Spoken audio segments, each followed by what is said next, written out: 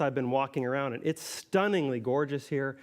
And the whole point of Drucker TV, it's going to run parallel to the global Peter Drucker Forum. So this is your exciting little window into what's happening at the global Peter Drucker Forum. It's not going to be a live stream of the global Peter Drucker Forum. You have to come to Vienna for that, sorry to tell you.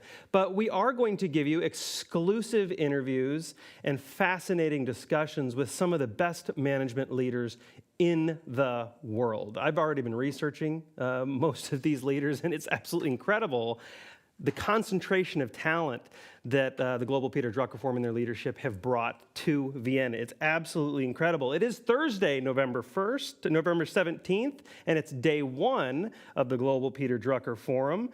This forum has evolved quite a bit from its inception here. It was born on the 100th birthday, what would have been the 100th birthday of Peter Drucker's 100th birthday in 2009.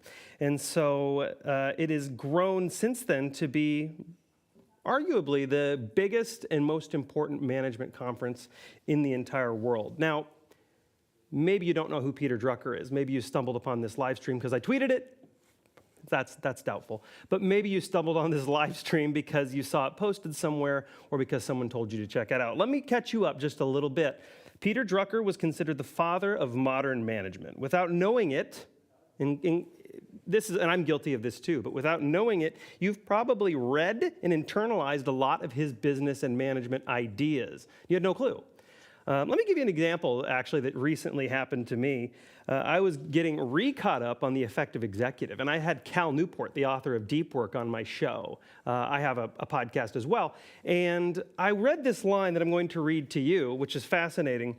If the executive lets the flow of events determine what he does, what he works on, and what he takes seriously, he will fritter himself away operating. He may be an excellent man, but he is certain to waste his knowledge and ability and throw away what little effectiveness he might have achieved. What the executive needs are criteria which enable him to work on the truly important, that is, on contributions and results, even though the criteria are not found in the flow of events.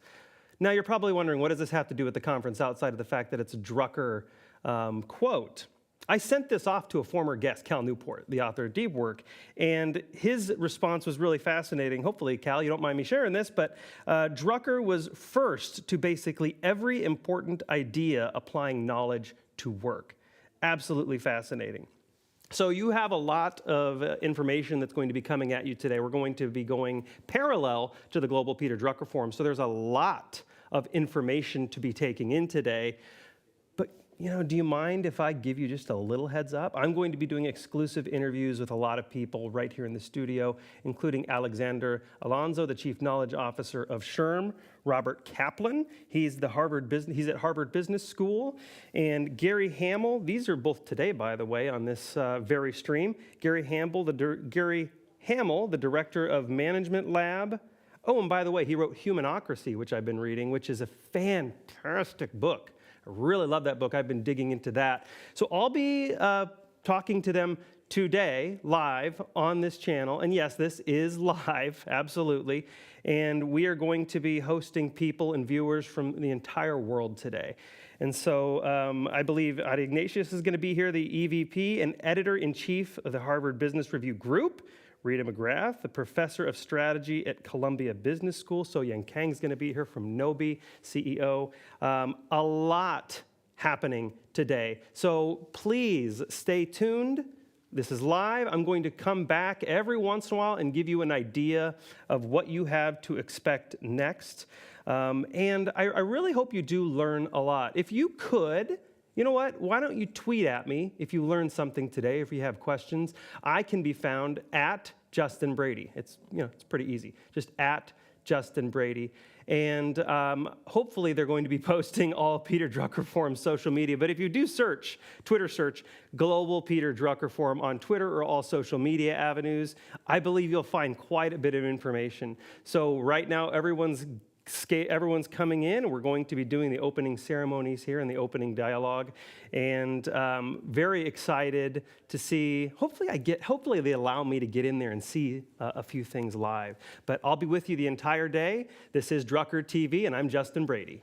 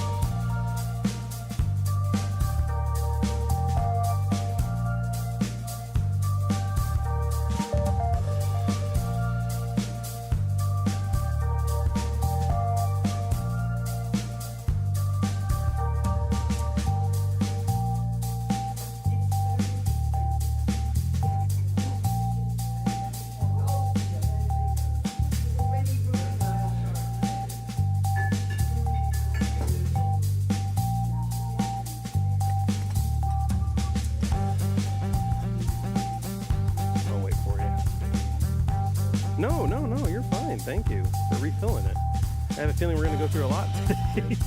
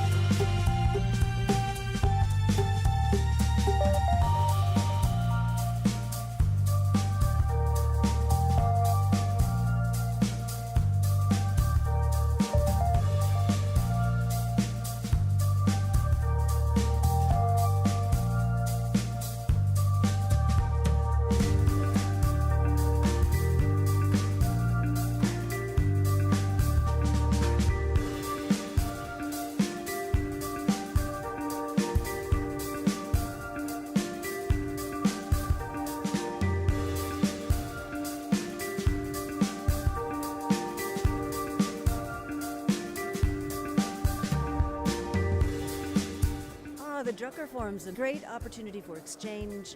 It's a very democratic conference, so people sit next to each other. You meet people at lunch, you meet people at the breaks. So it's not a very hierarchical conference. You know, some conferences you go to and all the important people are off in the green room, and this is not like that at all.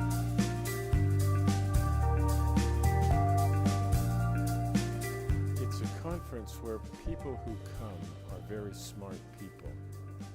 They're here to network for sure, but they're smart people who understand good insight and bad insight, and so you learn a lot by being here.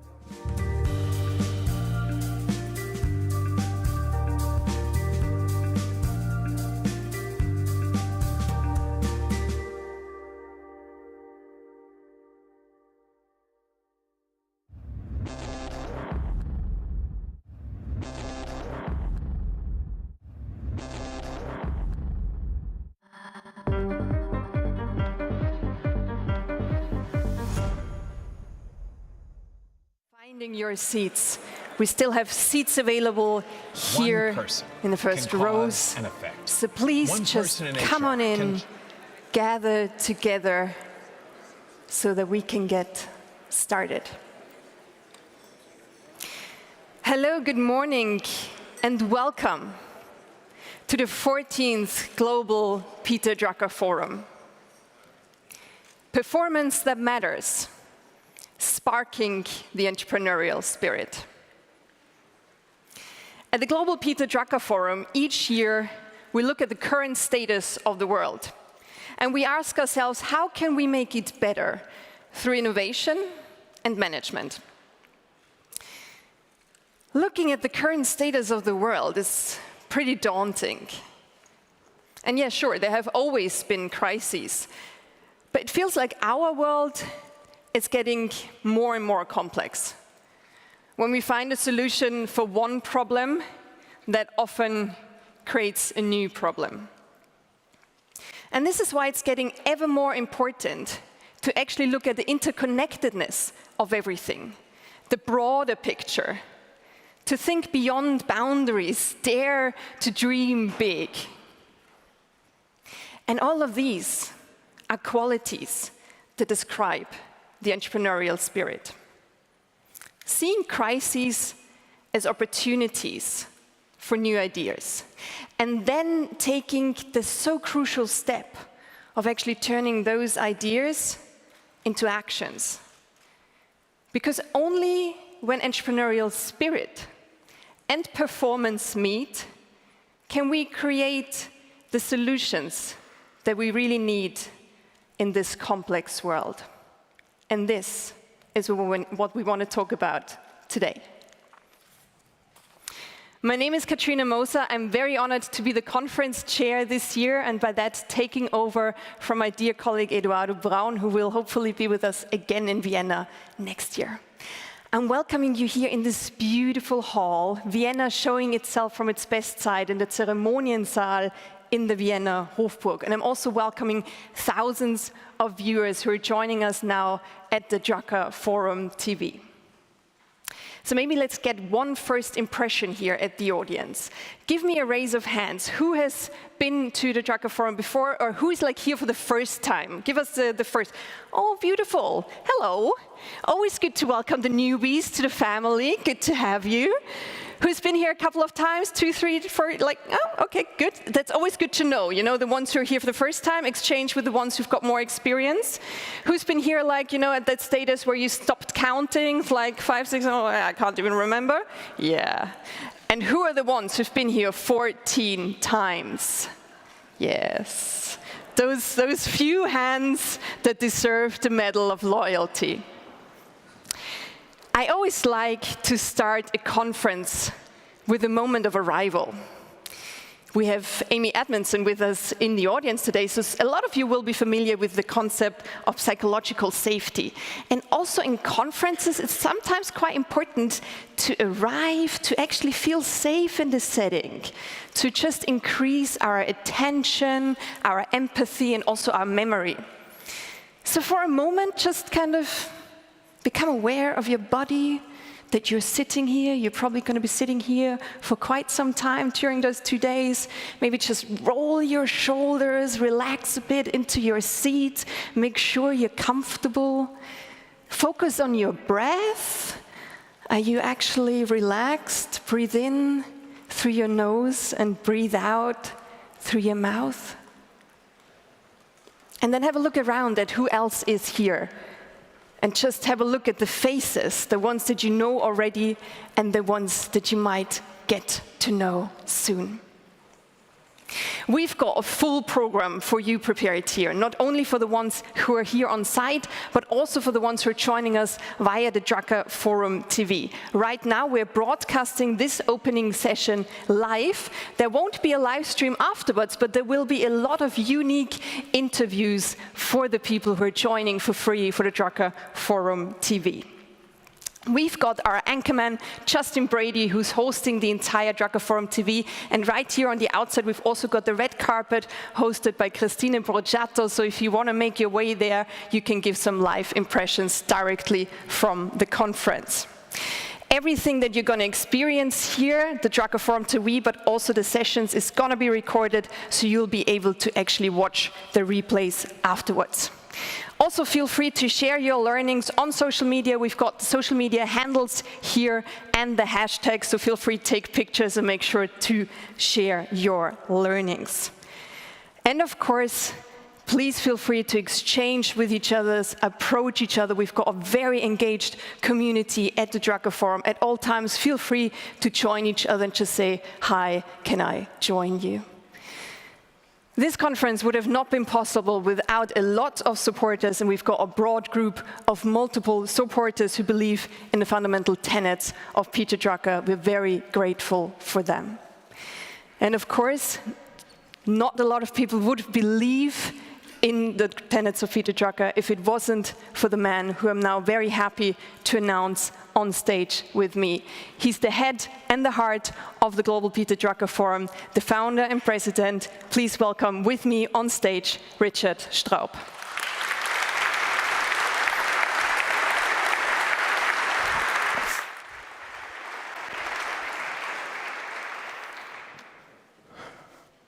Ladies and gentlemen, dear partners and supporters, dear friends, it's an immense joy to be here with you in person.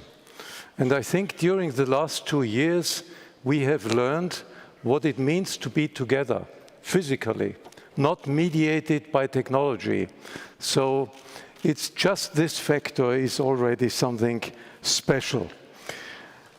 At the same time, I would say, it's not just a light-hearted get-together. We feel some pressure from various crises in our daily lives. Under tough conditions, such inflation, a looming recession, and geopolitical tensions that we feel very strongly here, of course, the focus moves in some way on people's minds at least, from nice-to-have practices to crisis and survival mode in management. Now the question is, are we in danger of forgetting all the good things we have been learning in recent years about caring and well-being? Really the caring for human being, which was very much in the center. And are we sliding back into hard-nosed, performance-oriented practices in management? Think about recent announcements of various companies, including high-tech. Even though Peter Drucker was totally clear about the central role of performance in management, this has to be seen against the backdrop of his wider philosophy that was always centered on the so-called soft factors. His advice was very much to inspire, to equip, to allow people to make their decisions and to create value collectively that none could achieve by oneself. Today, we must ask the question, and we must in some way also put a big question around the assumptions that many managers still hold, that making performance gains is in a tension or even contradiction with humanistic goals, like advancing well-being, unleashing creativity, and building a better society. How to generate passion and engagement in a crisis-prone environment without losing the essential focus on performance is the big question. Purpose and meaning obviously must play a decisive role here. A gathering, ladies and gentlemen, like this one is a setting where I believe we can make progress, because it's obvious this is a discussion about more than tools and techniques. This is about spreading a new mindset. So let me thank you from the bottom of my heart that you are engaging in this discussion. I'm looking forward on a good and intense and fruitful conference. Thank you.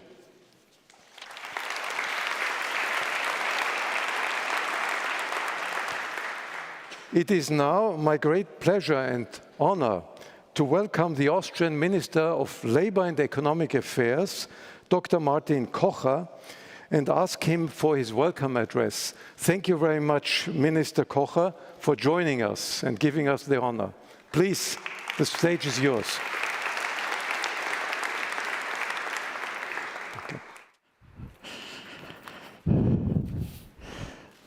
Dear President Straub, dear ladies and gentlemen, distinguished guests, a very warm welcome from my side. It's a pleasure to welcome you to Vienna, Austria, at this year's Peter Drucker Forum. Thanks for coming. I hope you will have a good time. I'm sure you will have a good time at the forum, but hopefully also a good time in Vienna. Richard Straub already talked about the crisis and difficult times, and Katharina Moser talked about looking at the state of the world.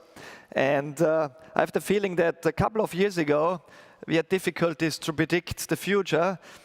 Since 2020, it's sometimes not easy to understand what's going on in the present. And that's the challenge to everybody on the micro level, on the level of companies, but also on the level of course, the whole society and governments. Let me give a few remarks regarding the topic that I find very timely, performance that matter, sparking the entrepreneurial spirit. Ever since 1977, when Peter Drucker's iconic book, People and Performance, was published, the interpretation of what is performance and what kind of performance matters has shifted, or have shifted quite tremendously. When we take a look at the current work, the modern work organization, the challenges that we have, the idea of performance is different than 50 years ago, actually.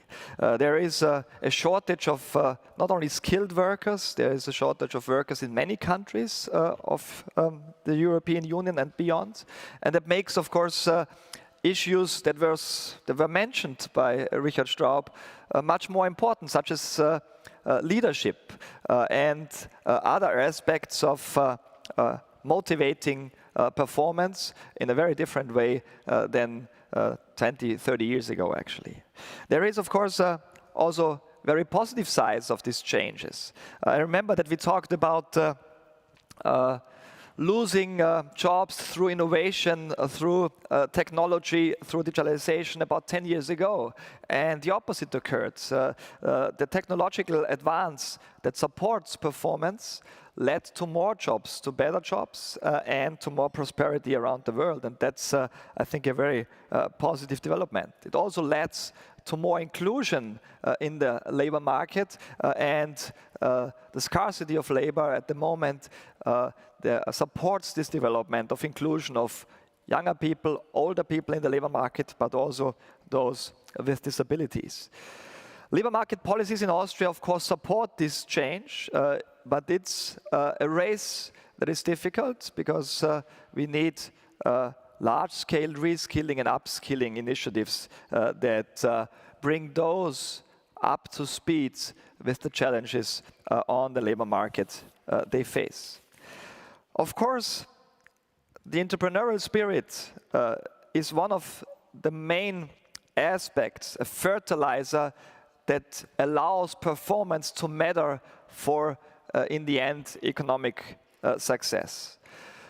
Entrepreneurial spirit is particularly important in times of uncertainty, and we have, I think, a situation where this uncertainty is as high as never before, actually, since the Second World War. It was a bit higher when we look at the data at the beginning of the pandemic in March, April, May 2020. But then it dropped again because the uncertainty was there. But we learned very quickly how to deal with the virus. The moment uncertainty is very high. And of course, in these times of uncertainty, sometimes the entrepreneurial spirit that is necessary is not realized in terms of founding startups, creating companies, or doing new things, innovate, but defend oneself against the developments.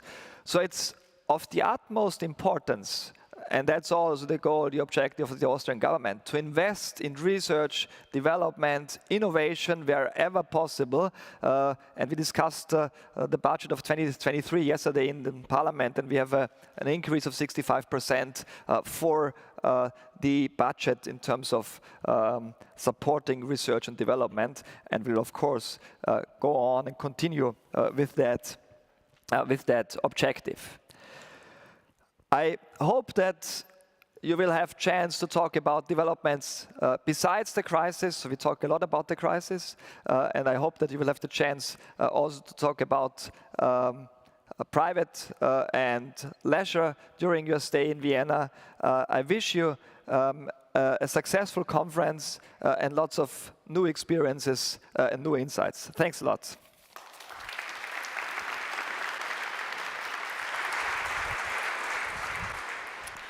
Thank you so much, Minister Kocher. Thank you so much, Richard. As we just heard, it's not that easy to understand the present, so let's dive right into our topic and let's try. And for this, it's my great pleasure to welcome on stage the host of the opening session. He's a long-term member of the family, let's say, but a bit more officially a board member of the Global Peter Drucker Forum. He's also the Chief Academic Officer of the HALT International Business School. Please welcome on stage with me, Johann Roos.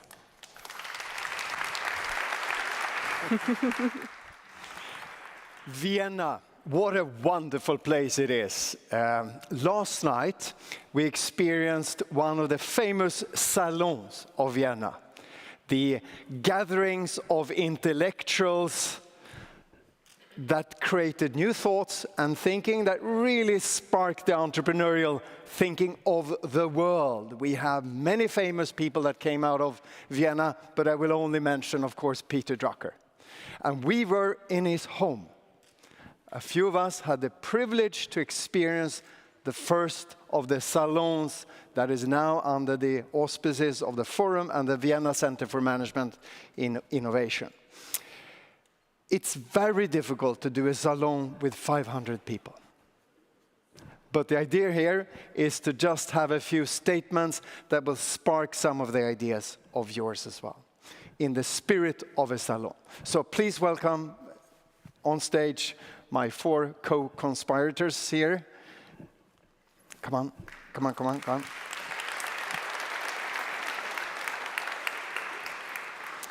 Please have a seat. We have invited 4 representatives of not only great organizations, but also of great supporters of the forum. I've invited them to say a few things about performance that matters. And you will hear them talk about measuring what matters, leading in ways that matters, protecting what matters, and also using soft power to achieve what really matters. So here on stage, I have with me Joe Cahill from Project Management Institute, Florian Poller from McKinsey, Helmut Reislinger from Palo Alto Networks, and Afke Shah from Huawei. So with no further ado, I've asked them to give a short opening statement, and I'll ask them a question afterwards. But it's got to be short. We'll see. You have a few minutes. You know that. So over to Joe. Thank you so much. And thank you, everybody, for coming today and having me here. I'm Joe Cahill. I'm the Chief Customer Officer at PMI. And PMI is a global nonprofit organization. We have 700,000 members around the world in 100 countries and 300 local chapters. Chapter here in Austria, our team met with them last night, but all over the world we have local chapters. And we advocate for the project management profession, for people that are project managers, people that work on projects. I just got back from COP27. A bunch of us went to COP27 to get tuned into what was going on there.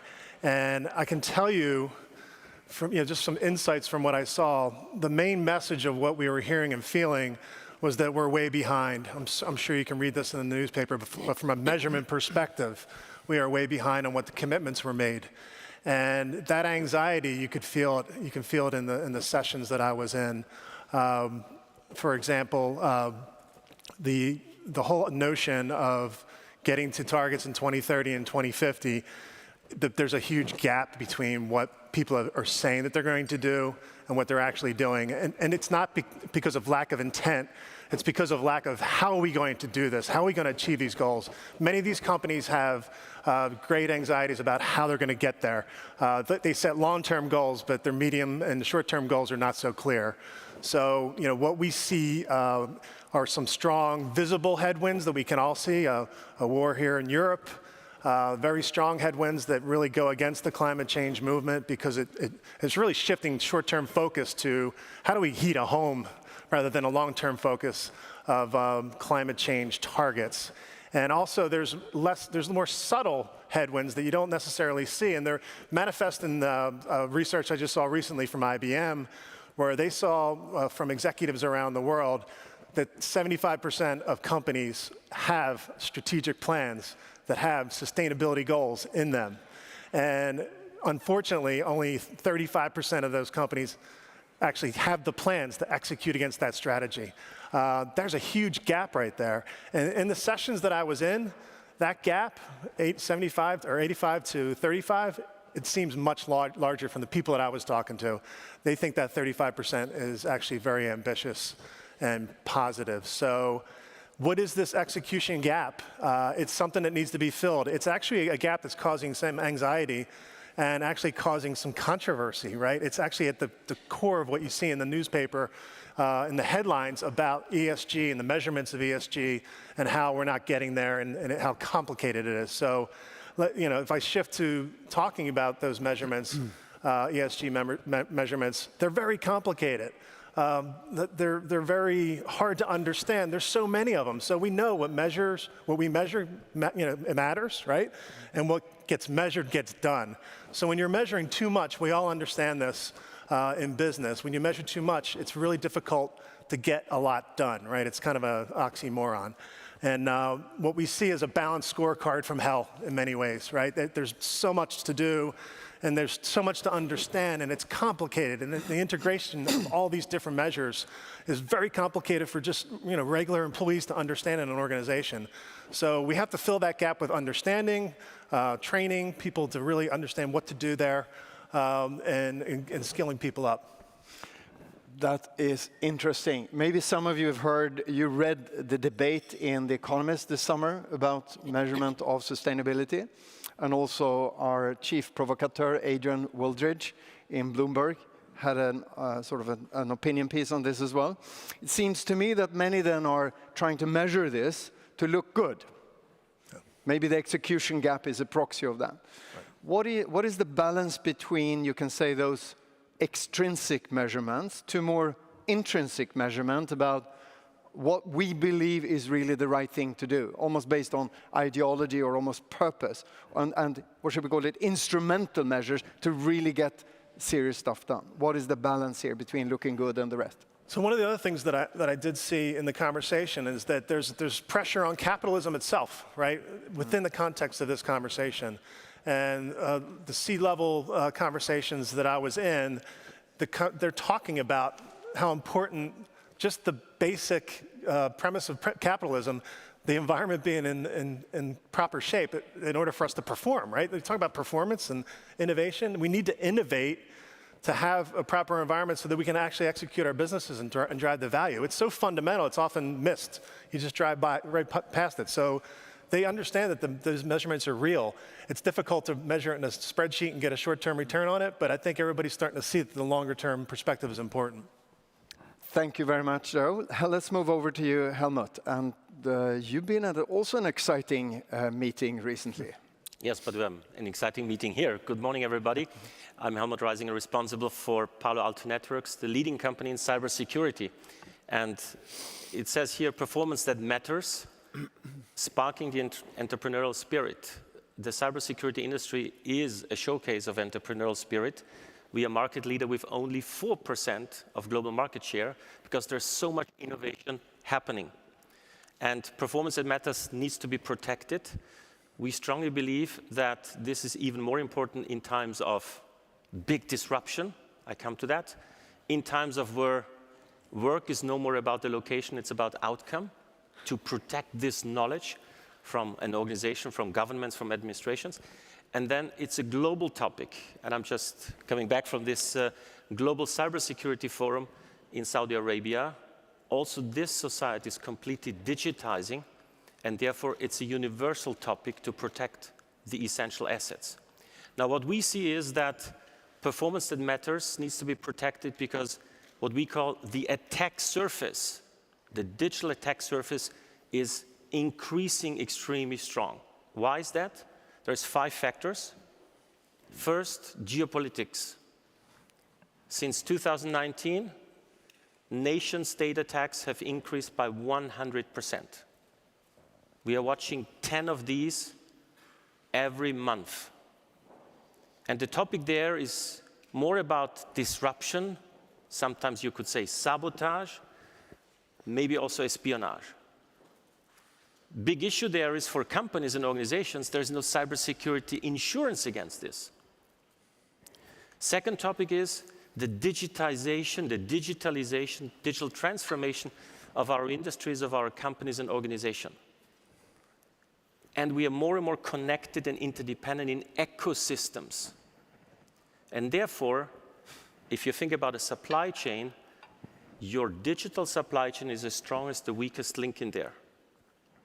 And if you think about Colonial Pipeline, which is a vital infrastructure, suddenly you see the impact on a company, the impact on citizens, in this case in the US, and how much this puts in danger maybe even a democratic way of living together and accepting rules. Third topic is our way of working. Before COVID, typically an enterprise and organization was defined in its boundaries, headquarter, branch office, production sites. Now, every home office, every mobile workplace is a branch office of an enterprise, and usually connected by digital technology. With the start of COVID, the ransomware attacks have increased by 600%. A fourth topic in this, why the digital threat landscape is going up so much, is software supply chain attacks. We love software, and we are fast in creating it. The young coders are using 80% of their creation of software is also using open source components, building blocks, to stitch it together and to get faster, to industrialize the software coding. It's great. Problem is, if you have malicious components in those open source topics, Log4j as an example, you create a snowball effect. And the last point why this is increasing is the hacker industry is getting industrialized as well. You can order today ransomware as a service. And therefore, we need to make sure that our more and more interdependent economies, states, governments, enterprises are protected with the different tendencies that we see in the industry in order to enable performance that matters. So, Helmut, this is a dangerous world out there, and it seems to me you're using probably very advanced tools to help organizations do this. What is the balance? What is the best balance, do you think, between increasingly advanced tools to protect but also to prevent and human agency? Yes. The former is clearly predictable to some extent, and the latter is predictably unpredictable. Yeah. We believe it needs to, it goes back to Peter Drucker to some extent, performance plus people aspect, technology plus people aspect. Two axes to this. The first one, it starts with awareness in our own organizations, to be in positive alert mode when you're interacting with the unknown, if I may call it like this. So that's one, that's a foundation apart from good technology that you need to have. Second, it's one of our core beliefs as well, we need to take advantage of artificial intelligence in the defense of threats. And therefore, using this heavily, because we are all great human beings, yet we are not so good in automated stuff, in a routine stuff that can be automated. And we have the scarcity of talents. And therefore, it's only with artificial intelligence that we are able to have a mean time to detect of threats of 10 seconds and a mean time to repair or to fix of 1 minute. Thank you. Florian, leadership. Florian Pollner, leading our leadership practice in Europe. Very happy to see some familiar faces. Now, I'm actually thrilled to speak after Joseph and after Helmut, because the theme that was on my mind when preparing for this conference was something, loss of certitude. We are living in a world where many things, as leaders, as human beings, that at least my generation took for granted are gone. And this loss of certitude, you will now say it's crazy, a McKinsey person speaks about that, is really leading to almost collective trauma, fear, anxiety at a level that we've probably not seen in a long time, at least living here in Central Europe. Yeah? And in that, we need to emphasize leadership practices that we know, but that we're often not practicing. And we need to learn a few new ones. And that's what I want to leave with you today. 3 themes. And thanks for bringing up the chart before, so you had them before. First is, we need to learn to really weed through the noise. I mean, we heard about the attacks, we heard about the measurement overflow. On average, each employee is looking 36 times per hour on either his or her device or her email. The most common response time to an email is 2 minutes today. We on average process between 100 to 160 emails per day, and we respond actively to 84. We have an amount, the average company has 12 workplace engagement tools. I mean, from Zoom, Slack, whatever you have, total overflow. People read more media than ever. So, a core theme becomes, in this overflow, how do you distinguish what I call noise from the real shifts, the real changes in the world? And to do that, you need to step back. You need to weed through the noise. You need what we now call deliberate calm.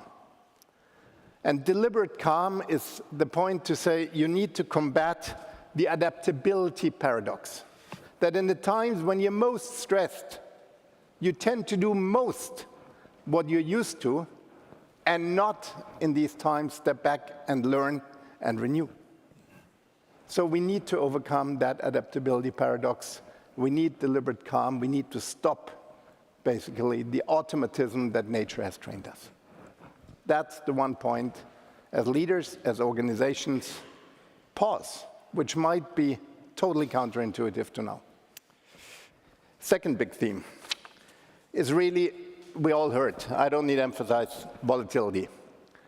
We as leaders have an obligation to deal with that volatility, to deal with that anxiety and the multitude of opinions in the public and employees. And the only way to do that is really for us to do two things. Lead in an authentic way like we've never done before, balance between providing the clear next thing to do, but also project we don't know how, and re-energize ourselves. This leadership now takes more energy than ever before. It's like on the plane, when the oxygen drops, you first need to breathe yourself before you can help others. Take care of yourself, your health, your well-being, as we heard from Richard. And last quick point, look, there is this deep desire that we hope everything goes back to like it was. I mean, my prediction is, here, forget this. Many companies think in run and change. There is no more run and change. You need to learn to constantly change and become what Bob Keegan would call a deliberately developmental organization. One that constantly uses experimentation and failure, not as blame, but as an opportunity to learn. And let me close on the famed Ayrton Senna, and coming back to Minister Kocher. In times of rain, you can overtake 15 cars. You can't overtake 15 cars in sunshine. So there is huge opportunity in all of this, but it takes deliberate calm to see the big trends.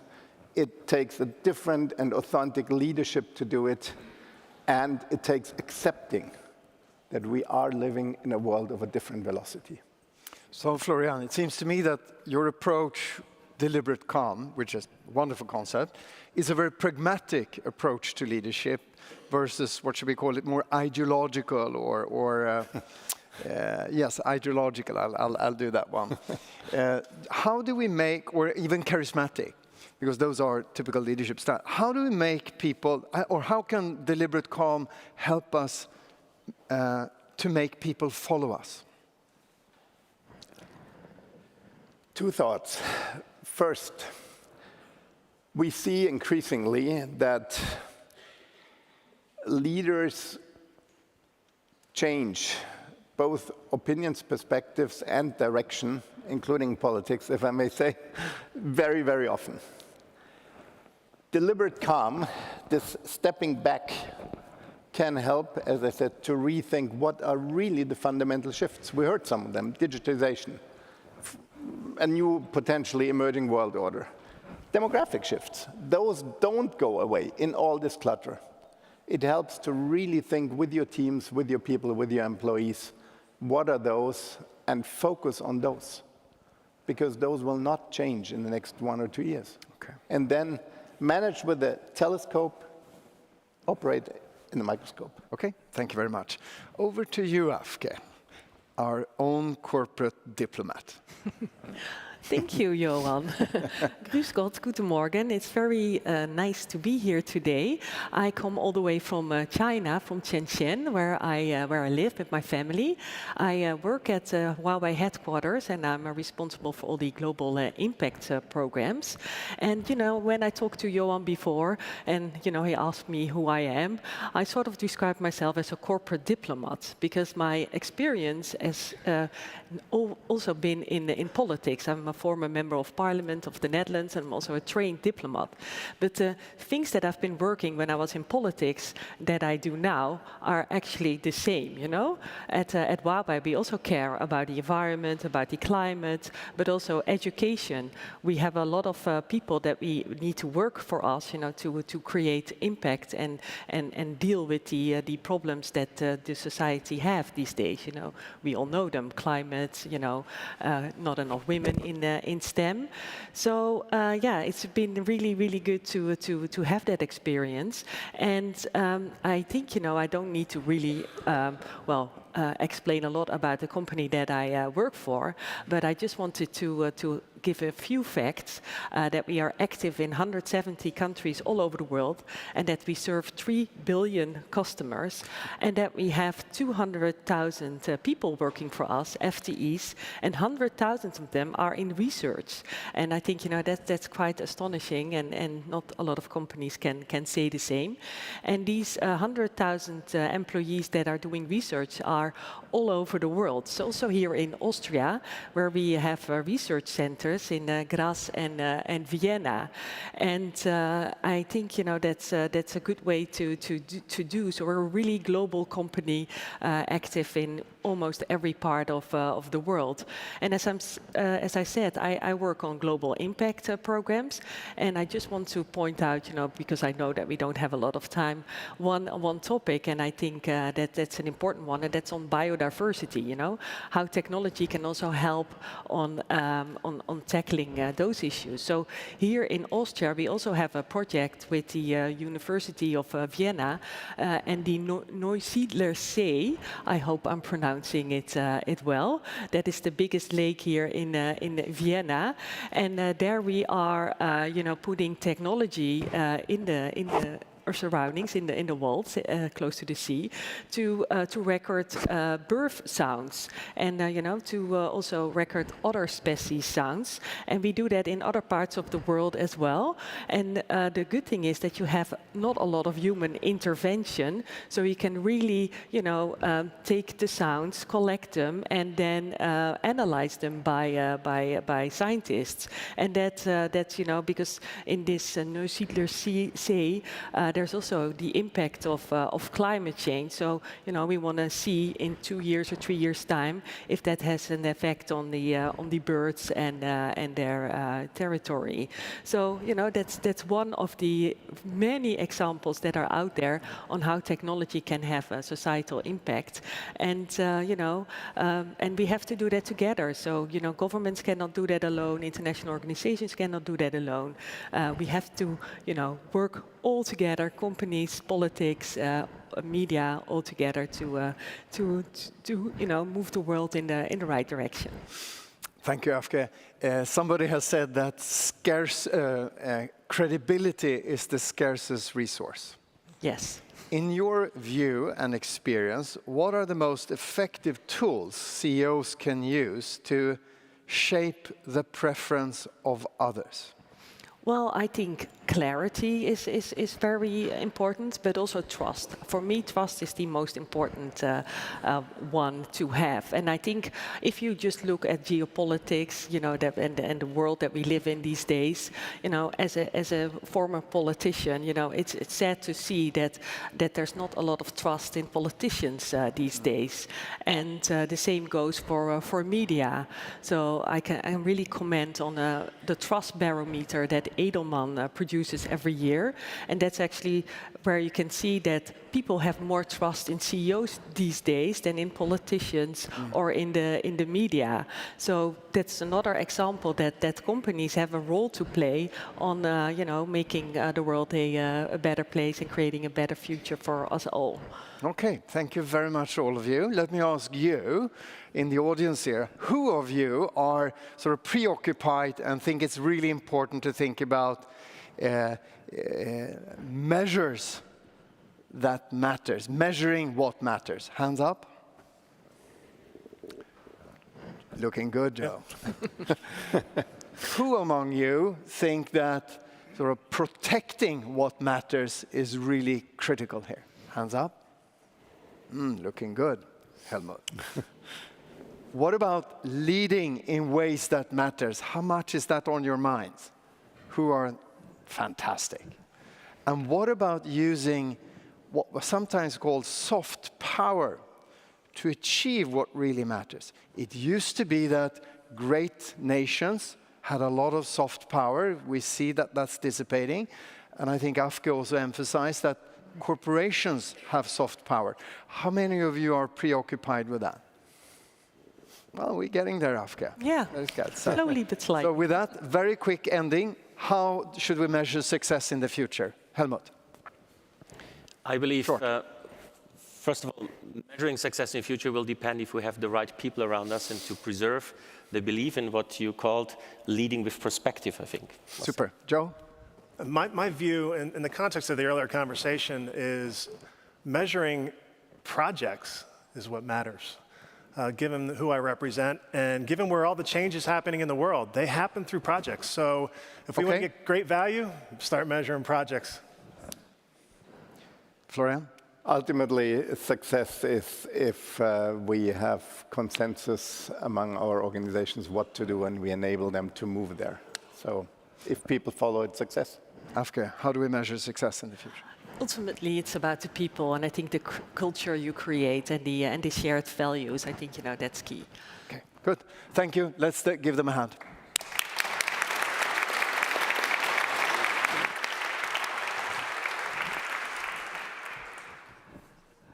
Katarina.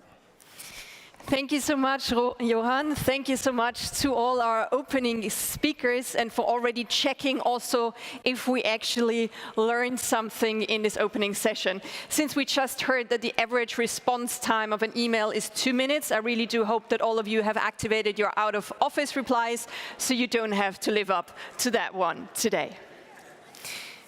So when we talk about performance, it might make sense to actually have a look at the definition of what we talk about before as well, which is why we're now starting into this next plenary, which is called Coming to Terms with What Matters, what we mean when we talk about. Hey everyone, welcome back. You just saw the opening session from the 14th Annual Global Peter Drucker Forum, again, live from Vienna. I'm Justin Brady, and I'm really glad you're sticking with us today. It's going to be all day. This stream is going to be all day. It's free for you, which I think is pretty incredible to have this resource for free streaming across the entire world. I don't know where you are, but if you would tweet at me, Justin Brady, and let me know where you are watching, and also find the Global Peter Drucker Forum social media accounts, make sure to tweet at them too, and post about it on social media. I'd love to hear what you're doing, what you're up to, and what you've learned so far. I'm gonna give you a general overview here. Can I do that? General overview. There are going to be live interviews with high-profile guests today on this stream. There are going to be speakers that we're going to loop into here from the Peter Drucker Forum. There are going to be highlights from previous years and events. And there are going to be exclusive red carpet interviews with notable attendees. You're not going to get this content anywhere else online. I'm pretty confident saying that.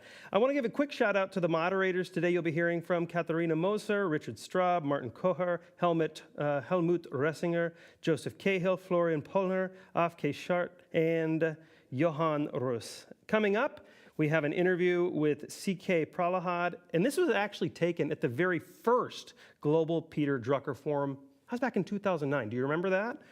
And that will be followed with an excerpt from this year's Digital Summer Forum, where high-caliber panel discussed the tremendous impact of Peter Drucker's legacy and what it continues to have in Japan. And then, it's about 30 minutes from now, about 9:45 local time, there's going to be an interview with Lalit Karwa, the head of TCS PACE Europe. So that's in 30 minutes, and I'd like you to stay tuned all day, stream this, get it streaming on as many computers in the office as you can. You are watching Drucker Forum TV. I'm your host, Justin Brady.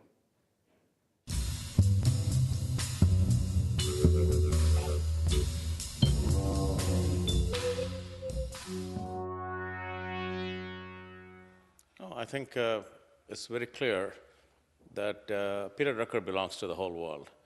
I think we are in Vienna celebrating his birth and the place of his birth, but his contribution transcends Europe, and even in the United States. The basic idea of systematizing management practice, connecting practice with theory and operational requirements of practicing the theory, which is what he excels so much in, that has worked like magic across the world. Whether you go to Japan, or whether you go to China or South Korea, Vietnam, or India or United States, the principles are the same. The idea of a purpose-driven organization, accountability for performance, focusing on customers, focusing on value, that is universal. Contextually, Peter Drucker may have to be changed differently because of different contexts, but the basic principles do not change. The fact that entrepreneurship and innovation are key, that is universal. When you go to poor countries, you see it even more dramatically, because unless you innovate, there is no market there. So Peter is more applicable in those markets than people believe. So I think his message is universal, and I think he belongs to the whole world, not just to Europe and the United States. The metaphor I'll use is fairly straightforward. If you're driving a car, you have to look in front, but you also have to look in the rearview mirror. To get perspective on where we are going, we need to do both.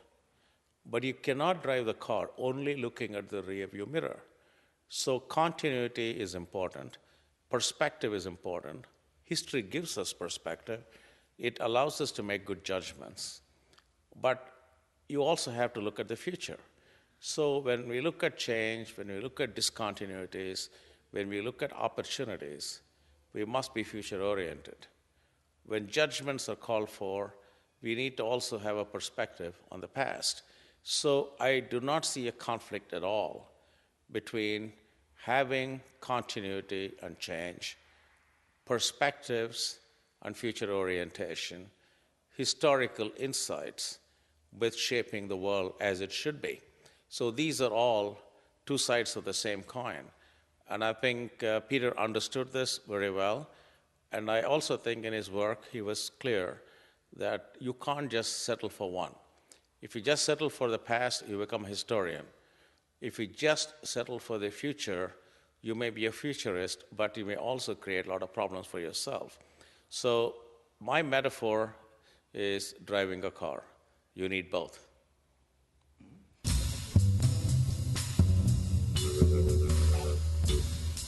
Good morning, good afternoon, wherever you are. It's actually 6 p.m.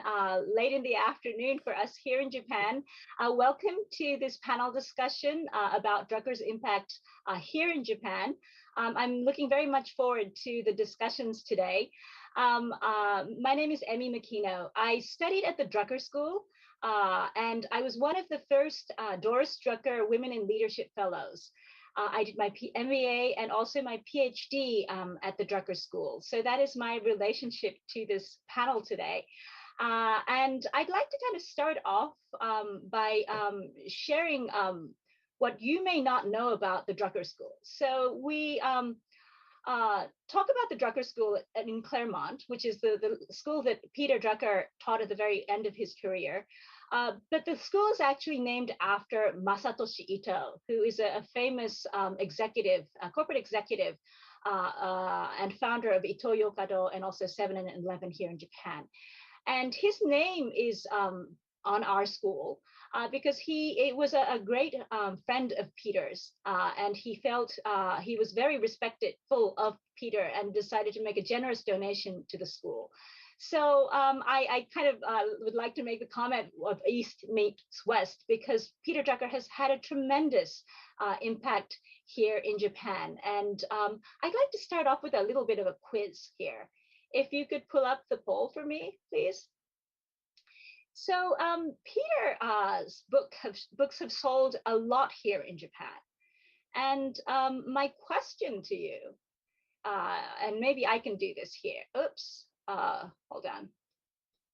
Actually, you know what? This is the second poll. So I'm sorry. This is there's maybe a technical issue here.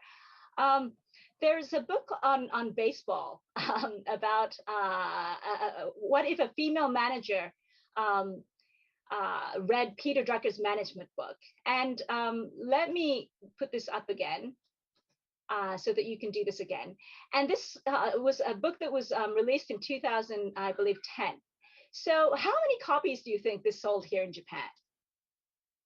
So choice between 750,000, 1.5 million, 2 million, 3 million, 6 million. How many copies do you think? So this was not a book written by Peter, but it was written about a fictional character, a high school girl who happened to read Peter Drucker's management and used it to help her manage a high school baseball team. So I'm actually going to stop it here. So 6 million seems to be the biggest answer, followed by 3 million. The actual correct answer is 3 million copies. So 6 million is a little on the too much. But if you think that about Obama's personal biography selling 3 million copies, right, in the US, 3 million copies is a lot of books to be sold.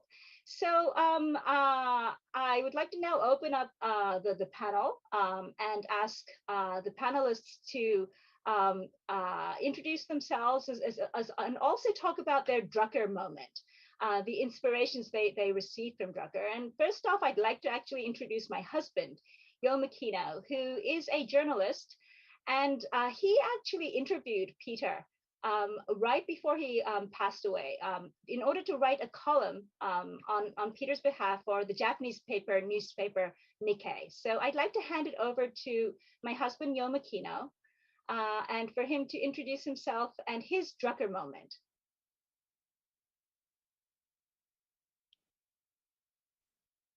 Okay. Hello, everybody. This is João from Japan. And I had a lot to do with my personal history book written by Peter Drucker. Nobody knows about this book outside Japan because it's published only in Japan. Let me talk about this book first. Well, Peter Drucker wrote a total of 39 books, and personal history not included in this list. Even Wikipedia didn't mention Peter Drucker's personal history book, despite the fact the book is immensely popular in Japan. As you may know, Richard Brem also contributed to this book by agreeing to include the list of all Drucker articles prepared by himself. And the book came out from Nikkei newspaper. Nikkei is Japan's largest business daily newspaper. It's an equivalent of the Wall Street Journal. And for Nikkei newspaper, Peter Drucker wrote a total of 27 articles detailing his life. In February 2005, the year he died. Okay. And I helped him write those articles. And those articles eventually turned out to be his personal history book. And as for the 27 articles, I flew to California from Tokyo. I spent a total of maybe 10 to 20 hours staying at a hotel in California, visiting Peter Drucker's house every other day. Each visit included a 2-hour interview with Peter Drucker. And at that time, Peter Drucker was very fragile. He couldn't walk, so he needed a walker to walk around in his house. But Doris Drucker was always there helping him. So he was able to accept interviews from Nikkei. And during those interviews, he talked a lot about his life, since he even talked about his earliest memories, going back to Imperial Vienna. And my first question was, what do you do lately? And he started talking about his days in Vienna, and he talked about Vienna and then Hamburg, Frankfurt, London, New York, Vermont, California. And he kept talking maybe 20 minutes. And he said, "This is my life, the end of the story. Now you know everything about my life." And he laughed. And like this, he joked a lot during those interviews. And Doris Drucker always was there, serving a coffee, water. And I enjoyed those moments because although Peter Drucker was fragile, his mind was super sharp. Well, he needed a hearing aid, so he couldn't hear what I said. So I wrote down all the questions and showed them to him. And he looked at those questions and answered each of those questions.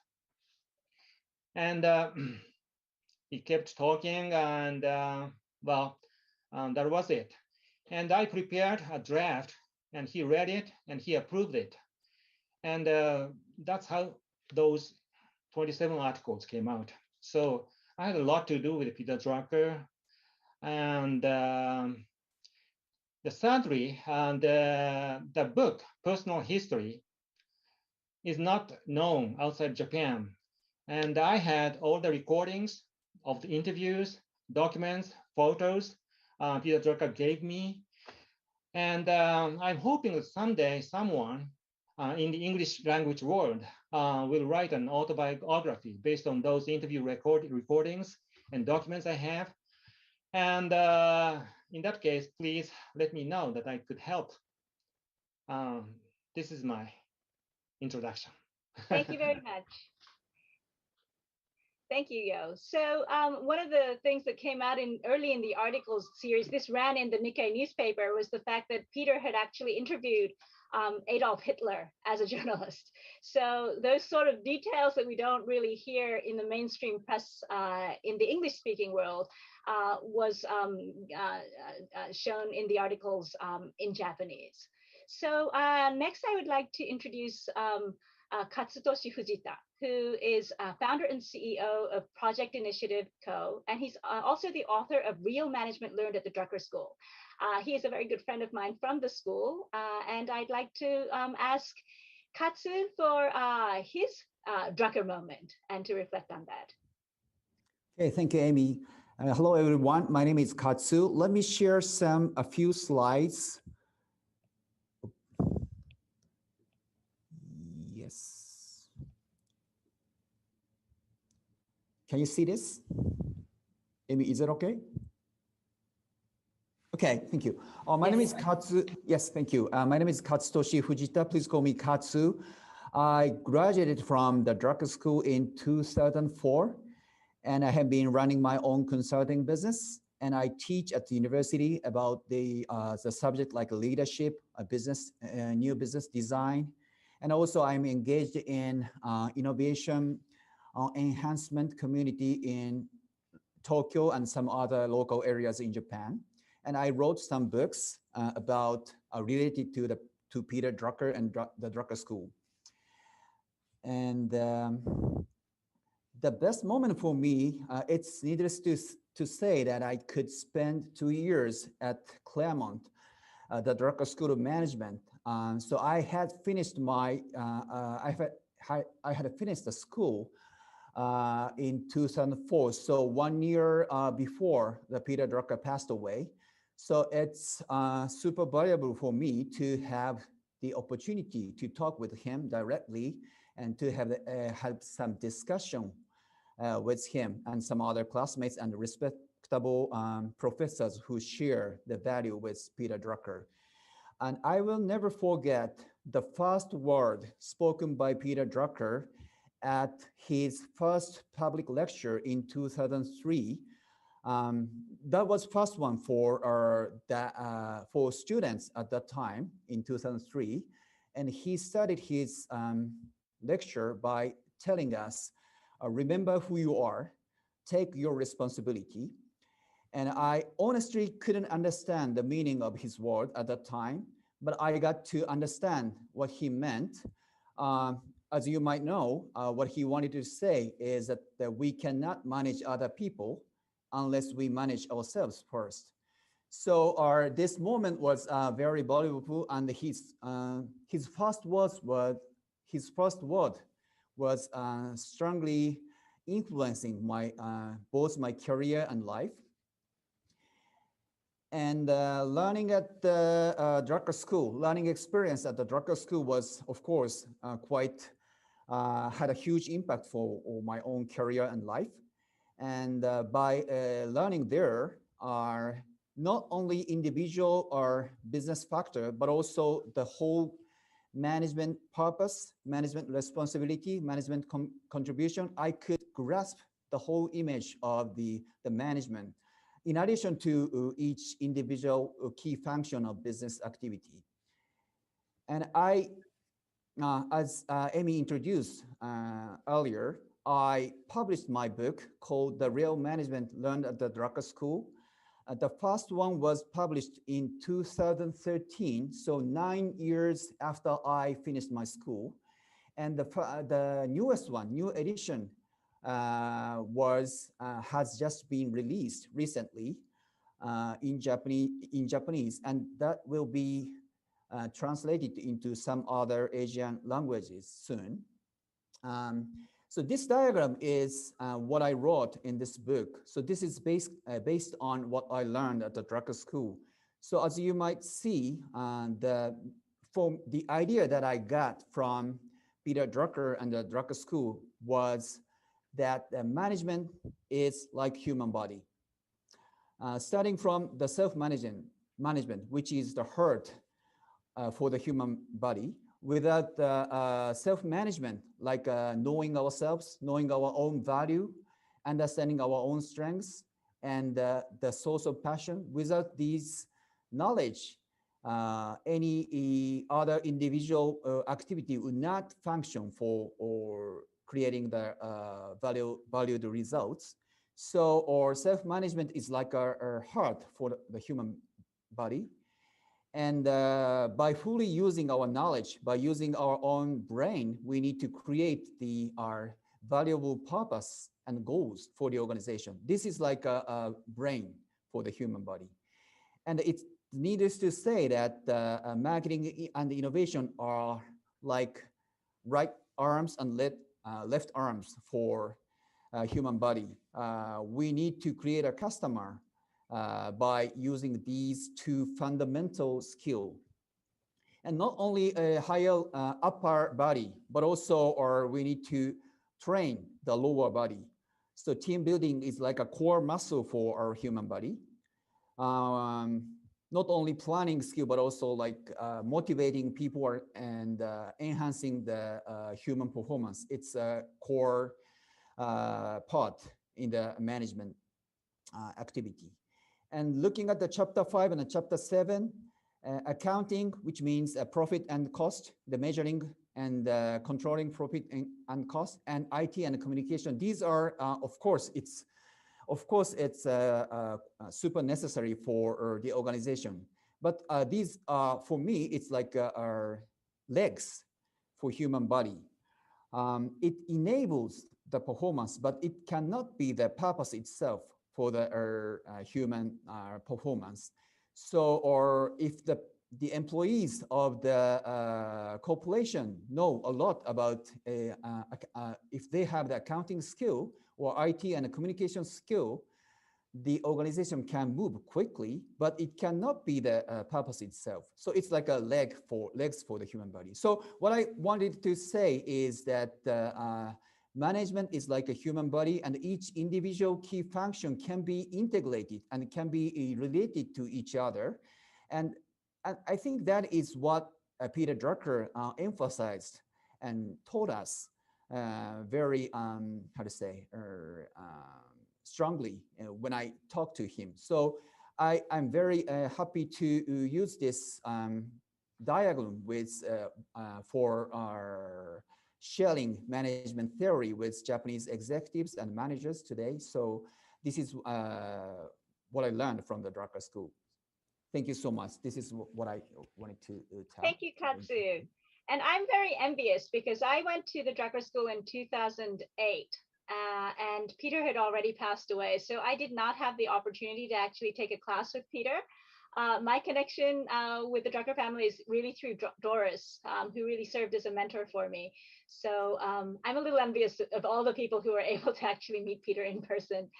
Okay, next up, we have Kazuo Yano, a brilliant person that I respect highly as well. He is currently a fellow at Hitachi Limited and is also the CEO of a startup called Happiness Planet. He recently published a book called The Era of Unpredictability. And I think I'd like to sort of hand it off to Kazuo. One of his chapters in this new book talks extensively about Drucker and how his thinking is very, very relevant today, now more than ever. So I'd like to hand it over to Kazuo. Thank you for the introduction. Hello, everybody. My name is Kazuo Yano, and I've been working for Hitachi. And actually, last year, I started up a new company called Happiness Planet. Actually, this is quite strongly inspired by Peter Drucker. And I've been working for 38 years at Hitachi, a big electronic conglomerate, global conglomerate. But actually, in the first 20 years of my career, I worked for a semiconductor business when Japanese semiconductor industry was very strong in that era, 80s and 90s. But about 18 years ago, Hitachi decided to quit the semiconductor business. That's why I had to look for something new field that is quite different from semiconductor field. And we talked a lot with my colleagues, what should be the next? And at that moment, actually, I've been reading a lot of Drucker's books, but one phrase I watched and I was quite inspired. The phrase was the most important contribution management needs to make in the 21st century is 50-fold increase the productivity of the knowledge work. And I actually, I thought this is the goal. I should spend the rest of my life. And but the difficulty is to measure the productivity of the knowledge worker, especially very diversified. The situation is different from one situation to another. And so actually, we did many trial and errors and reached the conclusion that happiness of the people is the final goal. And that if we can measure the happiness of the person or people, we might use that. So, und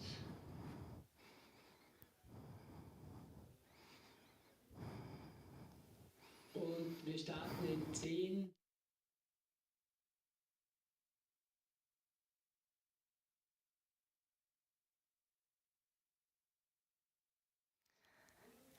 Hello and a very warm welcome from my side as well. My name is Broggiato and you will see me today interviewing some of the most inspiring management thinkers here in our studio live in Vienna. You will also see me at the red carpet a little bit later, which I will introduce later on.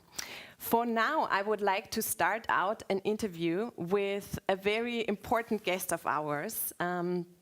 His name is Lalit Karwa. Hello, Lalit. Thank you for joining us here in Vienna. Lalit and his company, TCS, Tata Consultancy Services, were a driving force behind one of our main efforts. And Lalit is head of innovation at TCS Europe, and he's going to talk with us about what actually made him a driving force behind, namely, our Drucker Challenge. This year's Drucker Challenge was sponsored by TCS, and I'm so happy to have Lalit here with me in the studio, and we are going to talk about your perspective of this whole experience. And first off, I actually want to start, Lalit. Why did you decide to sponsor this year's Drucker Challenge? First of all, thank you very much, Christine. It's pleasure to be here at Peter Drucker Forum as well as in Vienna. Amazing city. I love it. Oh, yes. Yes. When it comes back to partnering for this particular Peter Drucker Challenge, at TCS, our philosophy is to build on belief. Mm-hmm. Now, these youngsters are always inspiring.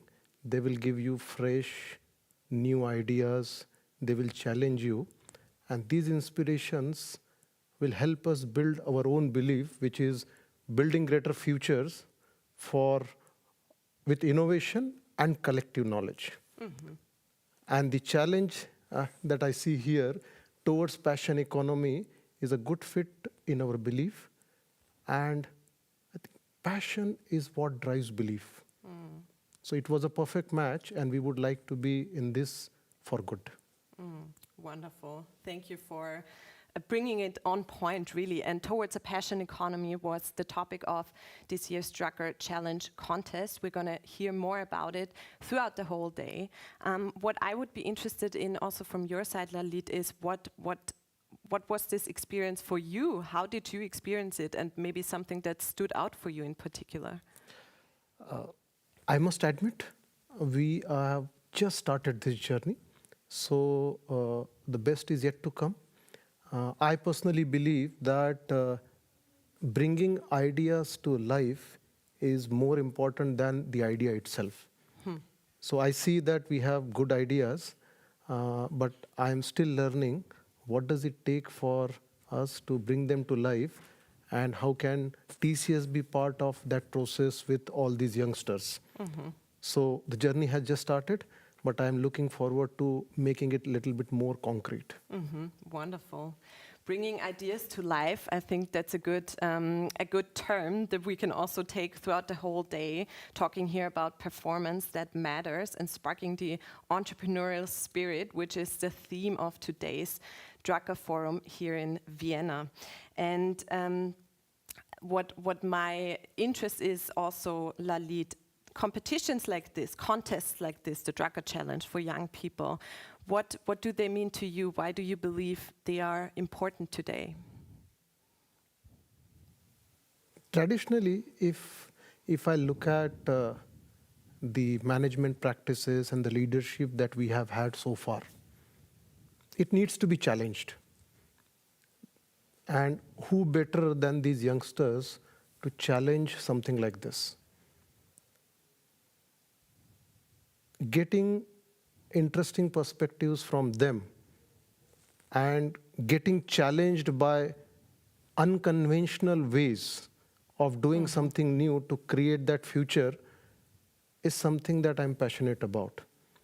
That is why, as a company, like we are partnering for Peter Drucker Challenge, we have created many such initiatives to engage with this young talent.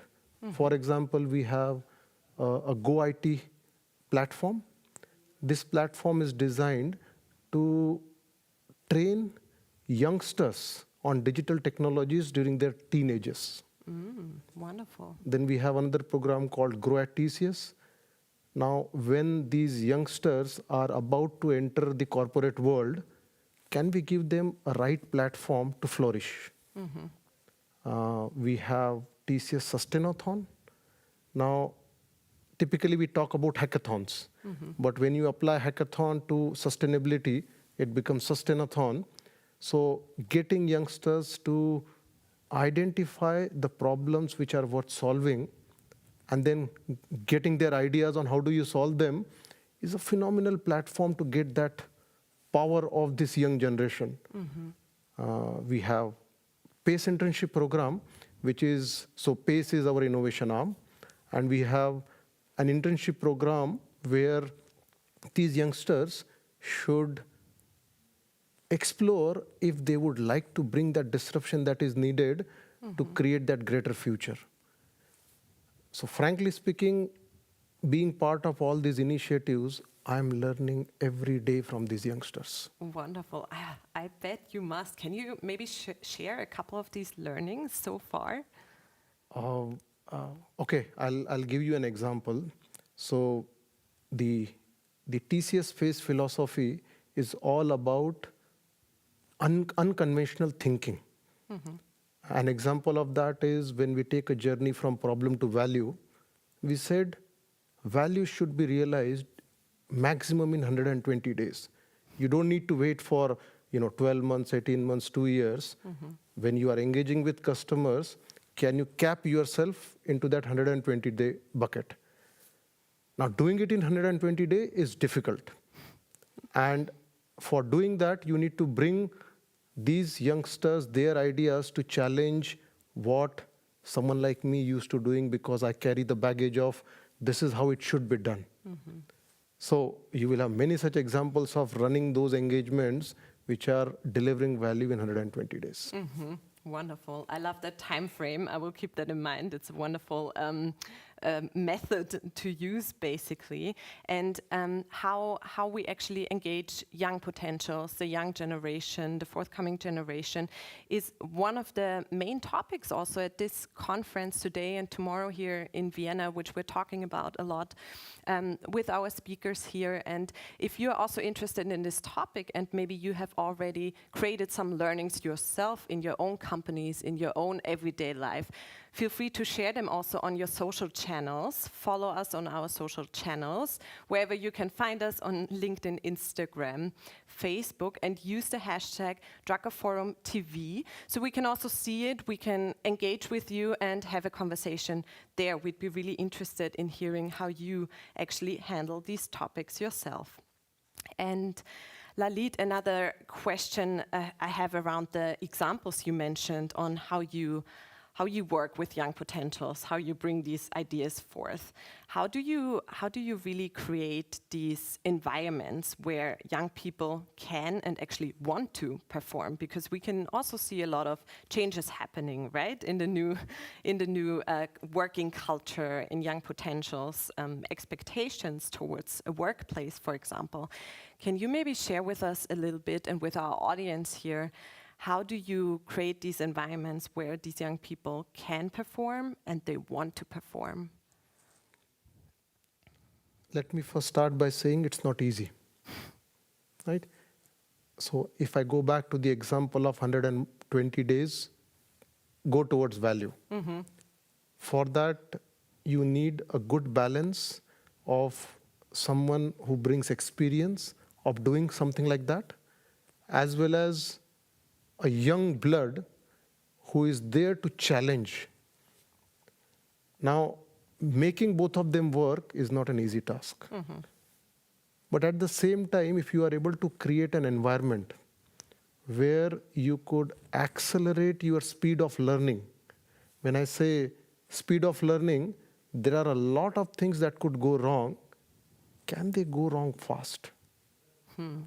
Can we learn so that we are able to pivot, adjust, because it is not only about the experienced people and the young generation, but also about the environment in which we are operating with so much of uncertainty, so much of volatility. That speed of learning makes a lot of difference. So that philosophy is something that we are able to implement quite well. I see a lot of impact and a lot of learning. That this doesn't work, this works, but I'm also applying that in the day-to-day context for us to drive this setup. Wonderful. Thank you for sharing this learning. Fail fast could be our new mantra. No, I would say learn fast. Learn it should not fast. be fail fast. Wonderful. Thank you for clearing that up. That makes it so much clearer, and it's something we can all take away for this conference, for our day-to-day lives, for sure. As I mentioned before, we will hear more about the Drucker Challenge today. Throughout the whole day, we have interviews also with a Drucker Challenge jury member, also Drucker Challenge participants, winners. They are going to share with us how the experience was for them, what it really means for them. So we are also going to hear from the young generation, of course. And with that being said, Lalit, I want to thank you again for supporting our cause, for being here today. Thank you for sharing all your learnings.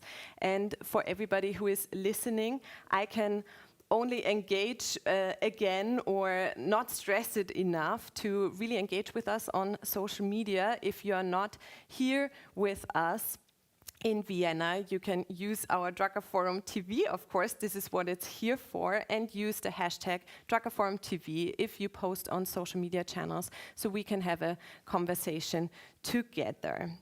The Drucker Forum TV program runs all day here. My dear colleague Justin Brady is going to lead you all through it, and I'll see you back here later at the red carpet. Thank you. Thank you.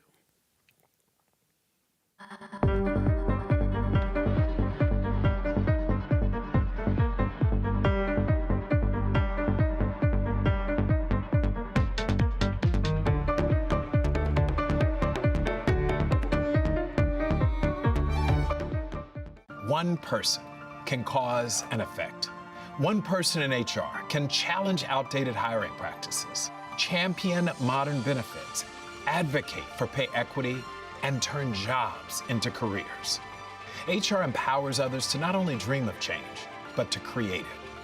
When your team turns to you, where do you turn?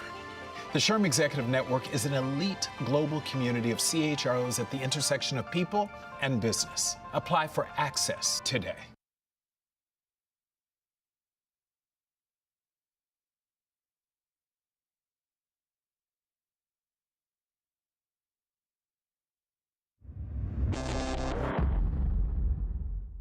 Vienna is Europe's best kept secret.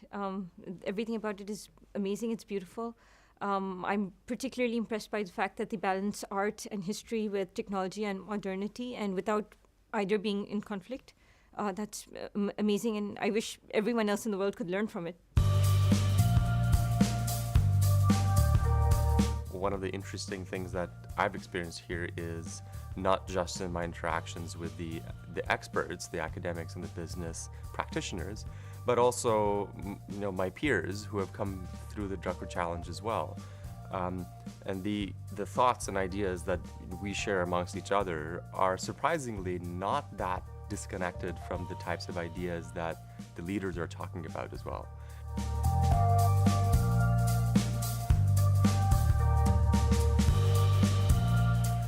When I first was involved in the Drucker Challenge, in particular, I was the one person that wasn't a traditional MBA person working in the corporate space. Now I'm amazed by the diversity and the size of the group of exciting and interesting people from working in all different sectors and from all across the world. So I'm excited by how diverse and how interesting the Drucker Challenge participants are.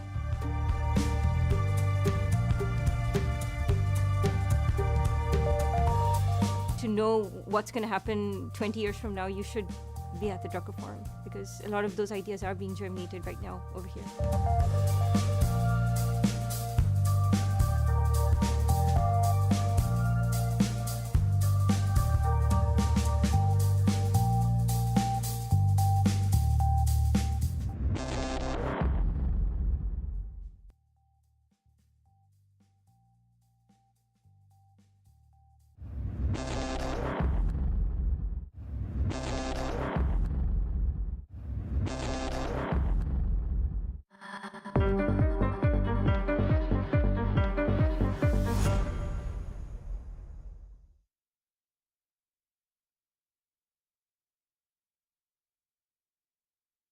Hello, everyone, and welcome back to Drucker TV. We are live across the world, and of course, we are broadcasting alongside the Global Peter Drucker Forum. I'm your host, Justin Brady. I'll be with you all day, whether you like it or not, so thank you for joining us. It is 10 a.m. locally here in beautiful Vienna, and 3 a.m., by the way, just a little plug in Des Moines, Iowa, where I'm from. This is for anybody who doesn't know what Des Moines, Iowa is. That's Iowa caucuses. That's the president's always there, the U.S. president. So 6 p.m. in Tokyo, and of course, a warm welcome to our viewers in Japan and Asia. I'm really honored to be joining you today. Like I said, I'm Justin Brady, and I will be hosting Drucker TV live, the Drucker Forum TV live for the next 2 days. So hopefully I get enough sleep trying to keep up with everybody here. Can you hit us up on Twitter? On Twitter, we're Drucker Forum. That's @ Drucker Forum. And of course, we're using the hashtag Drucker Forum. So make sure to hit us up. And on Facebook, it's Global Peter Drucker Forum. We're at the Hofburg Palace. By the way, this is Austrian Emperor used to live here, which is incredible. And this is where Drucker TV is streaming live as well. Up next, within 6 minutes, Jyoti Guptara is going to interview New York Times bestselling author Rahaf Harfoush, Executive Director of the Red Thread Institute of Digital Culture. And the topics, I got a sneak peek for everybody. I asked Jyoti, what are you going to be talking about? They're going to be discussing staying productive and creative without burning out. It's pretty important. How do you manage the younger generation? And then, of course, topics we'll be speaking at the forum. What are we going to be discussing at the forum? But right up next, we're going to get some red carpet reactions from Christine Broggiato. And she was just in the studio, and she's down getting reactions right now. We should probably go see what's happening to Christine. Let's see.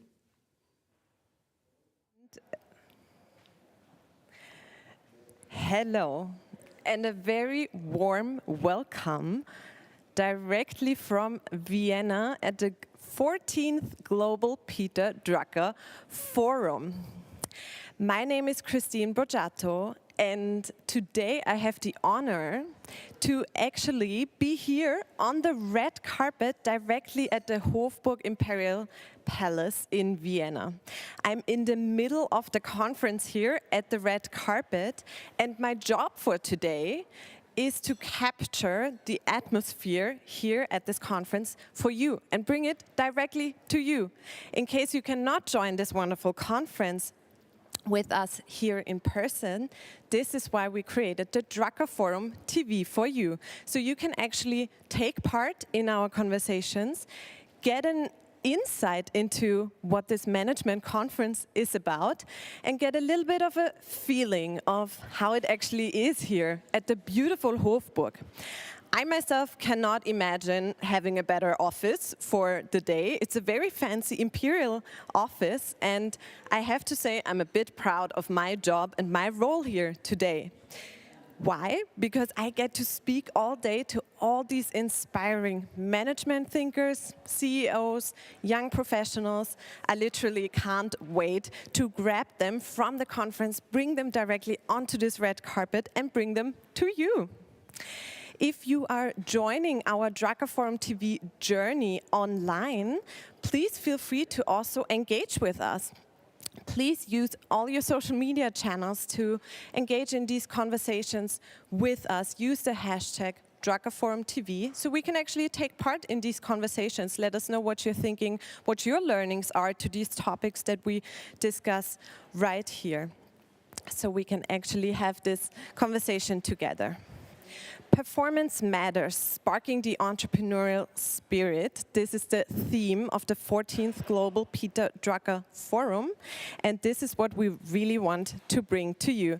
Today, I will be hosting a multitude of different interviews and conversations here at the red carpet, some spontaneous conversations that we're going to have here as well, so you can get this glimpse of an atmosphere. Thank you for joining us here, and I'll see you back here at the red carpet soon.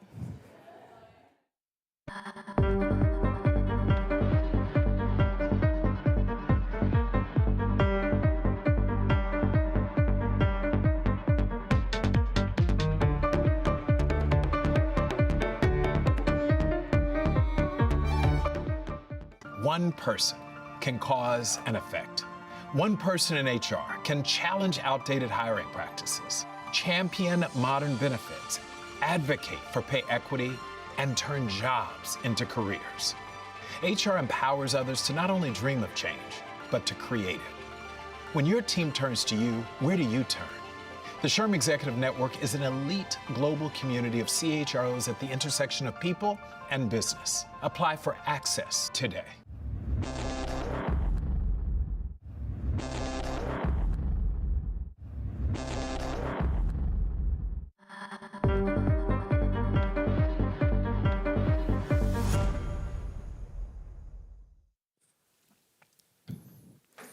Employees experience your organization through their manager.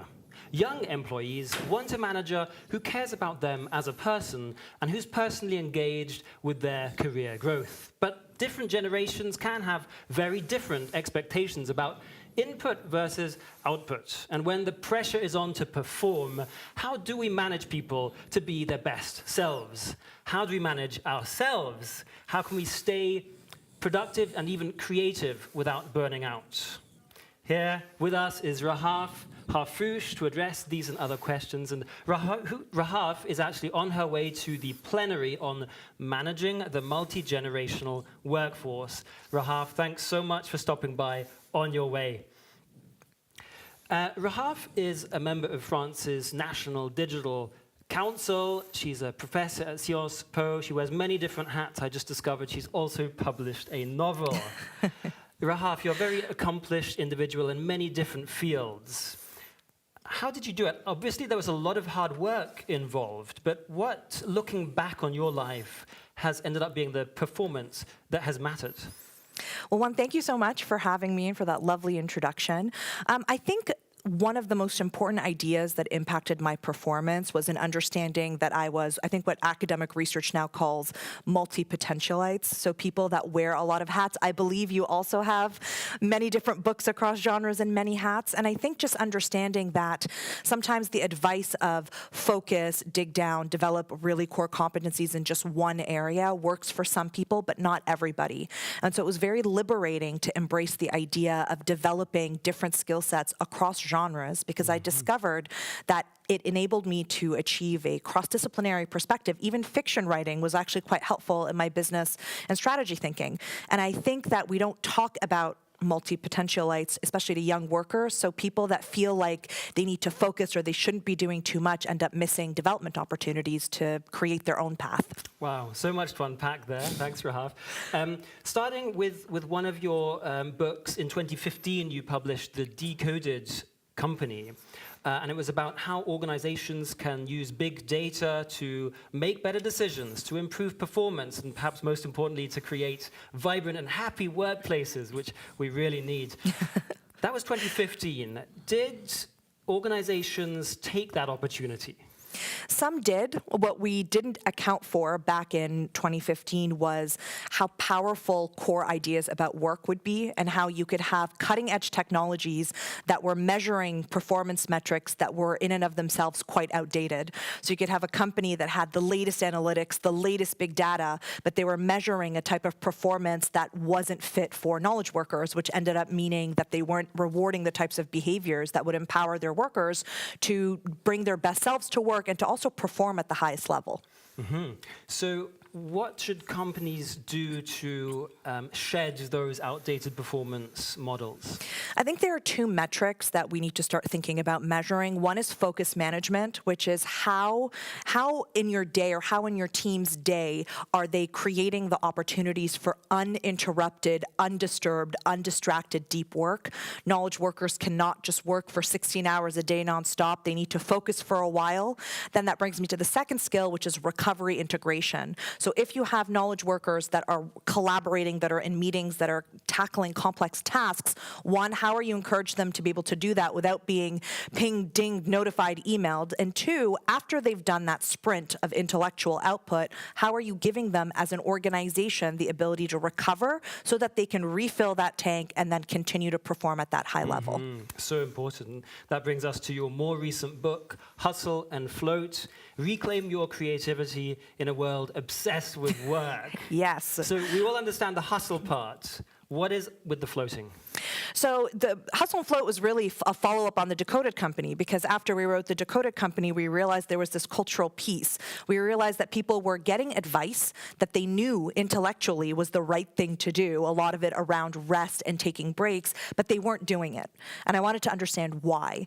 And so the float part really explores the resistance that we have around taking breaks, because we've been indoctrinated with hustle culture to think that taking breaks isn't valuable, taking breaks is a waste of time, taking breaks means you're not committed to your own success.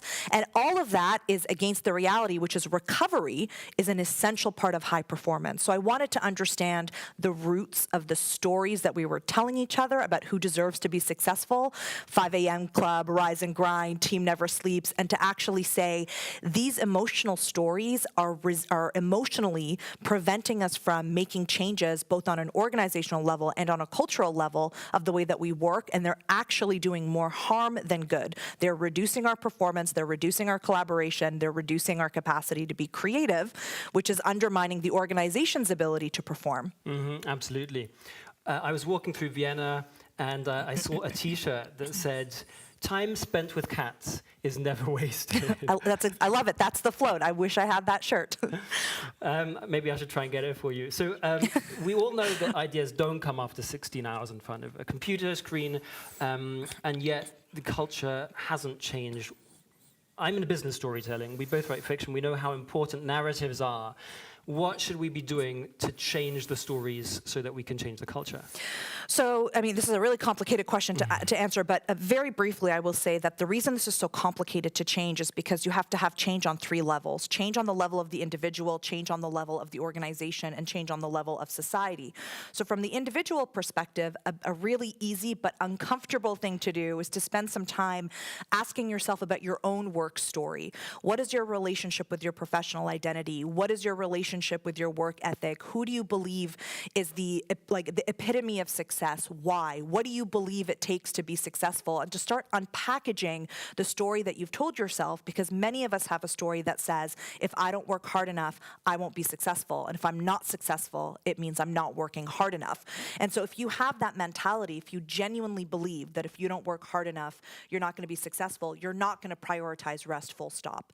And then very, very briefly, on an organizational level, we can do those metrics that I talked about. And on a society level, we can maybe stop glorifying the morning routines of billionaires. We can stop glorifying stories of people who are spending 18, 20 hours a day and holding them up as ideals. We should start encouraging people to invest in their mental health, invest in their physical well-being, because the research shows that companies that have talent pools that are recovered and that have a high ability of recovery have higher resilience, higher adaptability, and honestly higher levels of morale, higher level of collaboration, and higher level of performance. That really resonates, Rahaf, because I get up at 5:30 in the morning and I still don't seem to have time for my morning routine. I still enjoy it, and I think you should do what you enjoy and what works for you, right? So this leads me to the question of personal productivity is highly personal. On the other hand, we have managers in especially large organizations that have to try and measure performance. Is there a way that we can do this that works for everyone? So you talked about updating the metrics of performance. Can you give us some insight into how do we measure? Is it at a personal, individual level? How does that work for managing? So it's both. It's everything. The funny thing that I've noticed is that even though we tend to be very data-driven around organizational performance, many people don't understand their own creative cycles. They don't have the data about themselves. So you might wake up at 5:30 a.m., which is awesome, but you might not actually have your full creative hour until 11, or maybe it's 3. Like, what is your natural rhythm? Is this a circadian rhythm? Yeah, I mean, I call it the performance cycle, which is everybody has a cycle of, when they first are feeling quite creative, quite productive, but also the length of that cycle. So I have a pretty long cycle. It takes me a long time to get in the groove. So if I get interrupted, I lose a lot of time. I have colleagues and friends that have very short cycles. I have an author friend who writes her books in 20-minute increments versus I need like an hour to really get into it. The difference between us is that there's no right or wrong. There's just when you understand your own cycle, you can then start to manage your calendar better. So first step is understanding yourself. Peter Drucker said managing yourself. So manage your energy, manage your hours, understand how your day can be structured so that you're the most productive. As a manager, your job is to understand your team's preferences and then try to find the highest areas of overlap. So not everybody is going to get everything that they need, but for example, if you have a standing 8 a.m. or 9 a.m. meeting and you do this review and you realize that everyone on your team happens to be more productive, say later in the day, you might move that meeting a little bit later so that they're actually active, or you might change the way that you run your meetings or the length of your meetings. And I think that's really important because we're building systems for people, so you have to take their uniqueness into account. And instead, we have productivity systems that say, this is the only morning routine. This is the only way to work. This is the only way to manage. And I say we should feel empowered to build our own routines, both as individuals and also as a team. It sounds like more work for a manager. So what would you tell managers to encourage them to do this? I would say it's more work at the beginning because it requires looking at the people on your team through a different lens. So yes, sitting together and spending a couple of days, not fully, but over the course of, say, a couple of days or a couple of weeks, having these meetings where you're understanding what your team needs, yes, that is work. But once you have that system in place, you'll unlock so much potential. Once you have that system in place, you'll actually be able to create a cultural context where you're unleashing or unlocking the performance that you want. And if you are a dedicated manager, if you are a manager that is empathetic and that wants your team to be collaborative, that should be something that you should be really wanting to do. Mm-hmm. What we've just been discussing fits really nicely with a Peter Drucker quote that I found, and I'd like to share it with you, and maybe we can unpack it together. Peter Drucker said, cultivate a deep understanding of yourself, not only what your strengths and weaknesses are, but also how you learn, how you work with others, what your values are, and where you can make the greatest contribution. Because only when you operate from strengths can you achieve true excellence. So how did you personally cultivate an understanding of yourself? You said you know when you're most productive and how long it took you to get into that zone. And I feel like I may not even know that. So a lot of people don't, and it's a skill set that we're just not actively teaching. So after the Decoded Company, after Hustle and Float, where I unpacked sort of these deep narratives, I wanted to look at how does this actually impact performance. And so the next sort of project that I'm currently working on is called Humane Productivity. And a big part of humane productivity is understanding yourself. And this is just a series of frameworks, right? It's not something that's secret. It's something that anybody can do. There's a series of questions that you can ask yourself, especially like pretend you were interviewing somebody for the first time that you didn't know, and that person just happens to be yourself. So there's one area where it's just stopping and reflecting. How do I feel at this time? When do I feel the most productive? Why am I tired? When do I lose focus? What is the good amount of time for a meeting? For example, I've noticed that after 45 minutes, it's like my max. There's no point having 60-minute meetings with me because after 45 minutes, I am just no longer capable of focusing. So that's the first part. And the second part is just to experiment. Give yourself challenges. See what you like. We assume we know ourselves, and sometimes we don't. So I often encourage my clients to do things like time themselves. When you start to sit down and focus on a task, just turn on the timer on your phone and see, when do you get distracted? When do you get tired? How long do you need your breaks to be? And start fine-tuning it and treat it like it's an iterative process. You're not going to find the answers perfectly, but through these repeated experiments, you'll create a morning system, a working system, a collaboration system that is designed for you, by you, because ultimately you know yourself best. And I think we really need to encourage people to stop trying to fit themselves into other people's systems. Mm-hmm. You're a digital anthropologist and your field moves incredibly quickly. How do you stay on top of all that information and the changes and write fiction and do all the other things that you do? And in particular, how do you quickly get an overview of that information and create insights for action? Because you change your keynote topics quite regularly. Any tips for the rest of us? Yeah, so I think the first thing is I practice what I call information zen, which means I am not putting pressure on myself to try to know everything because it's just not possible. So as I move through the world, my understanding of expertise is quite fluid. I often assume that I don't know very much and I don't need to know everything because it's just not possible. So one, I don't feel the pressure to get to inbox zero. I don't feel the pressure to read all the papers, all the books. What I do is carve out consistent time in my schedule where I can spend some time learning and reading. So in my case, I have a very simple system. I use an app called Pocket. During the day, when I see an article that I think is interesting, instead of getting distracted in the moment, I put it in my pocket, so I file it away on my computer. And then usually Fridays in the afternoon, at the end of a busy week, I take the afternoon and I sit in my office with a cup of tea and I do some deep reading. I actually go through the articles. I give myself the space and the time to not only read, which is very important, but to cultivate a practice where I'm also taking notes about what I'm reading. And so I use softwares to do that. Rahaf, thank you so much. We ended on a very practical note. Please do check out Rahaf's books, Hustle and Float, and the Decoded Company. Rahaf, thanks so much for joining you, and all the best on your plenary. Thank you.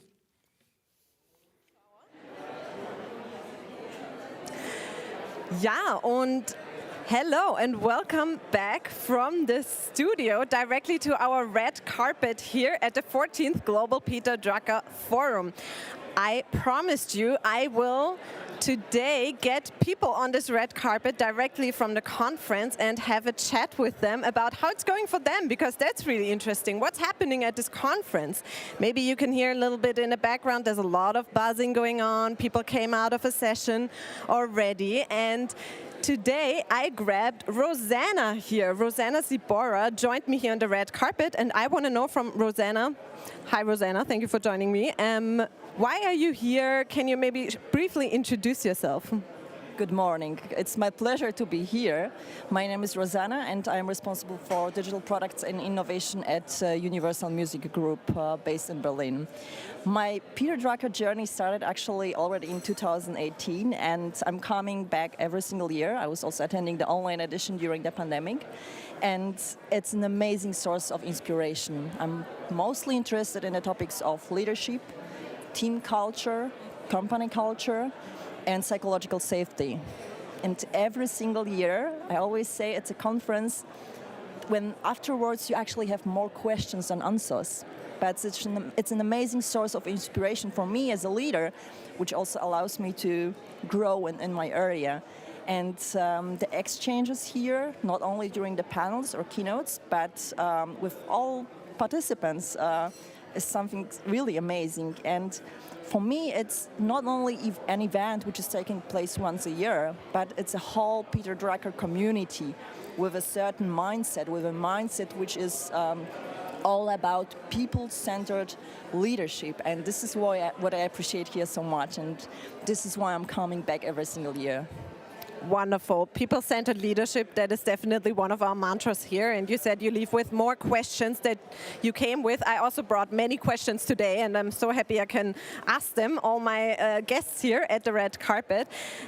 Rosanna, can you maybe share? You shared with me beforehand a little bit what you were looking forward to most, like one of the reasons you came here. Can you share that again with the audience? For me as a leader, the basic or success factors of a good product team, for example, are constructive and conformity, psychological safety, and diversity of thought. And here we have basically the mother of psychological safety, Amy Edmondson, and I'm very much looking forward to her keynote and exchanging with her. And it's a great opportunity if we can do that here in Vienna. So thank you very much for bringing so many inspiring thought leaders here to Vienna. So wonderful. Can you maybe share with me, what do you like about Vienna? Oh, I love the flair. I love the culture here and the food and people. It's an amazing historical city, and I like exploring the small streets. So not necessarily the big touristic attractions, but the smaller streets and also the Christmas market, which is very nice. Oh yes, the Christmas markets are coming up for sure. Thank you so much for sharing, Rosanna. I wish you a lot of fun at the conference, and please, you but also the audience, share with us on social, #Drucker Forum TV, what you're learning here at the conference. Thank you, Rosanna. Enjoy your conference. And with that being said, I have my next guest actually already coming in. It's so excited here at the red carpet. There's more people joining me here. And now I actually have my guest here, Annika. Annika, do you maybe want to share with our audience who you are, what brings you to lovely Vienna, the lovely Hofburg today? Absolutely. So I'm the director of a research center in California, Silicon Valley. I'm here to meet like-minded and also see if we can collaborate with the new Management Innovation Center in Vienna, as we also focus on management innovation in Silicon Valley. Wonderful. And can you tell me a little bit, so you have taken part in maybe one session or another already. What has been your impression so far of this event? I think the main impression is that it's a very impressive lineup of people so far. I know most of them. I know their work, and it's impressive work. So it's absolutely impressive lineup of people. Wonderful. Annika, what do you hope to find here at this conference? Connections. Primarily. I also, it's a temperature check how far we come. I've been in this area for 30 years, so I'm not easily surprised anymore. So I'm looking for, new ideas and the latest thinking, and sort of condense that from all the presentation I hear. So that's what I hope, and also to, as I said, see if we can connect and collaborate with the Vienna Management Innovation Center. Wonderful. And one last question for you, Annika. In one word, what makes the Drucker conference different to any other conference? In one word, can you manage? Focus on management innovation. There is more or less only 2 in the world doing that. This is one. Wonderful. Thank you so much for joining me on the red carpet, Annika. Enjoy the rest of the conference. And with that being said, holy moly, I have another guest coming in, my 3rd guest at this red carpet here. Hello and welcome. Can you maybe introduce yourself quickly? Sure, I'm Philip Herman from Brick, from Germany. We are a platform for innovators and entrepreneurs, accelerating startups and bringing corporates and startups together. Wonderful. Okay, so I have Philip here with me, and I want to know from Philip, what is your experience so far? We have so many buzzing people around us, panels happening, interviews happening. What has been your experience so far at the Drucker Forum? Well, I love the energy, and very diverse people, professors, practitioners, young people, older people. So overall, I think the most important thing for me is if I come to a conference like this, there needs to be positive energy, vibrating. So that's great.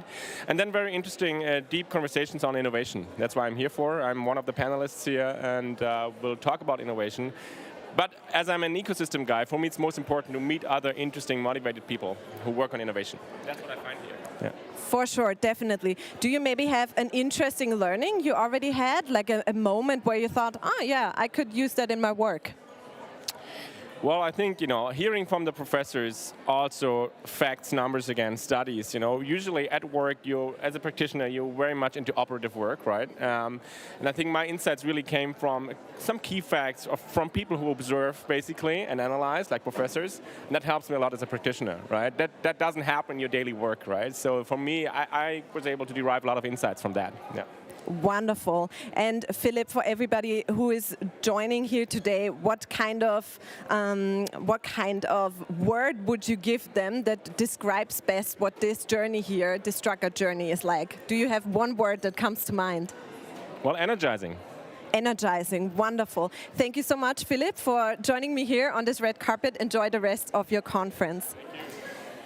So as you can see, I have so many guests coming here on the red carpet. I would love to talk even more with them and ask them even more questions. Thankfully, I have more interviews coming up throughout the whole day. You will see me again and my wonderful guests a little bit later on here at the red carpet. So I wish you to enjoy the Drucker Forum TV program to the fullest. Again, use our social hashtag Drucker Forum TV to share your experience and your learning. And come join me again on the red carpet. My colleague Justin Brady guides you through this whole day, through this whole program. We have a lot of inspiring interviews coming up. with all of our panelists, speakers, inspiring guests. And with that being said, thank you for joining me here from the red carpet, and I will bring this whole atmosphere back to you in just a few. Thank you.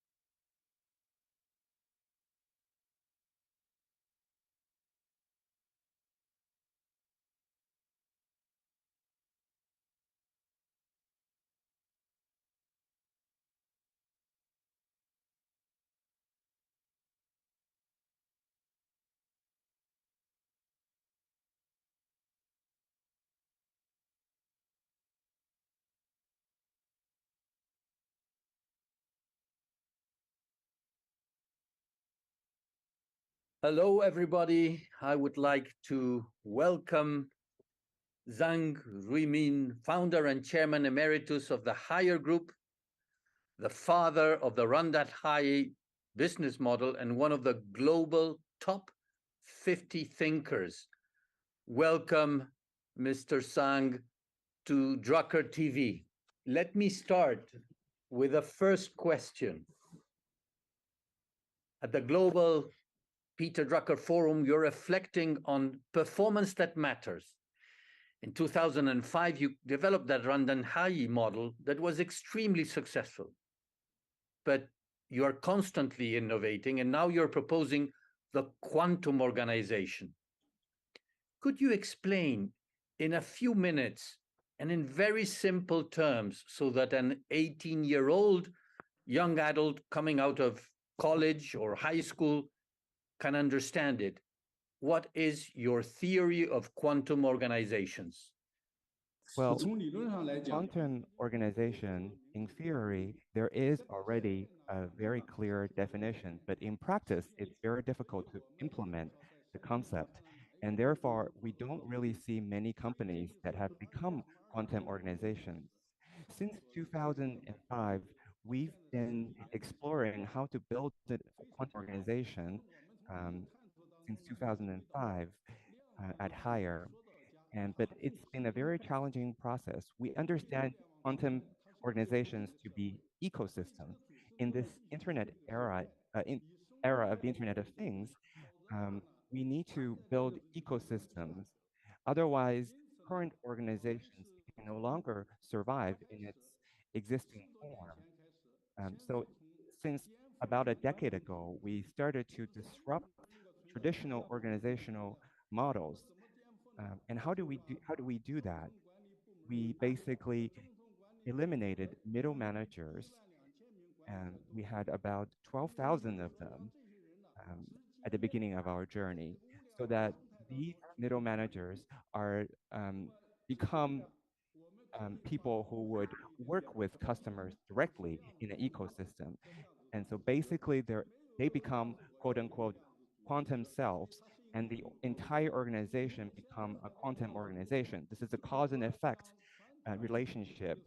You have to have quantum individuals and who are autonomous, who are entrepreneurial, so that the entire organization can also become a quantum organization.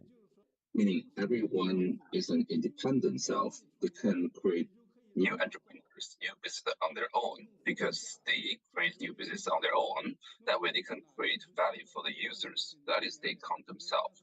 That is the Rendan-He model Harry has been exploring for many years. Ren means employees, Dan means users. For employees to create value for the users, then the employees can find their own values in the process of creating values for users. That is why we have removed the departments of setting remunerations, because nobody gets to set the remuneration or salaries for employees. Whatever value you can create for users, you get the values that you take home. If you don't create value for the users, then you don't get paid. By having this quantum self idea, we can create a quantum organization, which means for the individual entrepreneurs being quantum self, they can form some micro enterprises. All those micro enterprises, among micro enterprises, employees can form together. Roughly 10 employees form an enterprise, micro enterprises, and we have more than 4,000 such micro enterprises. All those micro enterprises can also work together to create values for users. So they can work together as partners independently. If they can work together, and they become an organization, become a self-organization, which is a quantum organization. Internally, we use the jargon of the ecosystem micro-community contract, which means that you can have become an ecosystem value chain and to create values together for the users. There's no superior and inferior. They work together to create value for the users. So they form this ecosystem micro-community contract. The biggest features for this ecosystem micro-community is the three powers. Previously, traditional organization, all the powers of firing and hiring, power of decision-making, as well as power of setting remunerations have been delegated to the employees on the front line, so that way they can create value for the users. But what is their ultimate goal? Their goal is to create a lifelong users, because for traditional organizations, they don't have actual users, they only have customers.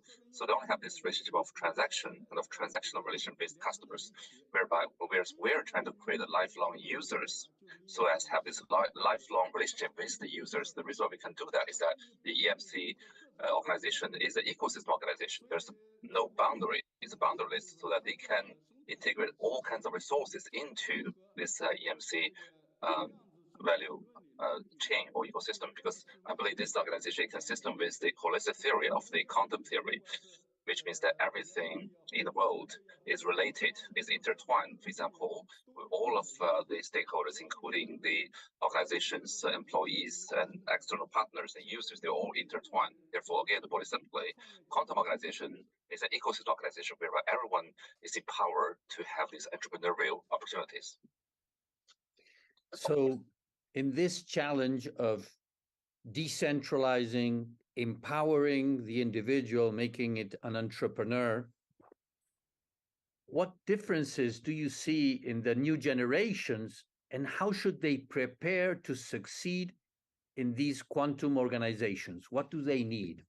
I think for the current generation of young people, I do have some interactions with them, but I cannot claim to have a thorough understanding of the use of the young people. But based on my observations, they have a strong opinions. They are more than willing to demonstrate their values. Also, secondly, they are the generation of the internet. They have a wide horizon. They're very much informed. Therefore, my suggestion is to be an entrepreneur, to create a new business. That seems to me the best option for them.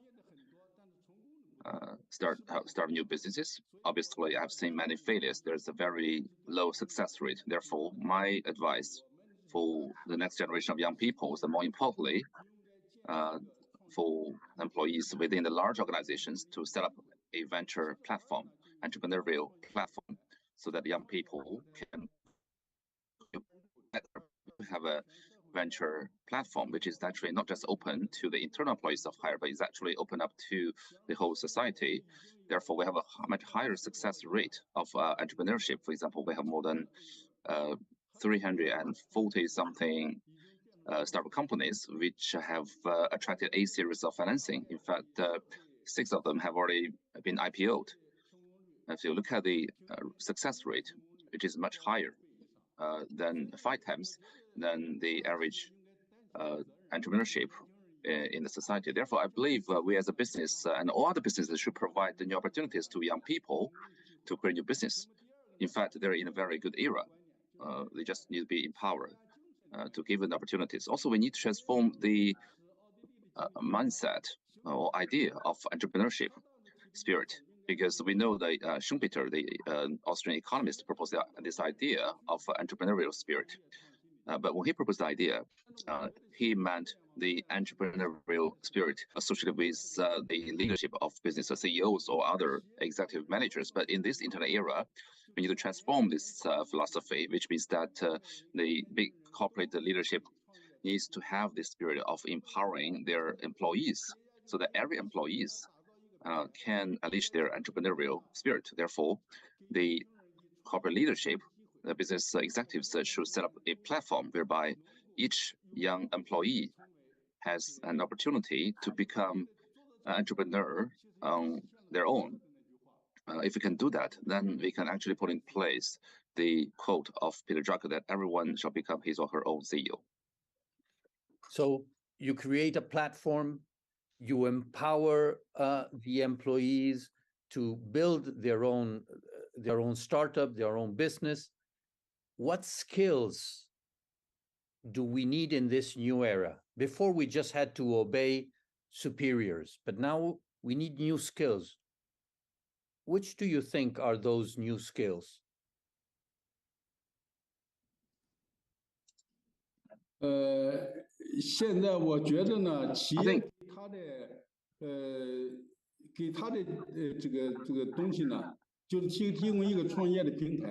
Again, like I said, the organization should provide young people with the platform, venture platform.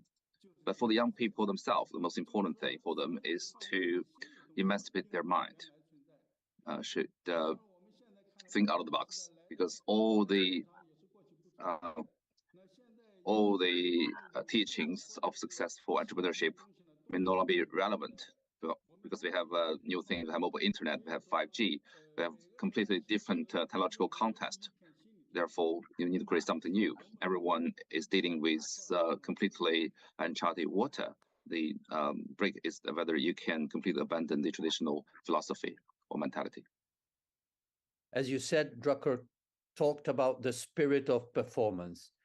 How to create a strong culture that can create and sustain this spirit?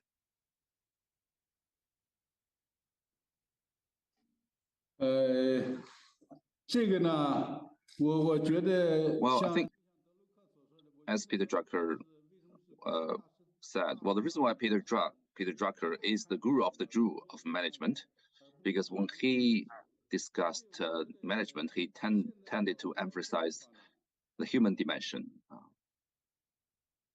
talk about human beings associated with management instead of just the skills of management. So I believe in this day, I think we need to pay attention to two things. Well, firstly, you must have this idea of self-negation, self-denial, because right now we need to disrupt everything conventional, everything old. Just like Friedrich Hegel once said that just because you're familiar with something doesn't mean you actually know the thing. Therefore, the management philosophy idea or the model we're promoting may sound familiar to the traditional management thinkers, but those things are no longer compatible with the IoT era, Internet of Things era. So we really need to disrupt all those things. But to do that is actually very difficult, even though you have become fully aware of the necessity of abandoning those traditional conventional ideas.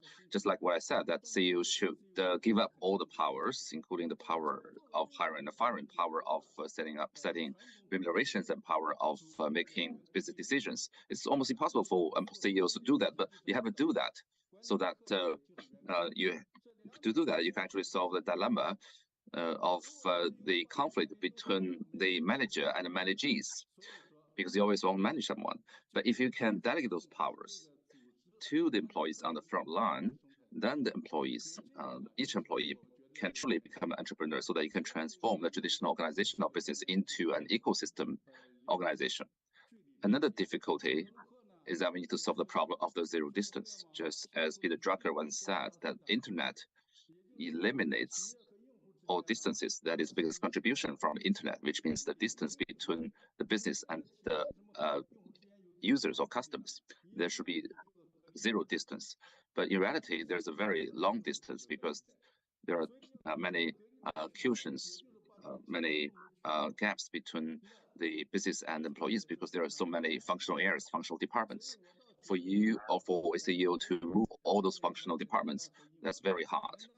Therefore, I believe it could be useful for the big organizations to draw on the 人单合一 model of hire, which emphasizes the integration or connection of each employees with all the users. That is why this model, I believe, has been widely recognized internationally. In fact, we have transformed that into an international standard, which can certify other business. In fact, many international companies have already been certified by the 人单合一 model.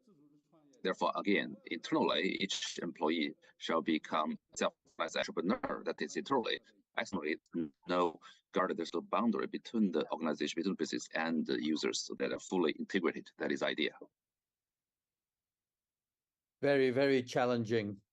For over 30 years, you have taken hire to the global success all over the world. In that journey, what are you most proud of? What accomplishments are you most proud of?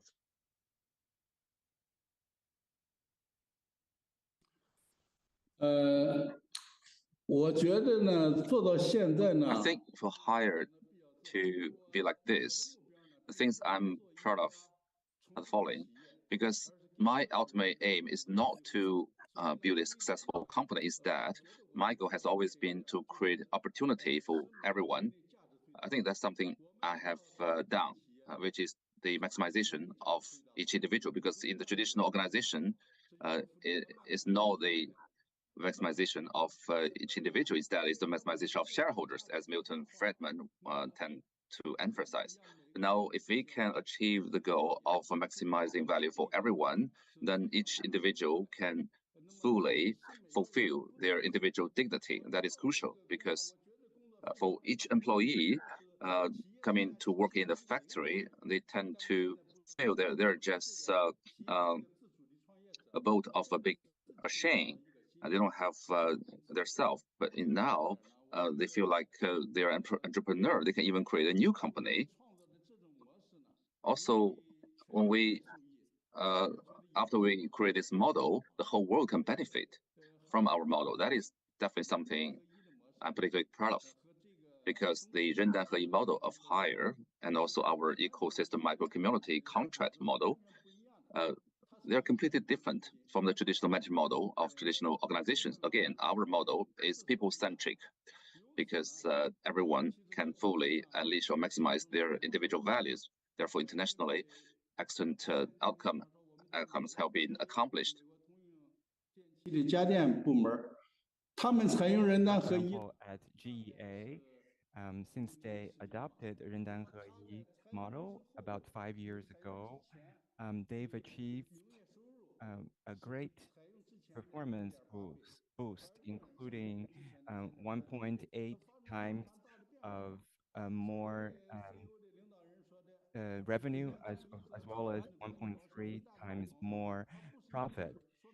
So, they say that 人单合一 is not an operational manual, but more a philosophical system that can help everyone realize that they have potential to tap into.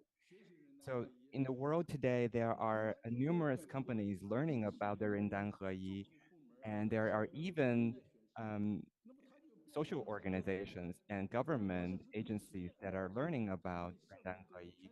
So that shows how this idea is more widely applicable, not just in the business community, but also more widely in the community, because it represents a spirit of eliminating bureaucracy. So I think that is a contribution that I'm proud of towards the society at large. That's certainly something you should be proud, maximizing the individual development and spreading out to the world. Throughout the years I've participated in the Drucker Forum, when we recall Drucker's lessons, I always thought what I would ask him. And that's something I want to ask you. You know, if you had the chance to have a fireside chat with Peter Drucker, what would you ask him?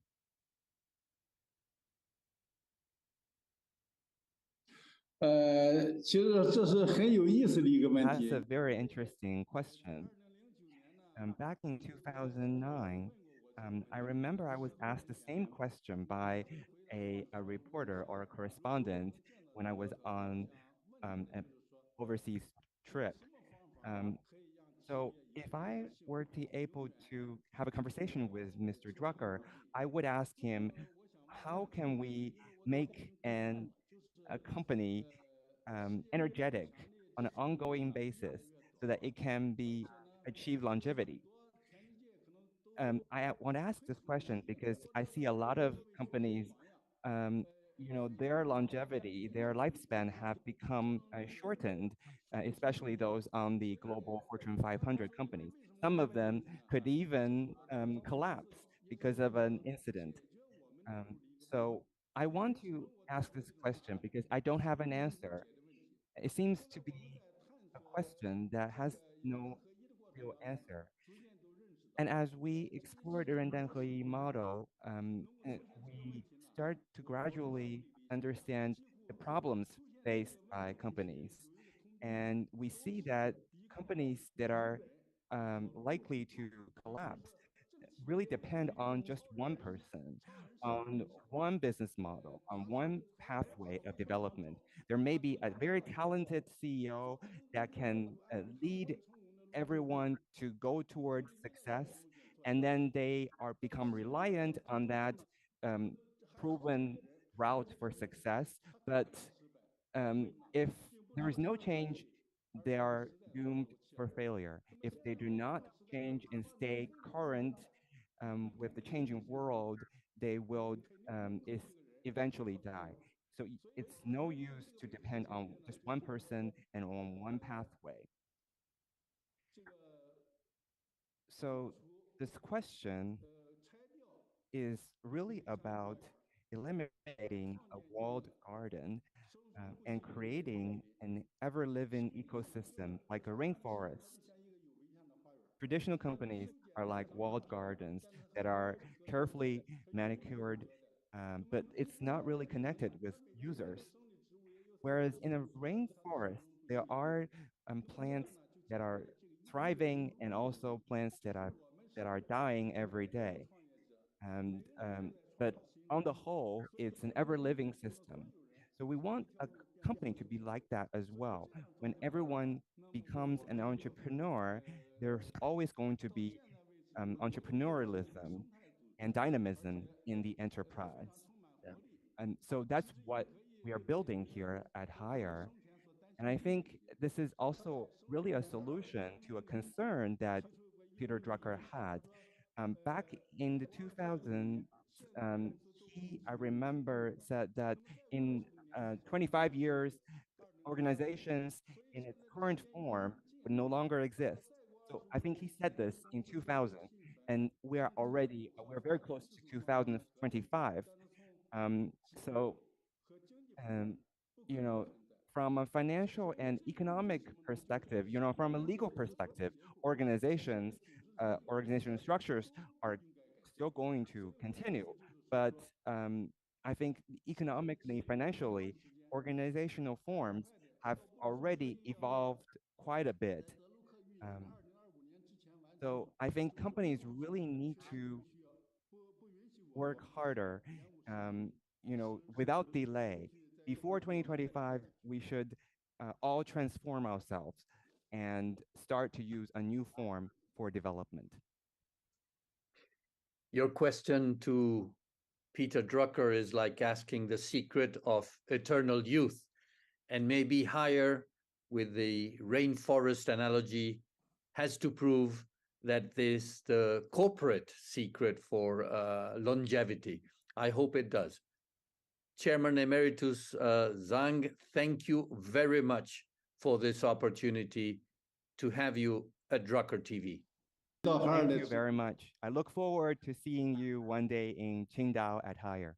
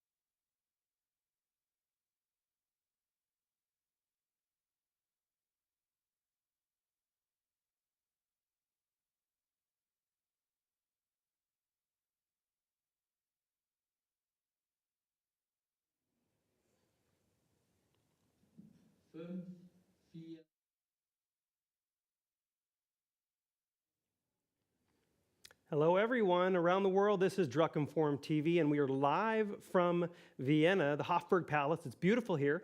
I am Justin Brady. Any point in the day, feel free to tweet at me, Justin Brady, but also follow all the social media profiles. You need to check out the Global Peter Drucker Forum on LinkedIn, and make sure to check out the Global Peter Drucker Forum on Facebook, for sure. So you're probably wondering what you just saw and what those images were. That was Peter Drucker's childhood home here in Vienna. His parents, Richard was telling me this months ago when I met Richard, but his parents would often hold salons in the house, and that's where he kind of got his sense for business and who he became. Is a big, the house that he grew up in is a big reason for his management writing. So it's really fascinating footage from there. In case you're wondering what Drucker Forum TV is, this is free. It runs parallel to the Global Peter Drucker Forum. And we're going to be throwing at you a lot of exclusive conversations and interviews today. It's going to be a lot. I'm telling you right now, it's going to be a lot. But keep this streaming all day. Put it on as many computer screens as humanly possible. And feel free to tweet at us, take pictures, what you're doing across the world. We'd like to know what you're doing, what you learned. The hashtag for all social media channels is Drucker Forum, hashtag Drucker Forum. Drucker TV is all about cultivating meaningful conversations, and we do have quite a few of them coming up today and tomorrow. So today is November 1st. It's day one, November 17th. It's not November 1st. It's day one of the Global Peter Drucker Forum, and of course, day two being tomorrow. And we have a lot of discussions planned for you. Can I read off a few discussions? I'm going to read off a few of the things of what to expect. At 12:01, we have, and it's of course local time, Vienna time. Richard Straub is going to be on the red carpet discussing the Drucker Challenge winners. At 12:32, Radoslaw Kedzia is Huawei's vice president for CEE and Nordic countries will be here. At 14:03, Robert Kaplan, best-selling author emeritus at Harvard Business School. I'll be interviewing him. That'll be really exciting. 15:05 is Rita McGrath, professor at Columbia Business School. I've spoken with Rita before, had her on my podcast. She's fantastic. And of course, Jeffrey Sachs of Columbia University will be discussing the UN's SDGs, their sustainability development goals. And I'm going to be asking him, do we have a management crisis? Is there a management challenge and why we can't hit these goals and what's been challenging us? So that's all coming up. And of course, we have right up next is Gary Hamel, the author of Humanocracy, and of course, the visiting professor with London Business School. I am absolutely thrilled to be speaking with him. I read the book, Gary. I'm sure you're listening, and it was fantastic. He'll be joining us very soon. And also, we do have a few other things as well. In the next 40 minutes, 11:48 local time, we will be talking with our Christine Broggiato. We'll be interviewing our own Jyoti Guptara, which is really interesting. And he is a business storytelling expert, novelist, and executive coach. So before we get to Gary, one quick thing. I was reading in The Effective Executive about AI, because technology and computers. And it's absolutely fascinating to me how far ahead Peter Drucker was. In the late 1960s, he was talking about how computers would add distance from customer. But guess what? You do that too through bureaucracy, and that's what we're talking about next.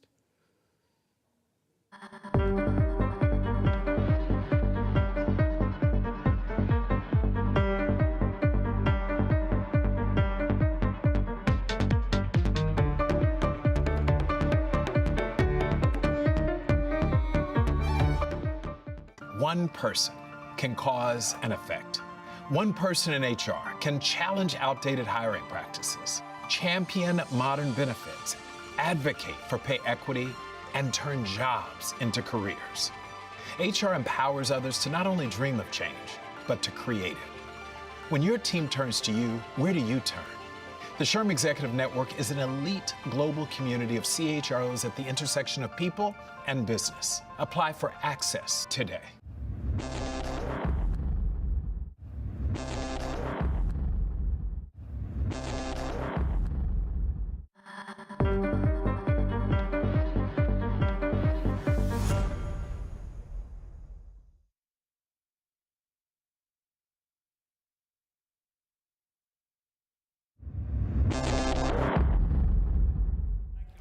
Tatiana.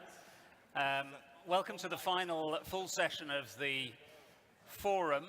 I think I called this the fireworks session about 3 years ago, and ever since Richard and the team have been using it as the tag for this final session, and I'm always worried that the metaphor is going to explode in my face at some point, or just turn out to be a damp squib.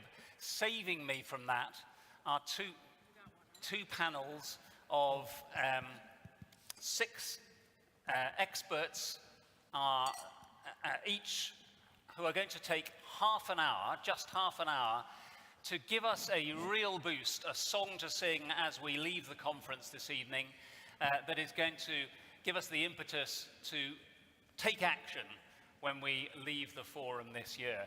We have already heard from Mariana Mazzucato earlier that real leadership involves listening to movements, listening to the bottom-up movements. And so what we're trying to do in these 2 short sessions is to create enough noise to get listened to as the Drucker Forum. And we've also heard from Paul Polman that in relation to the people he thinks he can gather together in one room to change the world, that if you can get the right people in the room at critical mass, then we can move the world forward. And I think what we've heard is that we have a lot of the right people in the room to move forward on some of the action points that we've heard earlier in the forum. So I'm going to ask each of the panelists, and I'll probably start at this end with John, since he's holding the mic and looks ready, just to give us an idea of what is the thing, this is a great Peter Drucker quote, what is the thing that you're going to change, or that we should be changing on Monday morning when we get back from a weekend in Vienna? John. I would just say that as we start to create a movement, I think we need to stay focused on a paradox. And to me, the key paradox is that a human element is actually the biggest obstacle to building more human institutions. And that human element is fear, the emotion of fear. I believe that is becoming more and more pervasive, and any movement that's going to achieve impact has to recognize and address that fear in order to have impact. I've studied movements for a long time. I've even participated in a few. And what I've discovered is that regardless of the location around the world, the time in history, every movement has had 2 elements. Every successful movement has had 2 elements. One element is an inspiring opportunity-based narrative that is a powerful call to action, that moves people to act. And I think that is counter to, I think, a tendency many of us have, which is to focus on the threat. What's going to happen to us if we don't move? No. What is the opportunity that if we all came together, that we could accomplish together? So powerful narrative, call to action, first element. Second element is a cellular structure.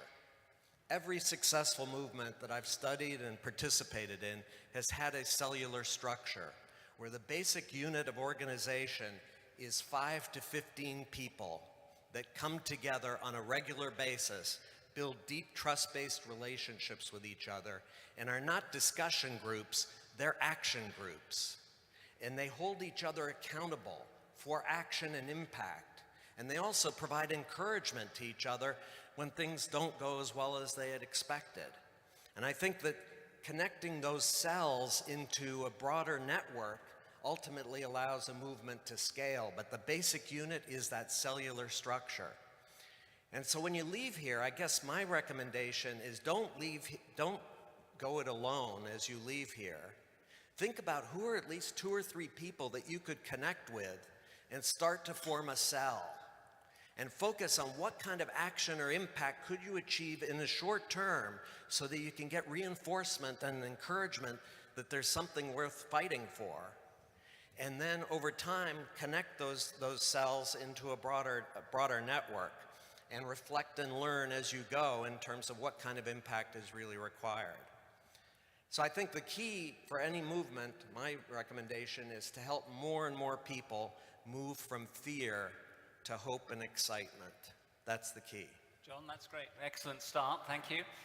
Gary Hamel.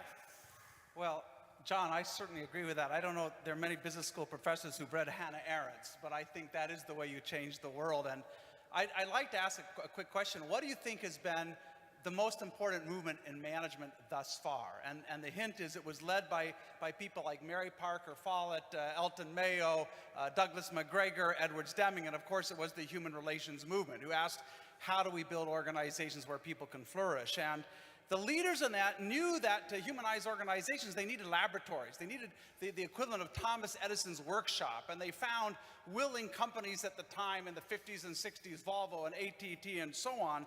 And many of those experiments produced extraordinary results, 50 or 100% gains in productivity and so on. And yet here we are today having kind of a very similar conversation. I wonder if they came back, you know, us in the shadow of those giants, if they came back, how would they assess our progress? Would they go like, wow, agile teams, we would have never thought of that? Or would they say, like, we were doing that in the 1960s in a dog food plant. Like, come on, let's move the ball forward. So I do think you have to ask why we're stuck. And I think a few quick things and then a quick kind of idea on how to go forward. I think we're stuck, still because of orthodoxy, still because of a lot of us are trapped in an old paradigm like car makers trying to wring the last few dollars out of the combustion engine. I think we're trapped because of timidity. I think a lot of leaders, I meet a lot of academics, we suffer from ADD, ambition deficit disorder. And when somebody challenges us to do something that's radical and new, our first question is like, who else has done it? I was thinking, you know, NASA, which put a drilling rig on Mars this week, I don't think they were waiting for an exemplar to do that. Fragmentation, a lot of academics, researchers, we work in our silos. I think there's very little collaboration across businesses in management experimentation. And then irrelevance. I have to say, I read very little management research that is both bold and practical. Very little that would deserve to have any company want to sponsor it. Here's a little data point. Last year in the United States, companies spent $2.6 billion on university-based life science research. The total amount they spent on research in business schools was 51 million, just like this tiny fraction. And so I think we need a new human movement. And I think the missing thing, in a way, the thing that's been lacking is something that allows us to multiply our efforts to build something that is a community of communities that overcomes the gravitational pull of the status quo. And you know, is that possible? Yes, science is already doing it.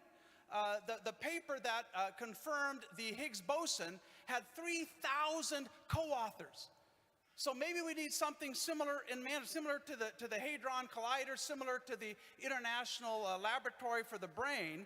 And this is what this morning CEO Zhang from Hire was briefly mentioning. Hire is willing to try to support such a project. If you want to be part of a nascent conversation on how we might connect these communities together of the sort that Steve Denning has been a part of and others, you know, go to managementlab.org. Nothing else there but a place to say, I'm interested in being part of a conversation. We're hoping to get a few people together to see what's possible, but it depends on us and us trying to solve this problem. Last quick thought. When it comes to making a difference in the world, the quote I've always liked the best is a quote that comes from Elie Wiesel, the Holocaust survival, the Nobel laureate. And it's like the simplest and amazing advice, at least for me. He said, think higher and feel deeper. And for me, that is how you start a movement, those two things. That's great, Gary. Thank you very much. Welcome back, everybody. It is Justin Brady. I'm here with Gary Hamel. He made it. They had to chase him through the streets of Vienna to finally pull him in here, but we got him here. Gary, thank you so much for sending your book. Can I introduce you briefly? Yeah, please do. All right. London Business School, director of the Management Lab, and author of Humanocracy, which I've read, and it is fantastic. So it is fantastic. I'm not just saying it because you're in the studio. All right. I would just avoid that topic. Okay, I see. Well, you should all pick that up. Humanocracy. It's a fantastic book, and that's what I want to talk to you about today. All right. So It's going to be a pleasure. Nice to be here. So I want to talk about status and ego because we're going to go to the core of why bureaucracy is still a problem. Because as you point out in your book, Drucker predicted bureaucracy would almost be gone by this point. He did, yeah. And that's one of the things he was wrong about, which is truly tragic. So does our desire for identity and status at work create more bureaucracy because people leave jobs for not being promoted. So that's a really thoughtful question, and you are starting by kind of going right to the core of what makes bureaucracy difficult to disentangle and pull out of organizations, because it is a mechanism for people to gain status and rewards and compensation and so on. I sometimes argue that bureaucracy is a massive multiplayer game. And like any game, you develop certain skills, right, to get good at it. And so if you're really a skilled bureaucrat, you've learned how to negotiate targets, how to manage up, how to hoard resources, how to deflect blame, how to polish your own performance. And none of those behaviors do anything to really drive the organization forward, but that's how they drive you forward. We did one study, a survey with Harvard Business Review, where 76% of the respondents said the primary way you get ahead in our organization is bureaucratic maneuvering, not competence. Like you go like, right, wow. Right. So, if people have learned how to play a game and you've been in an organization for 5 or 10 or 20 years and you're really good at it, it's not necessarily something you want to give up, right? You're quite happy. And if somebody comes and says, now we're going to change, it's like going to LeBron James and saying, well, basketball was really good for you, but let's try volleyball. You're like, are you out of your mind? He'd probably be good at it, though. Unfortunately, he probably would be. So, so I think, but bureaucracy is not the only way, and measuring your career by climbing that ladder, that's not the only way to measure success. When I first joined the London Business School many, many years ago, I realized pretty quickly that I didn't really report to the dean. There wasn't much of a hierarchy. I didn't have to kiss anybody's behind. What I did learn, a little anecdote. So I'm teaching a strategy course, and they've just hired another young professor to teach the other stream of this course. 2 weeks into the course, the students go to the dean, and they complain about the other guy, and he's gone that week. And I went, well, now I understand. And at the end of the term, all my students give me a rating. Everybody can see it. So, so my scorecard became like, how much of an impact am I making with my students? So everybody wants a scorecard. Everybody wants to know, how do I get ahead in this organization?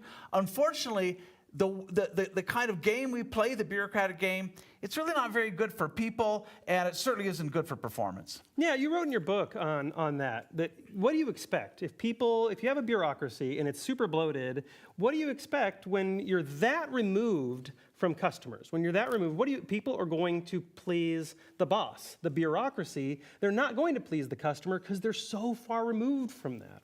Yeah, one of the things I think has to happen is we have to have a much higher percentage of people at work having actually reporting to the customer. So, I talk in Humanocracy, we talk about the Chinese company Haier, the leader globally in the appliance industry.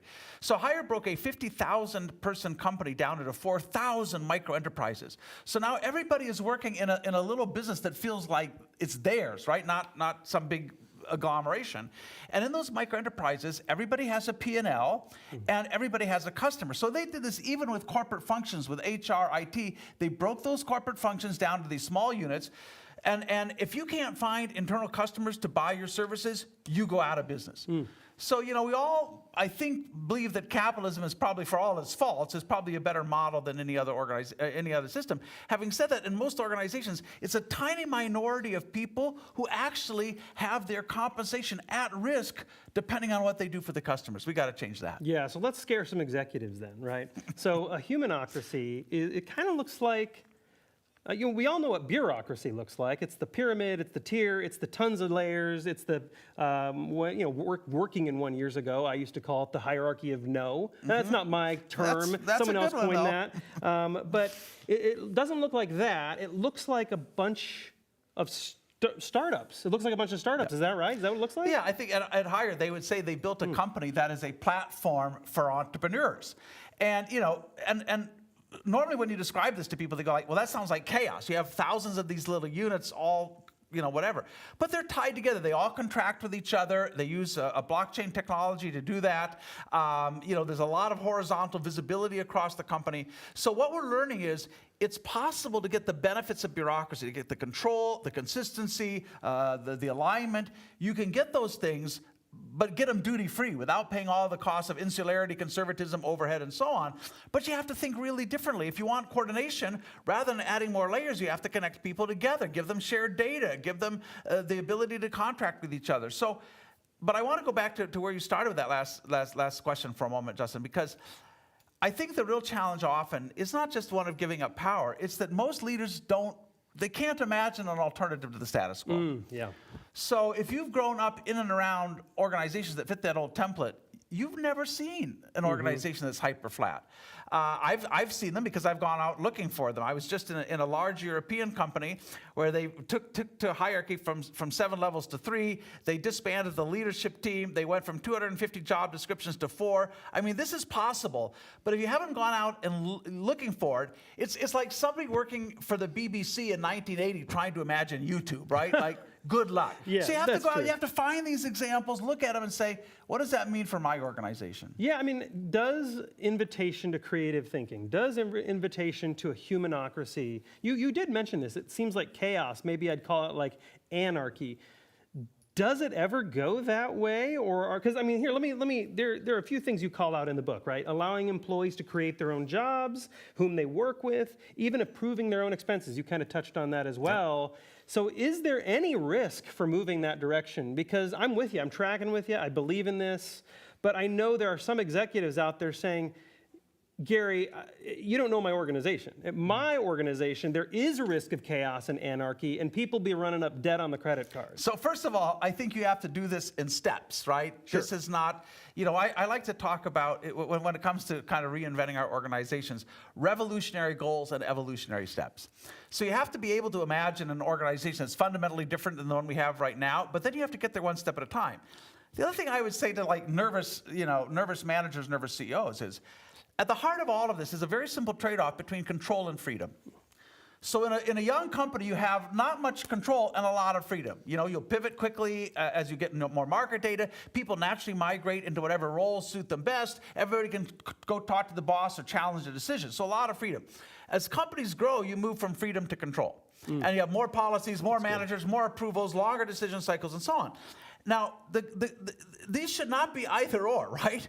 It has to be a both and. And so if you think about that trade-off between high freedom and we need to push that whole thing out. So let me give an example, a really simple example of how that happens in practice. This is something we actually did as we were helping a really big European company hack its management model.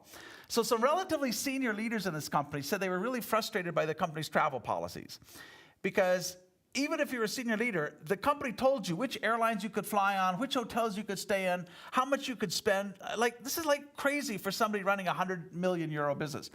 So the little solution to this was very simple. And they did it as a little experiment. They didn't blow anything up, but a little experiment. So they took 2 groups, each of 100 people in the company, and they said for the next 30 days, there's no rules on travel at all. If you want to travel first class on Emirates Airlines, knock yourself out, order Dom Perignon, whatever you like to do, have a wonderful time. By the way, though, they said, we're going to take all of your travel expenses and we're going to put them online where everybody can see them. So no place to hide. Well, what happened, interestingly enough, is travel expenses went down and engagement goes up. And the simple hypothesis was that maybe transparency is a better way of getting control than having a lot of rules, a lot of bureaucrats. One of the things I see in these companies, one of the primary mechanisms they use for control is the performance of every team is visible to every other team on a whole host of measures. And there is literally no place for mediocrity to hide. That's a much more powerful incentive than having one manager, beating you over the head with a policy book or with rules. So, yes, you need a lot of control for all kinds of reasons in most businesses, but we also need high freedom. If you lose the freedom, you lose the entrepreneurship, the innovation, the resilience, so it has to be a both and. And you're treating employees as if they're owners, right? In that model, you're treating them as if they're owners of the business, and people tend to act the way they're treated. So is this a factor? Absolutely. We often think about ownership in terms of owning stocks. We have employee stock ownership plans, and I'm a fan of that. But the real ownership that matters is not somebody who has 5 shares out of 30 million shares. Real ownership means I have control over important decisions. By the way, we know from Gallup data that only 1 out of 8 employees believes they can influence decisions in their company. So being an owner means I can influence decisions, and it means I have an upside and a downside, right? I have something at risk. I have a stake. So if you look at the number of employees in the workforce for which those two things are true, they can make some meaningful decision and they actually have a meaningful financial stake in the game. That number is vanishingly small. It doesn't need to be, but it just is, because we think of these people as employees, not entrepreneurs. And you're right. If you treat them like they're employees, they will behave like employees. We see this all the time. And I'm afraid that's what's happened. We treat, most managers are in the role of being kind of a surrogate parent. And, if you think how much your 13-year-old enjoys having mom or dad tell them what to do, I can tell you, an adult wants it even less. So that helps to explain these very low engagement scores. People don't want to be treated that way, but they do need to be accountable. It's not about do anything. You do need to be accountable. So yeah, it's creating a genuine sense of ownership where you have, maximum number of entrepreneurs and minimum number of employees. Yeah, so Elena's not going to let me go an additional half hour wherever she's at. She's the person behind the scenes. But so we have to, in the next 3 minutes, I want to get one more, I want to throw a theory by you. Okay. So average company in this, we have 1,000 people companies, 2,000 people companies, 5,000 people companies. You point out in the book, entrepreneurial thinking is very common within millennials. Like they're very entrepreneurial. They want to start a business. I think it's somewhere in the 70%, something like that.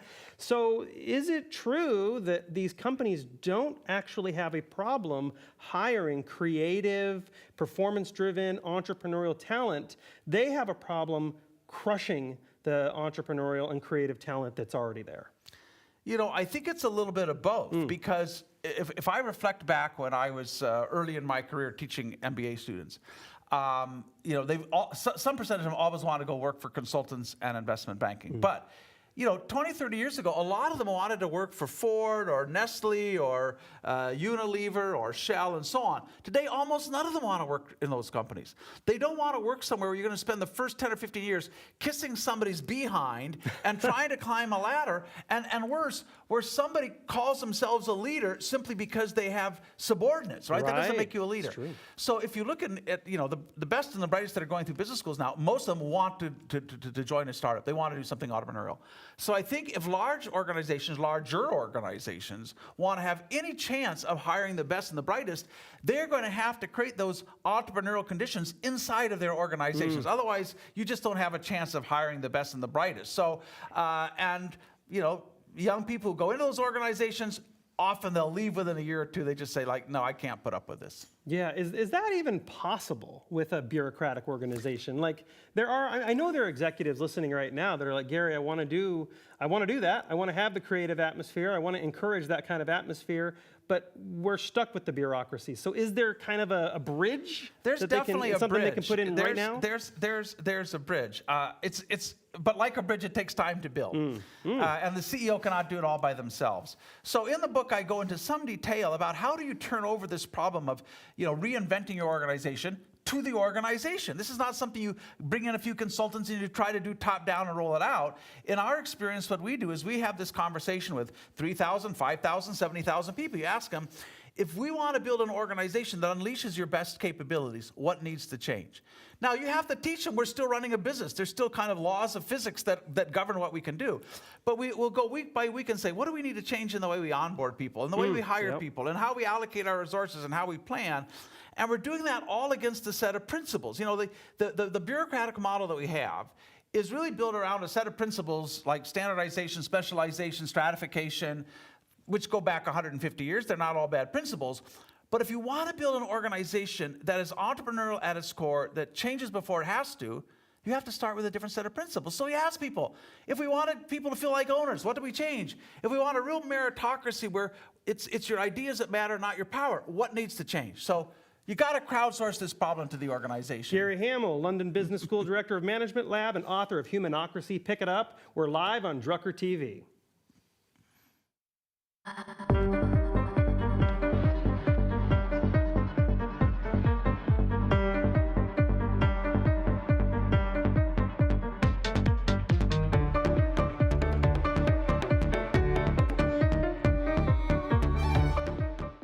One person can cause an effect. One person in HR can challenge outdated hiring practices, champion modern benefits, advocate for pay equity, and turn jobs into careers. HR empowers others to not only dream of change, but to create it. When your team turns to you, where do you turn?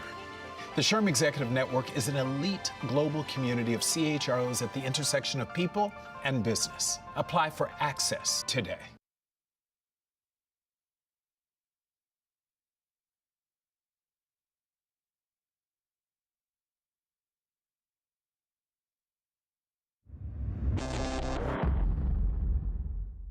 Vienna is Europe's best kept secret. Everything about it is amazing, it's beautiful. I'm particularly impressed by the fact that they balance art and history with technology and modernity, and without either being in conflict. That's amazing, and I wish everyone else in the world could learn from it. One of the interesting things that I've experienced here is not just in my interactions with the experts, the academics and the business practitioners, but also my peers who have come through the Drucker Challenge as well. And the thoughts and ideas that we share amongst each other are surprisingly not that disconnected from the types of ideas that the leaders are talking about as well.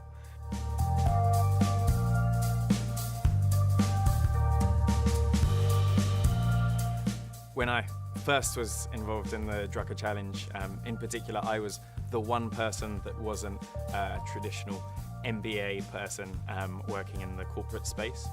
Now I'm amazed by the diversity and the size of the group of exciting and interesting people from working in all different sectors and from all across the world. So I'm excited by how diverse and how interesting the Drucker Challenge participants are.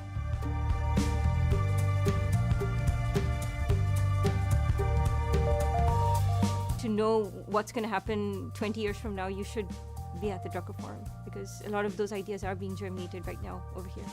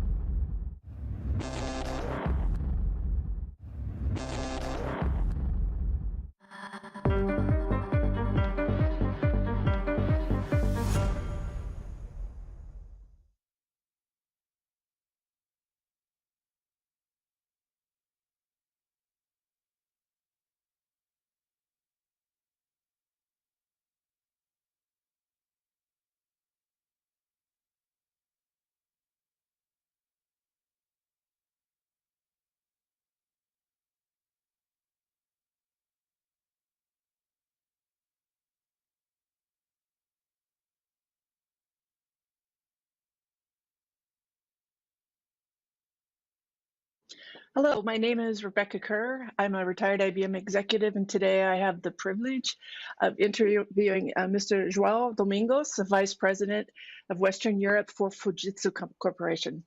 Hello, Mr. Domingos. Hi, Rebecca. Nice to be here with you. I think this is an extraordinary moment in time, and as I had a chance to prepare for our conversation, I saw some innovation in the strategy for Fujitsu that I'd like to talk about. But before we go there, I'd like to talk just a little bit about the closing of fiscal 2022, where your foundational approaches for growth and for stability have yielded some good results, and you have several strategic elements in that. Would you like to comment on the year that has closed? Yeah, so 2022 has closed for Fujitsu, I think, very well. It's been another stepstone in the transformation journey of this company. We're very proud of the results we have achieved, and it has also been the year where we have launched our strategic intent for the future that we call Uvance, a rebranding of our company. So we have been divesting from several historical assets of the company. That's also part of that preparation. So we were originally a telco company. We became a hardware provider inside the ITC industry, an outsourcer or a services provider, and we want to support our customers now in the digital transformation journey. So we have been transforming all of our corporation to do that. And 2022, we have been able to do that through I think, a good set of financial results, but most importantly, a good group of measures in terms of the corporate transformation to enable that strategic intent. Rebecca.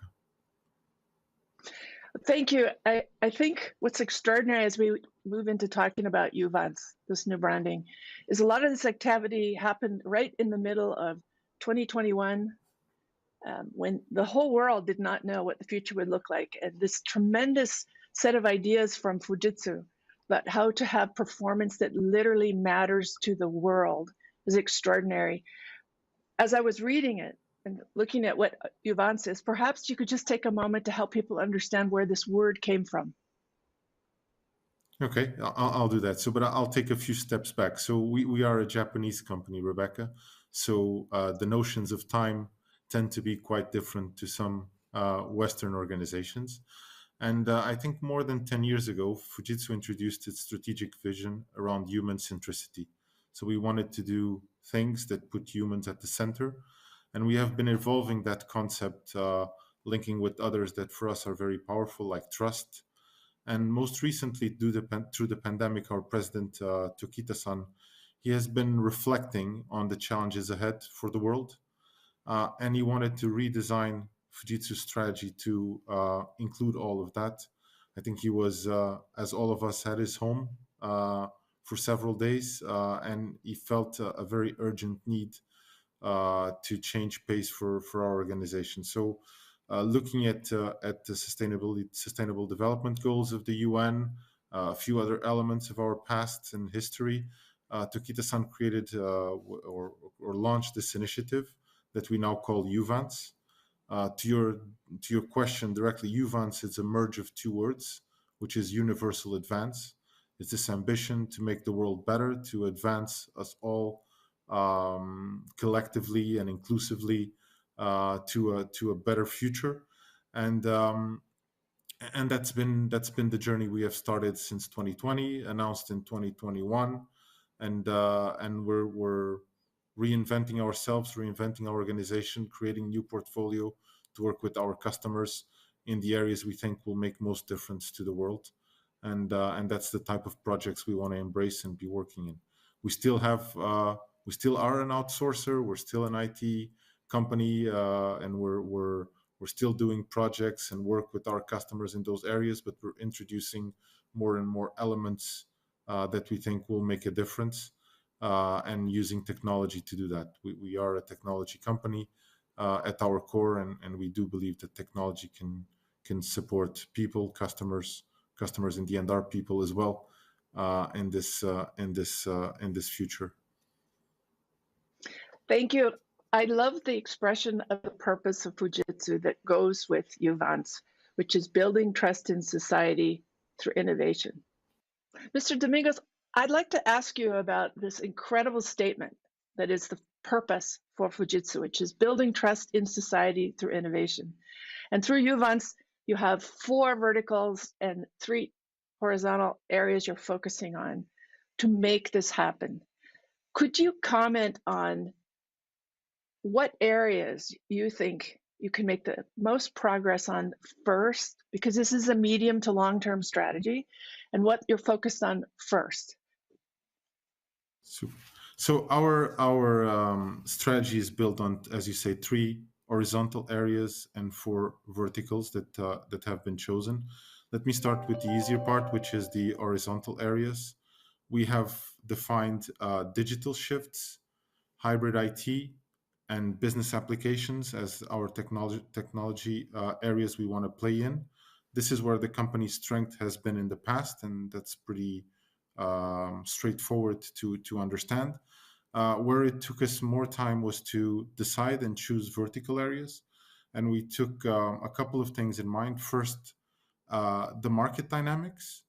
Second, the ones that can impact and relate with our purpose better. And third, where Fujitsu has a history, a story around supporting customers in the past. So where these 3 things connected. And the 4 areas we have chosen, one is trusted society, which sometimes even internally people tend to confuse with public sector. So these are not industries. These are completely different things. So topics, for example, like mobility, need to be included in trusted society, and we do have a long history in our company to supporting customers in this area. And again, this is the theme of trust popping up again. The second one is consumer experience.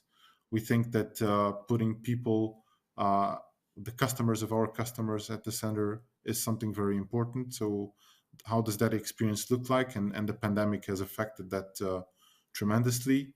The third one is sustainable manufacturing.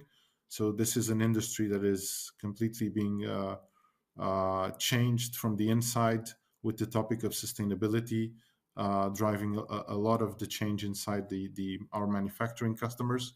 And we have some of them doing exceptionally good work. And the last one, but not less important, is healthy living. And let's say all of us, I think, have experienced the dramatic changes in this industry over the past few years. Healthy living is very different from country to country. You're in the US, it means different things from us in Europe, surely different from our colleagues in Tokyo. So we do think that Fujitsu has technologies and has points of view in this area that can help us transform organizations in these domains. So with our time, these are very short interviews, but there are two areas that I think all of us would be very interested in your perspective. First one is in the category of trust. How do you measure trust? So that's a tough question, Rebecca, but let me tell you a story. I'm sure you like stories. I joined Fujitsu 15 years ago, and I had the chance to receive some Japanese colleagues visiting me, and I had everything very well prepared with all the financial statements, all the metrics that like we usually do when we have a visit from corporate, and I was very surprised that the first question they asked me was not how much turnover I had or how much profit I was bringing to the organization, is for how long were our customers working with us. They wanted to know for how long was customer A or customer B a Fujitsu customer. And that was their first question. And I think that relates a lot with the topic of trust you just mentioned. It's hard to put a metric on it, but if I am to choose one, and that's the trigger of your question, I think having a long-term relationship with your customers and having them wanting to recurrently work with you, even if in different areas, is something extraordinarily important. Obviously, there's other areas where trust plays a role, how you support governments, how you support legislation, how Fujitsu has been involved in things like GDPR and other things is also a reflection of other elements of the word trust. But I would put long-term relationships as number one KPI for us in Fujitsu. It's a great answer. Thank you. So to finish, the world has gone through massive reconsideration of working models. A lot of employees are going through a decision about what do they want in their future. Each generation seems to have a different approach to what they value, what they want. And a multi-generational workforce at Fujitsu is a fact. Any ideas on how to create a sustainable workforce under these conditions? Yeah, so I think probably you and I, Rebecca, have been educated in management practices where we were told that we need to standardize. We need same processes, same tools, same ways of working, and the better companies of the best companies of the 20th century are the companies that have been able to standardize the most. I think one size fits all is no longer good in the 21st century, and for this work environment where multi-generations are there are different generations with different needs. Younger generations in particular want to access the best projects, work with the most exciting customers in the best technologies. So we need to really reflect in terms of our big organizations, how we do that, how we give that experience, and how we let go a bit more of the command and control thinking that we were all raised to accept and to work under. and create that sort of environment. I think most companies like mine you can refer today as dinosaurs. We all have the ambition to become agile unicorns. So I think the only way to do that is create inside of our organizations that sort of environment and that sort of place to work that attracts people that have different needs. Thank you, and thank you for your time. I really appreciate the opportunity to have this conversation with you and hear about the strategy at Fujitsu. Great to meet you. Thank you for your time as well, Rebecca. Thank you.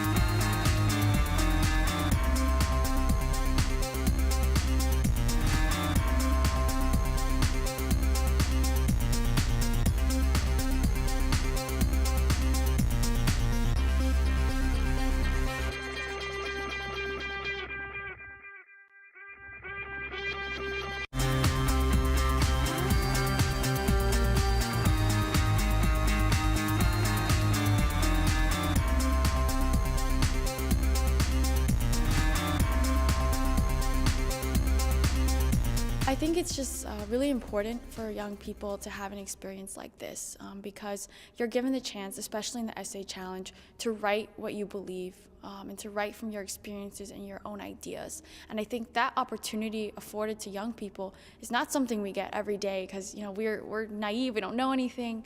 But the fact that in this forum, in this setting, you're recognized for those ideas is truly an empowering experience and something that will influence all of the winners here for the future. There's so many big names here. The funny thing was when I was coming over in the plane, I bought a copy of the Harvard Business Review, and it had Roger Martin, who was one of the speakers, and I'm on the plane and I'm reading Roger Martin and thinking, I'm going to be seeing him in a few days, and I mean that's how big it really is now, with Clayton Christensen and all that sort of thing, and I think Richard Stroud was right when he said it's really the center of gravity now for management thinking. It's been an incredible experience and getting to network and meet new people. Yeah. And the thing that I love the most is you get such senior management professionals, business and industry leaders, and when you hear them speak, they are actually still open to what you have to say. That is something which is not very commonly found anywhere across the globe. So Peter Drucker Global Forum gives you that opportunity to share your thoughts and ideas, and there are people who are icons in that field who are ready to listen to you and share their views about it.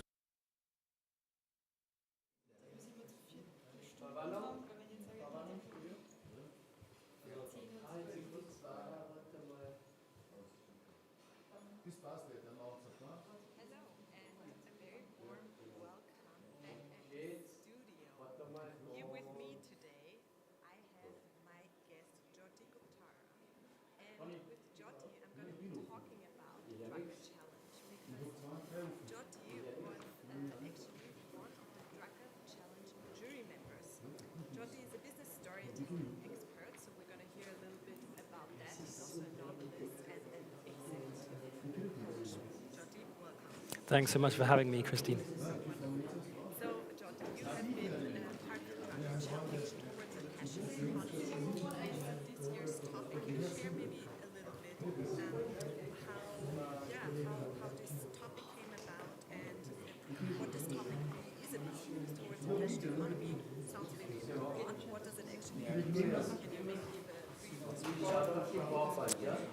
Of course, we like to switch up the topics. So last year,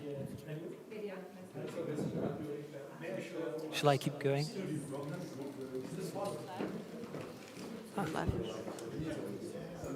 Were we already live? Okay, so we continue. Okay. Just ask the question again, I guess. I will ask again. All right.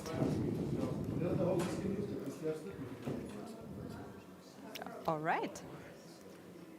Good. So, Jyoti, My first question to you is, as a jury member, you can maybe give our audience a bit of a better understanding about this topic, towards a passion economy. It's quite a broad topic. Can you give us maybe a bit more insights? What does that mean? We like to change the topics up a bit so that, for example, last year we had what crisis demands of the manager, a very serious topic. And I was just talking with some of the Drucker Challenge winners, and some of them were saying that last year they would have been quite intimidated to apply. So this year's topic, the passion economy, is about individuals leveraging their unique creativity to make an income or a living. And a lot of our essayists juxtapose that with the gig economy. So two main differences in the gig economy. Often it was centered around a platform like Upwork or Fiverr. You have thousands of people competing for the same service, and there may not be passion involved. For example, if you're a Uber driver, I enjoy driving, but I wouldn't say I'm passionate enough to do that for Uber. So those are two main differences. Yes, there is a lot about influencing in there. So it is about building a personal brand. So a lot of people from very different and diverse walks of life and fields of endeavor were able to participate. For example, we had a doctor from Brazil, Pedro, and there was a wonderful story of him interviewing people and finding out that a lot of them did not have enough food.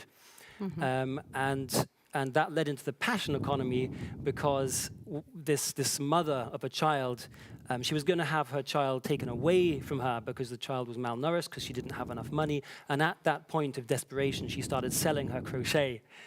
So you can see there are all sorts of different entry points to this topic of the passion economy. Wonderful, so interesting. And I think for our audience in particular, it's very interesting to get like these behind the scenes insights from a jury member. So could you maybe describe a little bit what is the process, how does this process look like? How is the process of being a jury member?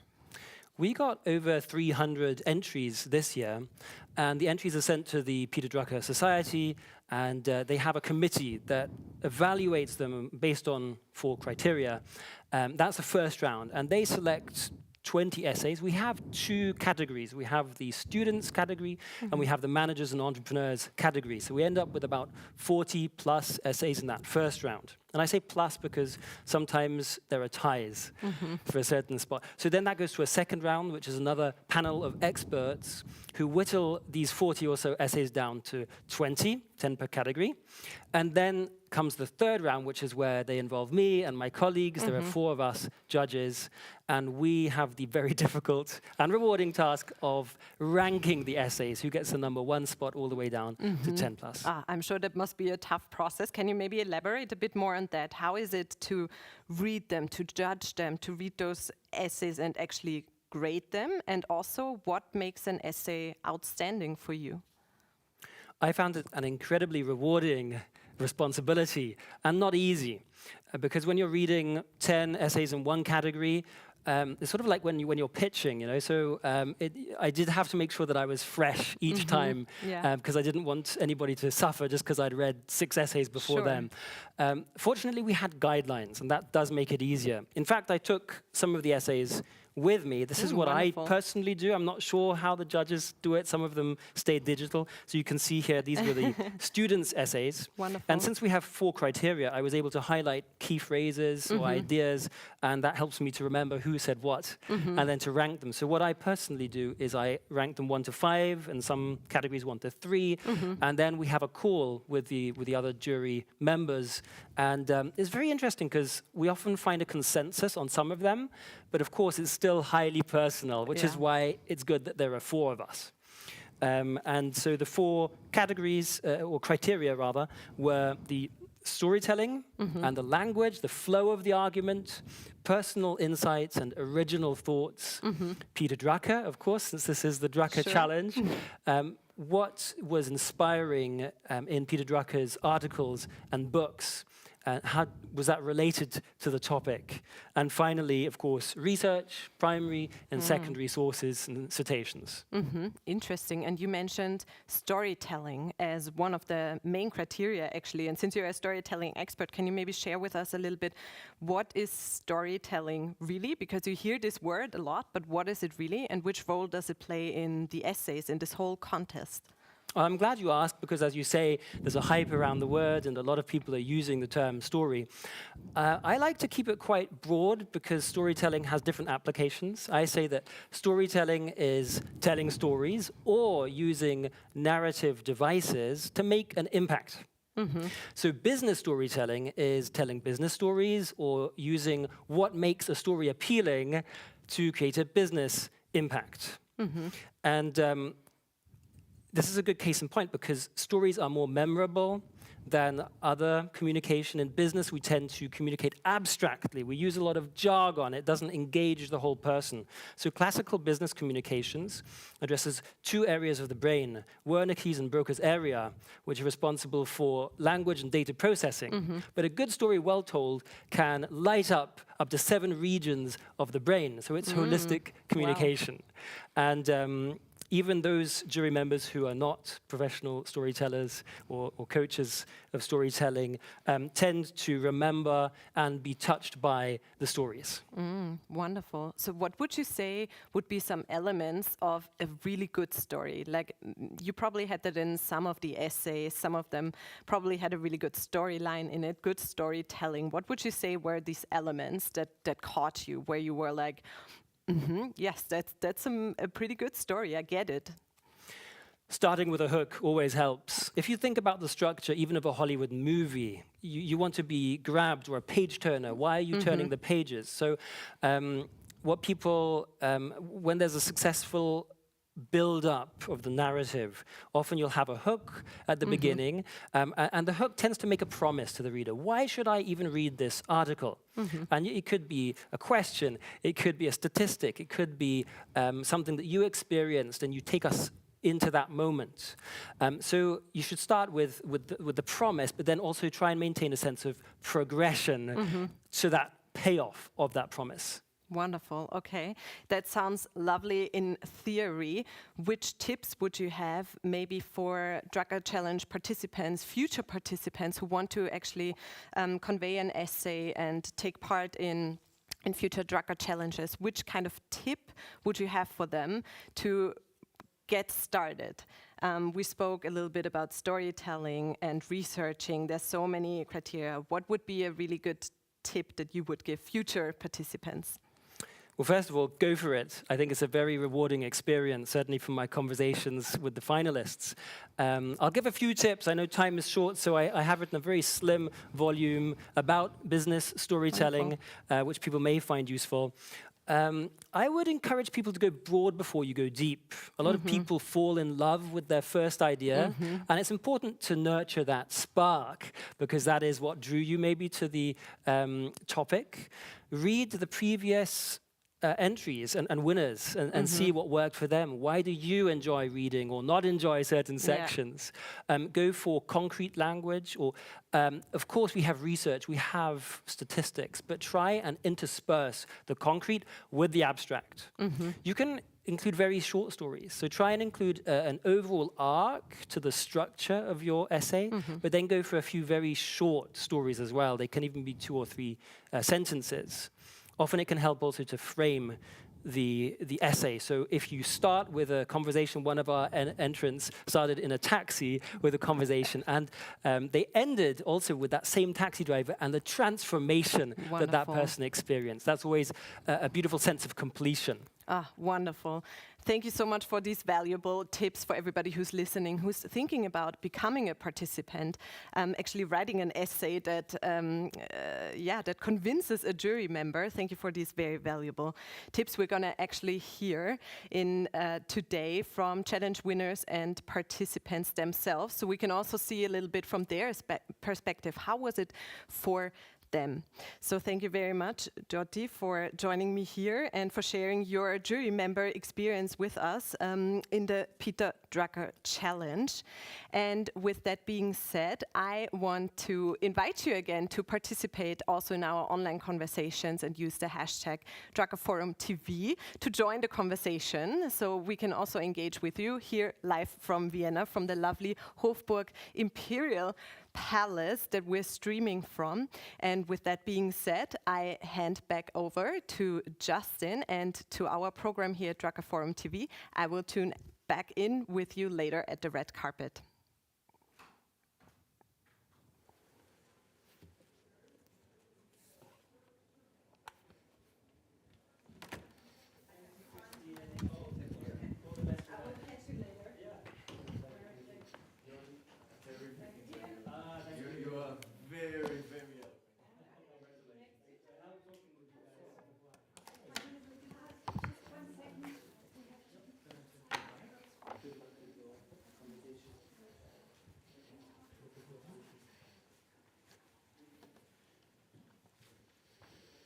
Check, check, check, check, check. Mic, mic, mic, mic. Check, check, check, check, check.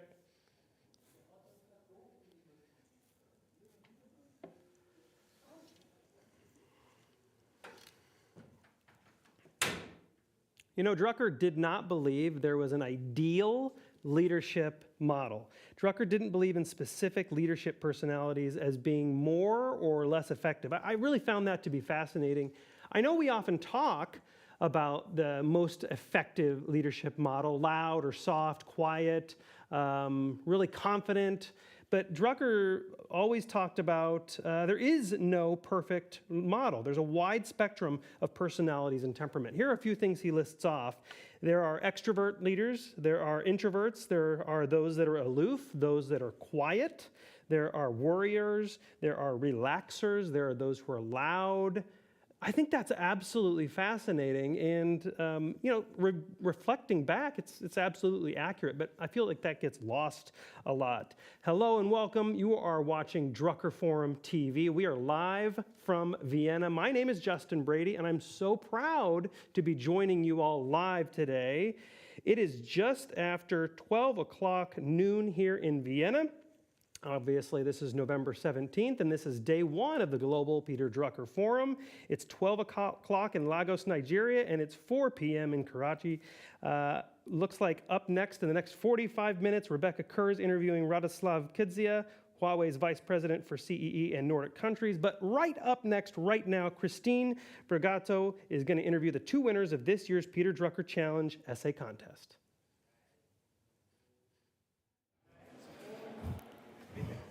Hello and a very welcome back to the red carpet. We're back here to give you a glimpse behind the scenes, or better say directly from the conference. And now with me on the red carpet is Richard Straub, the president of the Peter Drucker Forum. Hello, Richard. Hi. We wanted to take a moment here to talk to Richard and actually ask him a little bit about the Drucker journey so far this year, because of what I'm hearing, there's been a lot going on. There was the Summer Forum, there was the inauguration of the Vienna Center for Management and Innovation. Richard, how was the journey so far this year? Yes, the journey was very active and I would say almost exhausting. But we did some things that we really had planned to do. I mean, you mentioned the Summer Forum, so we have this conference now as an in-person event, and we had the Summer Forum as a digital event. So there is a lot of content created, and it's all, at the end of the day, digitized. So the Hofburg is, of course, the best recording studio for digital content that you can think of. And so we enjoy to be back here. What we also did this year, and this was a big step, is that we inaugurated a new center related to what we do at the Drucker Forum, but even moving beyond it. And this center is the Vienna Center for Management Innovation. Wonderful. So as you can see, dear audience, many things are happening, and still you managed to organize this conference here today, a huge conference at the Hofburg Palace with the topic of performance that matters. Can you maybe share a little bit, how did this topic came about? Why this topic? Yeah, I think it's a fundamental topic for Peter Drucker. Peter Drucker, as it is well known, was very human-oriented, so he cared about people. But on the other hand, he also knew that an organization, business organization, but also other organizations, they cannot survive if they don't perform. So the performance has to be central to management thinking, and this is in a time of crisis now, where organizations are stretched more than in nicer periods where you have a bit of slack. Now the slack is almost lost, and the question of performance becomes very, very important. Wonderful. And can you maybe share as some last words, what would make this conference here today a very successful event? What would make it successful? Yeah, we always say you cannot easily measure that, and as we know, not everything can be measured. But we try to inspire people for action. So for me, it's always successful if people say, well, I haven't got an exact recipe here, because this is what you cannot do. There are no recipes for individual situations that may be different context. But I'm inspired by what I've heard to do certain things differently next week. And that's a key, that's for us a key element of measuring in a way, and we ask people about it. Wonderful. Thank you for this inspiration. What are we going to do differently next week? This is going to be a key question for us here at the conference. Thank you, Richard, for this lovely interview. And here we're going to continue with a few short conversations, actually, with some Drucker Challenge participants. We just had an interview with one of the jury members, but now we want to have a bit more of a perspective of how it is for Drucker Challenge participants themselves. So I can welcome on stage Anna. Hi, Anna. How are you doing? Kia ora, hello. How are you? I'm wonderful, and I'm curious to hear.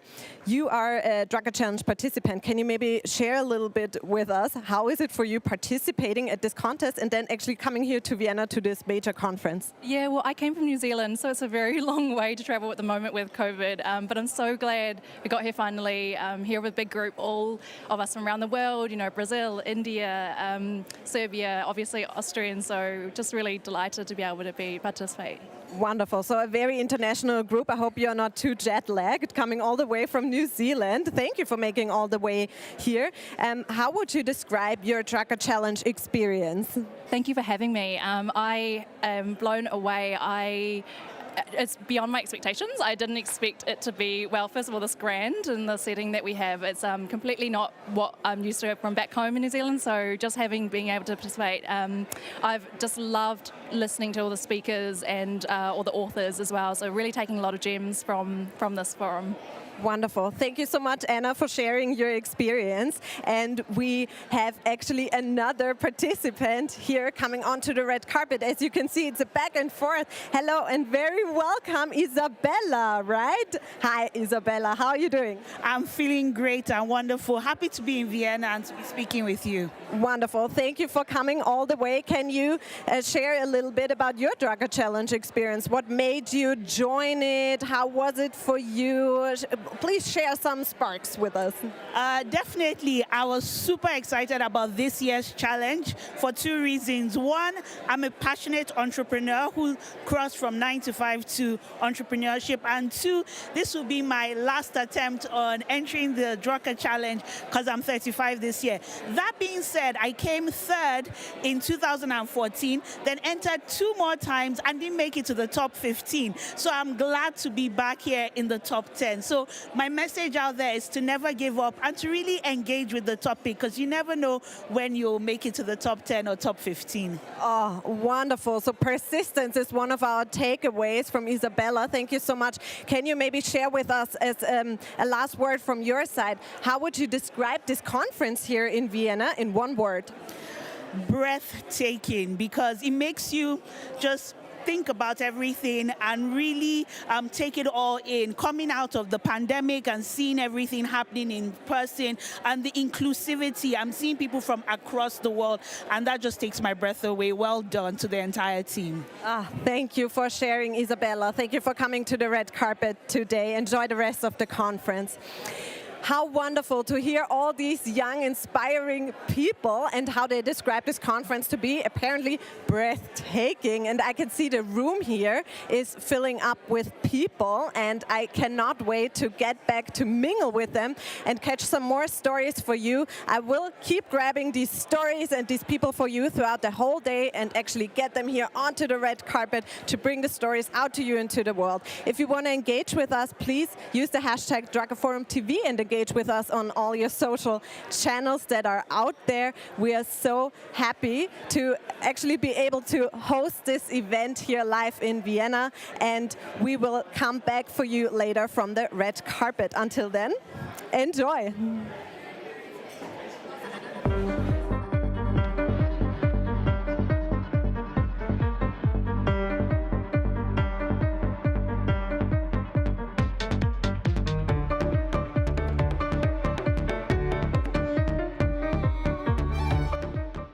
One person can cause an effect. One person in HR can challenge outdated hiring practices, champion modern benefits, advocate for pay equity, and turn jobs into careers. HR empowers others to not only dream of change, but to create it. When your team turns to you, where do you turn? The SHRM Executive Network is an elite global community of CHROs at the intersection of people and business. Apply for access today.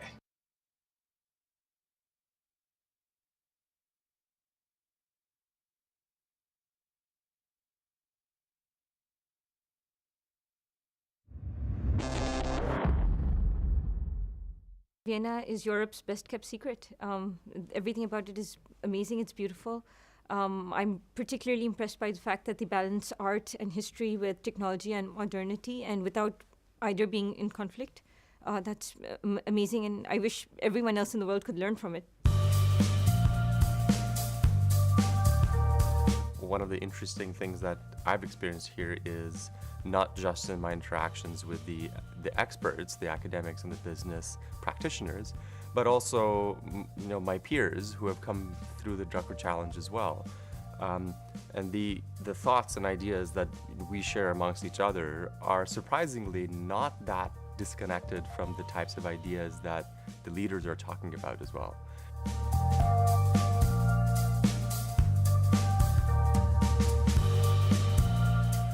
When I first was involved in the Drucker Challenge, in particular, I was the one person that wasn't a traditional MBA person working in the corporate space. Now I'm amazed by the diversity and the size of the group of exciting and interesting people from working in all different sectors and from all across the world. So I'm excited by how diverse and how interesting the Drucker Challenge participants are.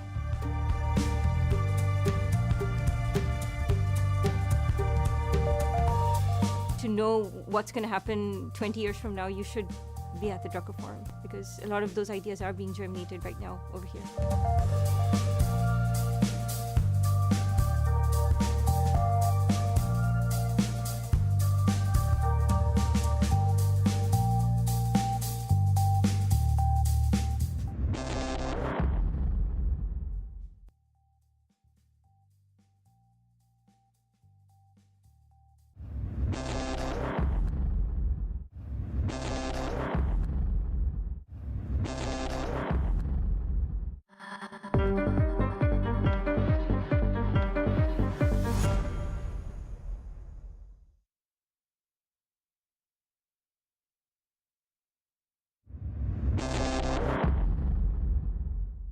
Vienna is Europe's best kept secret.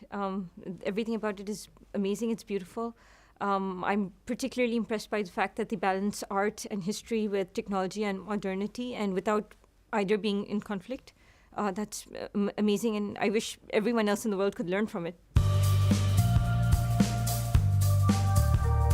One of the interesting things that I've experienced here is not just in my interactions with the experts, the academics and the business practitioners, but also my peers who have come through the Drucker Challenge as well. And the thoughts and ideas that we share amongst each other are surprisingly not that disconnected from the types of ideas that the leaders are talking about as well.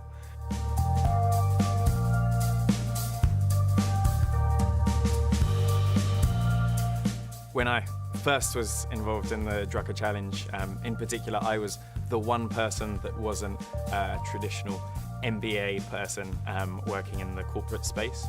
Now I'm amazed by the diversity and the size of the group of exciting and interesting people from working in all different sectors and from all across the world. So I'm excited by how diverse and how interesting the Drucker Challenge participants are.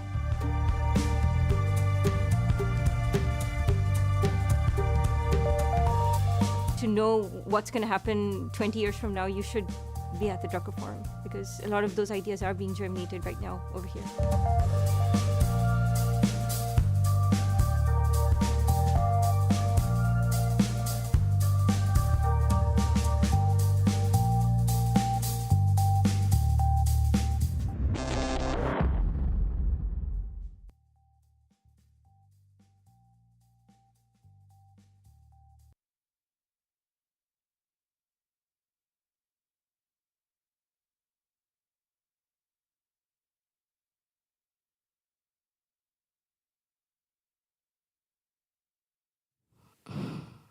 Okay.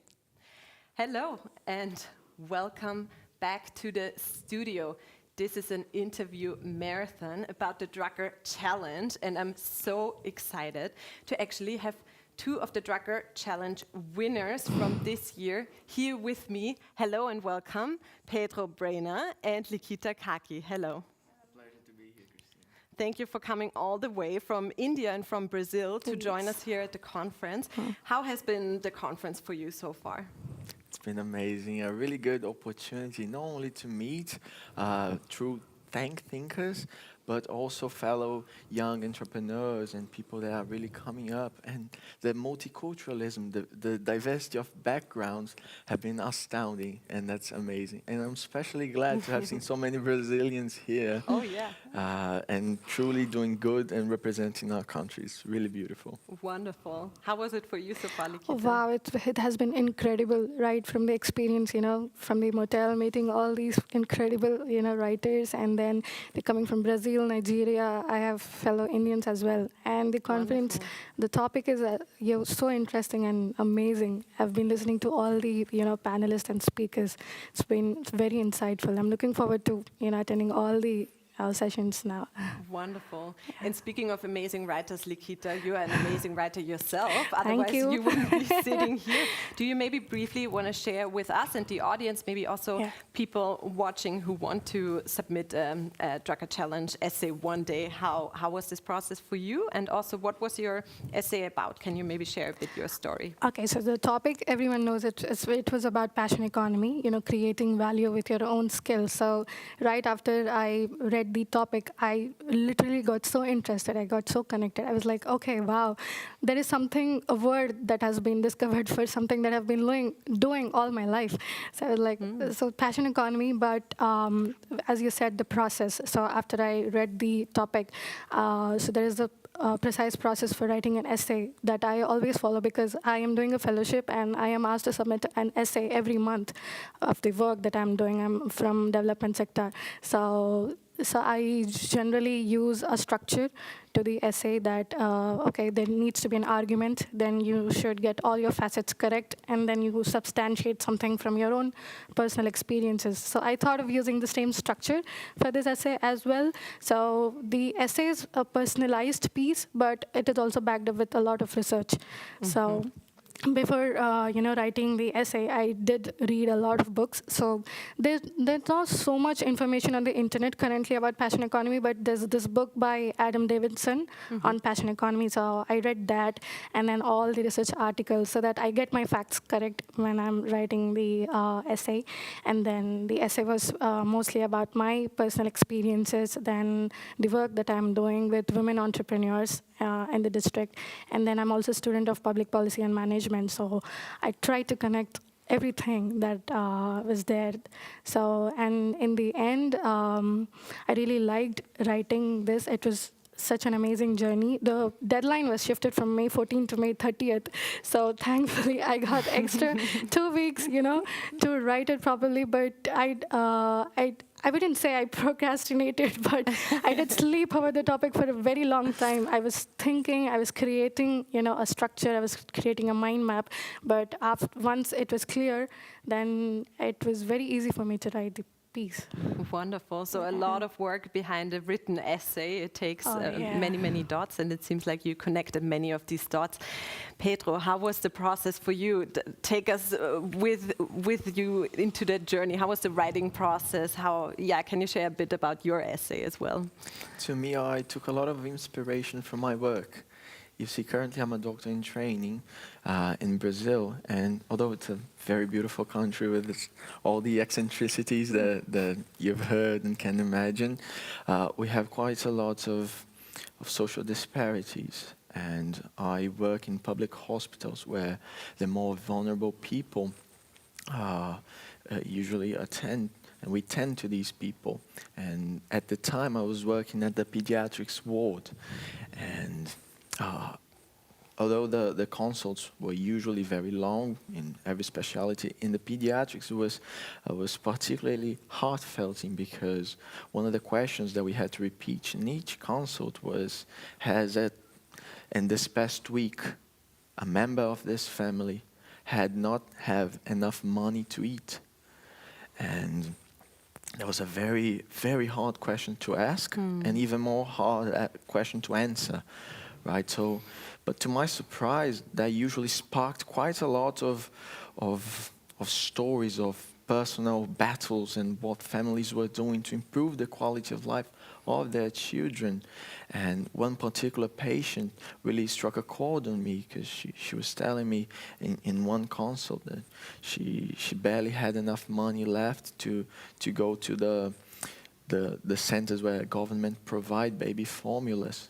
She didn't have barely enough money to go to get the bus fare, and her baby was malnourished. It was rapidly losing weight, and the social service were activated. She might have lost her child, and a few months later, a few weeks later, she came back to another consult, and she had articulated with her local workforces and local health clinics to help her.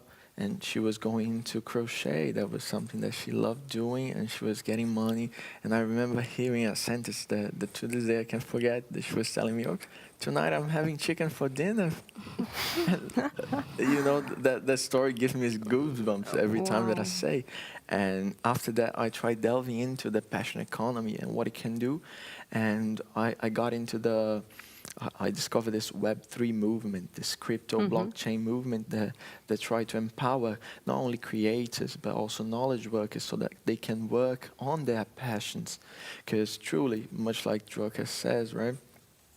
If you work with your passion, competence fueled by passion gets you farther. And I think it was a quote by Vincent van Gogh, right there. Only when I'm behind the easel, right, that I feel a little bit of life.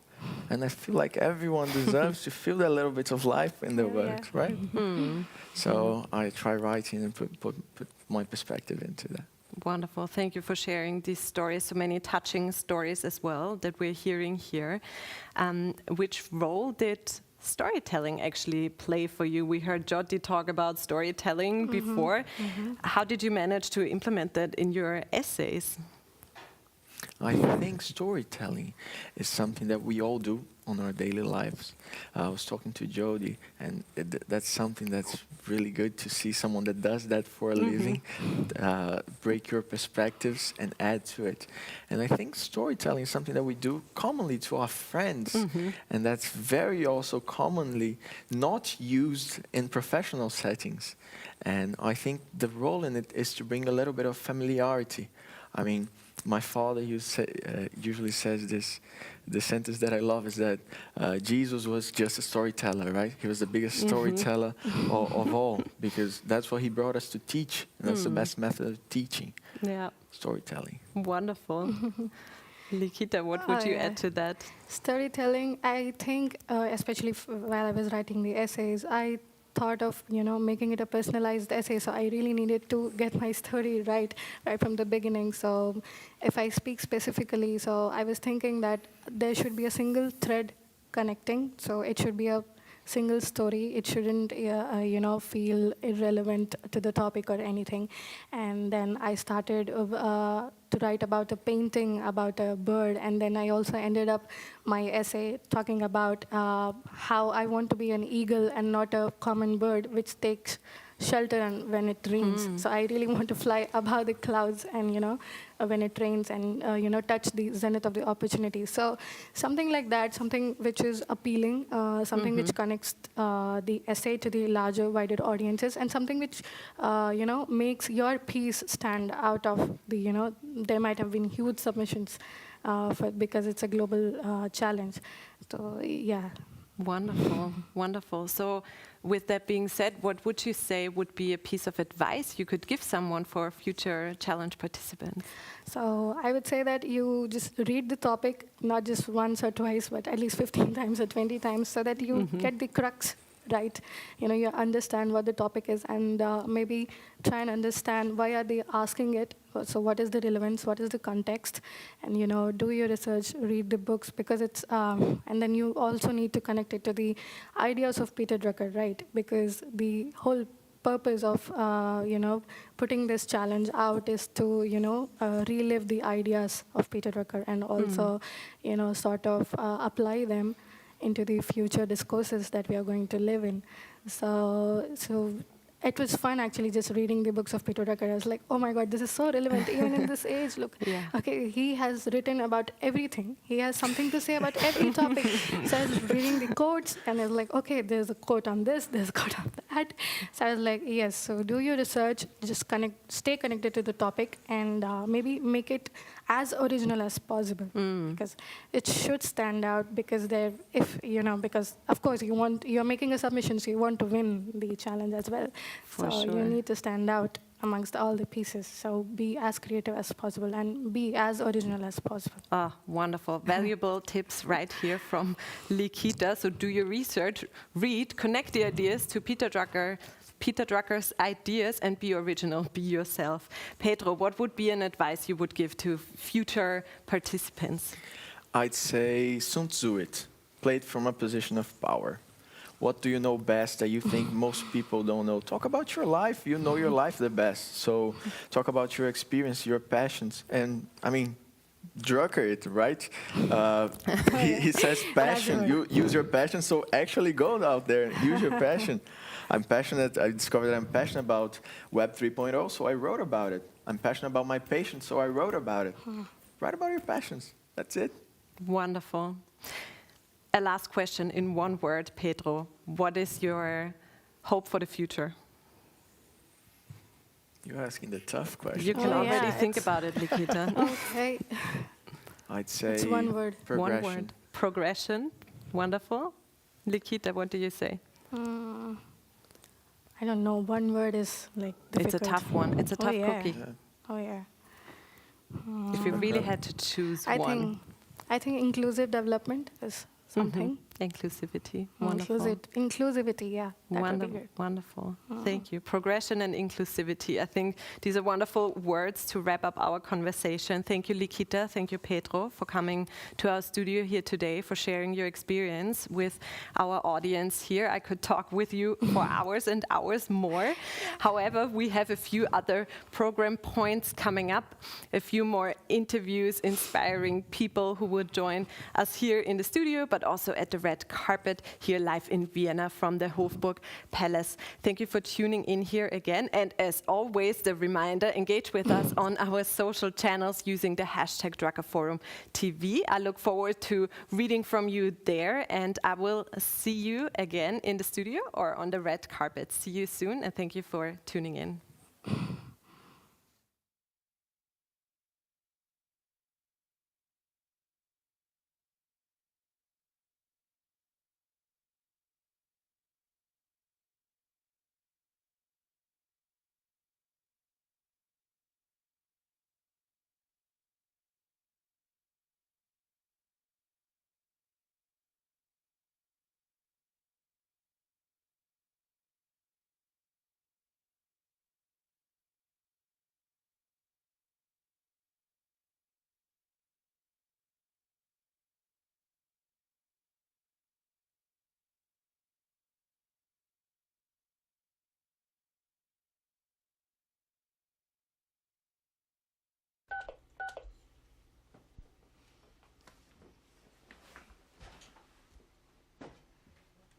afternoon. This is Orlean.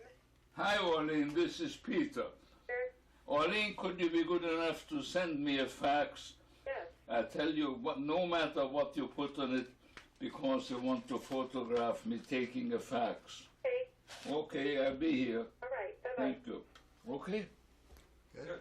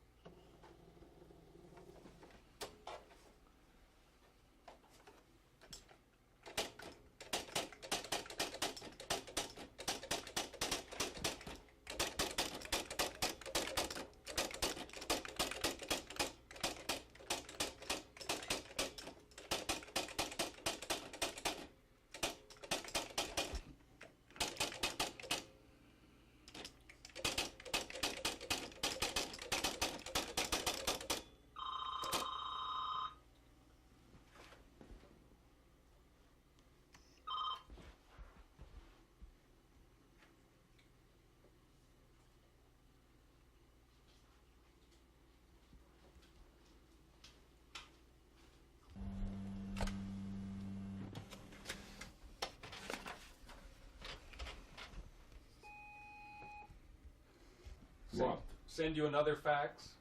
Okay. Bye.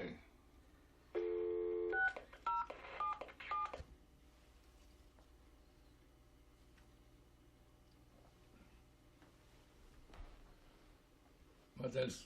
Let me get you reading something else but your book. What? Is there a copy of Shakespeare in your box? Okay. Go ahead like we're not here.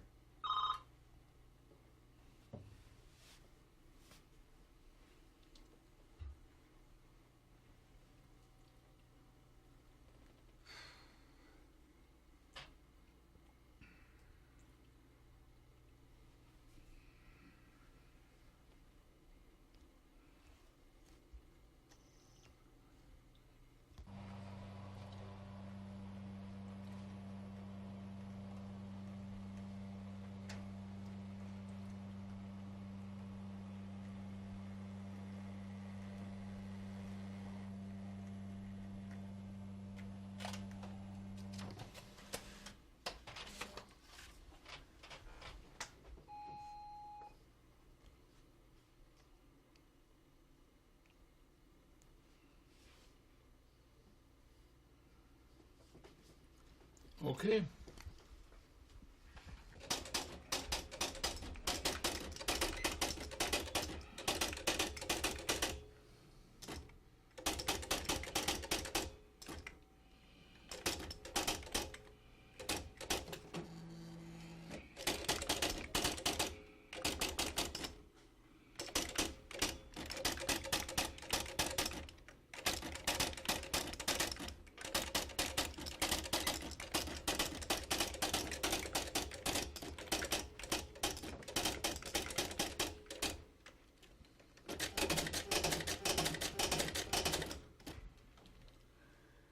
No, I don't believe I can do that. No, I don't want to do that. No, I'm no longer giving interviews, and I'm sick and tired of being filmed, and I think it's over. Go, okay?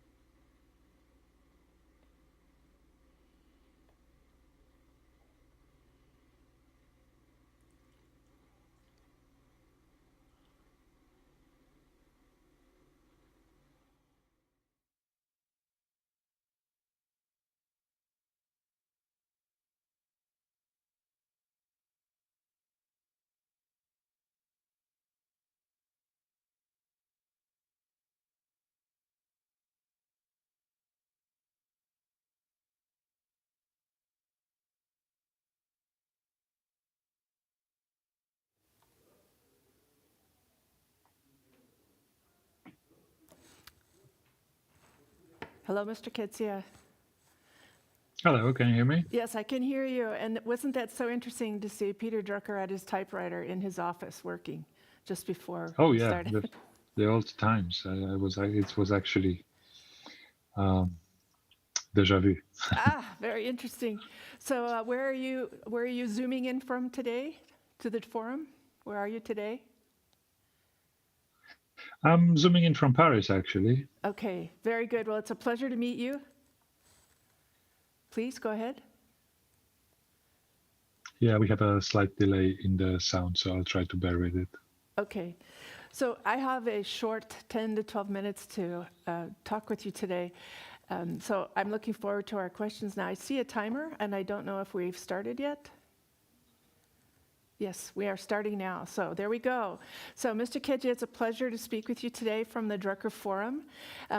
You are zooming in from Paris, and you're a European lead for Huawei, correct?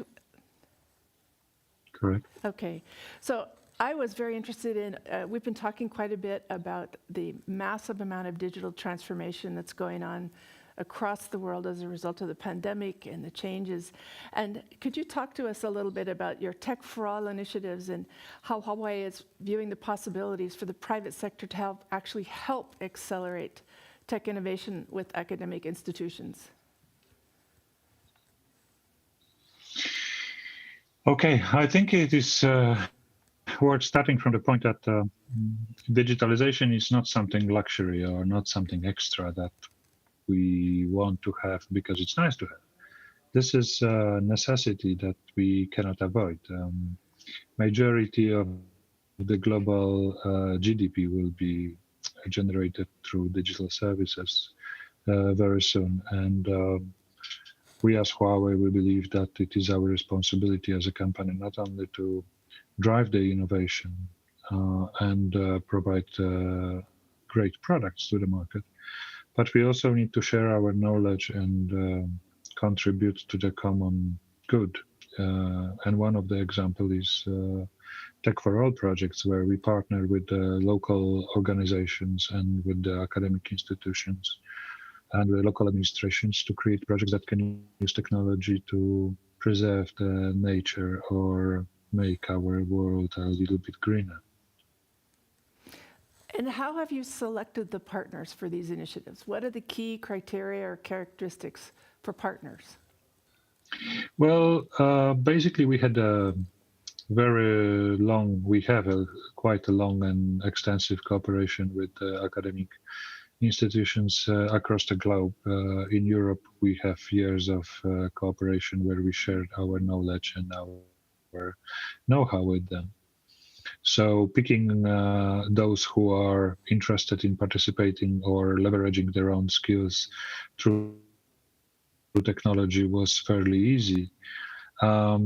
Of course, we had to choose the organizations like National Parks Federation or United Nations or other local organizations who are interested or having projects to preserve the nature, to partner with them. And the third aspect was to have local companies from the local countries to be very technically advanced, to use the technology to tackle the challenges that are in front of the organizations and academic institutions. Well, this sounds like a wonderful way to spark the entrepreneurial spirit, one of the key themes of the forum this year. I was reading that as of 2021, Huawei had over 3,000 digital transformation projects in 8 industries agreed with clients. We're also discussing performance that matters at the conference. Can you share some of how you are measuring performance that matters with these initiatives and what you're learning as the projects progress? For us, what really matters is if we can make an impact and if we can make a change. And of course, not all the projects can bring, let's say, paradigm shift. But in some of the projects, we appreciate if we can get people together for the greater good. And if they are on the direction to improve it, because some of the projects take quite a long time. For some of the projects, we focus on giving the academic institution ability to learn from the pragmatic experience. And for other projects that are on my biggest focus, we have ability to really bring a change. And some of those projects in Europe, for example, I can mention three. The first one in Greece is the wildfire protection program, where we use drones and 5G technology to early detect fires. We all know that Greece is struggling with the fires every year.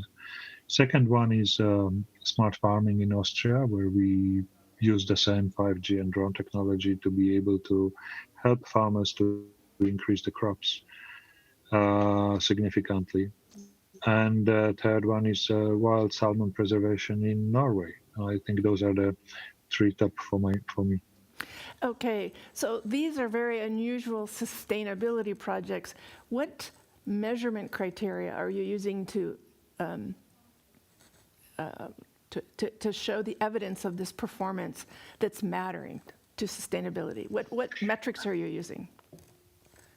Look, we cannot put strict KPIs on it, because actually this is not our role to measure. We can be a trigger, we can be an evangelist of certain solutions. We can be inspirational force, but actually local societies, public administrations, academic institutions, and the companies can measure the output in terms of their academic gain, their public safety gain, the environmental protection improvement, and for the local companies that cooperate with us, new business opportunities and the revenue streams. For example, the company that we cooperate in Austria for the drone technology, they have a great idea of having a drone network across Austria that people would be able to order online for some certain surveillance purposes, whether it's a smart farming or construction, structural surveys, and so on. So we are trying to open and also new business models that are coming together with the new technologies like 5G, AI, and the big data. Very interesting. The statistics said that you were working with projects across 8 industries. Broadening from pure sustainability collaborative with academic projects, broadening into traditional commercial industries. Do you see any impact or performance improvements with traditional industries with your digital transformation projects? Well, of course we do, and this is another aspect. We are focusing on bringing technology where people think those traditional sectors cannot be revitalized using technology. And one of the examples is the mining industry, where we make sure that the very difficult work conditions and dangerous places for people to work in can be elevated and automated. So instead of sending people down into the mines, we can use the machines that are remotely operated. Technology allows us to do it in real time now, because 5G brings a very low latency in the operation of those machines. So yeah, wherever we can make work easier and save human lives, we believe that this is the first place where the technology should be used. Very interesting. So let's, in our final minutes, let's talk about one of the big challenges everyone is having conversations about at the forum, and that is talent and the multi-generational workforces. You have something going in Huawei that is, you have a large number of talent alliances. Can you talk about what that is for you? Yes, actually the Talent Alliance comes from the very logical cycle of the development. You know, everyone is aware that the digitalization, the digital ecosystem, digital economy is inevitable. But what do we need to make it happen, especially in Europe? We need to have companies and organizations and startups that will be able to bring this technology and leverage the understanding. And to have those organizations, we need to be able to have very educated people who are very familiar with the latest technologies. So we start with talent, and we start with talent alliances. And we have several programs across the world as well as locally. We have, of course, our Seeds for the Future, where we cooperate with the academic institutions to promote student projects and give them a chance to widen their horizons with the new technologies and various approaches. We have also scholarships for the brightest students. We also have ICT academies where we have our own teachers who are giving the courses, trainings, and certifications to students. We are trying to push this technology in the face of people who are leaving the universities to make sure that they can really make a change and bring the value to the society as a whole. That's marvelous. So we'll offer just added dimension that people are struggling with a little bit is how do you create a more inclusive, multi-generational workforce? Well, we also have some project in certain countries, for example, in Czech Republic, where we work with the local foundations and institutions to educate citizens whose age is beyond average. And sometimes they need help because maybe their mobility is not that great, and the use of the mobile services can greatly contribute to the standard of their life. So we have those projects as well. And mainly it's advocacy. Mainly we advocate and work with the local companies as an industry leader. We are one of the most innovative companies. So we want to share this innovation with the local societies and organizations. And they are having this last mile where they cooperate, for example, with the elderly homes for elderly citizens. Or with hospitals or with the libraries where we can give a know-how. But we've seen in the pandemic that everyone needs a trigger. That's why I'm saying that our job is mainly evangelization of the societies with the technology, but every society needs to find their own trigger how to use it. So in our last moment, what is the impact on the new working models for Huawei, the hybrid, work from home, freelancing? I imagine 5G has been very helpful in connecting all the workers everywhere. I received dozens of questions over the last 2 years, how the pandemic impacted our operation as a company. And my answer was always, not really, because we are a digital company. And we always had tools, and we always used the digital tools for our own work. Meetings from various places in the world was never an issue for us. The only thing that was an obstacle was not being able to meet our customers face to face. And we are a very customer-centric company. So yeah, but I think we've seen the peak of the digital services in the difficult times, and this was one of the moments of the realization we need to have triggers. And people change very slowly. I mean, change needs a reason. Even though in the pandemics we had all the tools before the pandemics, we had all the tools to communicate. We never used them until we had to. So our role is to show people that they have tools in their hands and they can use it to improve their lives, their businesses, the standard of living. And we hope that it will be used well. Well, thank you very much, Mr. Kedzia. And we've actually done a virtual meeting, which is an example of that. So thank you very much. Exactly. Thank you so much. Great to be on the Drucker Forum again. Watching the alphabet thing like a hawk because I think it's such a really interesting case, and I'm waiting to see what the shareholders are going to say about the non-Google activities, right?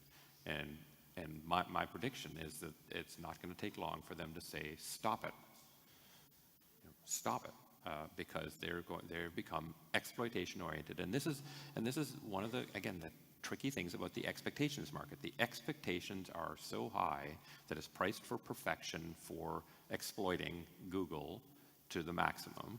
And if they ever miss on that, then they'll say, what are you doing over there? And what the number one benefit Jeff Bezos had of when taking over the Washington Post is that all the value had been wiped out. expectations had gone from multi-billion dollars to nothing. And then you've got all sorts of freedom to engage in all sorts of exploratory activities because you don't have this incredible push of the expectations of exploiting to perfection. Washington Post, the expectations were zero. This is a bankrupt kind of organization that is worthless, that's bailed out by this guy, and then he could do whatever he wants. Thus far, Page and Brin have been able to do whatever they want because they've been exploiting so fantastically successfully in the core business. So it's interesting. I mean, what you're saying is actually connecting to what you were saying earlier is that capital markets can be a liberator or a prisoner. Yeah, and they become more a prisoner than a liberator, right? I think the public capital markets are the American public capital markets now are a detriment to American competitiveness and success. Full stop.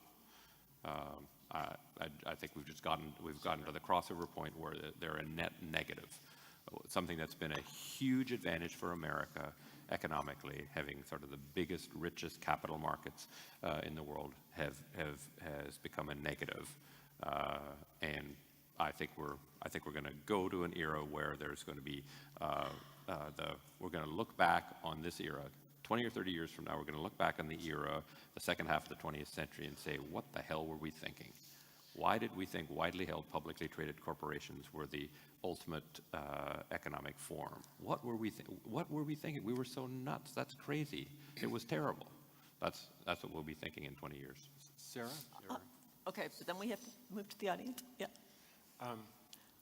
Just to build on that, we set up a fund in which the fund would only invest in companies that were disruptive in our language. And we had a criteria, which is if it did what the theory says they should do, they'll be successful. And that fund has been operating now for 11 years. And the compounded annual rate of return on that fund in publicly traded companies has offered a 36% compounded annual rate of return, even with 2 big recessions in the middle of that. And what's interesting, Roger, is that this fund is the only fund that pursues that strategy. The market won't allow people to do what we know they should do. And it's very interesting to me. The probability that you'll be successful if you follow theories of management that emerge from this group, the probability of success is well over 80%. But entrepreneurs or venture capitalists don't study any of our research. And therefore they can't invest in doing what we know is proven to be valid. You know? So I'm grateful that there are opportunities to succeed, but I don't have much confidence that the current structure can do Current it. structure, yeah. I'm going to suggest that we move to some audience questions because I'm worried about that. But we are going to kick that off with a question or a comment from one of our Drucker Challenge finalists, Milena. Is Milena here? Oh, there's a hand up there. That might be her. Maybe.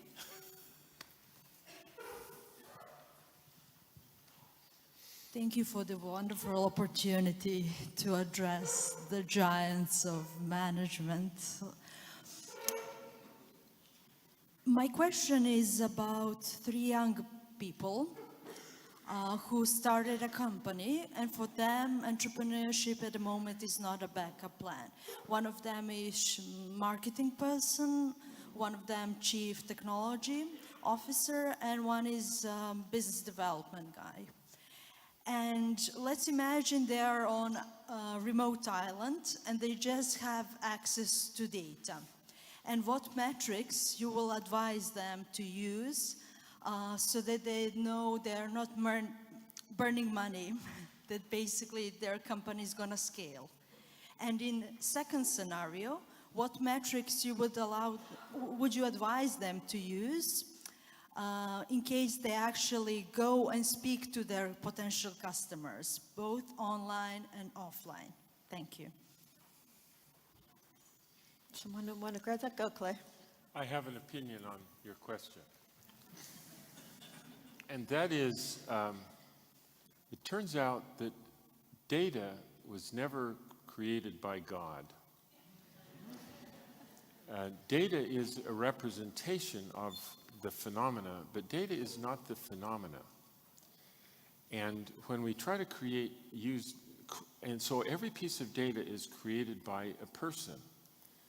And that person had to take some elements of the phenomena and include it in the data, but they have to take other elements of the phenomena and exclude it from the data. And as a consequence of that, data is always, the best they can be is half correct. And therefore, when you're making important decisions of the sort that you're talking to, and you try to build your decision in any way by looking at what does the data say, it is partially true. It only relates to the past. And therefore, you're desperate to have a theory that allows you what causality is at work there. And you need to make your decisions based upon theories of causality in management, not by data. And I haven't died yet, so I don't know what it's really going to be like. But I'm just imagining that when I die, if they let me in, I'm going to look around and there won't be any data in heaven anywhere. And so I'm going to ask them, when they're taking me on my guide, I'm going to say, how come there's no data in heaven? And they're going to answer to me, well, because data lies all the time, or tell half the truth.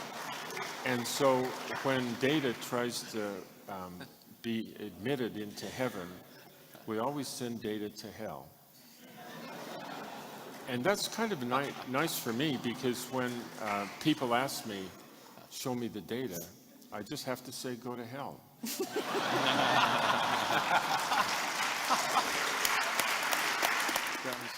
I have an opinion.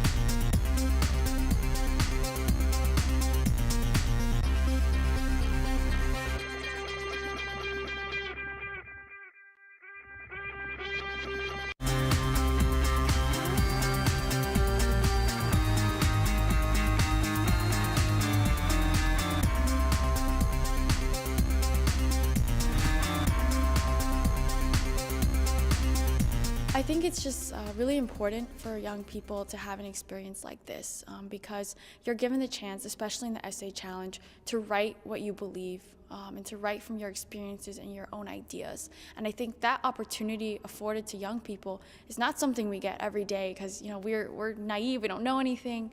But the fact that in this forum, in this setting, you're recognized for those ideas is truly an empowering experience and something that will influence all of the winners here for the future.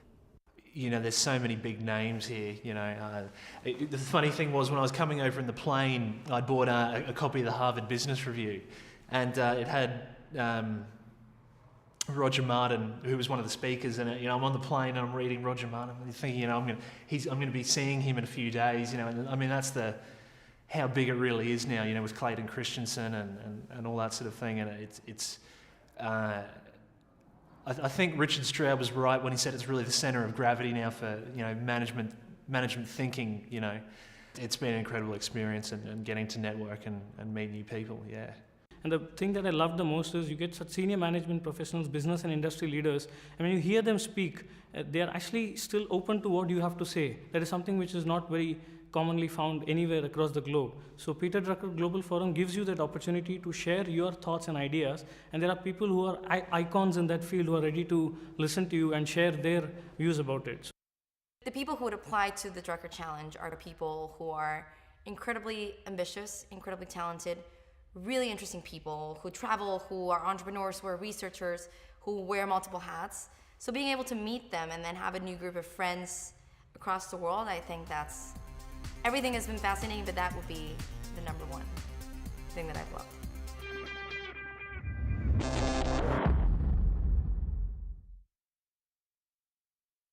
Well, thanks for joining me, everyone. We're still live here at the Drucker Forum TV. We got a lot of information packed in here that's coming up next. So I think I'm going to preview a few things going on. Robert Kaplan's at 1403, best-selling author emeritus at the Harvard Business School. I get to interview Mr. Kaplan, Professor Kaplan. At 1430, Christine Broggiato is interviewing Maureen Hadengue. And I know she's going to correct my pronunciation on this one, so I apologize to Christine in advance. But they're talking about higher education for a good foundation. They're going to discuss reshaping higher education models for students to create a more sustainable society. And also Rita McGrath is still coming up. She's going to be at 1505, Columbia Business School, of course. And Jeffrey Sachs of Columbia University will be discussing the UN Sustainable Development Goals with me. I'm really excited. And we're going to be talking about, is there a management crisis hitting these Sustainable Development Goals? Are they goals? Are they realistic goals to attain? Or is it more of kind of a dream, and does that affect our way of getting to that goal? So I wanted to give a shout out to entrepreneurs watching around the world. Thank you to you, young entrepreneurs, for watching. The Global Peter Drucker Forum has a very long history involving younger generations. It makes sense, right? Because that's how Peter Drucker himself learned at the feet of his parents when his parents had salons in their house. 2010, 1 year after its inception, the forum started the Peter Drucker Challenge Essay Contest. So that's what we're doing next. Coming up, we're talking to two winners from previous years about what kind of impact the Drucker Challenge has had on their life, their careers, their outlook on business, management, and maybe we'll just toss them into a company and make them lead it right now. We're not going to do that, just kidding. And we'll also be showing a video from Philip Kotler. I get to interview him tomorrow. He's considered the father of marketing, father of modern marketing. But right now, we're going to John Benjamin and Nayyara Rahman. And Christine will take that away.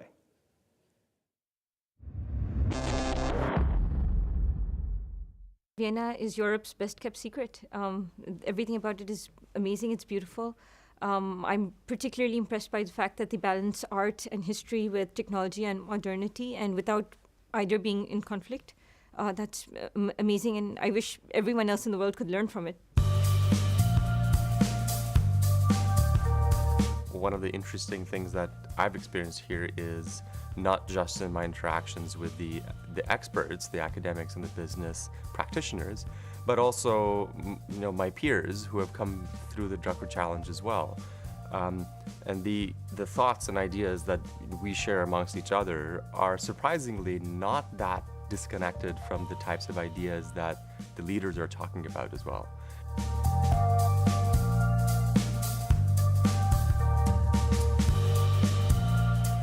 When I first was involved in the Drucker Challenge, in particular, I was the one person that wasn't a traditional MBA person working in the corporate space.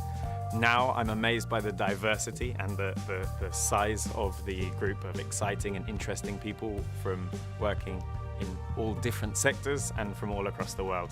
So I'm excited by how diverse and how interesting the Drucker Challenge participants are.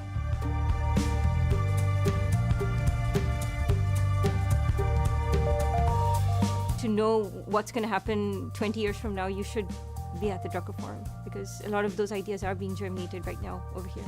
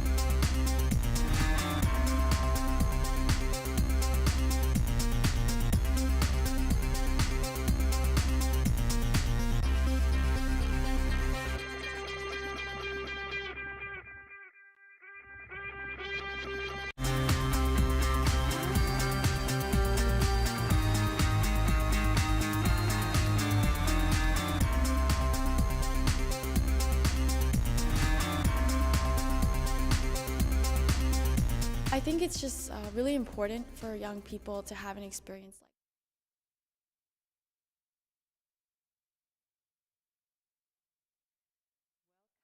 back to the studio. Welcome back at the 14th Global Peter Drucker Forum. Here at the studio, I have two wonderful guests with me. We are going to dive again back into the Drucker Challenge. We've been talking about it today with a few guests already, and we are basically providing a 360-degree insight into the whole Drucker Challenge process today. And my last guests about this topic today are Nayyara Rahman from Pakistan and John Benjamin from the US. Thank you guys for joining me here. Thank you. Yeah. These two wonderful people are previous challenge participants, and I'm so happy that we get the opportunity to chat a little bit here today. And basically, what I want to start out with maybe is just a general impression of your day so far. How has the conference been for you so far? Nayyara, maybe you want to start. Yeah, it has been very packed. So, and it's been very, many of the themes that are going to be discussed over the next 2 days, we already see that in practice. Like performance isn't just about what you do, but also what you don't do. So, and that's a good thing because everything is taking place so seamlessly, although there is so much going on. So yeah, my biggest takeaway right now is that performance is very multi-pronged. And wonderful, thanks for sharing. John, how is that for you today? How was your day so far? Yeah, it's been incredibly exciting. We're in this beautiful building, the Hofburg, and beautiful city. Yeah, like Nayyara said, a lot of activity, a ton of people. Was just an amazing presentation from Charles Handy, legendary writer and thinker, and he was beamed in from his house, and wonderful. So much fun, great discussion, and yeah, already a ton of, a lot of learning, a lot of fun. Wonderful, so glad to hear that. And maybe let's dive in a little bit into your Drucker Challenge experiences that both of you had. And Nayyara, I want to start with you because you were a Drucker Challenge participant, and over the last few years you've actually grown into a part of the Drucker Forum team. Can you maybe share a bit about your unique story? How was your Drucker journey so far? Yeah, this is going to be the longest answer in this interview. I started off in 2014. As a student participant, and the theme was Digital Wonderland. So that was very current for me because I did see that many of the issues that we are discussing today in 2022 were already highlighted in the essay questions. So, for example, the issue of privacy, fake news. There was a hint of that in those questions. So I found that very thought-provoking. I made it to the finals, but I couldn't come to the forum because of visa issues. But the one thing I would say is that, like, during the whole process of applying, the challenge team was very cooperative, and they really went out of their way to facilitate me. When I got my certificate by mail, there was a personal note on it, and looking at it, I thought that when they talk about the human, they just don't mean it as a speech. It really runs everywhere. It's in the team, it's in the speakers, it's everywhere. Then again, 2017, I won. Again, the theme was it really spoke to me, inclusive prosperity, because at that point I had done my MBA and I was very disillusioned with the corporate world, and I felt that it wasn't for everyone. But when they spoke about inclusive prosperity, they raised many difficult questions, positively provocative questions, and I remember thinking, like, everyone I work with should be at the forum right now. Every student should be there. So yes, everyone should participate. If you're between the ages of 18 and 35, please do check out the essay questions. It's well worth participating in. Then when I came to the forum, it was just transformative. Like, I cannot say enough good things about it. Wow, So, wonderful. yeah. What did you find most transformative about it? Well, number one, the difficult questions that they brought up. For instance, at that point, everyone was in favor of automation. But they rose questions about the great displacement that will be caused if we automate without creating a healthy middle path. One of the speakers was very brave enough to say that extreme poverty had returned to America because so much unreflected automation had taken place, so unskilled people who were willing to work were out of jobs, and they didn't have enough to reskill. So, so part of, like, all those lessons I took home with me, I did it informally in my organization first. I had a session talking about the forum. Then I did workshops in universities. And I think that the participation rate from Pakistan has gone up. I look forward to welcoming the next the next challenge participant from there too. Wonderful. So many insights and learnings along on your Drucker journey. John, how was that for you? Can you share a little bit, how did the Drucker journey maybe also change you in many ways? Yeah, well, Nayyara's amazing story resonates with me. Like I heard about the competition randomly. This is 4 or 5 years ago now. And in 2019 applied because wrote my essay because the theme was on Renaissance managers. Should managers be people that are multidisciplinary, or should we be, specialists in management or some specific skill area? I had just read a book on Da Vinci and thought this is a perfect topic for me, and wrote about that and came to the conference not really knowing what to expect, and found I think it's an amazing conference because of the kind of friendliness or the fun that Nayyara talks about. It's incredibly nice, beautifully put on. We're in an amazing setting. And it's a chance to kind of take a breath, step back, and look at, as managers, what is the purpose of our work? Do we see management as a calling in life, as something that has a broader impact that goes beyond ourselves and our firms? Or is it just a job? And in so few areas do you have that chance to kind of take a breath and think about it. Is business as usual working? And the Drucker Forum was an amazing place to do that with a lot of very smart people everywhere you turn. And they're willing to talk to you. It's people that don't just, there's no kind of hierarchy within the conference. People are always sharing ideas, having coffee, having drinks. And so naturally wanted to apply again this year, and loved the theme and wrote my essay, and here we are back in Vienna. Here we are in Vienna. Wonderful. Thank you for sharing these learnings, these insights. How do you manage to, because I mean, a conference like this, it doesn't happen every day, right? It would be lovely to be at the lovely Hofburg every day, but it's more of a special event where we get inspired, where we get new questions, provocative questions, maybe like you mentioned before. How do you then go back to your day-to-day work and implement these learnings? Do you have any insights on that? Yes, it's hard because it's really many years ahead of what's happening in industry right now. I felt that way, at least. That was also what John just said about experts. It's true. They're very approachable, and their ideas are really very mind-blowing. About implementation, I would say we should start with incremental steps. That's the first thing. And second, even Peter Drucker saw business as a moral science. So he saw management as a moral science. So I think it helps to ask what our values are.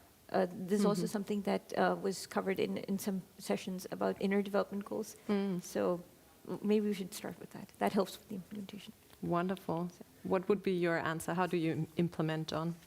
I think that there's, even coming from these panels today and these speeches today, I sort of need to still process it and think about it. There's so much information, but I think what you come away with is more feeling that, we shouldn't be complacent. We should be asking questions, thinking about our position as managers of people, whether we're young in our careers and just starting or more developed, more senior. Drucker's insights are, they're almost like truisms now, but they were incredibly innovative at the time. And every passing year, they teach us new lessons about incentives, about management, about organizational structure, about creativity in the workforce. And I think the conference leaves you with the sense that we should be questioning, it's completely healthy to question not just how we do our jobs well as managers, but also the place of business in society. It leaves you with a real sense of, I think, confidence in doing that as you leave. Definitely. And coming back a bit more towards the Drucker Challenge, with your perspective as a previous participant, why would you say, should anyone even join the Drucker Challenge? Like, what's in it for them? Nayyara or me first? You can go first. Well, the people in Vienna are amazing hosts. The Drucker Forum, I mean, what's not to love? I think it's a chance to actually write honestly about management. Like Nayyara, I went to business school. I felt that there were some assumptions about how we think about management that actually lead to stale thinking. And I think true innovators, truly great managers break patterns and say what they believe. And the essay allows you to do that. And then on the other side, if you're selected, come to an amazing world-class city, come to an amazing conference. It would be obnoxious to drop names, but I've met so many people I admire. People that even have, some of them were faculty members of my business school, and I didn't even get to meet them there. So it's really special to see them here, to see their spouses in some cases, and develop real relationships for when we go home. Wonderful.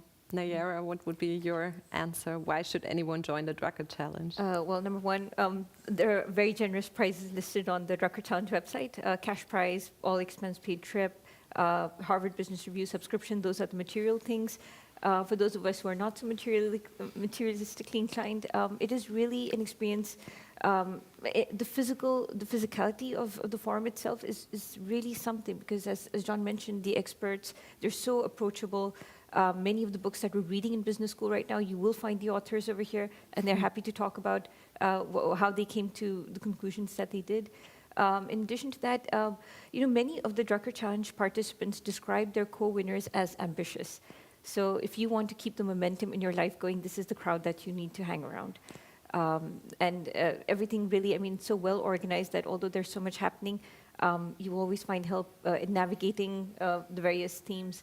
And also, finally, what I would like to say is that, you see, everything that's being discussed in the forum or even during the challenge, those are themes that really, really hit the pulse on business. So for instance, in one of the digital summer forums, somebody mentioned, in fact, there was a whole session on treating employees as volunteers. So in the Great Resignation, that is something really worth visiting. This is a phenomena that, that was parallel to that. So everything is current. Everything can be applied, and there will be more to take home with. So as John mentioned, too much processing going on. But if you are here, you will always have something to think about and something to do. So. Wonderful. Thank you for sharing that. Many hands-on insights of what you could expect if you participate in the Drucker Challenge. Maybe as a last question to both of you, and I'm going to start with you, Nayyara, if I may. Which advice would you give for future participants who decide, yes, I'm going to do this, I'm going to dive into the Drucker universe? Which advice do you have? Well, the first thing would be don't be afraid. A lot of people have this hesitation, like they're not business people, so they think the challenge is not for them. Not true. We have an extremely diverse body of social workers, lawyers, medical practitioners, engineers, and business people. So whoever you are, if you're between the ages of 18 and 35, please do participate. The second thing is that keep an open mind while writing, but also while reading the questions of the challenge. Because you can really take so many angles to it. So, definitely many angles to take. Wonderful. Thank you for sharing. John, what would be your advice for future participants? I think what Nayyara said was great advice. I think I think the most important thing is to read deeply, like Peter Drucker's work, and to think about how I said this a little bit earlier, but think about how revolutionary it is. The things he was saying that today are taken for granted. It's pretty amazing that someone innovated management science as much as he did. You take a management by objectives, things like that are today commonplace in firms. And if you really reflect on it, not only do you understand kind of how revolutionary they were at the time, but I think can look ahead to the future and see how do Drucker's ideas square with new technology, square with things like the Great Resignation, other social trends. So think about Drucker's work very deeply.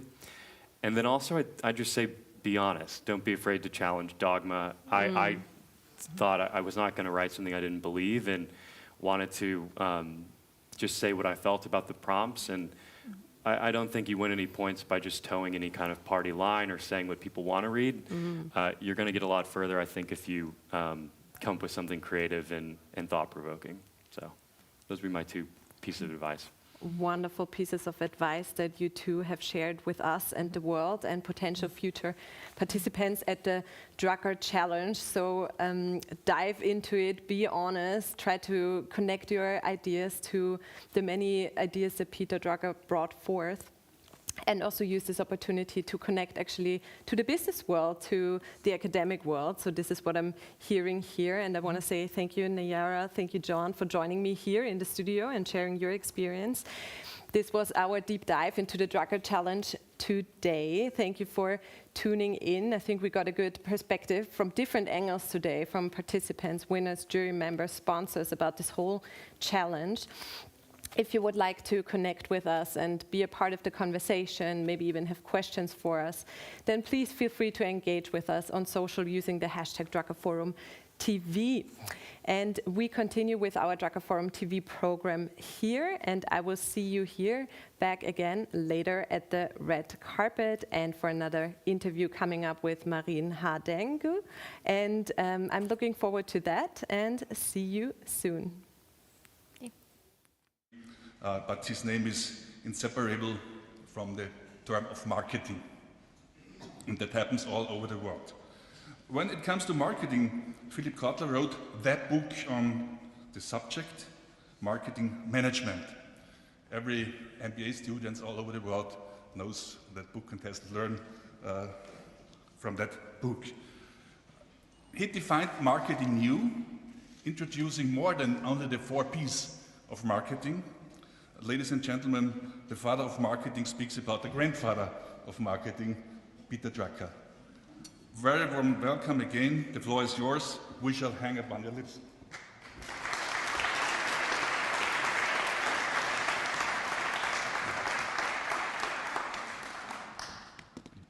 Peter, I'm glad you asked for an applause before I started, because I feel I'm going to be anticlimactic.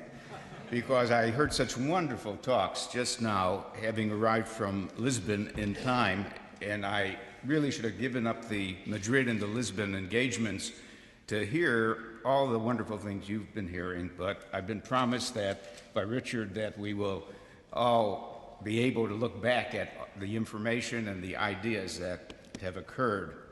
By the way, I carry with me a 1955 book. You know, there's the Old Testament, the New Testament, and the Drucker Testament. This is the practice of management, and I was looking again at that famous chapter, What is Our Business? I'll say some things about that. You know, I was talking to Charles Handy about the fact I'm torn.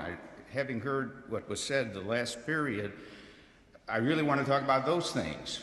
But it's Peter who I want to stick to right now initially, about his influence and why he is absolutely the grandfather of marketing, the godfather of marketing, because this book is a 1955 book. It's called The Practice of Management, and that makes it 55 years ago or more. But the point is, we're still talking about a customer orientation and serving the customer and meeting needs, and it's all there so many years earlier. Let me put it down this way. First, I want to make it a little personal on how I met Peter and Doris.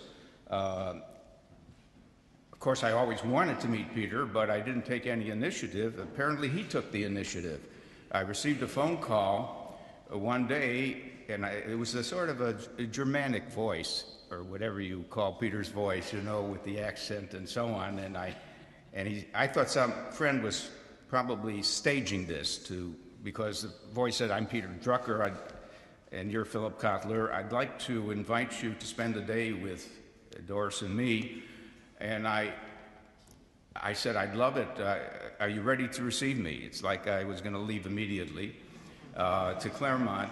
And he picked me up at the airport, and he knew I was an art collector. And you know, Peter was just a marvelous art collector, had wonderful things about Japanese art, Chinese art, and so on.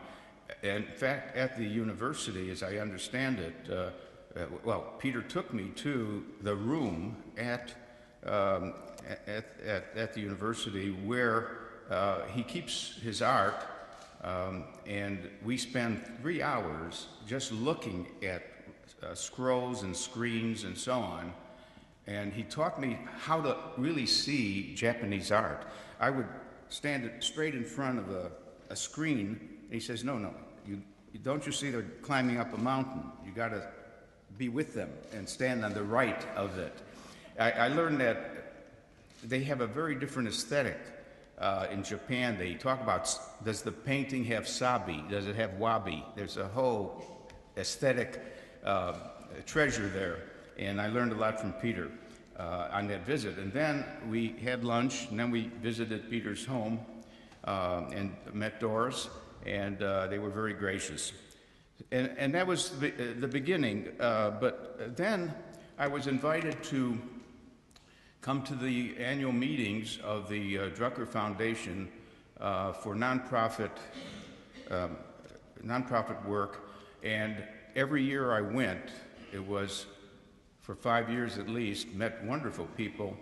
I spoke at some of the conferences, but the purpose of the foundation was to invite 300 or 400 heads of nonprofit organizations to learn how to be better business thinkers about their organization, and in addition to suggest original things that they are doing to solve problems.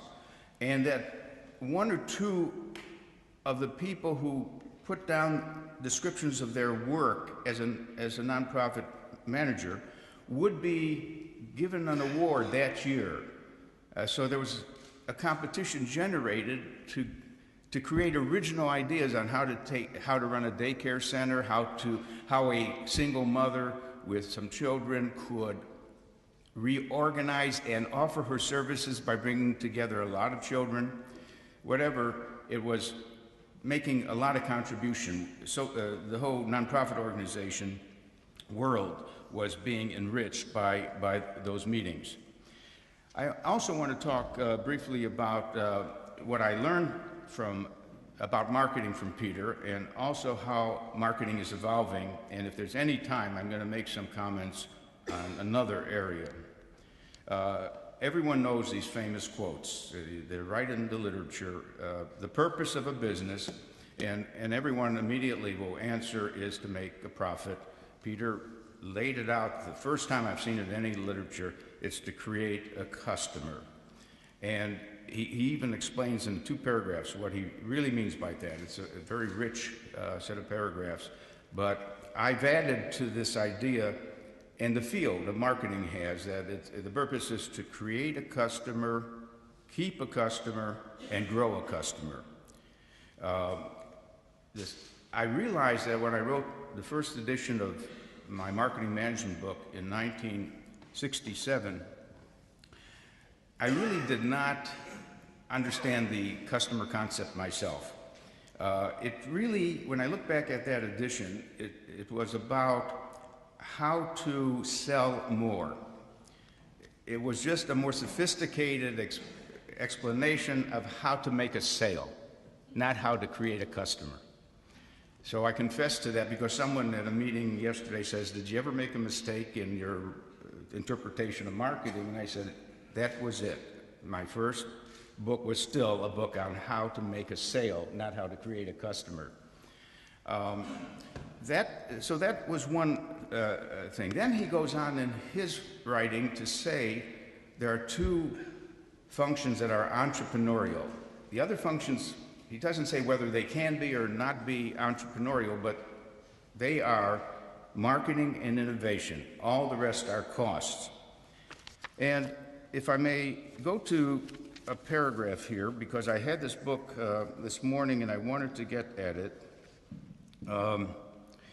He says, marketing is the distinguishing, the unique function of a business.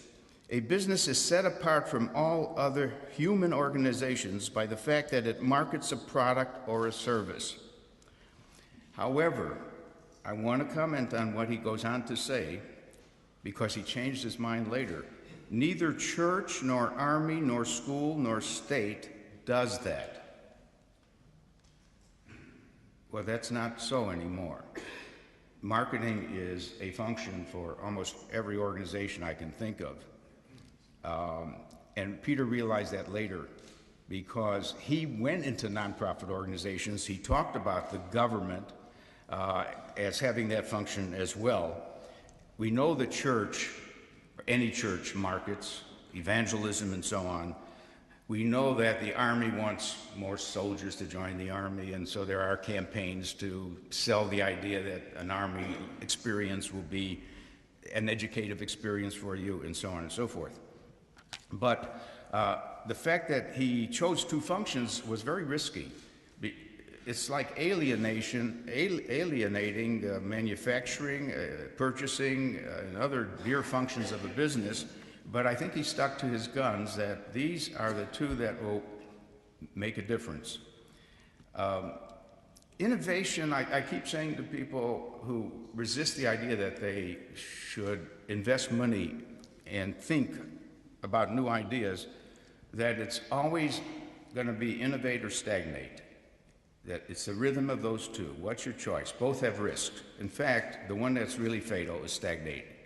In a world of such fast change that we have been talking about just a few minutes ago, you have no choice but to innovate and adapt. But Peter always said, don't be adaptive. Don't adapt, create the future. Adaptive is, and still many business people I meet, they say, well, these economic forces are causing a lot of change and I'm going to adapt. No, you're going to try to create the future and lead the future. He also said the aim of marketing is to know and understand the customer so well that the product or service fits him and sells itself. Now, I think he also said more informally, the aim of marketing is to make selling unnecessary. It's the same words, basically. And I use this with CEOs because there are four types of CEOs regarding their understanding of marketing. First of all, understand that most CEOs never took a course in marketing. They're engineers or lawyers or accountants. And so when you ask them about how the marketing work is going, they say, well, you know, truthfully, I don't like marketing. It's expensive, but I guess I need it because someone has to make the brochures. Someone has to create the ads. I call that person, that CEO, a 1P marketer because, you know, we always talk about product, price, place, and promotion. That's a CEO who is only talking about promotion as the business of marketing.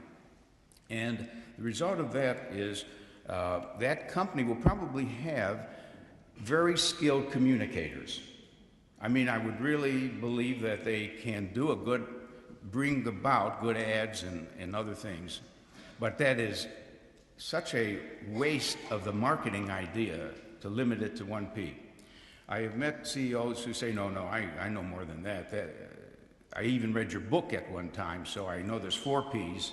And so what I ask my brand managers to do is give me a plan for the product for next year. What are we going to do with the product, with the prices and the place where the product will be available, and also the promotion. So I call that a 4P CEO. And it will probably be a group with a good brand ability, brand building ability. Then there's a third type of CEO who says, I want, before you do any 4Ps, I want you to do STP, segmentation, targeting, and positioning. Because markets are complex. We never say that our market is everyone. Maybe Coca-Cola might say, when I ask, what is your target market? Everyone. Sears, the famous Sears company, always said, everyone. We're a department store, and our target is everyone, until I would ask them, well, do you get the young male teenagers in to buy the jeans? No. Do women buy their clothes at Sears if they're 35 to 50? No. So the important thing is to do segmentation, targeting, and positioning. Now there's one fellow, A.G. Lafley, who really goes beyond that. He says, I'm an ME guy. What's an ME guy? Marketing is everything. ME. And it's not just the other terms. And what he does not mean marketing runs everything, but that the attitude toward the customer is central to everything that Procter & Gamble does. And he's a true believer. And when he came to P&G, to head P&G, which was pretty flat for a while, was an amazing upswing in their performance through innovation and marketing, those two functions. So all of this was written by Peter back in 53 or earlier. And he's the one who alerted us, and also to the best way to predict the futures is to create it. And he said the entrepreneur always searches for change, responds to it, and exploits it as opportunity. So we've all taken that for granted. Now, marketing has moved further since these observations by Peter. Every decade has had new thoughts, new concepts, new practices. I think it may be difficult for you to read those things, but I will read some of them for you. In the 1950s, and before I even got into the business of writing about marketing or thinking about it, we had already formulated the idea of the marketing mix, the product life cycle, brand image. In fact, it was my colleague Sidney Levy at Northwestern who did much work, wonderful work on the concept of brand image. Market segmentation was mentioned that early, the marketing concept and the marketing audit. In the 1960s, the 4 Ps, marketing myopia, lifestyle marketing, the broadened concept of marketing. By the way, this is not geometry. Geometry's been 2,000 years the same. You know, that's one of the excitements about a field such as marketing is that you almost have to rewrite your book every 3 years because so many new things have come up. In the 70s, the turbulent 70s, targeting, positioning, strategic marketing, service marketing. We had neglected services. We always were talking about products. By the way, we don't even talk about products now. We talk about platforms. Like the iPhone is really not a product, it's a platform. And your iPhone may be very different than mine because there's so many applications. There's thousands of people creating things that we can add to our iPhone, so my phone and your iPhone would be different. Social marketing. By the way, that's an interesting field of mine, social marketing, not to be confused with social media marketing. There's a very big problem of the people using the term social marketing when they mean social media and marketing through social media. Social marketing is the application of marketing to causes, where you're trying to, help people stop smoking, don't litter, say no to drugs, and so on. Societal marketing is different. Societal marketing is CSR, corporate social responsibility, and so on. And then there's macro marketing. And we could stop there, but wait. Marketing warfare, global marketing, local marketing, mega marketing, direct marketing. I don't want to give you a headache, but I just want to say that new things keep coming one-to-one. Emotional marketing. Let me tell you that I'm going to be publishing a book in April called Marketing 3.0. I guess a lot of people are latching on to 3.0, whatever they may be talking about. For me, 1.0 is when you're trying to sell something and you appeal to the mind of the person and you want to demonstrate the superior performance. Our Tide says our detergent cleans better. You're selling better performance, but you're mentally selling it. Then you go to marketing 2.0, which is to emotionally couch it and embed it. So now the baby is shown, and the baby's in very clean clothes, cleaned with Tide and so on, detergent. So you build an emotional thing. Then marketing 3.0 is the idea that a company ought to not only reach us through our mind and heart, but also through our spirit, the human spirit, that all of us are very concerned in this age about pollution, climate, terrorism. We are whole human beings, and we are going to begin to care more about those companies who care, caring companies. When General Electric said that they think they're going to now focus on social problems and hopefully make money working on social problems. And when Immelt said that, I thought that's a real, it wasn't there when Welch was running the company and running it very well, but Immelt added a whole new flavor to General Electric to do well by doing good. By the way, in Scandinavia, their people are much more sensitive to this, and they will respect more certain companies that, and it's not that the companies are doing CSR, corporate social responsibility, because some corporate social responsibility is window dressing. You know, it's a 1/10 of 1% of what you're doing. I'm asking if your company has in its soul, are you in touch with the human spirit, and are you meaning to? Here's in Marketing 1.0, we say basically that you want to be better than the competitor. In 2.0, you say you want to be different and better. In 3.0, you want to make a difference.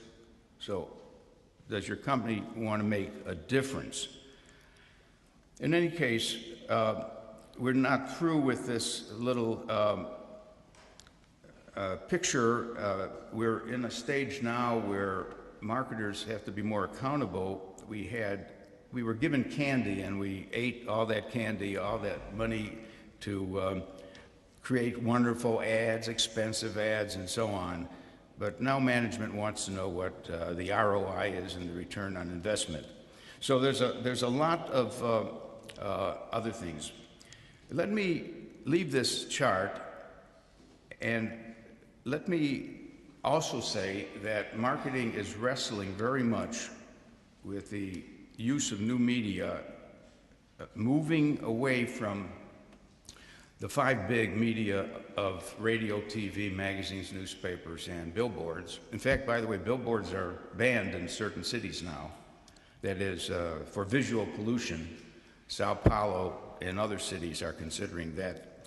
But what the real need now is to blend these two, the old and the new media, creatively, and actually to get companies to do more work sooner with these newer media. I heard that Pepsi-Cola now spends 1/3 of all of its promotion money on the new media. So that means on website, blogging, YouTube, and podcasts, and so on, and the social network sites. There's marketing, very briefly, marketing is becoming scientific. It is becoming financial, and it's becoming more creative. I can't go into any of these things, but there is a very technical and analytical side to our marketing thinking. However, I want to show you this as well. This is that chart that I made the foundation of the book, Marketing 3.0, which has 9 cells, and most companies only fill maybe the first column. Maybe they're touching parts of the second column. But here's one of my favorite companies, SC Johnson, which is touching all 9 cells. They're reaching you through your mind, your heart, and your spirit, and along the mission, vision, and values.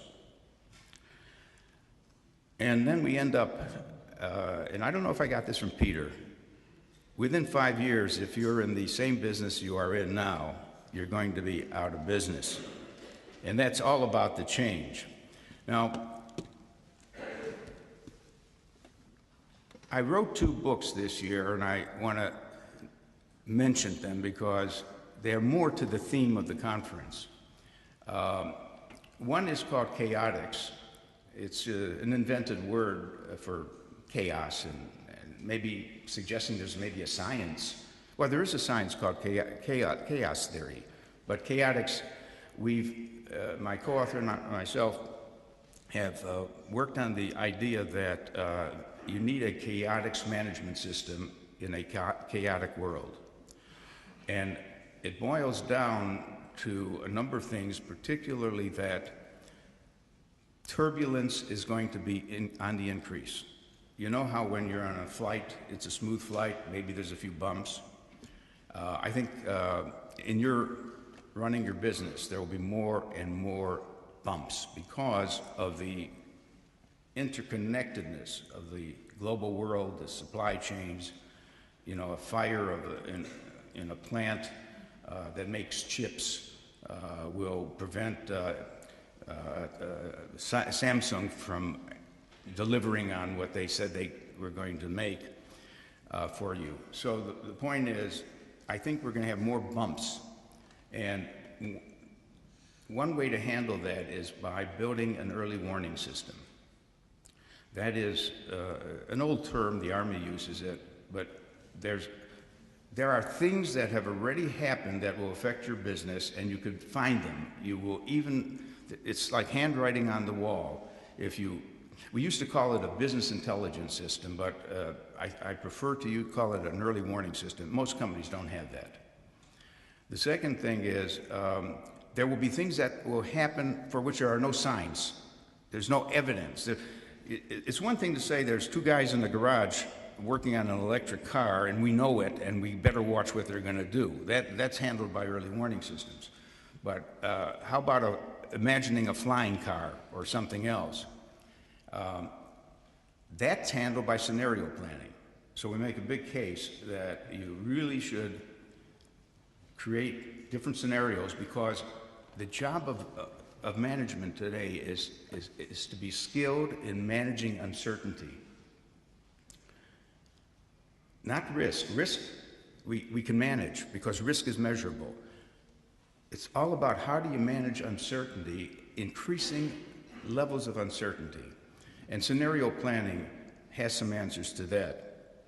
Anyways, that's what Chaotix is about. The other thing that I just always wanted to work on, and I finally got to it, was the whole problem of 4 billion people who are poor.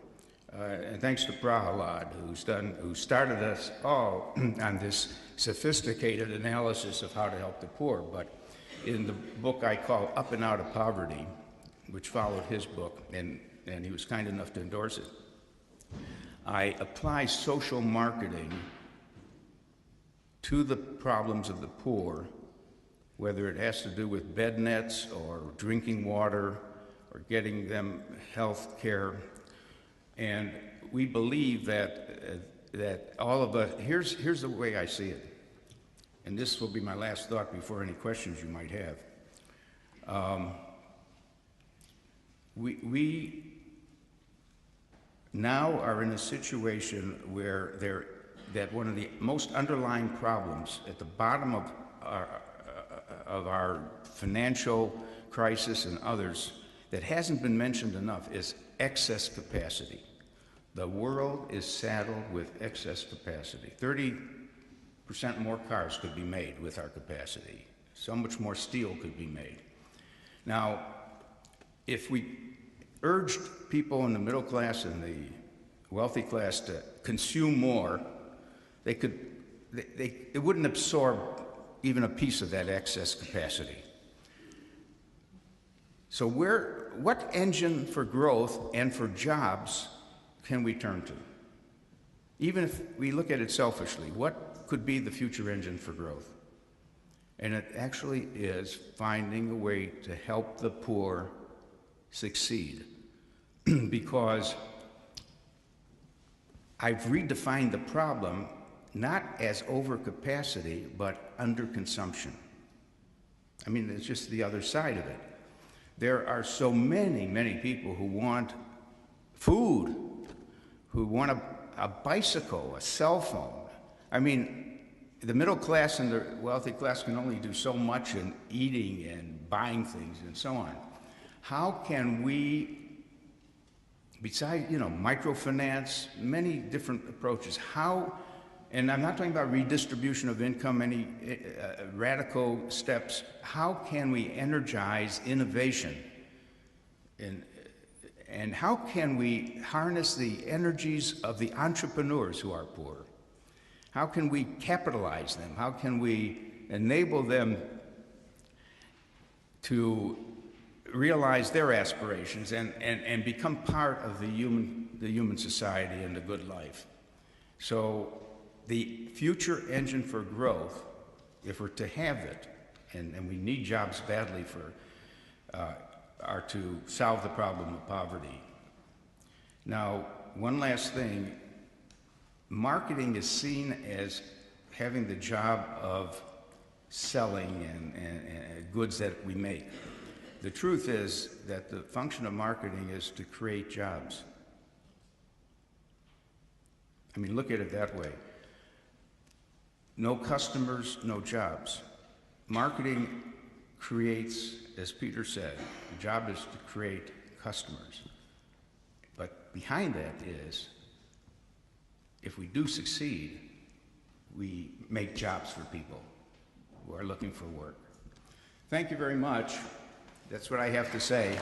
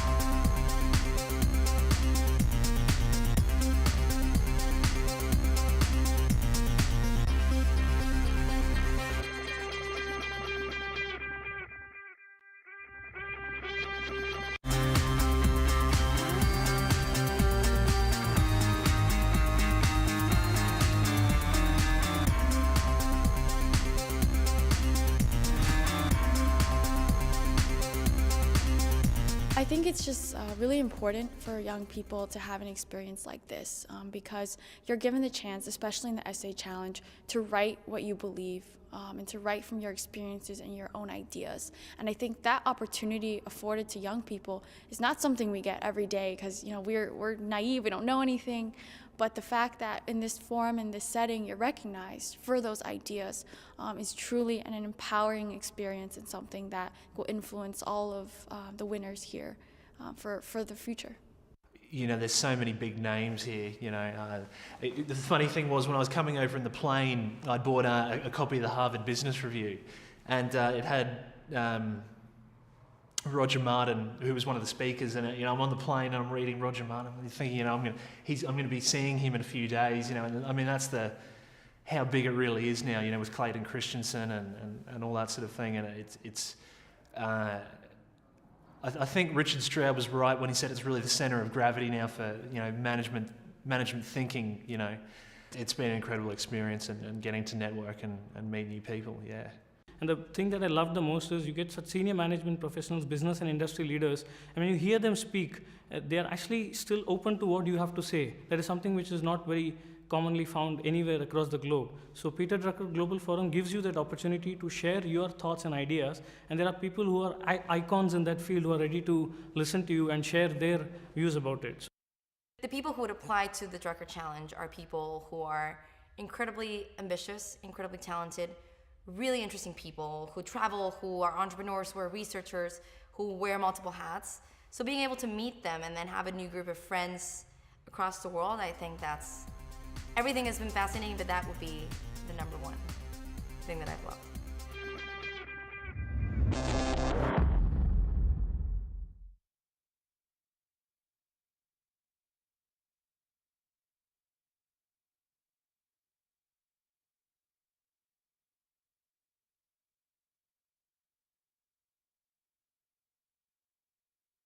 One person can cause an effect.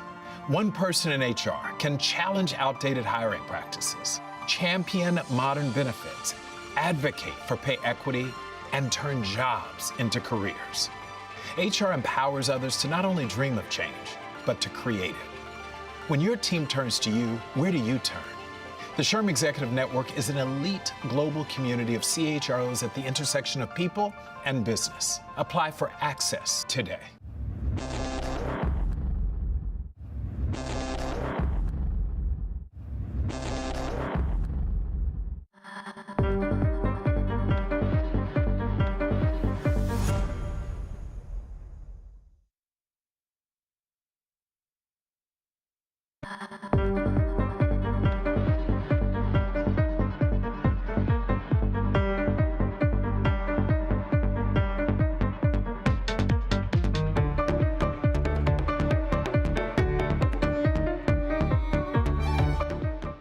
One person can cause an effect. One person in HR can challenge outdated hiring practices, champion modern benefits, advocate for pay equity, and turn jobs into careers. HR empowers others to not only dream of change, but to create it. When your team turns to you, where do you turn? The SHRM Executive Network is an elite global community of CHROs at the intersection of people and business. Apply for access today.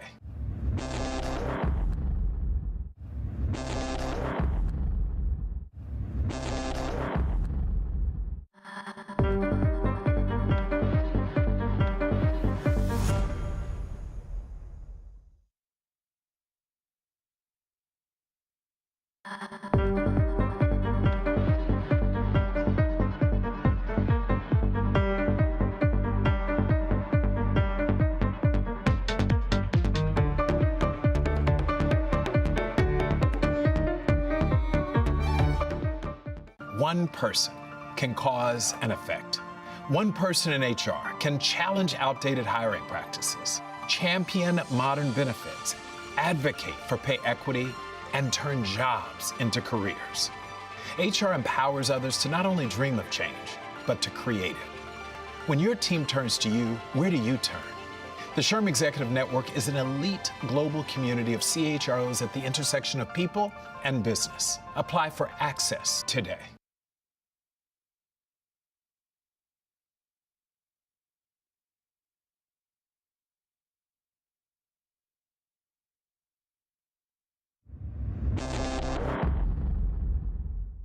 Vienna is Europe's best kept secret.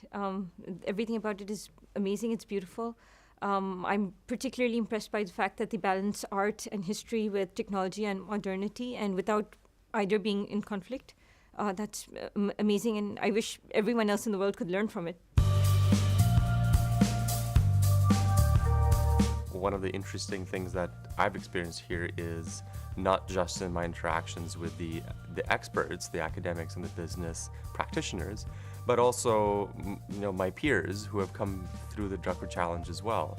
And the thoughts and ideas that we share amongst each other are surprisingly not that disconnected from the types of ideas that the leaders are talking about as well.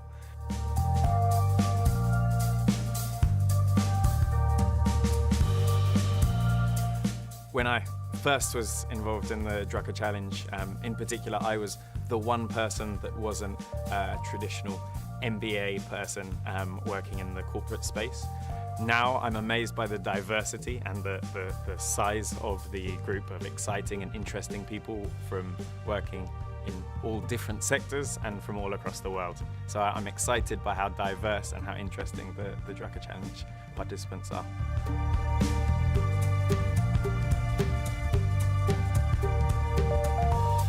To know what's going to happen 20 years from now, you should be at the Drucker Forum, because a lot of those ideas are being germinated right now over here.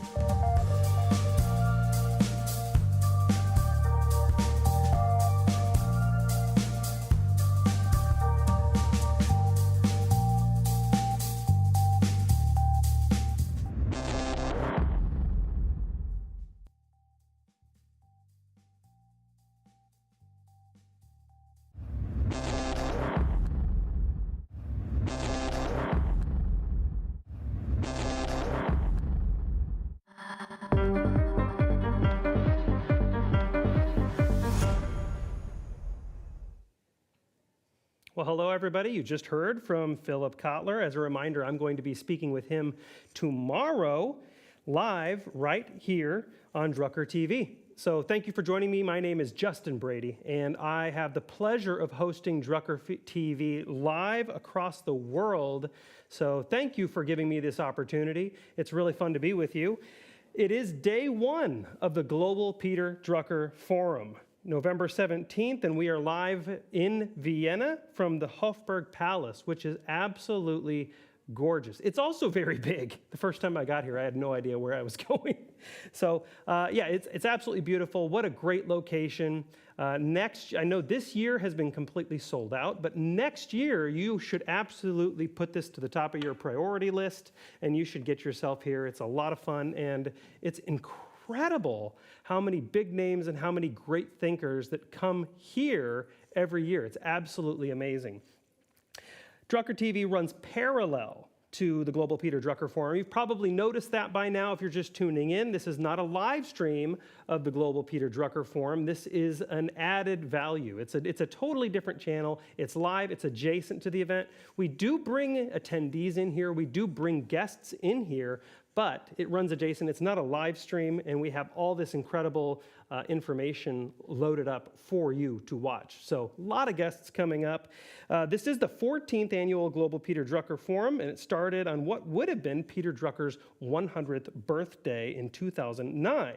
Now, since that point, it's evolved quite a bit into perhaps the biggest and most important management conference in the world. So I'm going to give you a preview of what else you can expect today. At 14:30, that's about 30 minutes, Christine Broggiato will interview the executive director of the Higher Education for Good Foundation right here on Drucker TV, and they will discuss reshaping higher education models for students to create a more sustainable society. That's going to be really exciting. 15:05, Rita McGrath will be joining us, professor of Columbia Business School, and 15:30, Jeffrey Sachs of Columbia University about the UN's Sustainable Development Goals. I'll be sitting down with Professor Sachs. Do we have a management crisis on those Sustainable Development Goals? I'm going to ask him that. It's going to be a good conversation. And Ignatius, the economics professor and best-selling author and innovative educator at the Harvard Business Review. He's the chief over there at the Harvard Business Review Group, so he'll also be joining us.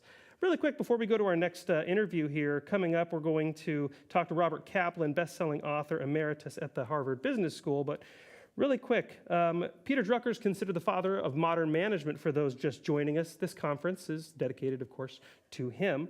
Without knowing it, you've probably read a lot of Peter Drucker's management ideas and leadership ideas from much of the business books you've read. So coming right now is my interview. I'm going to be talking live with Robert Kaplan right now.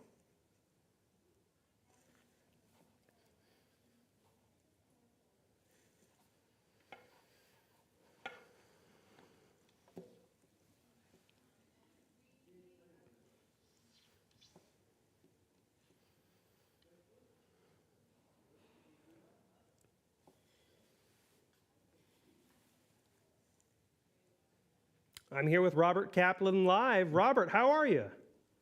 Doing fine. Good afternoon to you. Good morning with me. Yeah, exactly. Thanks for joining us today. We have Robert Kaplan with us, Senior Fellow and Marvin Bauer Professor of Leadership Development Emeritus at Harvard Business School. Did I get that right so far? Yes, we're doing fine. We're doing great. So I want to talk about ESG performance. This is your sweet spot. So do we need, and we're going to start out very broadly, but do we need a new model to track ESG performance and emissions? I feel like you have an opinion on this one, and you've written a lot about it. So can you tell us a little bit about e-liability? What is that?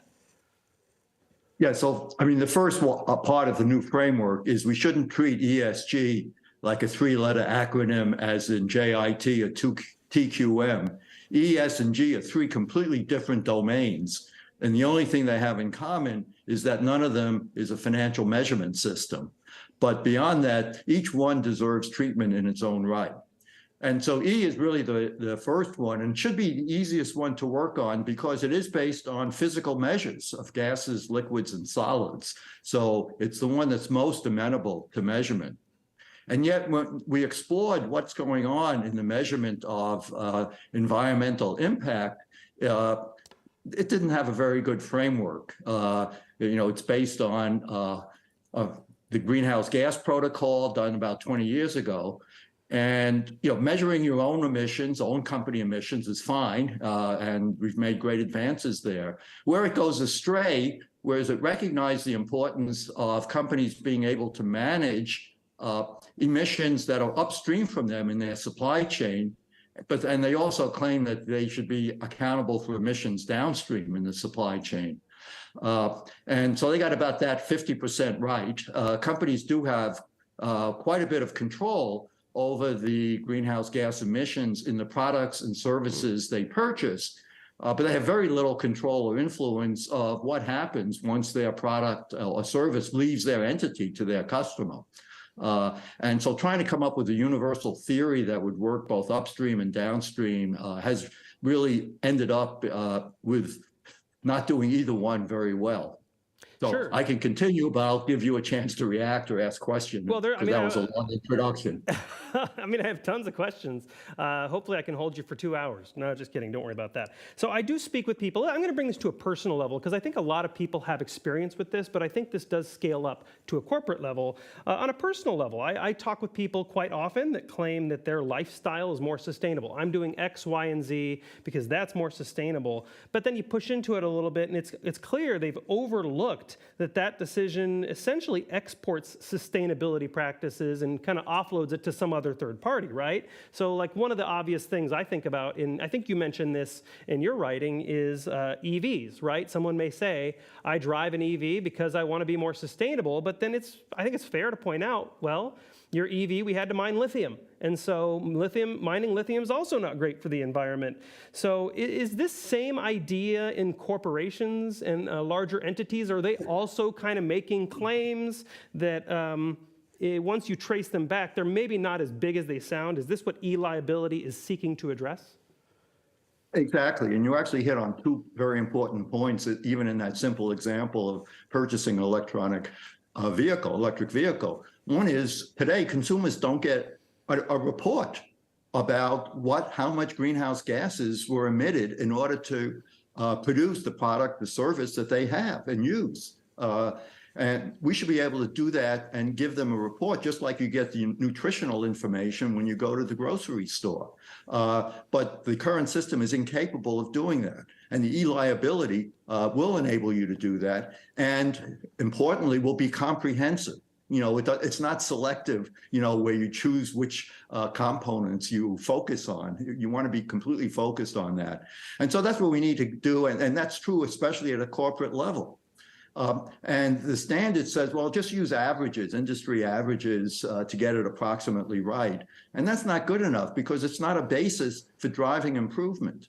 We don't want to just report on environmental impact. We want to reduce it. And you can only reduce it when you get accurate, valid information for the specific products and services you're currently purchasing.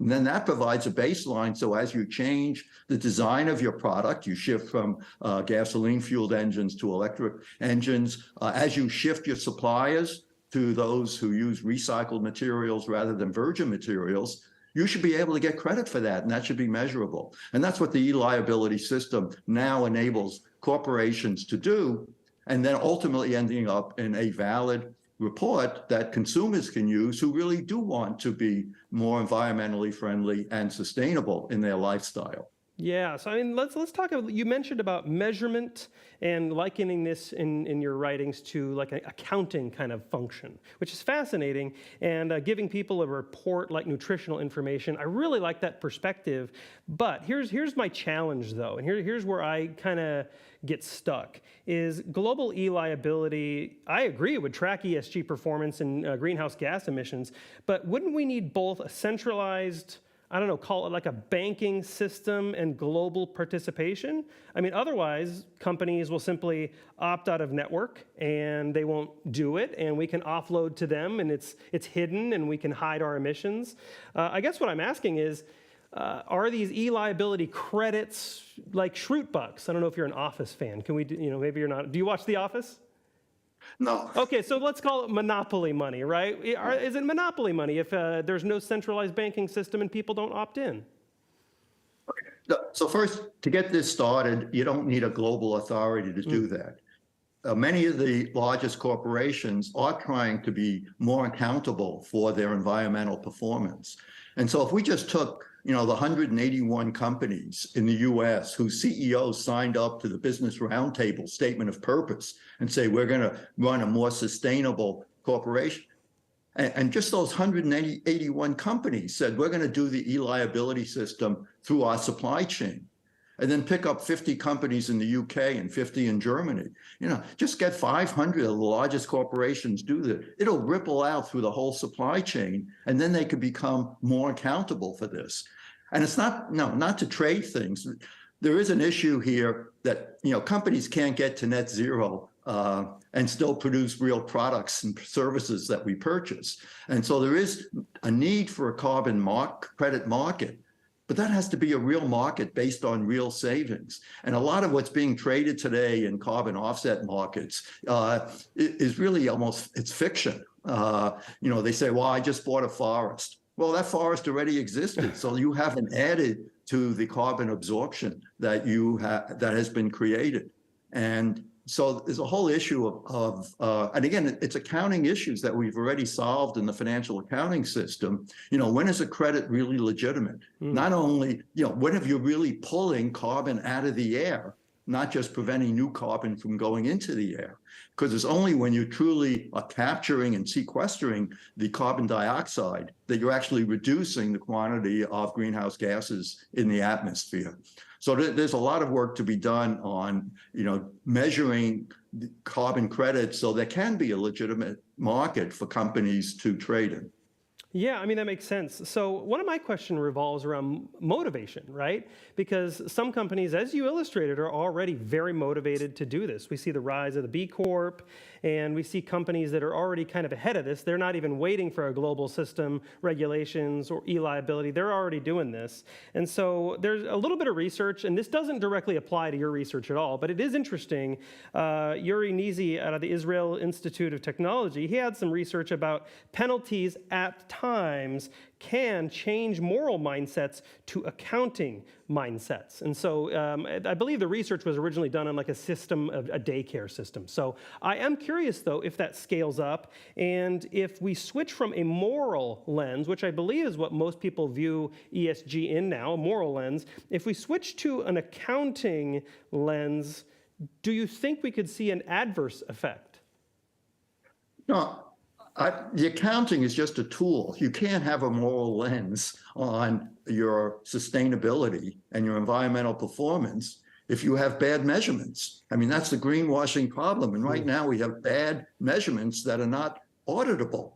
And our goal with the e-liability system is to have environmental impact measurements that are comparable in quality and reliability to the financial numbers that they currently produce, and therefore can be audited so someone can independently come in and say, yes, these numbers you're posting are true and fair.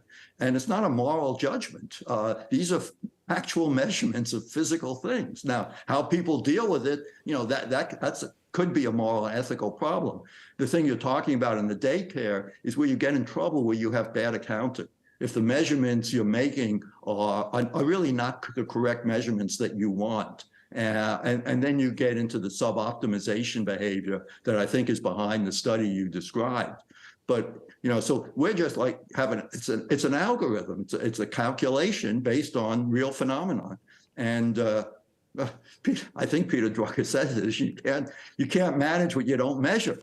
And right now we're not measuring environmental performance well. And so we can't manage it and improve it. And so fortunately, I think we've been able to now put in a foundation, that will enable corporations first to be accountable for the products and services they purchase and produce and sell, and then also become managed and they can reduce their footprint.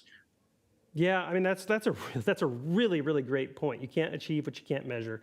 And with our last minute, the measurement aspect. I know that's the tricky spot, right? Because people also have to play ball with e-liability, but they also have to play ball with committing to being measured, right? And having auditors come in. So if we have that technology now, don't we have enough to kind of, I don't want to say guilt people into it, but if we're measuring right now, don't we already have enough to kind of guilt people into this system? And how do you measure it with the last 40 seconds? No. Until our article appeared last year, we did not have a robust measurement technology. We believe we now have it. And so we're trying to work with as many corporations and entities as we can, includes educational institutions and healthcare. It's not just the private sector that is purchasing products and services that have greenhouse gas emissions. So I think now we should get on a 3-year journey and hope, by 2025 that all law entities have this robust system of measurement and accountability, but more importantly, are working to improve it year after year. Robert that's Kaplan, the only way we're going to make progress. I wish I had more time with you, but Robert Kaplan, we've run out of time. Senior Fellow and Marvin Bauer Professor of Leadership. I'm Justin Brady, and you're watching Drucker TV Live.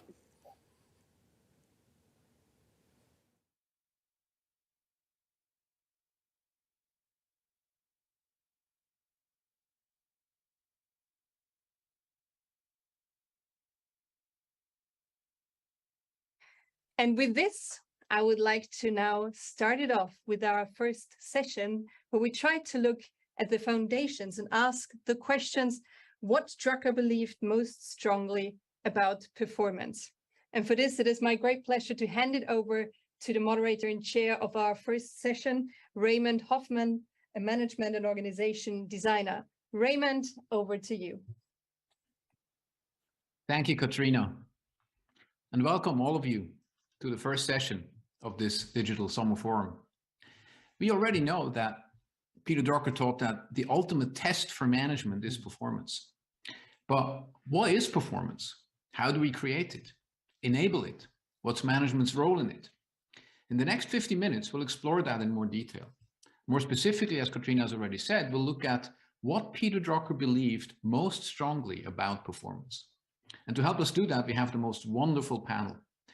All of our panelists are deeply familiar with Drucker's work, and all of them have spoken multiple times at previous Drucker forums. First, let me briefly introduce our 3 panelists. First, we have Jenny DeRock. She currently serves as Dean at the Farmer School of Business at Miami University, and before that, for many years, she served as Dean at the Peter Drucker and Masatoshi Ito Graduate School of Management in Claremont. Then, next, we have Tammy Erickson. Tammy is an author and expert on leadership and work. She's also an adjunct professor at the London Business School. And Tammy has 5 times been named one of the 50 most influential living management thinkers in the world by Thinkers 50. And finally, last but not least, we have Kevin Nolan. Kevin is the president and CEO of GE Appliances, a hire company. Kevin looks back on a 28-year career at GE. An engineer by training, he served mostly in technology, leadership and innovation roles, before most recently also being instrumental in bringing management innovation to GE Appliances and also its parent company, Haier overall. My name is Raymond Hoffman. I'm an independent management and organization designer, and I'll be your moderator today. So this is how we're going to run this session. First, we'll give each of our panelists a few minutes to share their perspectives on what Drucker believed most strongly about performance. Then we'll move into discussion mode and we'll really focus on applying Drucker's teaching to our present day. And then finally, we're going to wrap up with some audience questions. So please, dear audience, keep your questions coming throughout the session. The team behind the scenes will help me collect those and sort those so that in the end, for the final few minutes of our session, we have some good questions ready for the Q&A. All right, so that's how we're going to run the session. So let's jump right in. Potentially in order of appearance, if you're fine to start to kick us off, Jenny, the floor is all yours. Well, it's good morning where I am. I'm on the East Coast of the United States. So I'd like to say firstly, thank you for the opportunity to speak. And also, good morning, Charles Handy. It's lovely to see you here in the audience. As you know, you recall, you were a Drucker Scholar in Residence when I was at the Drucker School. And I also just want to give a shout out to you for the wonderful book you wrote on 21 Letters on Life and Its Challenges. It's got to be one of the most beautiful books I've ever written, and I've gifted it to many. So thank you for that gift. I appreciate you and appreciate your work. So I've been asked to speak this morning on Drucker on performance, and we were given 3 prompts. Prompt 1, what did Drucker say about performance? Prompt 2, is it still relevant? And prompt 3, would he add anything today? So let me start by saying, whenever I go into Drucker's work, and many times I find myself standing at my bookshelf, and I've got many Drucker books, let me be clear, and I just let the Drucker book speak to me that I should be reading at that time. And I often dip in and out of his work, and I'm often reminded of just how relevant it is today. And as I read about performance and thought about what I wanted to say, I was very much reminded by that. But of course, I'll focus on would he add anything today as I close. So firstly, as we know, Drucker saw management as a liberal art. It was at the heart of what he spoke of, and he believed that when you're dealing with management as a liberal art, at its heart, you're dealing with questions of the human condition. When Drucker spoke of management and leadership, he would use words as diversity, dignity, respect, inclusion, collaboration to describe different effective leadership styles. And I think that as a backdrop is quite important as we lean into the issue of performance. So I want to begin with some general principles about performance. And even though Drucker focused on the human condition and for the need for managers to lead effective organizations that provide people with meaning and purpose and ultimately do good, Drucker argued that the focus of any organization still must be on performance.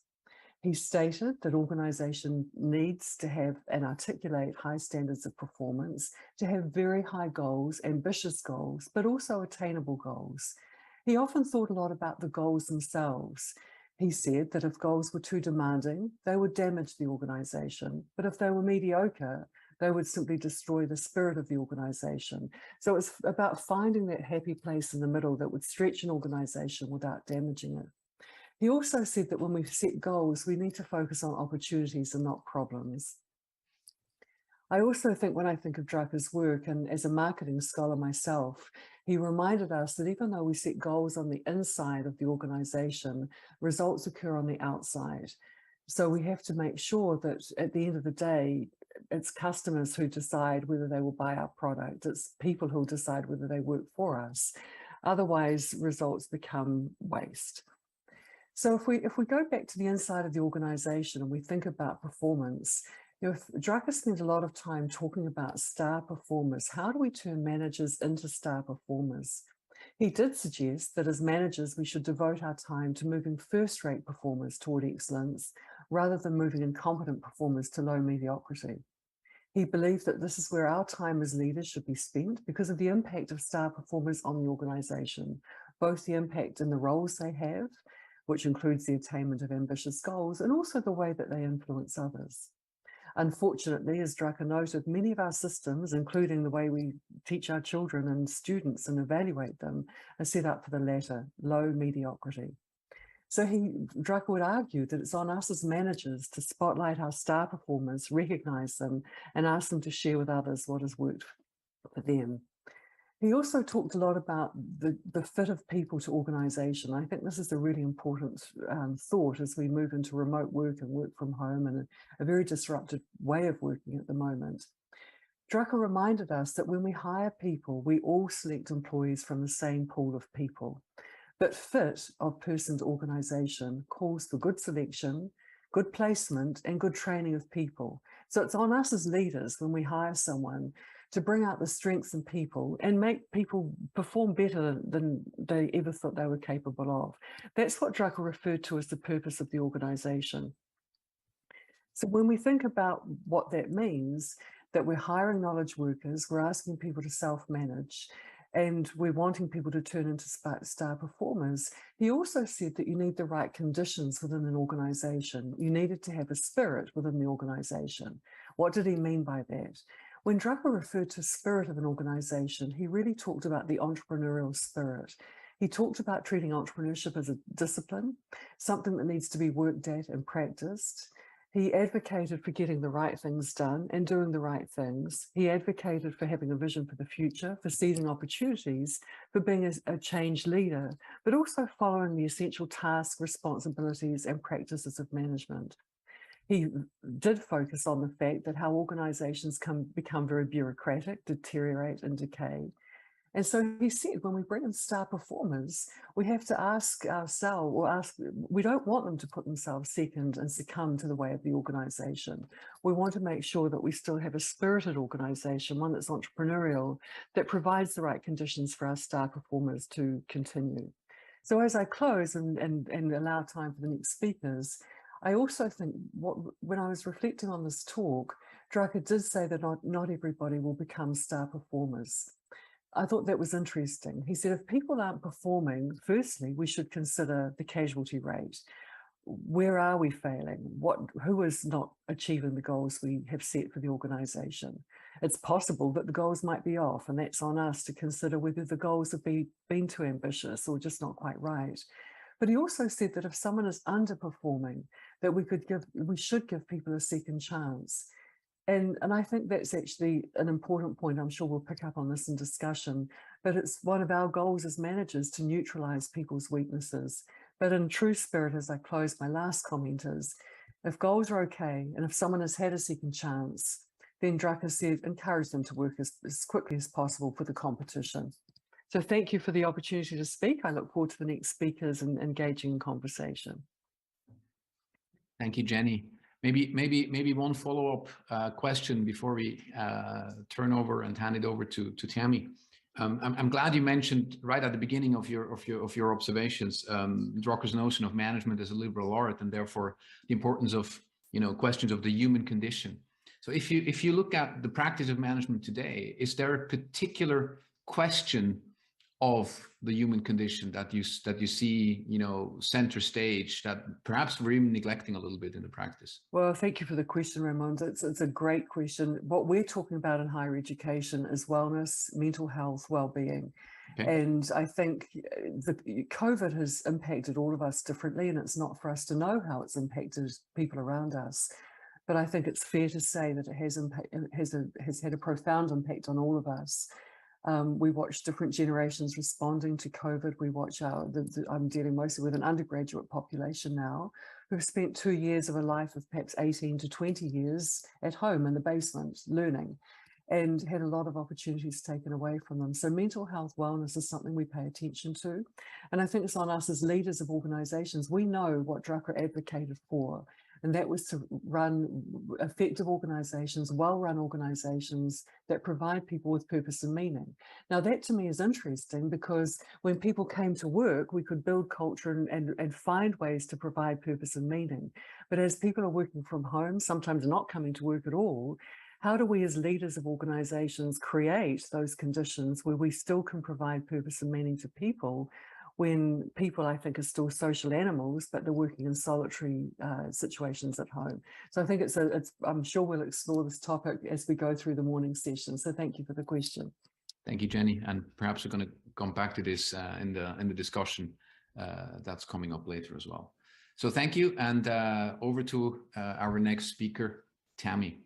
Can't wait to hear what you have to say. Thanks very much. Well, it's a pleasure to be with you. Like Jenny, I had the privilege of knowing Peter Drucker personally. Didn't work with him quite as closely, but I heard him speak many, many times. And I wanted to pick out, as I thought about what to emphasize today, one of the last sessions that I heard him give. Now, in this, believe it or not, he spoke about the Girl Scouts.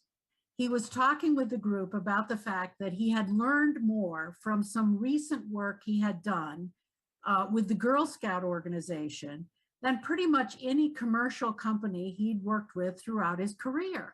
How amazing. And the point that he ended up making is that, in fact, managing a volunteer organization is really how we have to think about driving performance today. And I think of all the wonderful advice he's given us, that this is probably the most relevant. we live in a world today where we have to treat our workforce as if they were volunteers. And I think that's one thing the great resignation of COVID is teaching us, that people will not be any longer willing to be treated like conscripts. They have to be treated like volunteers.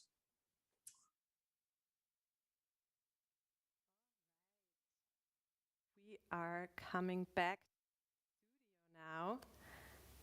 Hello and welcome back to the studio. Here with me I have my wonderful guest Marine Hadengue. I hope I pronounced it correctly there. You did well, thank you. Wonderful. My French skills are a bit old these days, but I'm working on them. Welcome back to another wonderful interview at the Drucker Forum TV. I'm really looking forward into diving into more of Marine's work and to actually seeing how can we create more impact also in the field of education. So this is what we're going to be talking about today with Marine. But first I want to know, Marine, how are you doing? How is the conference for you? Yeah, amazing. Thank you very much, Christine, and thank you for giving me that opportunity to tell you more about different topics related to, of course, performance, but also education in my case. Yeah, so I enjoy the forum, as every year it's amazing to have the chance to be with all these experts and hearing a lot of very interesting things. So super happy to be here, super also sometimes overwhelmed because we have so many things to learn and to hear and to so many people to discuss with, but I'm fine. I'm happy to be here. Thank you very much, Christine. Wonderful. Definitely many learnings at this forum. We heard in a previous interview how to implement actually these learnings, all this inspiration, all the new context we're getting. So it definitely takes time. Marine, you are the Executive Director of the Higher Education for Good Foundation. That sounds amazing. Can you tell us a bit more? What do you do? What is the Higher Education for Good Foundation? Thank you for that question, Christine. So, first of all, the Higher Education for Good Foundation was created 3 months ago. So it's brand new foundation based in Switzerland, at Geneva. But we have been working on that foundation for the last 2 years to be able to come up with the mission that I will describe in a couple of minutes. But yeah, we decided to create that foundation because we realized, traveling, because you have to know that I'm also a faculty member at Schema Business School, which is a global business school with campuses all over the world. And we know that young people are not happy anymore with what we teach, with what we learn, with what we try to transfer as knowledge to them, because they face these amazing tremendous, I should say, challenges, right? And the way we teach, the values that we convey these days do not help them anymore to reach out to meet the different challenges that they face. So we decided to create that foundation, and as you said, the name is Higher Education for Good Foundation. So the mission of the foundation is to develop and promote new model of humanistic higher education for a more sustainable society. So, of course, the question is, what do you mean by humanistic higher education, right? It's a little bit tricky. Here we tried not to reinvent the wheel, and we mainly based our reflection on recent publication, research work, especially on responsible management education, humanistic management education, as well as on reports coming from the UNESCO, the World Economic Forum, assessing that we need to think about changing higher education now. We change a lot, we think a lot about primary education, K-12 also, but there is an important statu quo around higher education.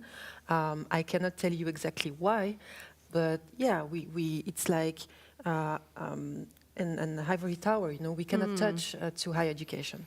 And we believe it's a mistake now, and we need to really redesign, reshape the way we teach and what we teach. So yeah, so the mission of the foundation goes like that, and humanistic higher education basically is an education that goes beyond acquiring work skills.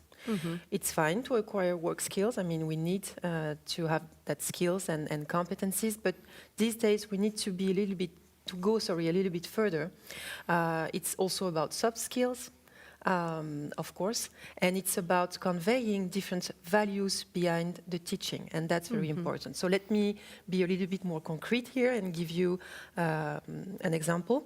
So I like to take myself as an example so I don't offend any teacher or any professor. You know, when I used to teach entrepreneurship, because I'm an entrepreneurship professor also, even though I didn't say the words out loud, what I teach basically is, you know, becoming an entrepreneur, you could make probably more money and gain like fame and power, which is human in a way, but it's not enough these days. We need to go further. So what we need is to convey values like human dignity and collective well-being. And you know, we choose those two values on purpose because they are common to many, many cultures around the world, even though we know that like collective well-being will be different in the US, in Brazil, or in China. Yes. And that's totally fine, right? But at least we have this basis that we can work with along the way. So this is what is humanistic higher education, basically. Going even further and again changing the values behind the teaching. It could seem a little bit naive when I say it like that, but I think it's not. And it's not about also, you know, throwing away everything. We will still teach the same disciplines with the same concept. But then what do we do with that knowledge? And that is what is different. So, you know, the field of education is very competitive. So if the foundation was trying to impose programs, to impose new curriculum, it would not work. So what we propose is to support universities, schools, even NGOs and companies, because you know some of them have training programs, to reshape, to redesign these programs so we can label them, for example, higher education for good programs. So we have this kind of systematic and systemic approach, actually. So the different steps are as following. So first of all, we need to assess what is missing, what are basically the lacks in terms of skills, competencies, but also attitudes, right? We need to understand better what young people want, because there is different youths around the world. So in that sense, the project is global, because even if the mission is global, we know that we will to adapt locally, right? Yeah. Makes sense. So assess what is missing, basically, and then really reshape the programs with what we call a 3D approach, meaning that we will reshape curriculum, but also extracurriculum activities like student associations, of course, as well as, and I was talking about that before, hidden curriculum.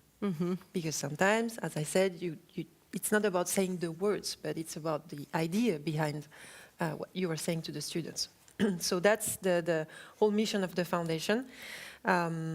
And again, it's a start, right? We have a lot of work to do, we know. Wonderful. Congratulations on your start. Thank you. A direct follow-up question that comes to mind, we talked about it also before with our Drucker Challenge winners and participants, is how can we actually integrate our youth into the business world? How can we work together on this? Do you have a bit of an insight, because you reshape the educational field, so how can you work together with the youth to make it happen? Thank you. So perfect question to follow up. So, of course, so before starting to reinvent, reshape, rethink these programs, and again, schools, universities have to be willing to do that with us. I mean, we will support them in terms of resources, also in terms of financial resources, of course, because then that's actually quite important. The program that we will reshape should be accessible for free to the students, right? Makes sense. Yeah. So it's a win-win in that sense. So we support the university, but then the university commits to give access to these programs to the students, and especially the students in needs, of course. So before starting any of these amazing activities, it was quite natural for the foundation to start with a youth consultation. because, as I said, there are different youths around the world, and we need to know more about their aspirations, needs, concerns, and how could we help them through education. So we launched that amazing first project a few months ago now, and it is called the World Youth Observatory, and its first consultation called Youth Talks. And so Youth Talks is a massive intelligence consultation where we basically ask young people open-ended questions. And that's very important because, you know, you could tell, oh, yes, Marine, there is a lot of surveys or study, you know, opinion study for the young people. I mean, we're tired of this. Yes, but this time it's different because we're not asking closed-ended questions. We ask open-ended questions, so we allow them to not be limited by our own mindset, us asking the questions, right? So you allow them to go further, to think out of the box, or at least out of our box, actually. And the reason why it is possible these days, because it was not possible a couple of years ago, is because when you ask these questions to tens of thousands of young people, then you get tens of thousands of answers. What do you do with these responses, right? Because when you have responses to closed-ended questions, it's easy. You run statistics. But when it's storytelling, what do you do with that? And thanks to artificial intelligence, we're now able to make clusters emerge. We're now able to extract from these data latent needs, weak signals, consensus, dissensus, and we will be able to map all of that on a dynamic platform online accessible to the public. So that's the project, the World Youth Observatory, and this will feed the work of the foundation. So we know that in this country, for this kind of population, this is the kind of needs that young people have, right? So it will be like the basis of reflection for the transformation of the program for the foundation. But you know, it's a project for the society, so the data will also be available to political institutions, for other universities, other schools. I mean, it's basically an open data project, and we're super proud. We have more than 20, I think almost 30 partners, including the Peter Drucker Society, so we're so proud. So I would like to thank the Peter Drucker Society, take that opportunity to thank them, of course, but also, you know, universities, schools, and we are under discussion also with very important political institutions that I cannot mention, unfortunately, but yeah. Wonderful, wonderful. Seems like a very big project you have on your plate.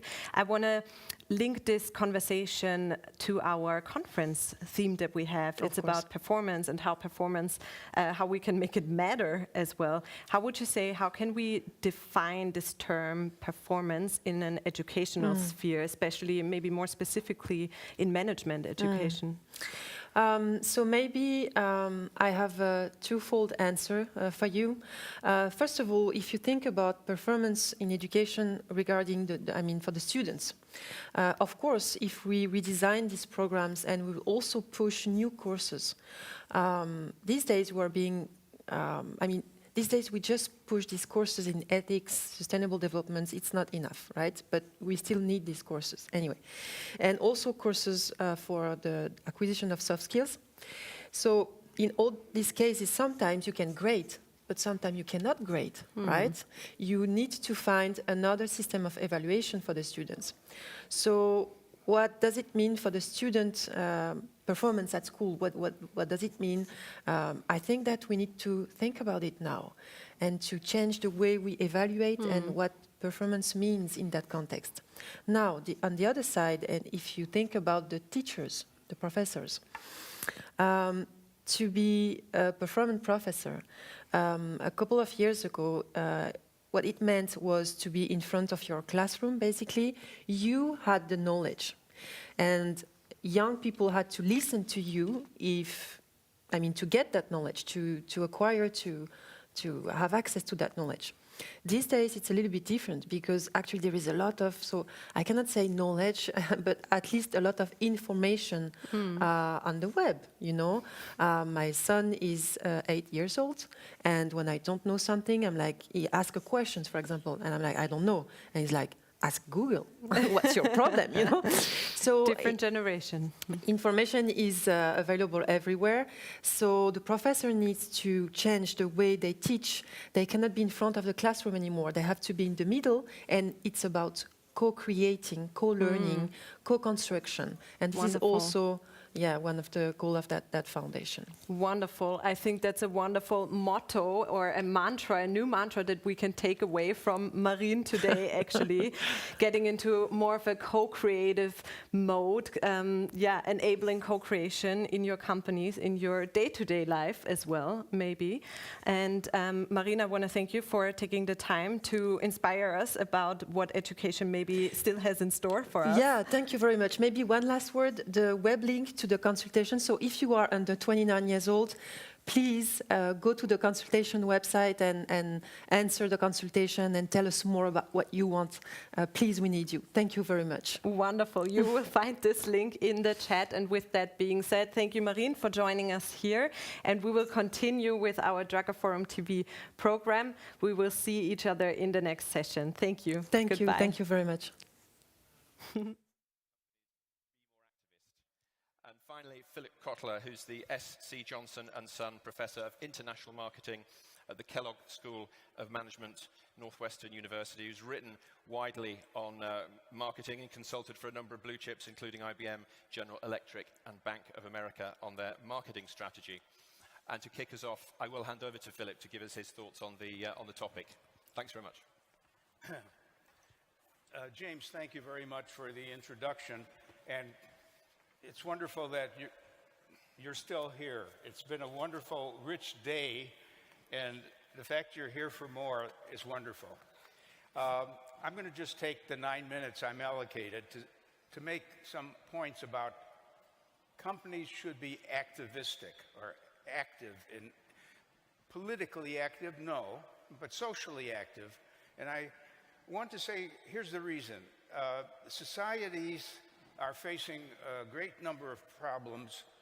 You know the problems. Those problems are usually to be solved by government. However, many governments are underfunded. They're into gridlock. They can't get anything done. We had depended on government to address problems of hunger and disease and things like that, but they're not doing it. The only real engine we could depend on is business. And yet business has the purpose of being profitable. So the real question is, can a business be both profitable and social? And I believe we could make a case for that they can do both. They could do well and do good. So I'll make a second point, and that is, it is not enough for business to be charitable.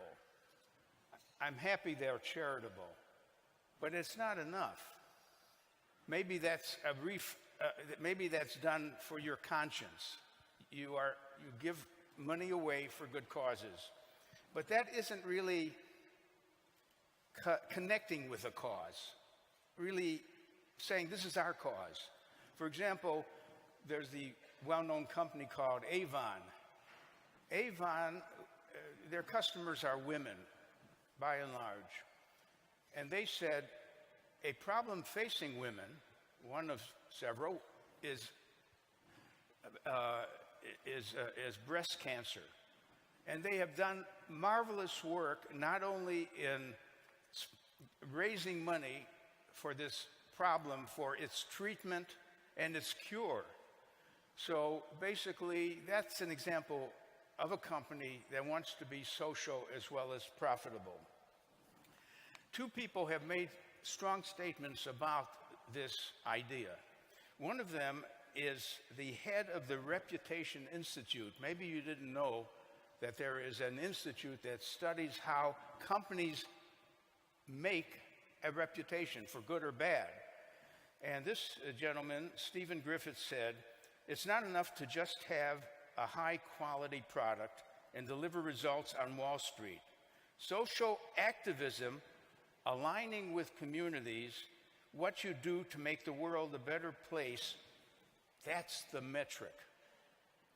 The second statement was stated recently by Larry Fink, who heads the BlackRock Group.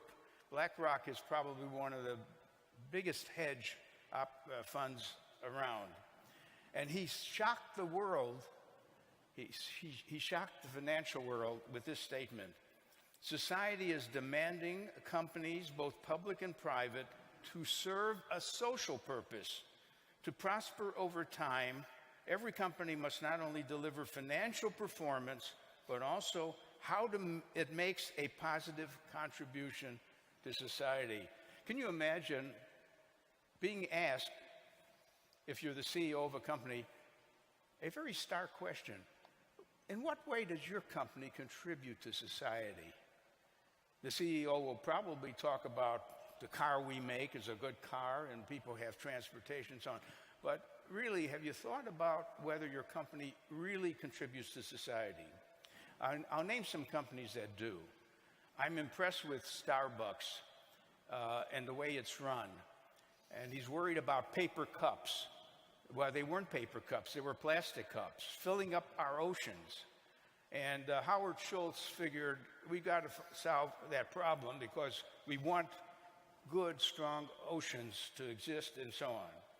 I would say Unilever, where Paul Pullman said his job is to do the best he can for the climate and the environment and still grow.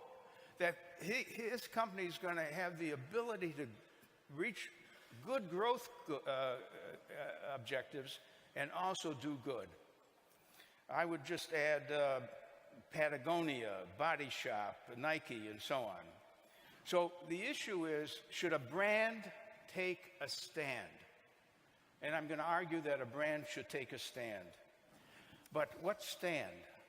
There's a thing I might call regressive activism, where the company says we're in favor of guns. People should have a right to own guns. And I guess it's a judgment on my part to say that is a regressive cause. We are interested in this idea of finding a progressive cause. So basically, I'm going to leave you with these 5 questions. Think about your company. Has your company ever been a brand activist? If so, with what social problem? Do you have a social problem you're concerned with? 2, if your company has not been a brand activist, would you recommend to your company to become a brand activist? In which problem, social problem? 3, what could be the rewards from the activist position your brand takes? By the way, one reward is you'll find it easier to attract good millennials. Millennials want purpose to their lives, and they will respond to a company that gives them purpose. 4, what if many customers don't share the company's values? Yeah, here you've chosen a cause. How many customers are you going to lose? How many are you going to gain? What if your employees, this is the last question, why would you have adopted a cause that your employees are not? Some employees may not be happy with the cause. So I leave you with this question about, should you become brand activist, and with what cause, or just stay neutral, just be an engine for economic growth, but not a social improvement. Thank you very much.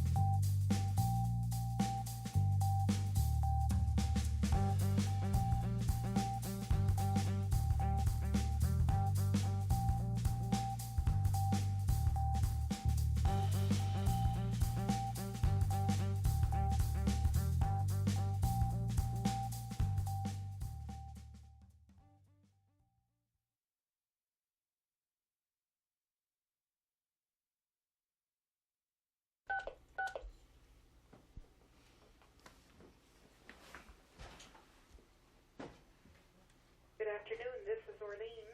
Hi, Orlean. This is Peter. Orlean, could you be good enough to send me a fax? Yes. I tell you, no matter what you put on it, because I want to photograph me taking a fax. Okay. Okay, I'll be here. All right. Bye-bye. Thank you. Okay? Good.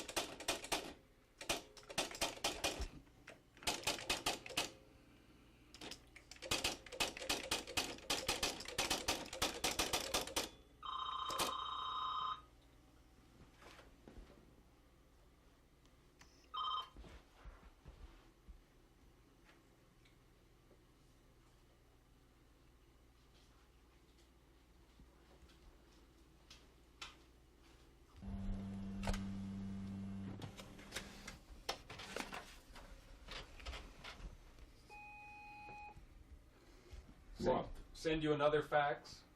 Okay, bye.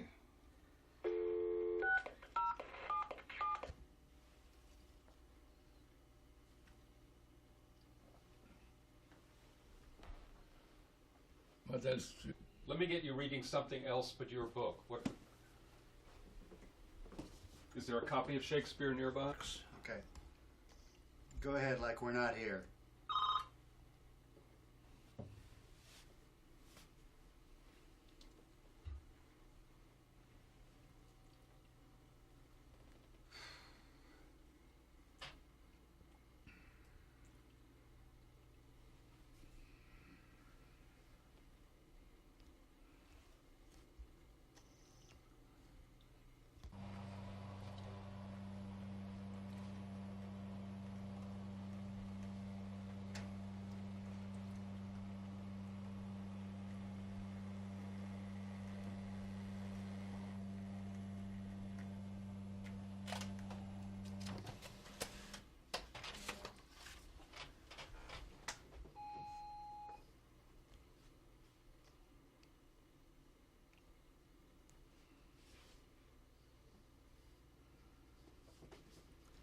Okay.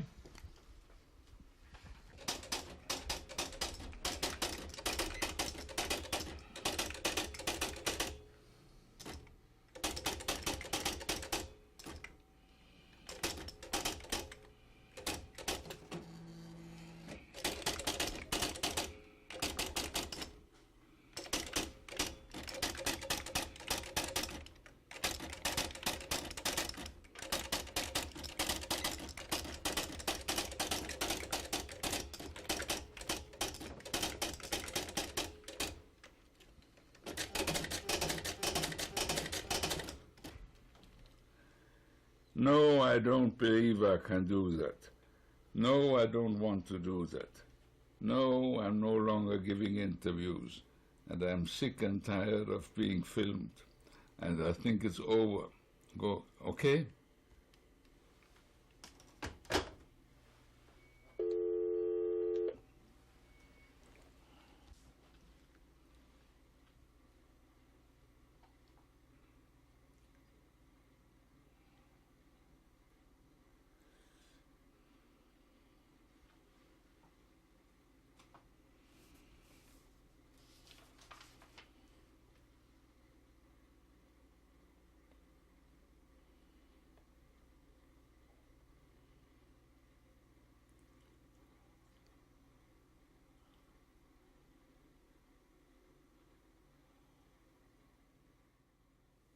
Hello, everyone. It is Drucker TV. We are live from Vienna. Happy to be with you. Man, it's been a long day. It's been a fun day, but there's a lot going on. So our U.S. friends are just joining us. You know, if you had breakfast already, maybe did your workout. The East Coasters are joining us now. I'm of course, from the U.S., so everybody I know is probably waking up right about now. On the East Coast, it's 9 a.m., and on the West Coast, it is 6 a.m. So hello to everybody in the USA, Canada, Mexico. We're glad you guys joined us. Obviously, you should go back and watch some of this programming that you missed earlier. There's been a lot going on. You guys probably just saw an image from the Drucker house where Peter Drucker grew up. And that's significant because that's where he spent, obviously, his years growing up. But his parents would host salons. And with salons, that's where he would kind of listen and he would kind of learn, and that's where he got his passion and heart for management. So it's really interesting. Those are the videos you were seeing, the images. That was of his childhood. So we are obviously live. If you're wondering what the little dot is in your screen, yeah, we're actually live in Vienna from Hofburg Palace, which is absolutely gorgeous. I can see part of it out the window, but it's stunningly beautiful from top to bottom. And this is obviously here in Vienna. Drucker TV, let's back up a little bit, reset. Drucker TV runs parallel to the Global Peter Drucker Forum. It's not a stream of the Global Peter Drucker Forum, but it's an added benefit. It's a little boost. It's exclusive interviews. We have more coming up still today. And it's Thursday, November 17th. This is day 1 of the forum. We're doing this all again tomorrow, so I gotta get a lot of sleep, guys. This is the 14th annual Peter Drucker Forum, and it started on what would have been Peter Drucker's 100th birthday back in 2009. So it's been going 14 years strong. For those that don't know, because I know there are some people joining that maybe saw this on Twitter, they saw it posted somewhere, and they are probably familiar with the name Peter Drucker, but they're not entirely sure why. Peter Drucker was considered the father of modern management. Without knowing it, I'm willing to place money on the fact that you have read his management and leadership ideas and other business books you've been reading. I know a lot of the authors here borrow from a lot of his ideas. It's really funny, as I was preparing for this, I interviewed Cal Newport on my podcast, and I sent off this fascinating email to Cal about something Drucker wrote in the late 60s. And his response to me, he's a New York Times bestselling author, and his response to me is like, Drucker pretty much had all the ideas for management way before anybody else did. It was really, really interesting. So one of the topics I want to get into briefly before we go to our next guest is on natural leadership. This is something that is really fascinating. I wanted to make sure we touch on this today. Drucker didn't really believe in natural leadership. I know there's that idea that they're just leaders that they're born natural leaders. And Drucker did not believe this. He believed that effective leadership was learned. And so that is what we are teaching today on Drucker TV, effective leadership. We're bringing you some of the best authors, best speakers in the world to effectuate that change in your head, to get that absorbed into your gray matter up there. So cultivating meaningful conversations is what we're going with. And up next, we're going to take a look back at virtual forums from last year. Rita McGrath, Roger Martin, and Christian Sarkar on reclaiming focus in a time of great distraction. We're also going to see an interview, my interview with Jeffrey Sachs about STGs and possibly being in a management crisis. But you know what we should do right now? We should go to Simon Calkin. He's going to interview Rita McGrath in a permissionless corporation. How do you measure what matters? That's right now. Stick around.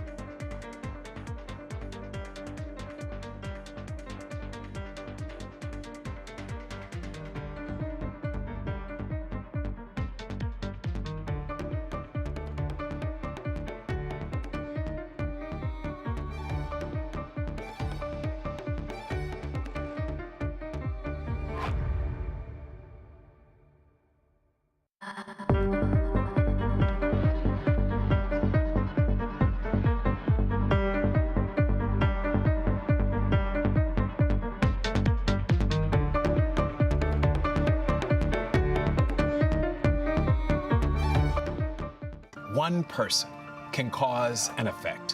One person in HR can challenge outdated hiring practices, champion modern benefits, advocate for pay equity, and turn jobs into careers.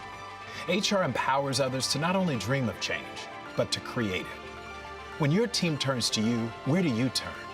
The SHRM Executive Network is an elite global community of CHROs at the intersection of people and business. Apply for access today.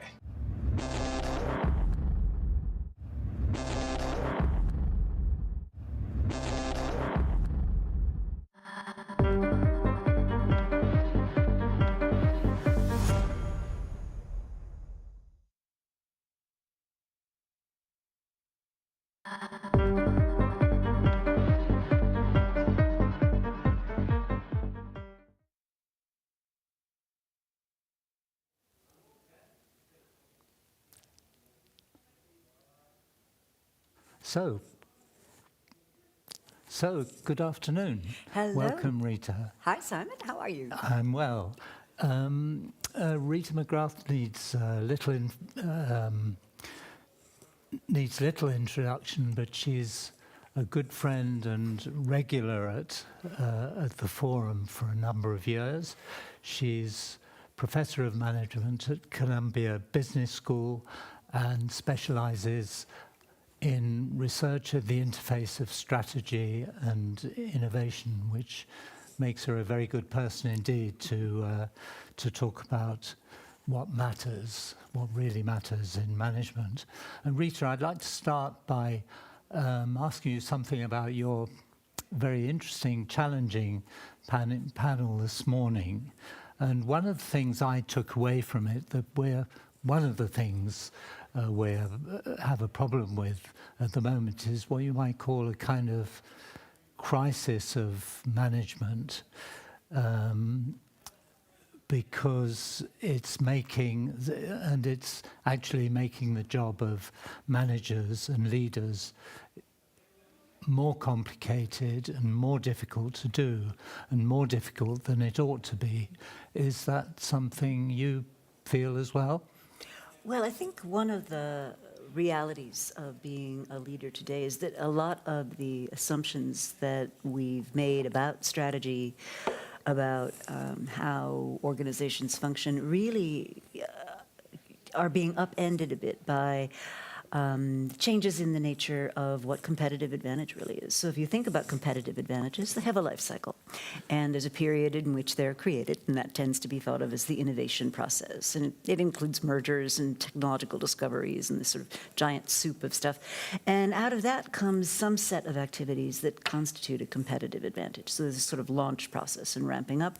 Then there's this lovely period of exploitation where you get to do traditional management. You know, you get to keep the wheels turning, you get to optimize, you get to make things more efficient. And that's what we train people to do. And then there's this period where an old advantage is starting to go into decay. Gary Hamel likes to talk about the life cycle of a competitive advantage, the signs of decay. And then you need to transform your organization to shift to some other basis for competition or decline into irrelevance. And I think one of the things that has happened, probably just since the digital revolution, I would say, and the advent of globalization, is that period in between where you're exploiting something that exists is getting shorter. And I think that places on managers two things: the need to be cognizant of and willing to develop the entire life cycle of a competitive advantage. And the second thing is getting used to the new way time has shifted. It's getting much more compressed, that kind of period in which you have an advantage in place before you have to think about the next one. Right. And all this adds to the kind of great burden on leadership, which you spoke about this morning too, and the need to share some of it. And I was wondering, I know you have a piece coming up in Harvard Business Review that you've written on something called the permissionless corporation, in which you say something like that digital technology and new advances in technology can share and help address some of these problems of measurement and spreading what matters right out to the people who need to know them. Yeah, so the permissionless organization concept was originally coined by my friend Michael Sikorsky, so I want to make sure I give him credit for that. But the idea is that if you can provide self-contained teams with the information that's necessary for them to coordinate, for them to plan, for them to deal with dependencies within the corporation, for them to see what other teams are up to, if you can instrument that, then a lot less has to be done of what I would call traditional management. So we had the old acronym PODSCORB, you know, planning, organizing, controlling, remember all that? And so a lot of that work can be, you know, essentially absorbed by the system, leaving managers free to do different things. So what they could start to do is create greater sense of context, do more sensing at what I call the edges of the organization, help support their people in growing into new managerial roles. So one of the dilemmas that I think the modern corporation is dealing with is, as we rightly delayer and sort of eliminate layers of hierarchy, because they do slow you down, what's also getting lost is what I used to call the trainer jobs. So, you know, you'd go from managing a team to managing a group to managing a group of groups, then maybe you'd manage a city, but it would be someplace sort of not in the mainstream of the business. And you'd make all your mistakes and you'd learn how to manage there. And as you became more and more senior, you sort of were developed and added to your managerial toolkit, learning through experience, learning through trial and error, basically. And today, that's just not a luxury a lot of organizations have. We're putting people in much more responsible, much bigger jobs than we would have done 40 years ago, let's say. And so I think that places new pressures on managers to be people developers, to get people those development experiences, to invest in skills training, you know, to invest in what Peter Drucker would call the necessary development of their leadership capabilities. And so I would like to believe the time they save in the sort of more routine work of management can now be put into the more value-added work of management. Right. And isn't there something in there also about it addressing another of the problems that came up this morning, which is energizing people right out at the edges and to give them the agency, not only the agency, but the information with which to do that. Yeah. With which to answer to the customer, as Gary said. Exactly, answer to the customer. So I want to be very clear, though. Like, one of the things we do in management that I think is problematic is we take one tool or one idea or one concept and we fall madly in love with it, and then we apply it to everything, right? So what I want to be really clear on is there's a continuum of action in organizations, from fairly predictable, precise, decoded kinds of things. So I'm taking off on an airplane, there's a checklist, there's a set of rules, there's a set of practices. I don't want creative problem solving in that context. I want the guy to do exactly what he or she is supposed to do, right? And then all the way over to situations that require a novel response, that require a creative response, that require a human response, because it's unknown, it's uncertain, it's a wicked problem. And in those second kind of situations, what you really want to create is the conditions under which human ingenuity can be released. That's where this permissionless idea has a great deal of power, because what it tells people is you have the permission, you have the permission to experiment, you have the permission to go out and solve the problem the best way that you know how. You have the permission to make honest mistakes, as long as you're open and talk about them. And Amy Edmondson, who's here at this conference as well, would talk about psychological safety as being critical for that. Not because it's just a good thing in and of itself, but because in a complex environment where sense-making is required, we need to get all the information we can into the conversation. And if people don't feel that they can raise what they're seeing from their own unique perspective, then we have an information loss. And it just sets in place dysfunctional learning practices. Yes. Yes, interesting.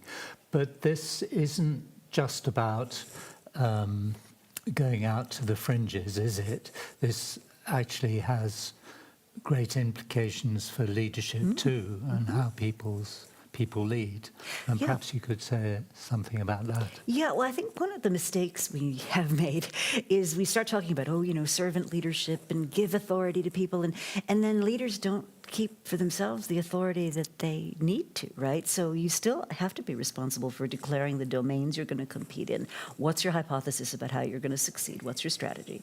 What's the context in which you're competing? Teaching people what you think the most important things are, setting priorities, making decisions. That stuff hasn't gone away. But what you're trying to do is say, okay, we're going to, as a leader, I'm going to create the conditions on which my teams can make really great decisions, but I'm also going to set the constraints and the decision premises. So if you can control the decision premise, then you don't need to micromanage the actual decisions that are made. And I think the better companies that move more quickly are able to do that. Right. But you definitely can't do that in the traditional kind of command and control at the center kind of model. No, and a lot of leaders have grown up with that as the model. And so one of the ways this manifests itself, I'll sometimes ask executives, what's your ambition? What's your goal? And they'll say something like, I want to be a level 2, grade 3, version 4.0, whatever. They name some hierarchical objective. And less are we looking to hierarchies to help us grow and develop. More and more, it's the way movies get made, right? If you go to a movie, in the first 2 minutes, it's like 600 companies that were involved in the making of this movie. Well, nobody in that situation is in a hierarchy. They're being pulled into this project because of their skills and abilities and what they've accomplished. And that's where I think more and more careers are going to go. And you also talk about difference in leadership behaviors, the difference between leaders who can actually multiply the energy and ingenuity and positiveness of employees, and somehow those that do the opposite. Some people who diminish can actually diminish. So that's another important a great model. dimension. Originally, I think, popularized by Liz Wiseman. And if you go to the Wiseman Group site, you can actually take a quiz, which shows if you're an unintentional, accidental diminisher, which I would recommend you do. Yeah, and some of what we think of as great leaders, some of what we think makes a great leader is actually not quite right. So many of the great leaders undermine their people by, providing the answer for them, or not letting them solve the problem on their own, or stepping in when they shouldn't. And it actually is demotivating to people, and it interferes with their ability to build those skills, because if you're doing it for them, right, they're not learning how to do it for themselves. Yes. So there's a lot to work on there. It is kind of what you're kind of describing is a kind of a system which all goes together. And I was kind of reminded, thinking about it, of the re-engineering sort of phase in the 1990s, was it James Champion? People like that. So is it which enables the breaking down of silos, the grouping of people, as you talk about, into small teams. So is this re-engineering redux plus technology? Well, the original re-engineering premise, right, was don't automate work, obliterate it. That was the original tagline. And the promise was massive amounts of increased efficiency. I think what we're talking about here is not so much, it might lead to efficiencies. In fact, if you get all the functions that you need in one team, they can move a lot faster than if you got to go, transfer tasks from function to function or silo to silo.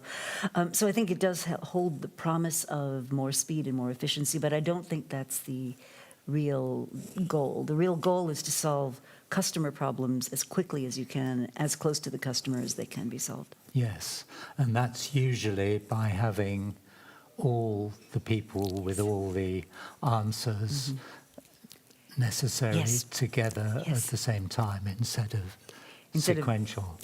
So you're doing things in parallel, and each of these teams could be operating. You could have many more teams than you had conventionally, but they're what Amazon calls single-threaded. So they're working on one thing, the one problem that they're solving, and they can be immensely focused and creative, and the work itself is much more gratifying. It's soul-destroying to do a wonderful piece of creative work, and then it disappears to some other silo, and by the time it comes back after 5 months, it's recognizable. Instead, what you're getting is your whole team seeing something through from beginning to end, and that can be enormously satisfying. Right. So is this in fact just a wish list, a organizational pipe dream, Rita, or are people out there doing it? And are there examples? Oh, you can absolutely, point there are to? examples. Well, Amazon's worked this way for a long time. They're well known. Netflix has had this no rules rule idea about how you create the context and then let people take free rein. And of course, many smaller companies work this way. So a company called Automatic, that's the parent company behind WordPress, is like this. Salesforce has used many of these principles to grow to be a formidable player in the world of software as a service offerings. So I don't think it's a pipe dream. Further, I think the success of those companies is demonstrating that doing things in a really hierarchical way can actually get to count for your disadvantage. Right. So it is actually happening. We can look forward to seeing more of this. Rita, I think we're coming towards the end of this, but that's a really interesting summary of something that technology is enabling, but the only, perhaps there is a slight caveat that technology very often gets used for quite a lot of the wrong things. Yeah, I mean, I think technology is agnostic. It doesn't have a point of view. It's human beings and how they use it that determine whether it works for good or works for the wrong way. I think we have to wrap up now. Rita, thank you very much. Thanks very much, Simon. Always a pleasure.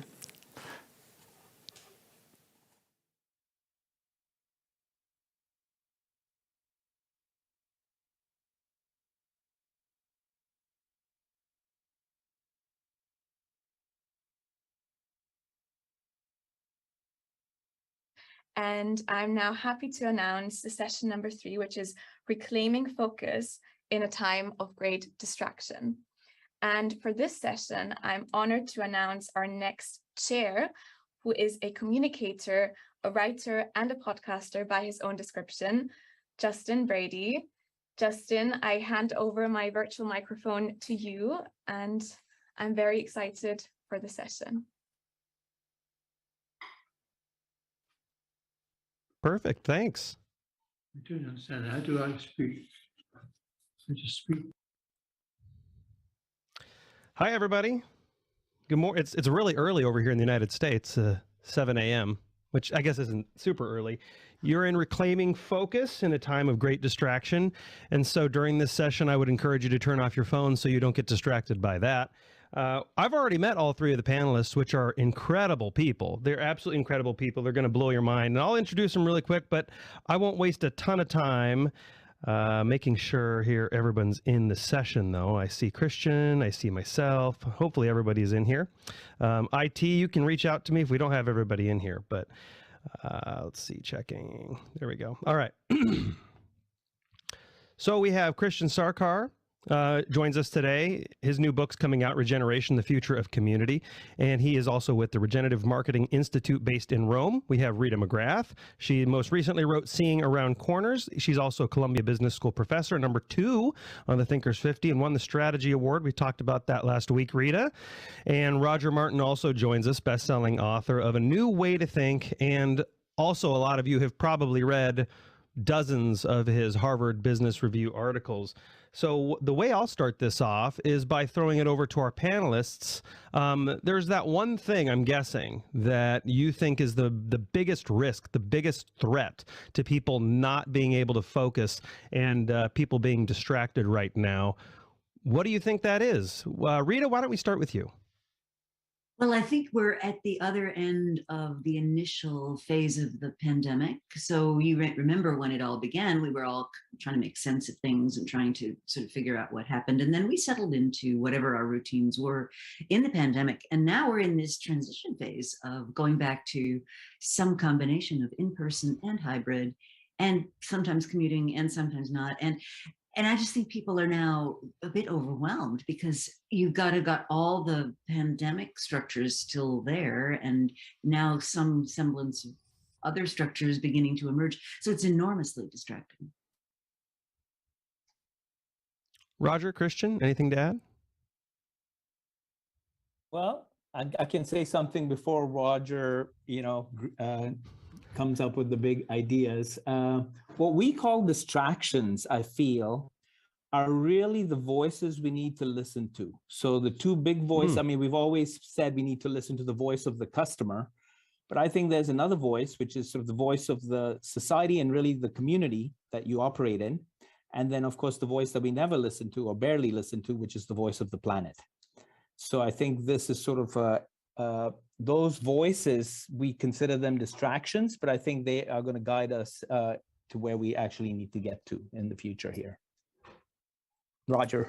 No. I buy what both Rita and you say on that front. I mean, in some sense, the distraction brings the need to make choices, right? You can't do absolutely everything. The fact that you're distracted, in some sense, means that you're facing choices. And I guess I think it's a point like this where what worries me most is people kind of throwing up their hands and saying it's all too VUCA, right? Everybody wants to, it's all too VUCA. I'll just put my head down and maybe this will end and then I can choose. Like I just sort of hate that because, I guess, I'm old enough to know that there's always something VUCA about the environment. There's never going to be a time when it's all calm, and then you have this calmness in which to make choices. If you're waiting for that, you're waiting for Godot, and so in some sense, like I agree with Rita, it's a time of distraction, and I agree with you that well, pay attention to those distractions because they are there for a reason, and then don't give up on your ability to use your brain, all your training, all your brain power, all your experience to make the best choices you can, and then adjust, right? You're never going to make choices about the future that are perfect. You've got to be ready to make those choices, then adjust as new data comes in. So you guys all have this theme, which is interesting in some of the pre-notes, and I've spoke to you last week on the podcast, and you all have this theme. Rita, you call it snow melts at the edges. Roger, you're very careful to instruct people to go to those frontline people. Christian, same stuff, right? But the question is, how do we filter? Right? How do we filter that information? How do we know what to prioritize? Because listening, empathizing with your audience, empathizing with your employees, trusting everybody, that's critical. But how do we filter what advice to listen to? How do we filter what voices to listen to? Well, maybe I'll start by saying, I mean, one, it's absolutely the right question, and two, it's you have to develop a model, right? You have to. We take human beings. One of my favorite mentor was Chris Argyros, and he said all action is designed, and by which he meant we think about what we do, even if we act like we don't. So we develop a model that says, I'm going to listen to frontline employees, right? That's part of the model that says that's worthwhile. But there has to then be a model that says, and what am I listening for? What insights do they have that I don't have? And one of my principles is the farther up you are in the organization, the more you understand how the pieces of the organizational puzzle fit together, because you have that viewpoint, the less close you are to the customer. And so that's people below you who can spend more time with customers.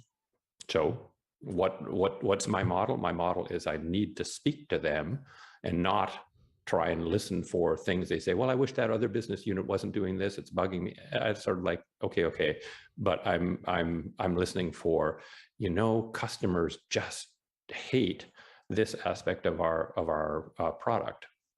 That to me is interesting because they have every right to know more, every likelihood of knowing more about that than I would. So my own filter is I'm looking for those things as opposed to some other things I'm not looking for. Rita, anything to add? Yeah, so when you're in an uncertain situation, you have a lot of assumptions you need to make relative to knowledge that you have.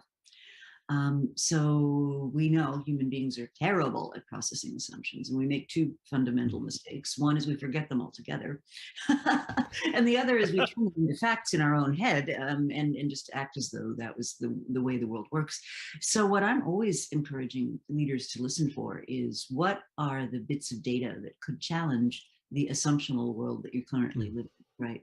And if in a new business, in a new enterprise where it's kind of a thing that's just getting started, there's a very deliberate process of making assumptions, documenting them, and then testing them at what I call key checkpoints. So a checkpoint is a learning moment, or a learning experience. So doing some customer interviews, having a frontline conversation, building a prototype and seeing what people react to, having the prototype not work and dealing with the resulting fallout.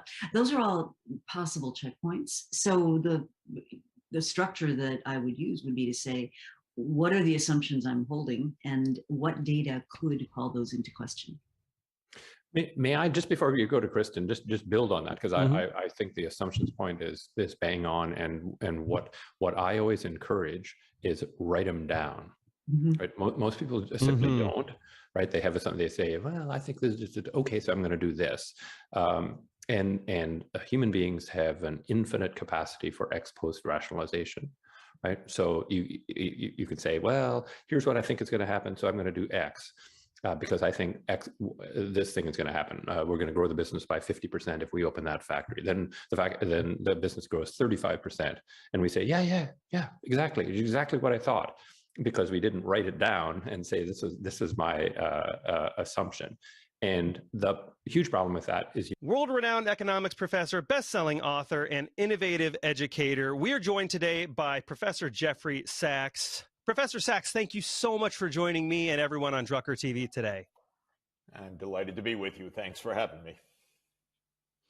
So we're going to be talking a lot about SDGs today. You're the director of the Center for Sustainable Development at Columbia University. And so I think you're probably the best person to talk to about this. So let's touch on this very broadly, and then we have a lot of questions to ask for you. What are SDGs? I hope everybody knows, and I certainly hope they'll know after our discussion, but Sustainable Development Goals, or SDGs, are the goals that every UN member state, all 193 governments, adopted on September 25th, 2015 to make a better world. The idea of these goals is that we need a society in the United States or anywhere else that has three main achievements: economic well-being, social fairness, and environmental sustainability. You know, we're being hammered by climate change, by pollution, by destruction of our rivers or fisheries or rainforests around the world. And we need to be able to combine economies that work with environment that is sustained, protected. And so that's the idea of these SDGs. They were set for a 15-year period to achieve certain specific goals by the year 2030. We're way off track, and that's really the big challenge. And my work with the United Nations is to try to help get us back on track. So this is kind of a long shot, but have you ever seen the movie Miss Congeniality? Oh, no, I'm going to pass on that one. Okay, it's totally fine. It was a film with Sandra Bullock, and they basically, it's like a beauty pageant. She's in the FBI, she sneaks in, and she's in the beauty pageant. One of the reoccurring kind of funny themes is at the end of every person's statement in this pageant, they all say something like, oh, I want to see this changed in the world, and then they all go back to, and world peace. They all go back to that. It's kind of a funny reoccurring theme. So here's the thing, as I'm reading these goals, these are huge, enormous goals. But I started asking myself, like, how would Drucker attach how would he go after these? And world peace. Yes? Yeah. That's a good one. Yes. I agree. Yeah, it is a good one. So as I was reading, I like it. Yeah. Yeah, why not? We'll add that in there. So as I was reading these goals, I was doing a little research on how Drucker attached goals, and he used the SMART method. So specific, measurable, attainable, realistic, and time-bound. As I'm reading through some of these, goal 1, end poverty in all its forms everywhere. Zero hunger is goal 2, and improve nutrition. Are these like smart goals, or are these more of like a dream, like an SDD, like a sustainable development dream? No, these are practicable goals. Of course, we need governance to be able to achieve them. I've been working in many parts of the world very specifically on issues of poverty reduction, for example. China went from a country with mass poverty to ending extreme poverty systematically, and it did it between 1980 and 2020, just as one example. So these are goals that can be achieved, but you're absolutely right. We need a Drucker philosophy to achieve them. That's what a lot of my work has been for 40 years, is how to take goals and make them achievable. You could say the same thing about one of my favorite moments of my life, which is when President John F. Kennedy said in May 1961, I believe this country should adopt the goal before this decade is out of landing a man on the moon and returning him safely to the earth. Was that a dream or was that a goal? As President Kennedy stated it, it seemed completely, are you kidding? How could we ever do that? But 500,000 engineers and other professionals under NASA leadership figured out how actually to do it. So the fact that a goal is bold and seems very ambitious doesn't mean that it's just a dream. But of course, we need Drucker here. This is the whole point. These require management. I can give you another analogy, if I might. Please. 22 years ago, I chaired a commission for the World Health Organization. And it was called the Commission on Macroeconomics and Health. I'm a macroeconomist. I know something about the money. But I talked to the public health experts who were worried about 3 epidemic diseases of that day, AIDS, TB, and malaria. And they said to me, you know, we could control these diseases. That's a big, big challenge. And I said, well, how much does it cost? And we talked about that. And I said, that's not very much money in the scheme of things. And I thought a lot about the question you posed, which is how could you, in very, very poor countries, by the way, actually control a disease like AIDS or TB or malaria? You needed a management system. Again, you needed Drucker's logic, but a special fund was created, the Global Fund to fight AIDS, TB, and malaria. I helped to design and conceive it and raise public support for it. And it has saved tens of millions of lives, according to the data that they present. Moreover, it could actually end these 3 diseases for all intents and purposes if it were properly funded. So we're still trying to bolster the funding of it. But the point that you raise, how to go from a dream to a goal to an achievement, is really the essence of this whole story. Yeah, and so what I'm hearing, just to repeat it back in summary, is by setting these goals extremely high, some may think that that's unachievable and that's one of the reasons we can't hit them. But what you're saying is by setting these goals extremely high, you are naturally drawing up our ability to achieve them. Can I quote Kennedy again? Because I loved his style of leadership. He said in a wonderful speech, I actually wrote a book about the speech that he gave about peace on June 10, 1963. He said, by defining our goal more clearly, by making it seem more manageable and less remote, we help all people to see it, to draw hope from it, and to move irresistibly toward it. So that was Kennedy's leadership style, and it was very inspiring. And he took a big goal, but then he wanted to make that goal seem more manageable.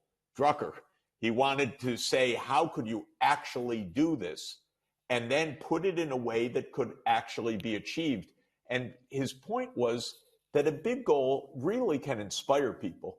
It can help people to understand the challenge. It can help people to really embrace the goal, but it won't work unless it's made operational. And where I come into this story every day is part of making something like fighting poverty or controlling climate change operational. You need money, you need finance. This is mainly an investment agenda. It's mainly where do you spend the money, how do you spend the money, and whenever you're investing, the question is who's going to finance that investment? How is it going to be paid for? And that's really been my line of work for more than 40 years. How do you take an objective, put it into a sound management system, and then finance it?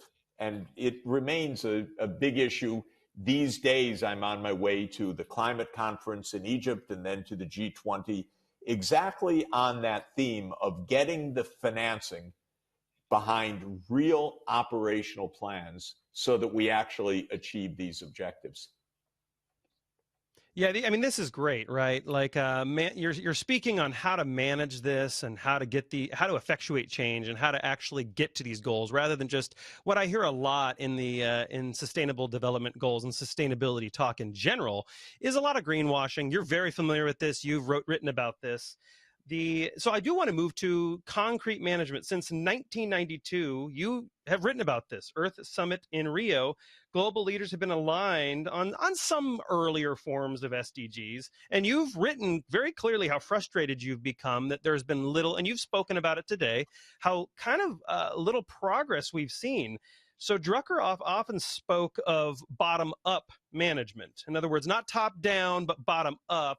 And is it perhaps time to focus on what you said? This is a management issue, and we should treat it that way. Well, it's really interesting.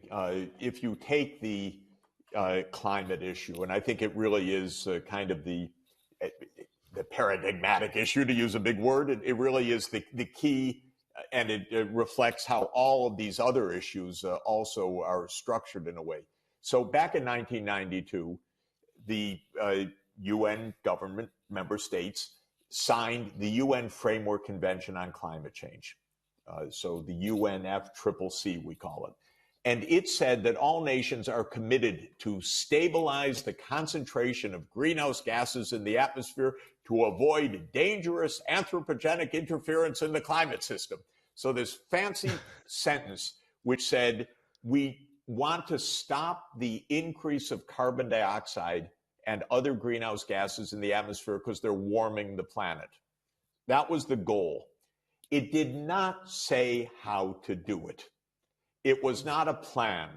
It was a statement that was right, it was correct, it was vital, but no plan. And in fact, from 1992 until 2015, there was no plan. And there was not even a framework agreed to actually implement the treaty. In 2015, kind of in desperation, because we had gone on so long without making any progress and Earth is getting warmer and climate disasters are getting worse, they adopted the Paris Climate Agreement. Now, this is, it's a step forward, but very imperfect. Why? Again, no plan. But what it says is that every few years, governments are going to announce their plan to the world assembled together. And it's that kind of peer pressure is going to get us to do something. But they did one thing that I found helpful beyond the 1992 treaty. They established a numerical goal for a change. They said, it's not perfect, but here it is. It says, we commit to keep the warming well below 2 degrees Celsius and aim to keep the warming below 1.5 degrees Celsius. Okay, a little more specific, but still not plan. And what does it mean? How do we keep the Earth's temperature from warming by 1.5 degrees? So then the scientists went to work and said, look, if you want to keep the Earth's temperature to warm less than 1.5 degrees, you better decarbonize the energy system. That means going from fossil fuel to renewable energy or non-carbon energy. You better do that by the middle of this century. now we're starting to hone in. Okay, at least we know if we want to achieve the goal that we've set, we need to decarbonize the energy system. That means instead of burning coal, oil, and gas, we use wind, solar, hydro, nuclear, or other zero carbon energy sources.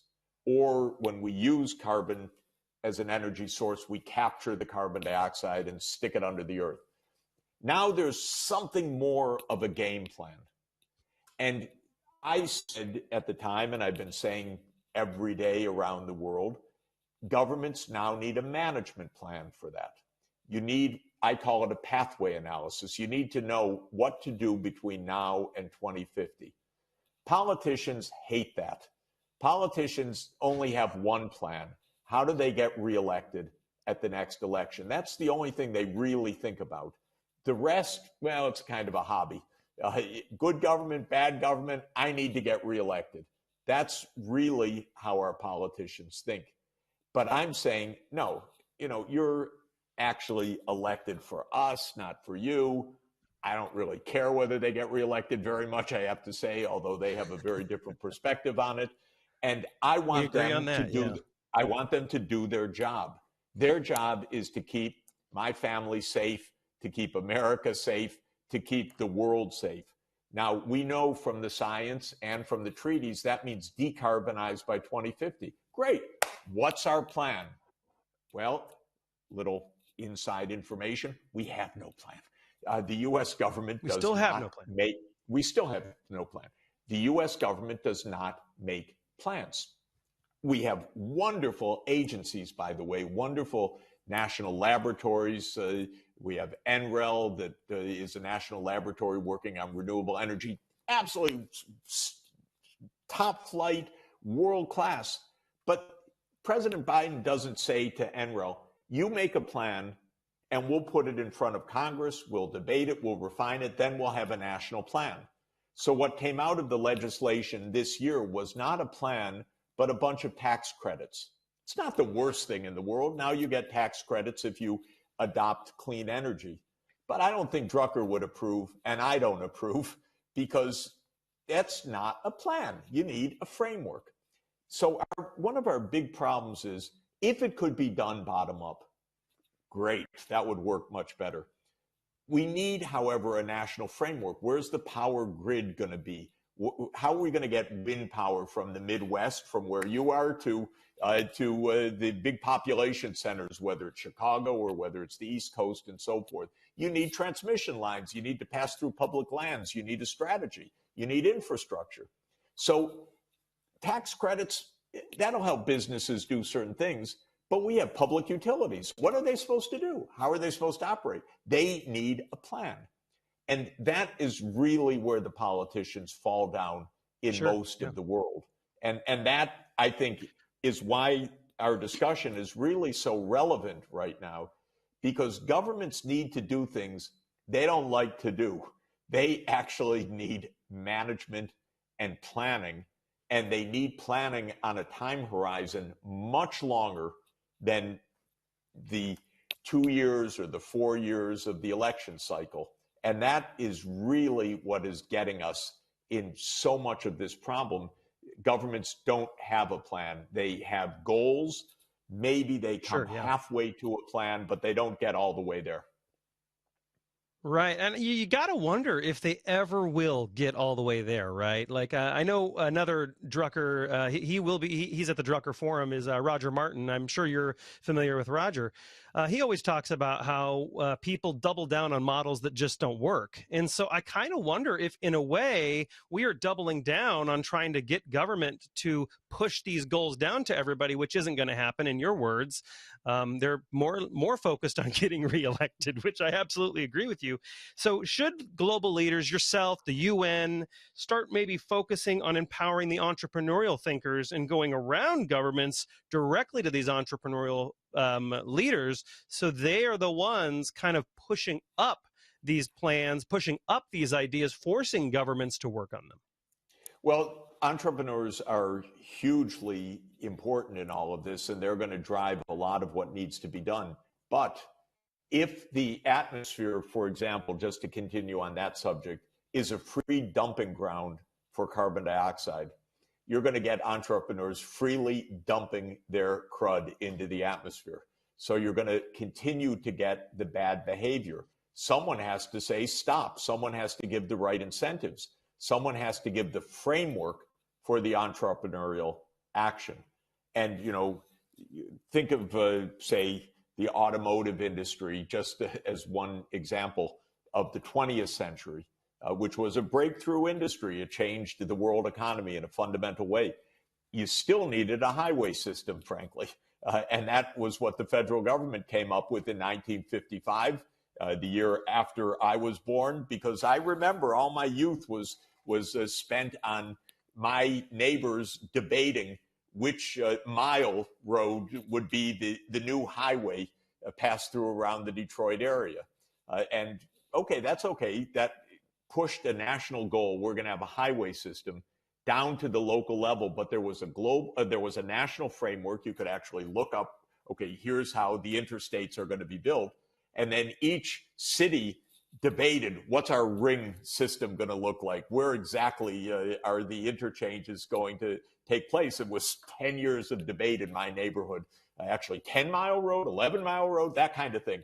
But there was a national plan, and then there was local development, and then there were entrepreneurs. We can build that segment of the highway better, cheaper, more effectively, more resiliently, and so forth. So it's a mix of business, of national planning, of local planning. It's the same thing now, because we need to put up a new grid in the United States. It's got to carry renewable energy across the country in a resilient way. You have to connect the windy places with the sunny places, with the other parts of our new infrastructure. We need a hydrogen economy as part of this. That means repurposing the pipelines that we have, and that requires, of course, a national system, national regulation, and so on.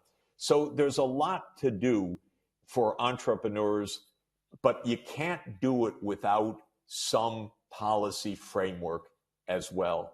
Because when you do that, I know a lot of I know a lot of CEOs of oil companies. Frankly, I know a lot of them. They just want to sell oil.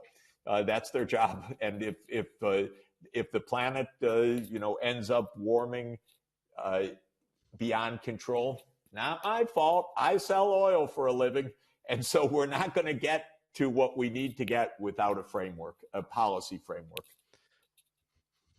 But at the same time, right, like with our last just couple minutes here, at the same time, like we don't really have laws on the books, cap and trade. We're not capping emissions yet. I know a lot of people want to get there, but if you look at the United States specifically, our emissions have been dropping considerably. We're still pretty high, but they've been dropping considerably before these laws took into effect, mostly, I would assume, because of entrepreneurial activity and the public outcry for organizations to limit their emissions. And I'm just curious, in the last minute we have left, is market pressure driven by these entrepreneurs good enough, or do you still think we do need to work with governments to push policies through? Look, very, very quickly, a lot of entrepreneurs have driven down the price of renewables dramatically. It's been phenomenal. At the same time, the U.S. is still emitting about 15 tons of carbon dioxide per person in the United States. If we continue anything like this and the world is anything like that, we are going to be fried. So we're not even close to getting to where we need to get. So entrepreneurs, absolutely. But let's have a framework for global survival that we really need. Professor Jeffrey Sachs, Director for the Center of Sustainable Development at Columbia University. If people want to reach out to you and read up on your work, how can they do that? They should email me, by the way. Got lots of emails and have a good global conversation going. So it's just sachs@columbia.edu. Professor Jeffrey Sachs, thank you for joining me on Drucker TV and everyone watching around the world. Thank you. Really a pleasure. Great to be with you. Thanks.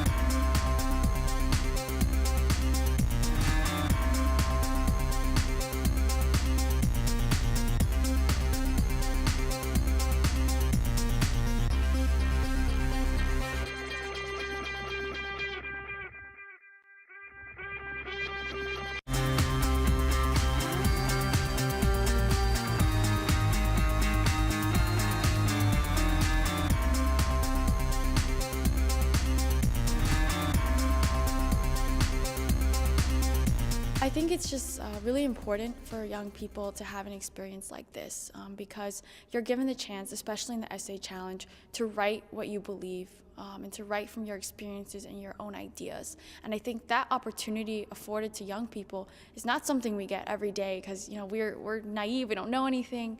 But the fact that in this forum, in this setting, you're recognized for those ideas is truly an empowering experience and something that will influence all of the winners here for the future.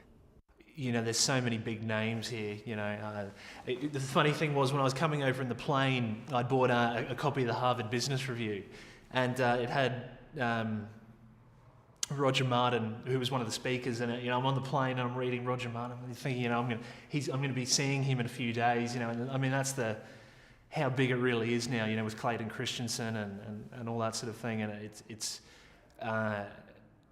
I think Richard Stroud was right when he said it's really the centre of gravity now for management thinking.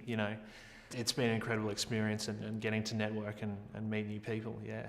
And the thing that I love the most is you get such senior management professionals, business and industry leaders, and when you hear them speak, they are actually still open to what you have to say. That is something which is not very commonly found anywhere across the globe. So Peter Drucker Global Forum gives you that opportunity to share your thoughts and ideas, and there are people who are icons in that field who are ready to listen to you and share their views about it.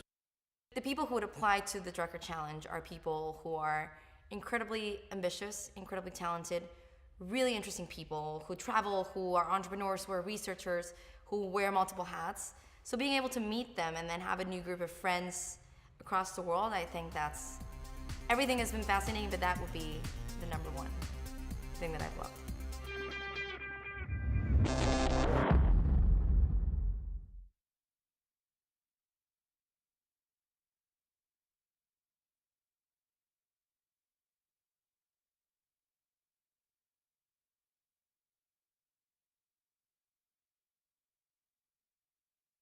One person can cause an effect. One person in HR can challenge outdated hiring practices, champion modern benefits, advocate for pay equity, and turn jobs into careers. HR empowers others to not only dream of change, but to create it. When your team turns to you, where do you turn? The SHRM Executive Network is an elite global community of CHROs at the intersection of people and business. Apply for access today.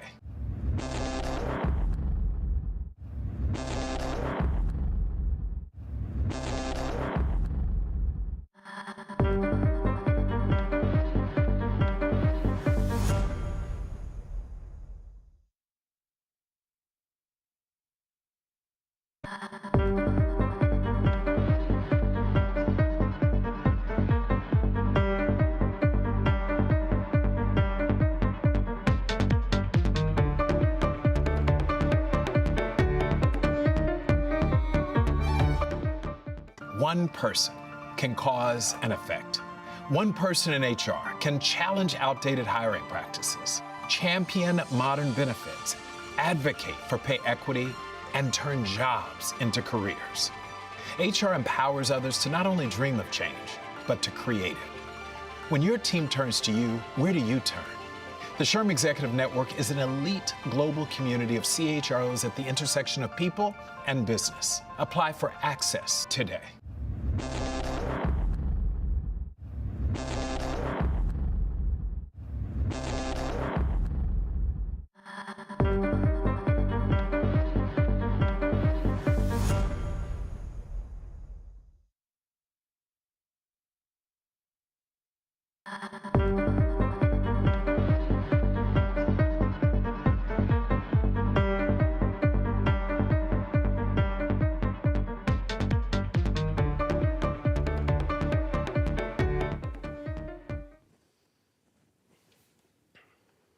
Well, hi, everyone. We're still live on Drucker Forum TV. I tell you what, if you go to Twitter right now and search for Drucker Forum, that's the Twitter handle, you're going to see that I've been Sleeping a little bit. No, just kidding. I haven't been sleeping. That was but what they did retweet that photo. That it's been a long day, but luckily they have espresso everywhere, so everybody's good. It is a crazy day. We've thrown a lot at you, so thank you for sticking with us. But we're still on. It's hard to believe. It feels like it's been a week, but we're still on day one of Drucker Forum TV. It's incredible we fit this much in, I think. You should be applauding back there for the people behind the scenes doing all this. Absolutely incredible hard work. Thursday, November 17th, day one, 14th annual Peter Drucker Forum is ongoing in this very building here in Vienna at Hofburg Palace. It's been so much fun. We're cultivating meaningful conversations today. The Drucker Forum TV is focused on cultivating meaningful conversations. That's the whole point. Today you've heard from Robert Kaplan, Gary Hamel. I have a list here. It's huge. Radoslaw, Kedzia, Jyoti, Guptara, Rahaf, Harfoush. I might have missed that one a little bit. Lalit, Karwa, Rita, McGrath, João, Domingos, and that's not even all of them. There is a much, much longer list that I can't possibly get to in this time. And of course, we just heard from Jeffrey Sachs about SDGs and facing possibly a management crisis. Like, how do we actually achieve these things?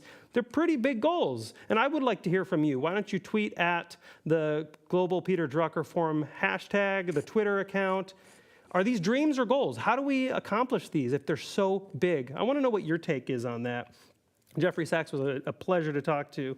But up next, we have some fascinating stuff for you. Ignatius is in the house. He's in this box here with me. And he will be interviewed by Simon Kaki. Adi is the EIC editor-in-chief for Harvard Business Group. And he will be discussing 100 years of the Harvard Business Review. That's a long time. And the next 100 years, what goals do they have? What does that look like in the next 100 years? I wonder if he can predict what is going to happen in the next 100 years. They're a Harvard Business Review, so I think he's up to the task. And what have we learned about management, and what do we have yet to learn? These are big questions, and perhaps they will walk us all through how the Harvard Business Review has changed management thinking across the world for better. Maybe for worse. They're in the studio right now. And also we have the last red carpet of the entire day, Zia Manji. He was so inspired by the Global Peter Drucker Forum, he started his own. And before that, we're going to show you SOAR's new video archive search. You have to be a member to use this, but you can, by keyword, search for any previous interview in the entire archive, and it'll pop it up and show you the clip you searched for. We should take a look at that right now.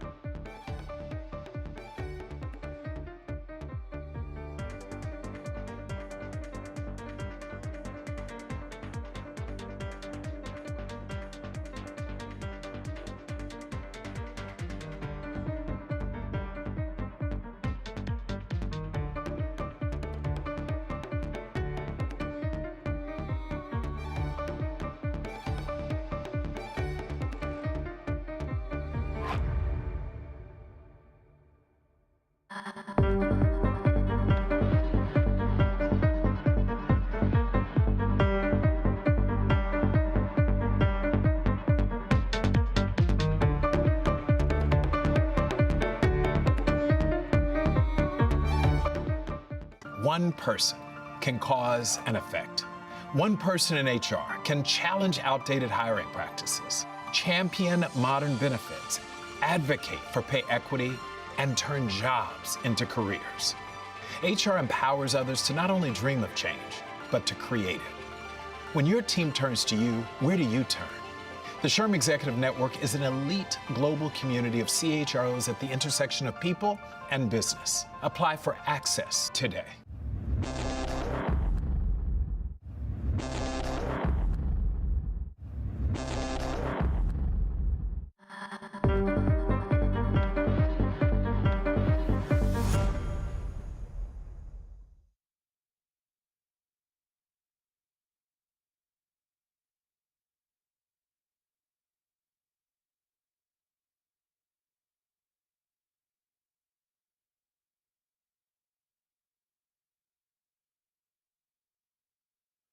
Hello, Adi. Welcome to Drucker Forum TV. Yeah, thanks, Simon. As you heard from Justin, Adi was editor of Harvard Business Review before becoming editor-in-chief, so he's probably the person with the broadest overview of performance that matters in the whole universe. So, Adi, can I start by asking you,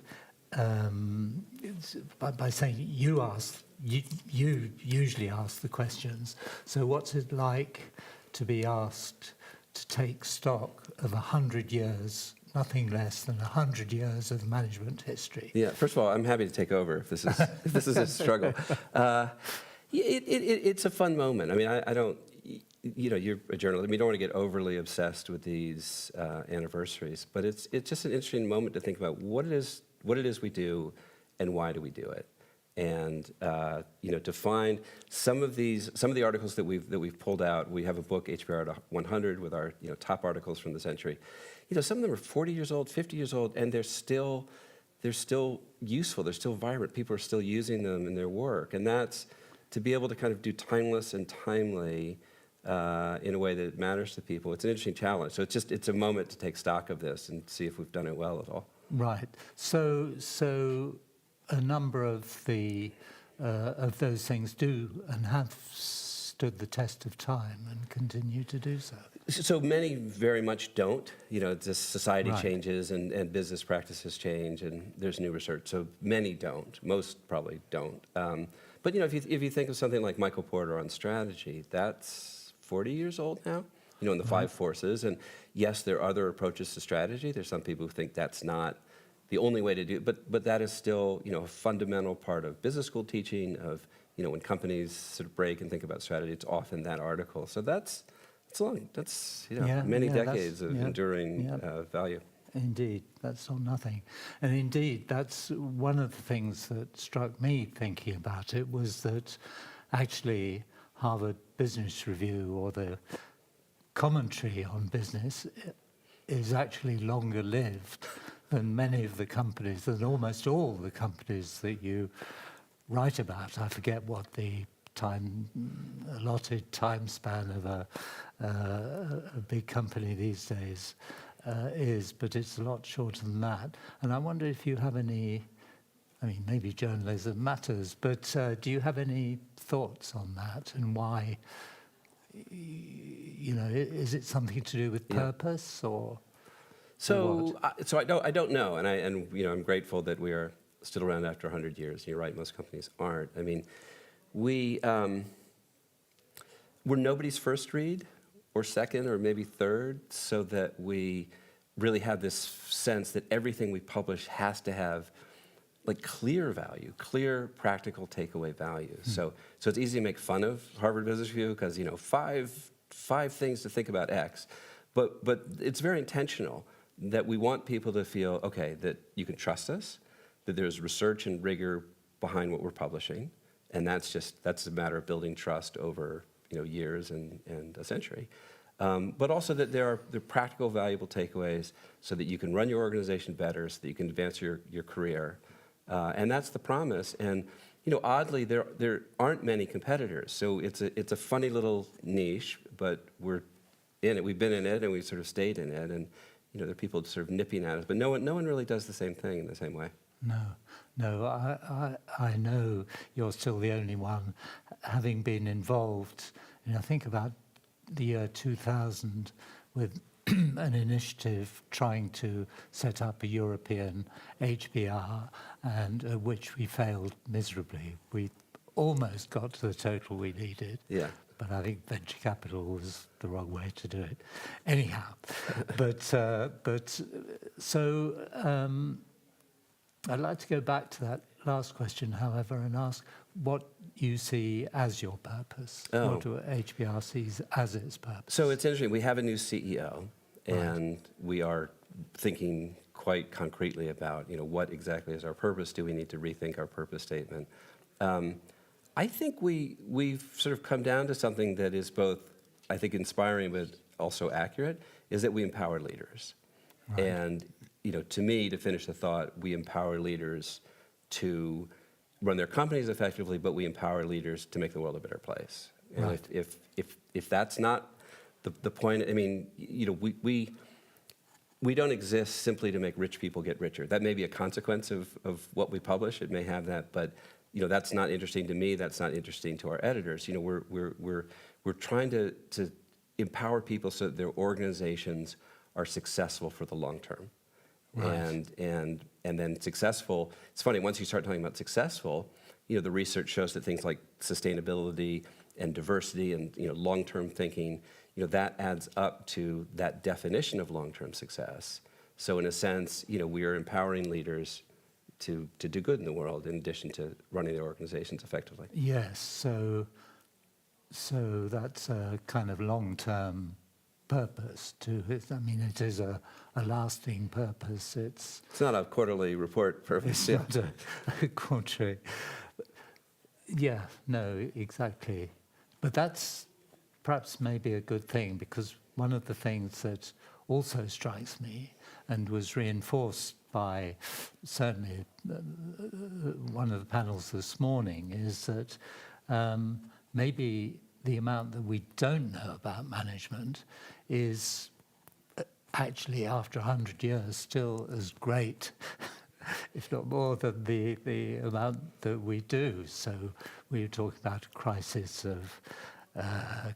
of leadership, crisis of engagement, the plaque of bureaucracy, brilliant phrase by Gary Hamel there, an epidemic of bad jobs. And so is that your feeling as well, that there's still as much to do as... No, our work is not finished. When we were founded, 1922, the founder was really the then dean of the Harvard Business School, Wallace Donham. Right. And he said, there has to be a theory of business. And in our inaugural issue, he actually wrote, without that, businessmen, it would be a pathetic gamble to even be in business without the pursuit of this kind of proper theory of business. Now, nobody said it would be easy. And, as you say, it's not like we have solved it. And, pendulums swing between centralization and decentralization, and, we redefine what good leadership is, responding to how society is sort of pushing these issues. So, nothing's static, including, in 1922, I don't know, probably most business was still small business and agrarian, in the U.S. So, we've come a long, long way. But I think society pushes us to keep sort of rethinking what we're doing and thinking about new. So our work will never be done. It is hard. Management is hard. It takes attention, and it takes continued attention. And generally, I think managers focus for a while and then sort of forget. They get lazy, and it all can spin out of control if you're not careful. Yeah. Yes, indeed. And so what's being managed actually changes as circumstances change, as the world changes, and it's only 3 or 4 years or whatever it is that we've started talking about ecosystems, and which introduces a whole new dimension, and now we're on to climate change, and as you say, and sustainability. So that's maybe a job for another 100 years. Yeah, no, exactly. And you think about what ideas take hold and what ideas don't. In some ways, the most enduring idea we've published is Michael Jensen and his co-writer on basically on aligning owners and managers, and that evolved into doing so with stock and with stock options, that if everybody is sort of has the same incentive and alignment, then, and that's a beautifully simplistic theory. If you're saying you can only focus on one thing, focus on that, there's a real simplicity to that, and if it's going well for everybody, it's fine. It's not required. It's not the law. I mean, CEOs in the U.S., at least, for years thought, I have no choice. I have to maximize sort of short-term returns, or I'm in violation of local business law, in violation of my fiduciary responsibilities. That's not what the law says. Does not say you must go for the highest quarterly earning. Indeed. You know, yes, you need to focus on shareholder returns, but that doesn't mean every quarter. I mean, but people interpreted it that way, and it was the power of an enduring, in some ways positive, in some ways negative idea. And now we're in a different place. That 50-year period, 50 years of an idea that took hold because it worked in many ways and it was relatively straightforward, has given way to I'm not sure what. We're in this new period, as you suggest, of stakeholder capitalism and thinking about sustainability and externalities and all that. So I don't think we have the theory of what stakeholder capitalism looks like because it's more complex. But we're in a new era, and it'd be I hope our pages help take us there. Yes. No, that is interesting. When we are perhaps at some kind of inflection point, we don't know where it's going to lead, and I'm wondering, is there an article that's the bravest, say, that you've published? I mean, you can say, I like this article, or I don't, and maybe I agree with it or not, but is the one you're proud of doing because it was brave? So, I mean, I don't know if we're known for our great bravery in and out. So one would be, the piece that we wrote, God, it must be 8 years ago now, by William Lazonick on share buybacks. Yes. And, it's easy to sort of say from a leftist perspective that they're bad. And, he did the research, he crunched the numbers and talked about, the cost to long-term growth, the cost to innovation for companies that were doing the share buybacks. Again, to some it's common sense, to some, that was brave. So it actually won the award. We give an award every year. There's a panel of judges for the most impactful article in HBR, and that won that year. And I remember somebody coming up to me and saying, "You were very brave to publish that," because Lazonick, the author, wasn't at an Ivy League school, wasn't at a, which is kind of old-fashioned snobbery that surprised me. At one point, I talked to Larry Summers, right, the great economist, and I said, did you see this piece? And he had one word. He just said, execrable. So I guess that was relatively brave for us. Good for you. Yes. Would you expect to see a change in the balance of your articles going forward?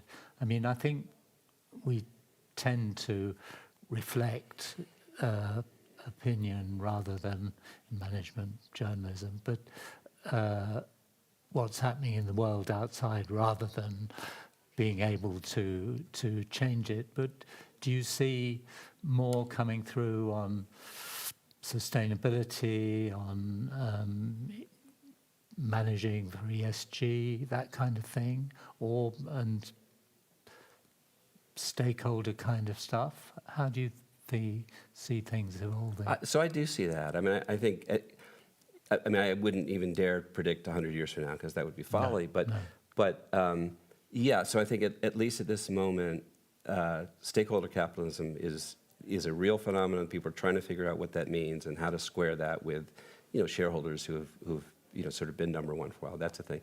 But also just reflecting the kind of complexity of the world. We did a piece a few years ago by John Chipman that was really saying every company needs a foreign policy. So the idea was that the kind of certainties and predictability and status quo of the Cold War was over, and that globally, everything had become sort of complex. So I imagine we're gonna have to do more pieces like that are trying to help companies steer what seems to be an increasingly, not decreasingly volatile environment.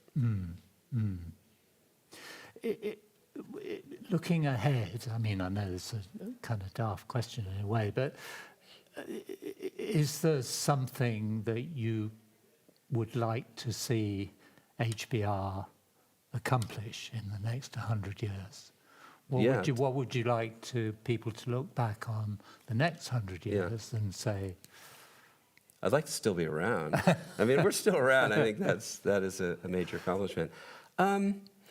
I think it's the question of so this is different from the ideas that we publish, but can an established brand adapt and still be relevant to you know, to a new audience. You know, we're on TikTok. We have a sub-brand on TikTok. I don't know if that's folly or if we're building our future audience, but you know, we'll find out. We'll find out. But if we're nimble enough to find new ways, you know, I mean, the whole challenge if you're at HBR is to make this brand friendly enough that people don't find it too daunting or dry or something like that. So if you can do that without blowing the essence of it, which is that it's rigorous and it's based on research, you know, if we can continue to navigate those waters for 20 years, let alone 100, I'll be very happy. Yeah, yeah.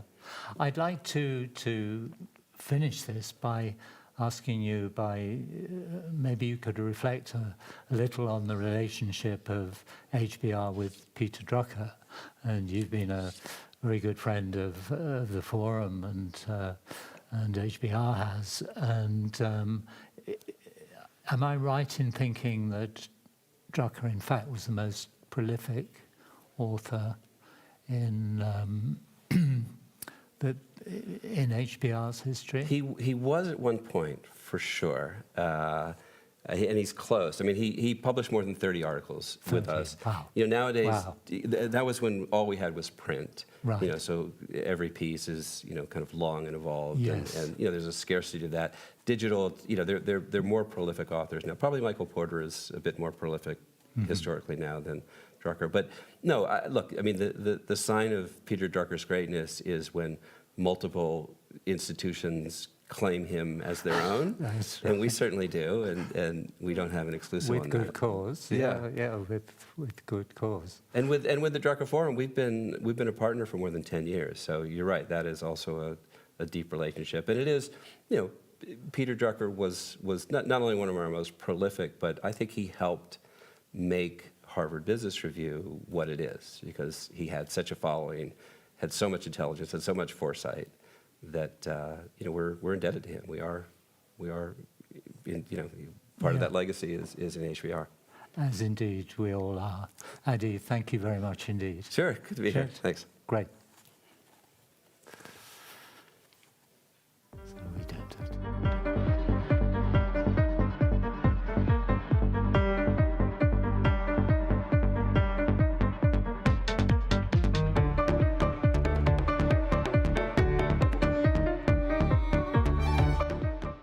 One person can cause an effect. One person in HR can challenge outdated hiring practices, champion modern benefits, advocate for pay equity, and turn jobs into careers. HR empowers others to not only dream of change, but to create it. When your team turns to you, where do you turn? The SHRM Executive Network is an elite global community of CHROs at the intersection of people and business. Apply for access today.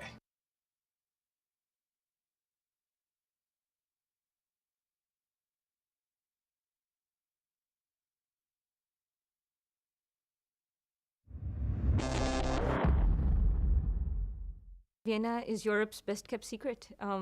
Everything about it is amazing, it's beautiful. I'm particularly impressed by the fact that they balance art and history with technology and modernity, and without either being in conflict. That's amazing, and I wish everyone else in the world could learn from it.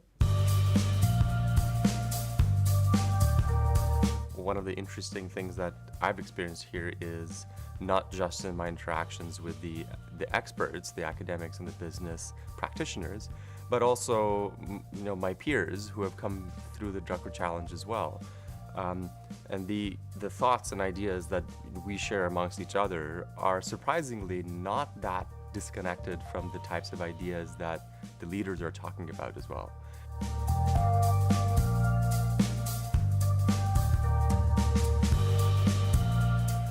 When I first was involved in the Drucker Challenge, in particular, I was the one person that wasn't a traditional MBA person working in the corporate space.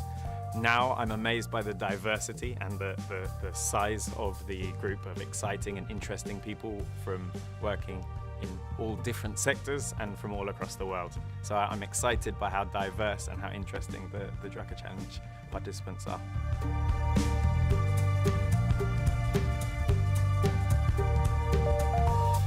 To know what's going to happen 20 years from now, you should actively at the Drucker Forum, because a lot of those ideas are being germinated right now over here.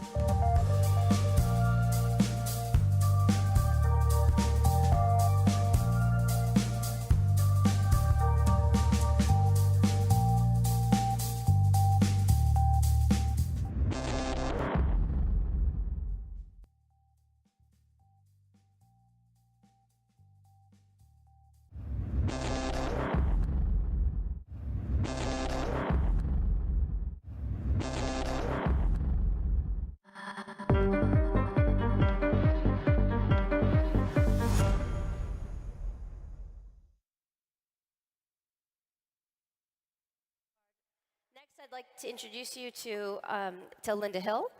Linda is the Wallace Brett Donham Professor of Business Administration at the Harvard Business School and chair of the Leadership Initiative. She has spent her career studying and learning from people leading innovation, building innovative organizations and ecosystems, and developing leaders for innovation. And so I know we only have a short window, but looking forward to hearing a snapshot of your key insights from your research. Thank you. It's a privilege to be here and be on this panel with friends, and old and new, and look forward to sharing with you some of our ideas. So what we have been looking at is men and women who have built organizations or ecosystems that could innovate time and again. And in looking at these organizations, what we have found is that although there are differences in how these leaders go about doing their work, there are real commonalities in what they do and why. And I'd like to share some of those commonalities with you. These leaders understand that leading innovation is not the same as leading change. Leading change is about setting direction, communicating that direction, and inspiring people to want to go in that direction. That is not what leading innovation is about. Leading innovation is about shaping context. These leaders understand that most innovations are not the result of some individual genius having an aha moment. Rather, innovation comes from collections of peoples, collaborations of people who have diverse perspectives, diverse expertise. And innovation involves them engaging in a discovery learning kind of process together to address problems or opportunities for which they need an innovative solution. So these leaders focus on how do I build an environment in which people will be willing and able to do the hard work of collaborating and discovery-driven learning together. And it is hard work. It's emotionally and intellectually very taxing to do innovation. So what you see, I'm going to talk about the, make sure I'm pushing this correctly, the capabilities you see in these organizations first. They work on building three capabilities. The first is creative abrasion. This is about creating an organization that can engage in creating a marketplace of ideas through debate and discourse. So for sure they do brainstorming, but they know that you cannot continually suspend judgment. At some point you have to confront the ideas if you actually want to get a robust portfolio of alternatives to consider. So in these organizations, people do learn to inquire and to listen, but they also learn to advocate, to compete with others about the ideas. So what you see is these leaders understand you rarely get innovation without diversity and conflict.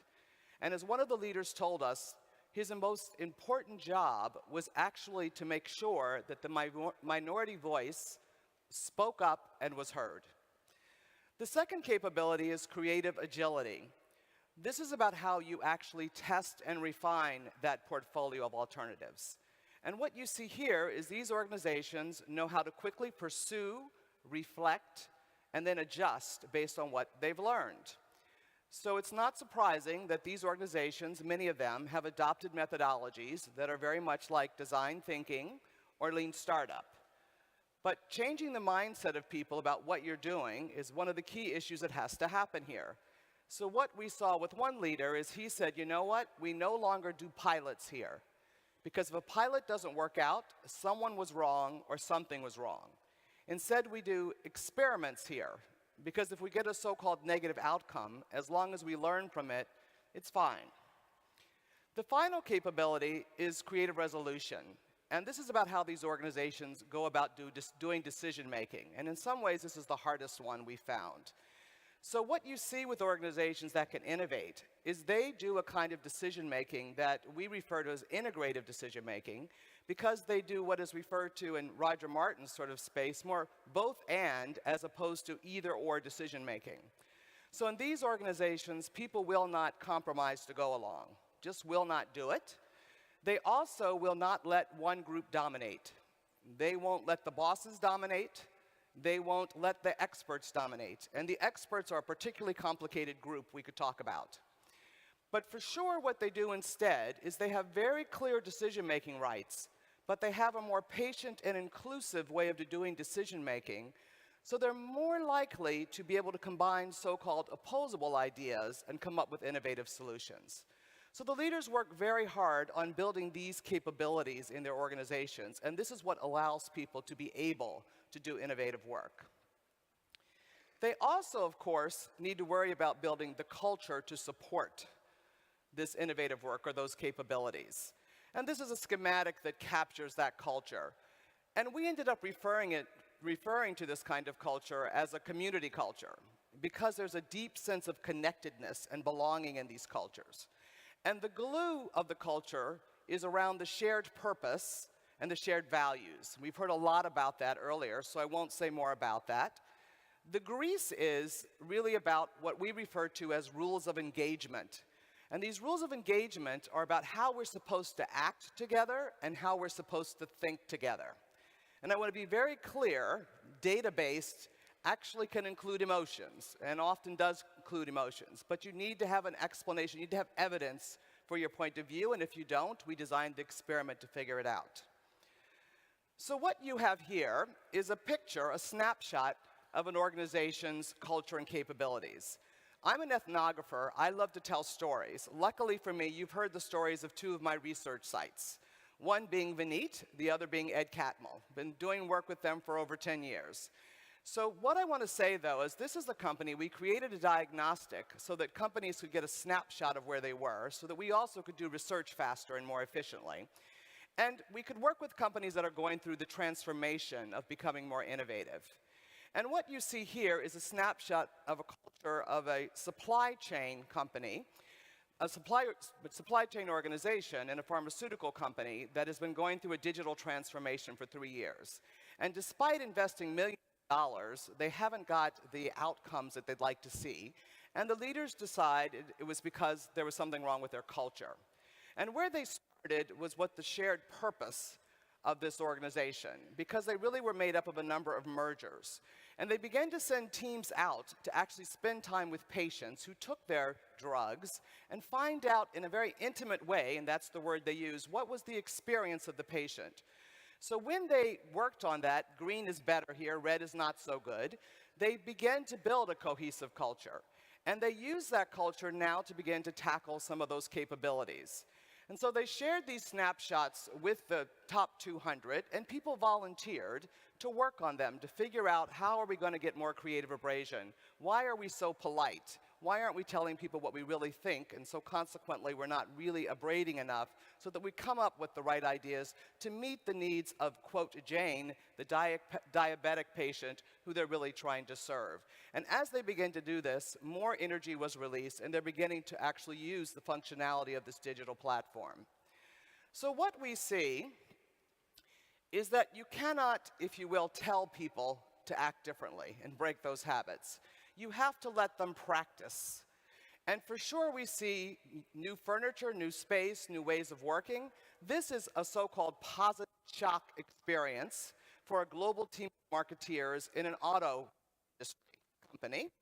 And what you see is they don't have any place to show those PowerPoints they brought with them to share with their strategies with people. Instead, they have to tell stories. They have to write them on these boards that can be moved around, erased by other people, written on by other people.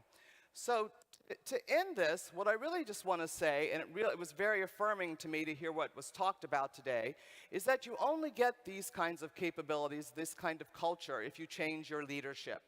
So leadership today is not about setting direction and getting people to follow you. Leadership is really about how do we co-create the future together. And that's about you as a leader changing your own mindset and understanding your job is to, as Ed Catmull, the founder of Pixar, would say, is to actually unleash the slices of genius in your organization, their talents and passions, and then harness those talents and passions to serve the collective good. Thank you.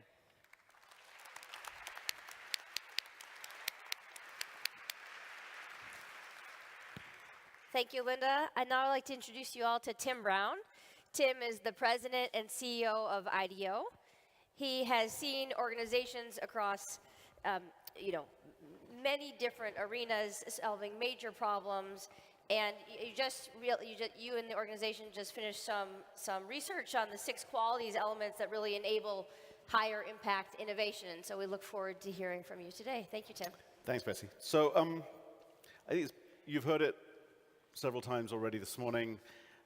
Innovation and creativity is no longer about the individual or even the cloistered R&D team. It's really about unlocking the capacity of as much of the organization as possible, really around 3 things. The ability to have new ideas, the ability to act on those new ideas, do something with them, and then the ability to spread and share ideas, whether that's in the market or within the organization at hand.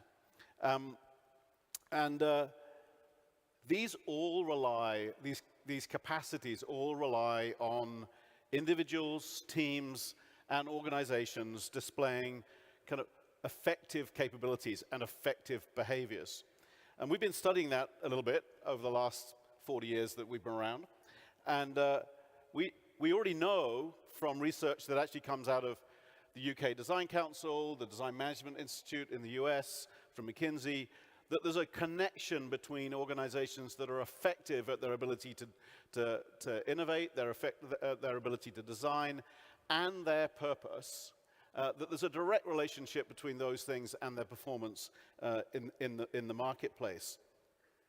But we've been really interested in below that kind of holistic measure of performance, what's actually going on. And through the work that we've been doing, we've identified 6 kind of creative behaviors that organizations and teams within those organizations have. And those 6 you can see up here. They're purpose. You've heard a little bit about purpose already. Understanding why you exist beyond making money. What we call looking out, which is how good a learning organization are you? How well connected to the outside world? How inspired are you by users and other things that are going on in the outside world? How good are you at experimenting, testing, learning, repeating? How effective are you at collaboration? How empowered are individuals and teams? Is there the trust within the organization to let teams get on with it and do the creative work that they need to do? And how good are you at refining ideas? This seems like the kind of boring one in the corner. It turns out to be rather important if you're going to be successful with innovation. So we built a tool that helps us survey organizations and survey these kinds of qualities within teams. And we've looked at over 500 business units across 300 organizations in the last several years. And we've got quite an interesting kind of collection of insights now, which I thought a few of those might be quite interesting because they're not always totally intuitive. So this is one that's a bit contrary to popular belief, and that is that teams that are good at exploring 5 or more solutions in parallel in the early part of the innovation process are far more likely, 50% more likely almost, to launch a successful product than those who explore a single solution. So the kind of lean startup idea of single solution, then pivot, single solution, pivot, is, it turns out, less effective than exploring multiple ideas in parallel. A second insight around collaboration, that teams that work collaboratively and have the time to work collaboratively, which is the biggest issue in many organizations today, but also have flexible spaces and tools to experiment, are also much more likely to launch their ideas into the marketplace. Empowerment. Teams that have access to information about prior initiatives are close to 50% more likely to create successful solutions compared to teams that don't know about the history of previous attempts to explore these same questions within the organization. So effective knowledge sharing is super important to the empowerment of teams.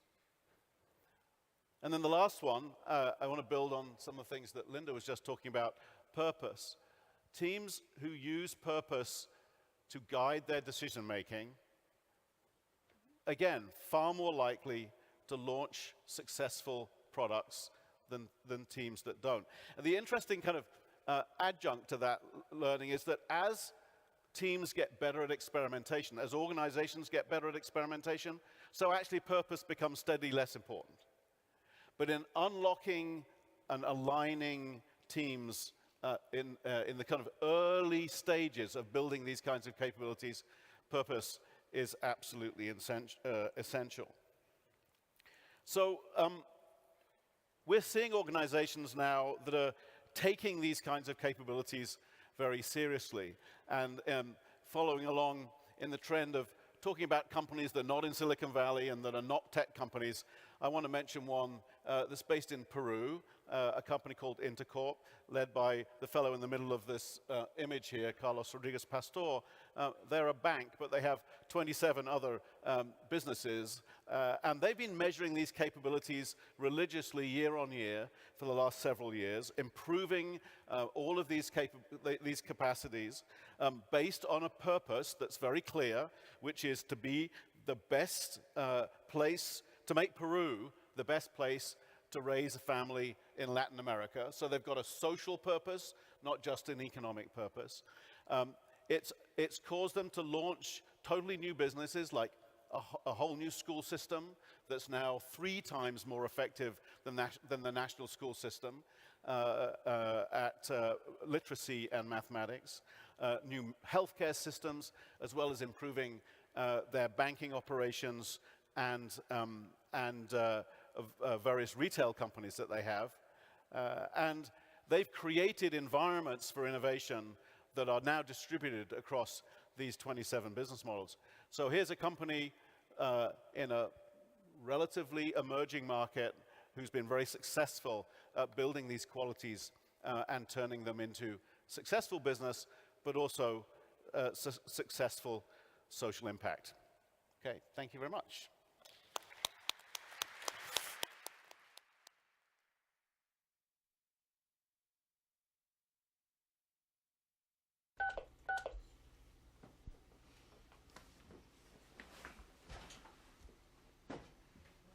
Good afternoon, this is Orlean.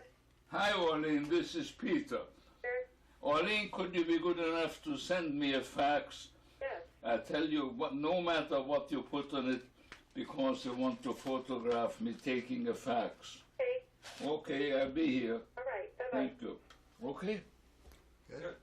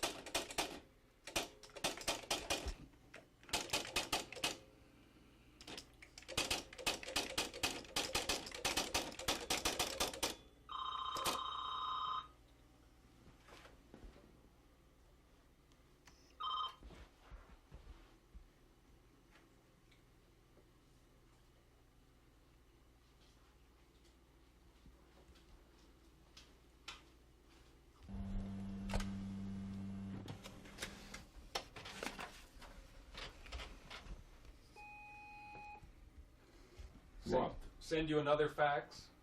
Okay, bye.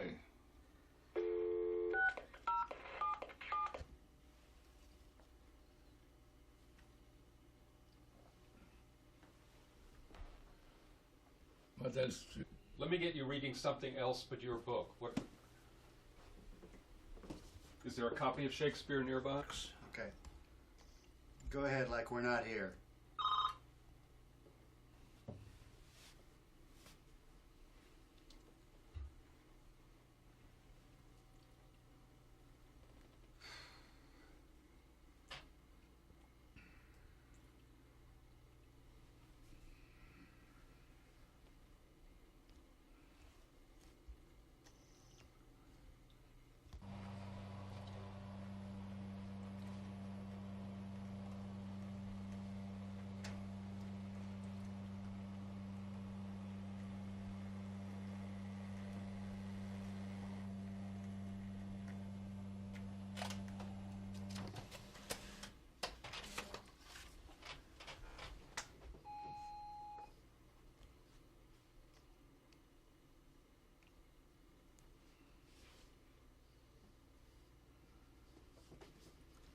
Okay.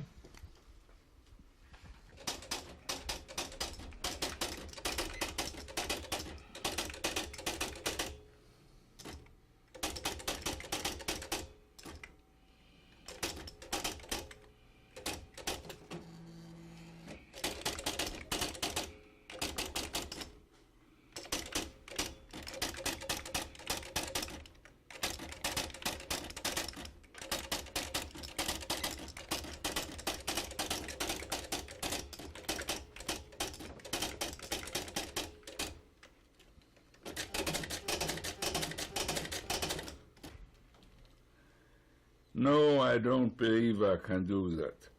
No, I don't want to do that. No, I'm no longer giving interviews, and I'm sick and tired of being filmed, and I think it's over. Go, okay?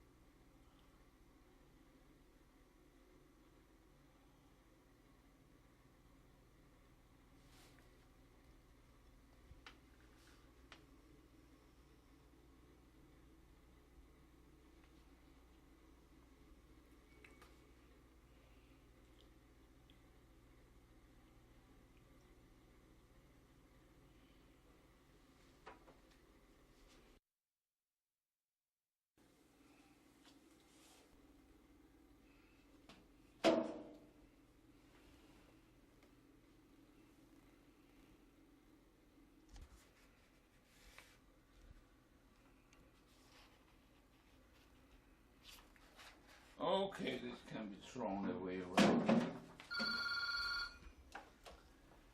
This is Peter Drucker. What can I do for you, kid?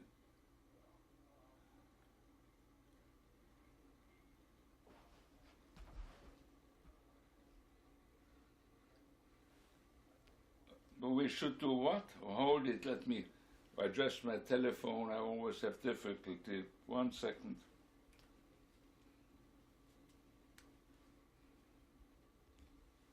Yes?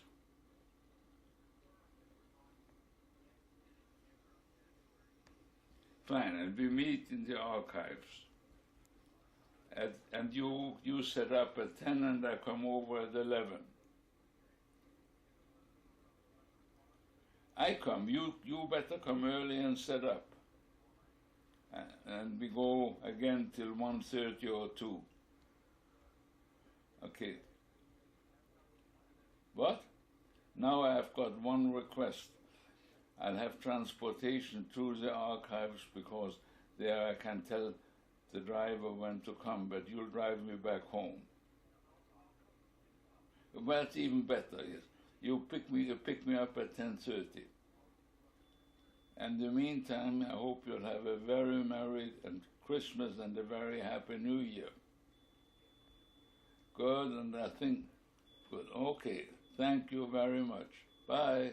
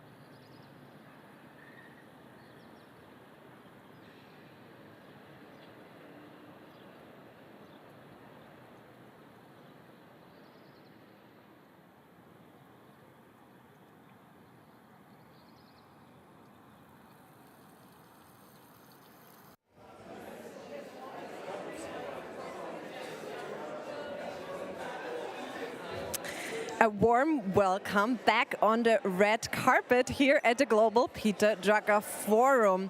We just saw a marvelous drone flight all above the clouds from Hofburg Imperial Palace in Vienna. And now we're back on the ground here at Hofburg. And with me on the red carpet, I have the infamous Katharina Moser, our conference chair of the day. Katharina, we're interested, how was the conference for you today? Glad you're saying infamous and not notorious. Well, it's quite a different kind of, it's a change of setting here to suddenly be the interview person. How's the conference been like? It's so much input, it's so much that's happening, it's such a huge and vivid community. I think one of my favorite bits was actually the session on Charles Handy, where we got a video from Charles, who couldn't be with us here, and Scott, his son, actually did an interview with him beforehand, and that was just so touching and so human, and that just really brought, you know, the Peter Drucker spirit that we're always talking about, that was really incorporated in that session for me. Oh, wonderful. And maybe can you summarize for me in one word the day today and what you took away from it? Can you summarize it in one word? I love those kind of moderator questions. Right? Normally you ask them, right? Horrible. One word would probably be lively. Lively, wonderful. Yeah, thank you. Thank you for coming to the red carpet, Katharina. Such a pleasure. I'm now going to go back on stage. Exactly. She has a stage to get to, so this is why we will continue with our next guest. And our next guest is actually Julia. Hello and welcome on our red carpet, Julia. Do you maybe want to quickly introduce yourself to the audience? Who are you? Yes, sure. I'm Julia Hautz. I'm a professor of strategic management at the University of Innsbruck in Austria here. Wonderful. We have a professor here on the red carpet and I'm interested. What did you learn today? Oh, a lot. Great insights today in the different sessions.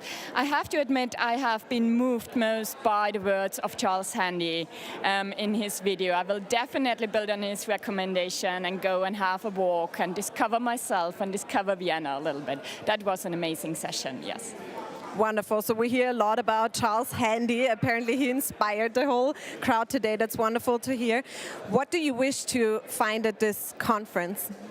Oh, first of all, it's great to have an opportunity to connect again in person. It has been great over the last years that we had the chance to connect digitally, but it's so great to talk to the people, to connect directly, to meet up, to socialize. I think that's great, and that's such a big component of such meetings. So I think building those relationships, that's a big part. Definitely. I think it takes some getting used to these offline events again. I don't know how it is for you, but you have to kind of like recharge again afterwards, after so much interacting, socializing and everything. How do you normally go about after a conference is done? What do you do? How do you recharge, but also how do you implement learnings, contacts you've created and all of this? Oh, I think those meetings are just great opportunities to connect and then follow up on those connections. And here digital technology is great because you can just reconnect and build on your relationships, on your contacts, exchange. So always after those conferences, typically you need a few days of digesting and then starting based on the contacts that were established. So that's always great, and see what develops. And typically a lot of things develop from those meetings. It's amazing to see over the year what you can take with you from such a meeting. Wonderful. Thank you so much, Julia, for coming onto the red carpet, for sharing with us, and I wish you a wonderful rest of the conference. Thank you, Julia. And after Julia comes my next guest. My next guest is Zia. Hello, welcome, Zia. How are you? Very well. Thank you for having me. Thank you for coming onto the red carpet. And the reason why we picked Zia to come onto the red carpet is because Zia actually pulled up an amazing thing. Just in April, you created the African Forum. Can you tell us a little bit about that? Well, first of all, I've got to say I didn't create it. It was a joint partnership with the Drucker Forum and the team here. It was just an outstanding job. When I came in 2018 to the Drucker Forum, one of the things that really struck me was that we didn't have enough Africa participation, not enough speakers from Africa talking about management challenges in Africa. And also the converse, we're not hearing enough of the global speakers and challenges from a global perspective in Africa. So we encouraged more participants from Africa to come to the Drucker Forum, but also we set up the East Africa Management and Innovation Forum in partnership with the Drucker Forum and tried to get a combination of international speakers and local speakers in our market. And I think it was a fantastic success. We had 400 participants on the program. It's all virtual. And now I'm being challenged to do it in person. Wonderful. Wow. Congrats to you, the way that you managed to pull this up from the ground, over 400 participants. What was the main learning for you after building this new forum? That there's a lot of work still to be done. You know, I think if you're trying to influence change, if you're trying to get people to understand the fundamentals of what we're trying to do in organizations, one forum is not going to be enough, right? And that you risk having a talking shop where people just come along and just talk. And what I've seen today and what was reminded to me was that you can create such impact by having a conversation, by working together like this, that the speakers can really inspire people to change and make them go away and actually start to do things. And I think that's where we need to get to. So there's a lot of learning still for us, and we've got to keep going and make it a regular event in Africa. Wonderful. So definitely the beginning of a long journey, it seems. Coming back to Vienna, what do you wish to take away from this conference here? I think because we've not seen it in person for so long, for me, making those personal connections with speakers, with the organizers, and obviously the participants, I think is very valuable. And then appreciating that we've got to do this more in person. Just the quality of learning, just a few years on, huge differences and challenges in the way that we're working with organizations, and a lot of relevance to what's happening in Africa. So taking that learning and going back to Africa and being able to talk about it in my market is going to be valuable. Wonderful. And last question to you. What was a moment today that surprised you? I've got to say, Scott and Charles' handy presentation, to actually see that at the Drucker Forum. When I saw the Drucker Forum the first time, one of the things that I realized that's missing is the arts and the conversation of what we can bring to the arts. So it's so great to see it actually happening. It's so refreshing. And I think everybody in the room saw something so different to the cognitive way that we've been thinking. This was very emotional, and it really brought the message home in such a powerful way. Wonderful. Thank you so much for sharing your impressions from the conference. Thank you. Enjoy the rest of it. Thank you. Wow. Okay. So for everybody who's listening in here, and listening to all our wonderful guests and our conference chair, apparently there have been many emotional moments as well in the different sessions. I can't wait to actually rewatch them because I myself, of course, I stand in front of this camera. Unfortunately, I couldn't even follow the sessions as much as I wanted to, but I will definitely. So with that being said, this is our last red carpet of the day. However, don't be sad. Tomorrow we'll be back here, tuning back in live from the Hofburg Imperial Palace in Vienna from the 14th Global Peter Drucker Forum.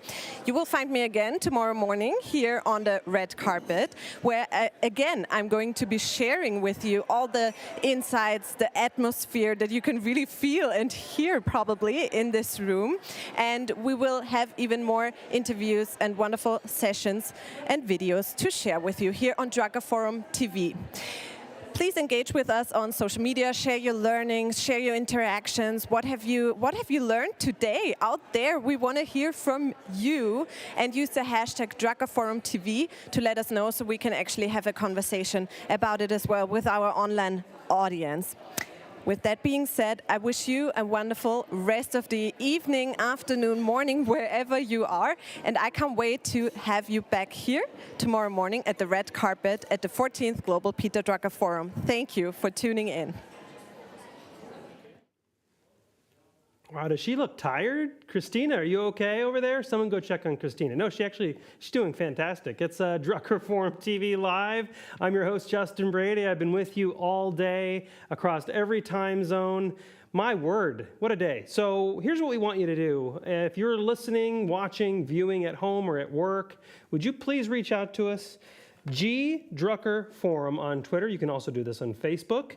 Drucker Forum. This little @ Drucker Forum. Put my name in there too. Tag me because I want to see this too. I'm Justin Brady. It's easy enough. And let us know, what did you learn so far? That's what I want to know. What did you learn so far? Up next, looks like Rebecca Kerr will be interviewing Jennifer Tharp.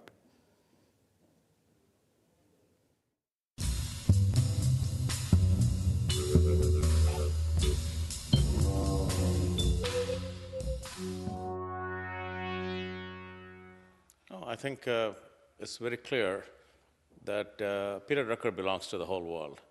I think we are in Vienna celebrating his birth and the place of his birth, but his contribution transcends Europe and even in the United States. The basic idea of systematizing management practice, connecting practice with theory and operational requirements of practicing the theory, which is what he excels so much in, that has worked like magic across the world.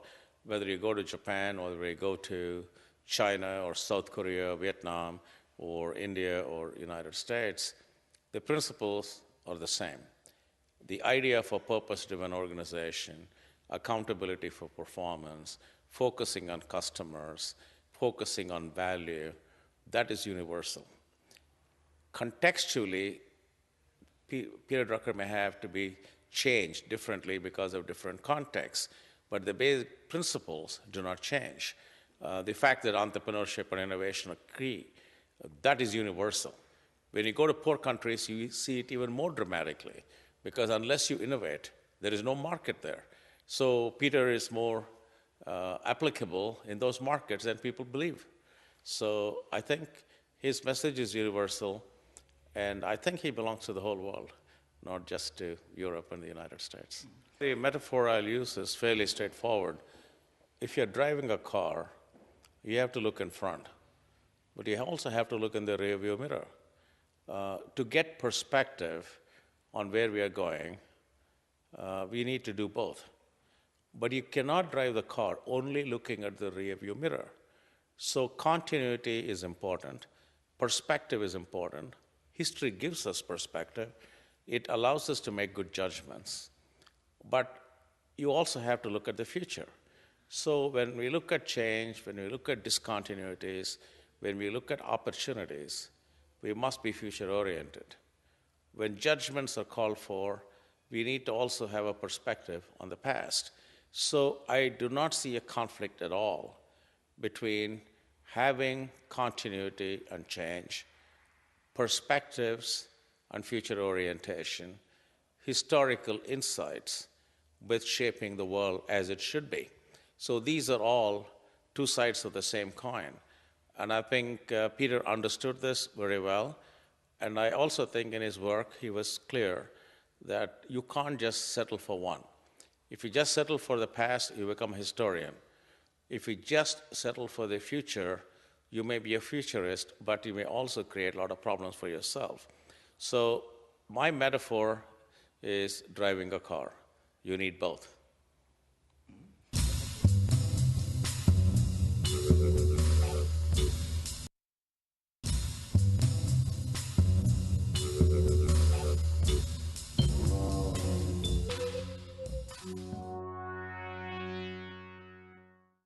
Ladies and gentlemen, when she was 93, she was asked to give her advice to those who want to thrive during their twilight years, and she said, "Stay as active as you can and keep learning. Find something that engages you and avoid sinking into the daily routine." There's an old German saying I like very much. She said, "No matter what difficulties may arise, count only the sunny days." This 19th of November is a sunny day in Vienna, outside, and it is a sunny day inside this historic building, even because she's amongst us. Ladies and gentlemen, the woman who has been married to management guru Peter Drucker for 67 years, and who herself has launched an industrial enterprise 20 years after most people settle into retirement. Our guest of honor, Mrs. Doris Drucker, welcome to Vienna. Good morning and welcome to all of you who have come from far away to celebrate what would have been Peter's 100th birthday today. We certainly all appreciate your attention and the effort you made to come here. I know that in the next day and two you will hear a great deal about Peter's contribution to the theory and practice of management, to problems between business and the government, and the relationship of the for-profit institution to the non-profit institutions. I will not preempt those presentations, and I will limit myself to stories of Peter's life in Vienna. His formative years, as you know, were expressed by those 17, 18 years. He was born here, and after he received his Abitur, he left Vienna. He only came back to visit his parents over Christmas and the New Year, 5 days at the most, and after the Anschluss, when his parents had left, he did not come to Vienna at all. I would say perhaps 3, 4 times in the last 50 or 60 years. He never told me, he never explained why he felt impelled to leave Austria. Perhaps he felt the diminution of the territory. As you know, they had shrunk considerably between 1909, the year of his birth, in 1927 or so when he left. Perhaps he thought there were fewer opportunities for a young man. I really don't know. He was not much of a coffee house fellow. And the Vienna of the Strauss waltz, the Blue Danube, and the Franz Lehrer operettas left him cold. So I did not know him then, of course. We only met when we were in our 20s. So whatever I know about those years is either hearsay or what he told me, which may have been the truth or not, I don't know.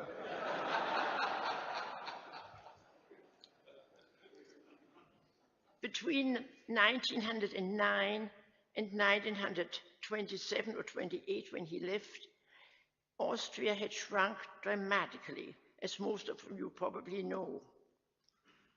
I have in my house in Claremont a document signed by Kaiser Franz Joseph in the year 1916, in which he identified himself. I'm sorry, that's a long story now. Wir, Kaiser Franz Joseph I, von Gottes Gnaden König von Österreich, apostolische König von Ungarn, König von Böhmen, Dalmatien, Kroatien, Slowenien und Krakau, Herzog von Lothringen, Salzburg, Steyr, Kärnten, Krain, Bukowina, Ober- und Niederschlesien, Großfürst von Siebenbürgen, Markgraf von Mähren, gefürsteter Graf von Habsburg, Tirol, etc., etc., etc. But the etceteras are in the document. I did not put it in. By then, the double monarchy of Austria-Hungary was reduced in size to the size of the state of Maine, which is one of the smallest states in the United States. So that was a great shock, both physically and mentally, to all the inhabitants, as you can imagine. The Druckers usually spent the summer vacations im Salzkammergut, in Grundlsee or Altaussee, or in Tyrol. But while Peter realized that it was still Austria, he felt like a tourist in his own country. Vienna was the center of his existence and the center of his parents' virtual and intellectual life. He remained all his life. He retained nostalgic memories of the beauty of the alpine landscape and of the wildflowers which he tried to identify with the aid of a small booklet which he always carried with him. And he would listen entranced when he heard some herd boy or girl yodel from some Alp. He himself had no voice to speak of, but he tried to practice yodeling. And we went to a great deal of mountain hiking in the mountains of Colorado in the United States. And whenever we came on the down after we had climbed some high peak, he started yodeling on the downward trail, to the astonishment of all the people above us and below us. And I think he even yodeled when we came down from Mount Fuji in Japan.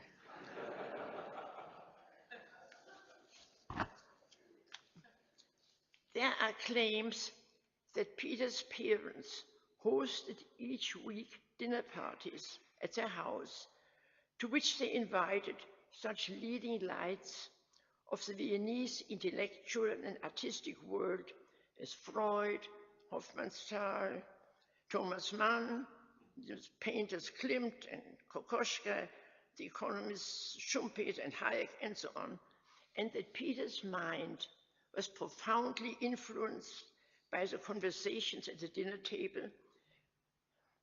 But I believe those stories are nonsense. When Peter was old enough to eat with the grown-ups, that would have been 1916, 17, when we were 7 or 8 years old, there was a terrible famine in Austria.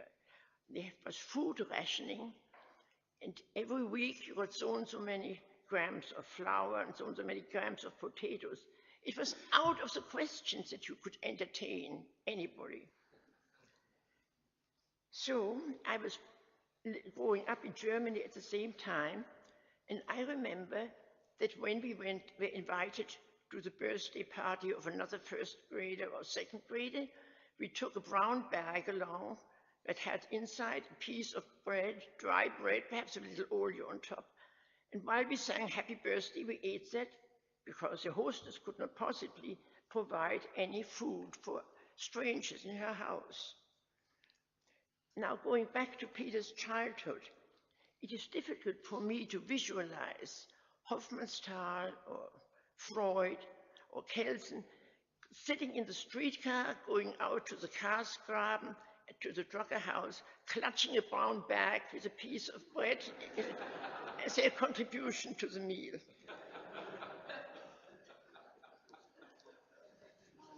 Of course, it is quite likely that Peter and his brother listened to informal talks between his parents and their friends, but not at celebratory dinners and so on. So during the next 2 days, you will hear a great deal about Schumpeter and Hayek's influence, and perhaps also about the influence of an unjustly forgotten economist, Ottmar Spann, who had a great influence on Peter Drucker's life, but he's usually not mentioned. As a young man, Peter tended to disagree with the teachings of Hayek and so on.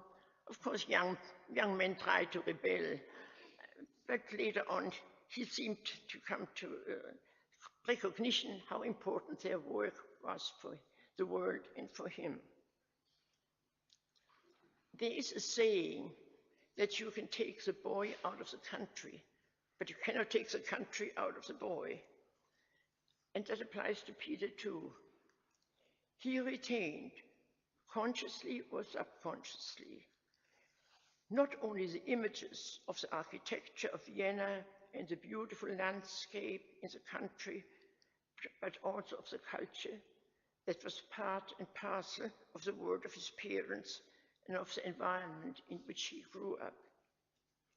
In the course of his long life, some of those images, of course, may have been blurred or buried altogether, but others kept their allure and may even have become powerful, more powerful?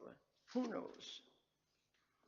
A psychologist would probably point out that Peter carried along with him many bits and pieces of Austrian soil, figuratively speaking, which would somebody who had enough time, enough knowledge would detect and explain. But as a layperson and with strict instruction to keep to my allotted time, I can't go into all this. I can only single out one endearing and distinctive trait that goes back to his childhood and upbringing.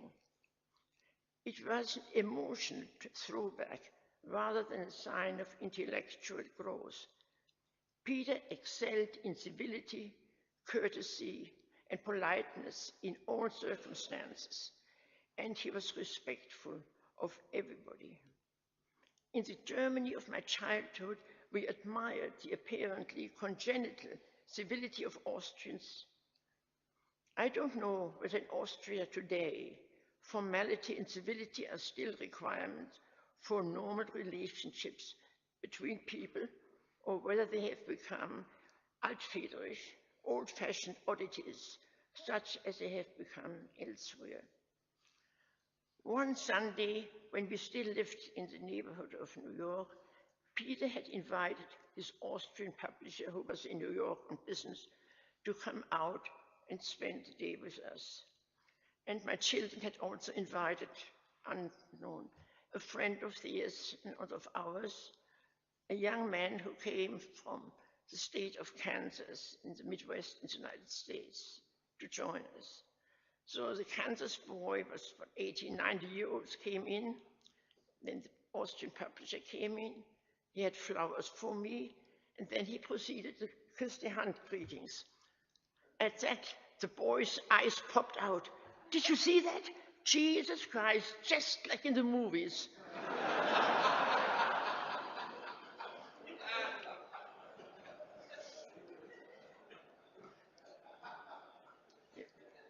Peter did not think it was funny,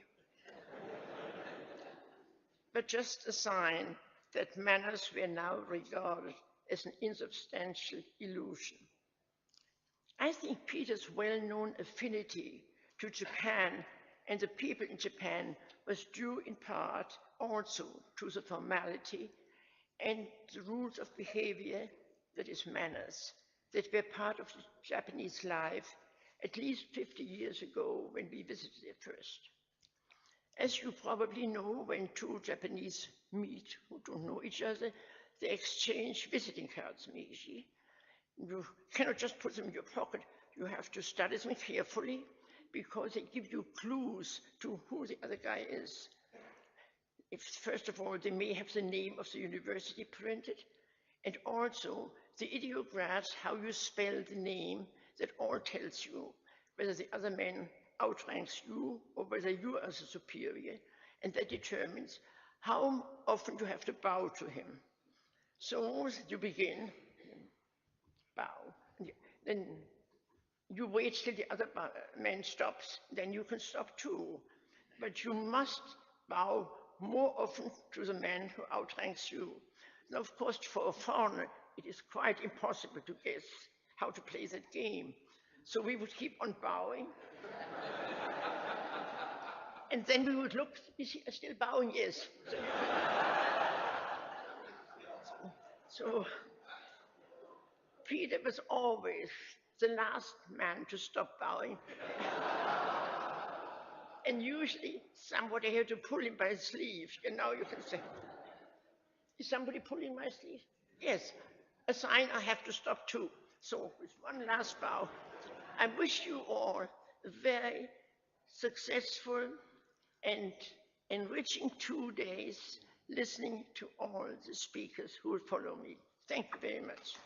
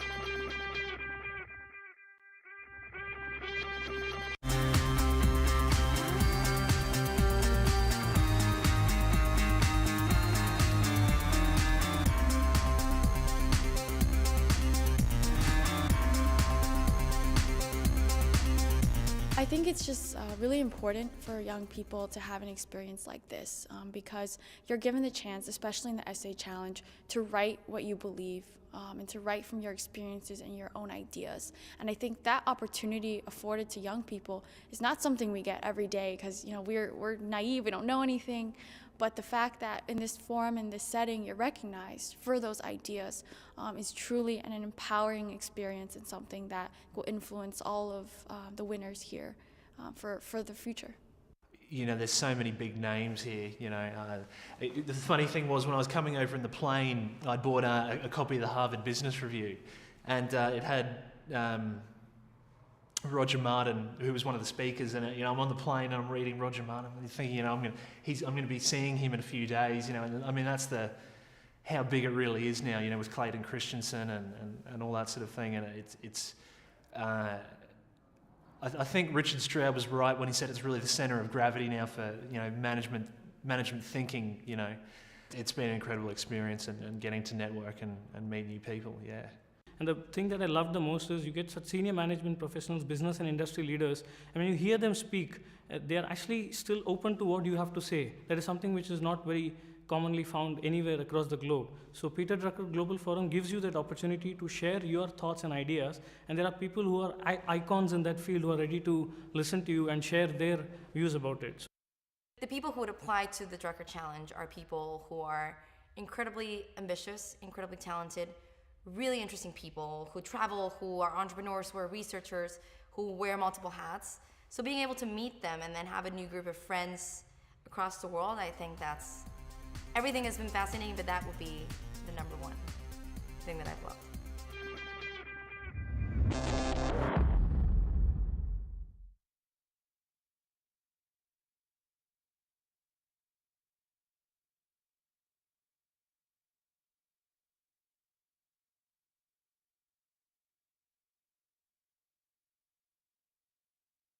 One person can cause an effect. One person in HR can challenge outdated hiring practices, champion modern benefits, advocate for pay equity, and turn jobs into careers. HR empowers others to not only dream of change, but to create it. When your team turns to you, where do you turn? The SHRM Executive Network is an elite global community of CHROs at the intersection of people and business. Apply for access today.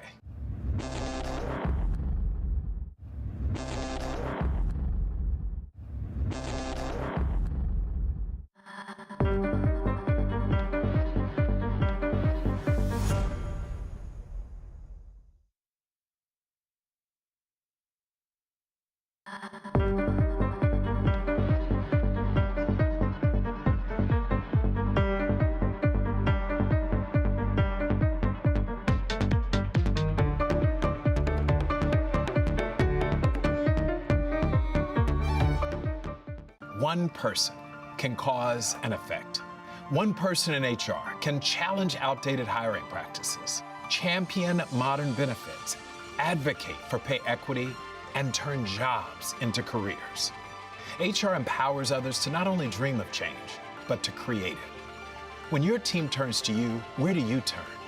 The SHRM Executive Network is an elite global community of CHROs at the intersection of people and business. Apply for access today.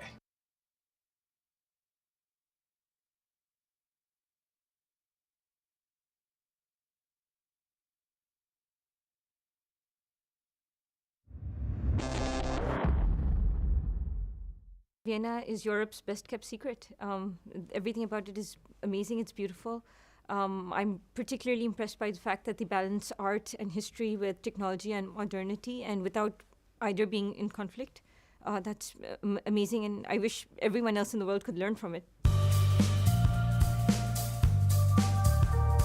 One of the interesting things that I've experienced here is not just in my interactions with the experts, the academics and the business practitioners, but also my peers who have come through the Drucker Challenge as well. And the thoughts and ideas that we share amongst each other are surprisingly not that disconnected from the types of ideas that the leaders are talking about as well.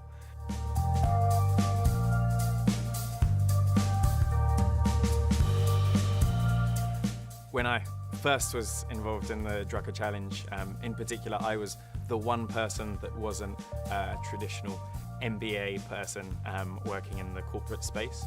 Now I'm amazed by the diversity and the size of the group of exciting and interesting people from working in all different sectors and from all across the world. So I'm excited by how diverse and how interesting the Drucker Challenge participants are.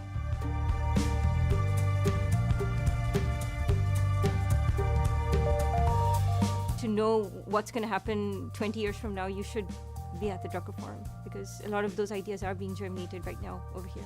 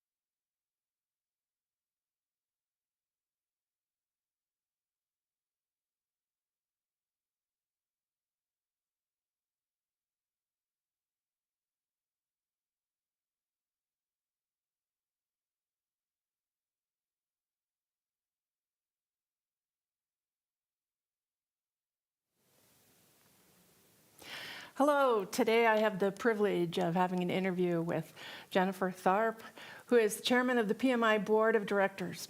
Thank you, Jennifer, for being here at the Drucker Forum, the 14th Drucker Forum, where we're talking about performance that matters and the entrepreneurial spirit. Glad to see you here. It's a delight to be here. Thank you.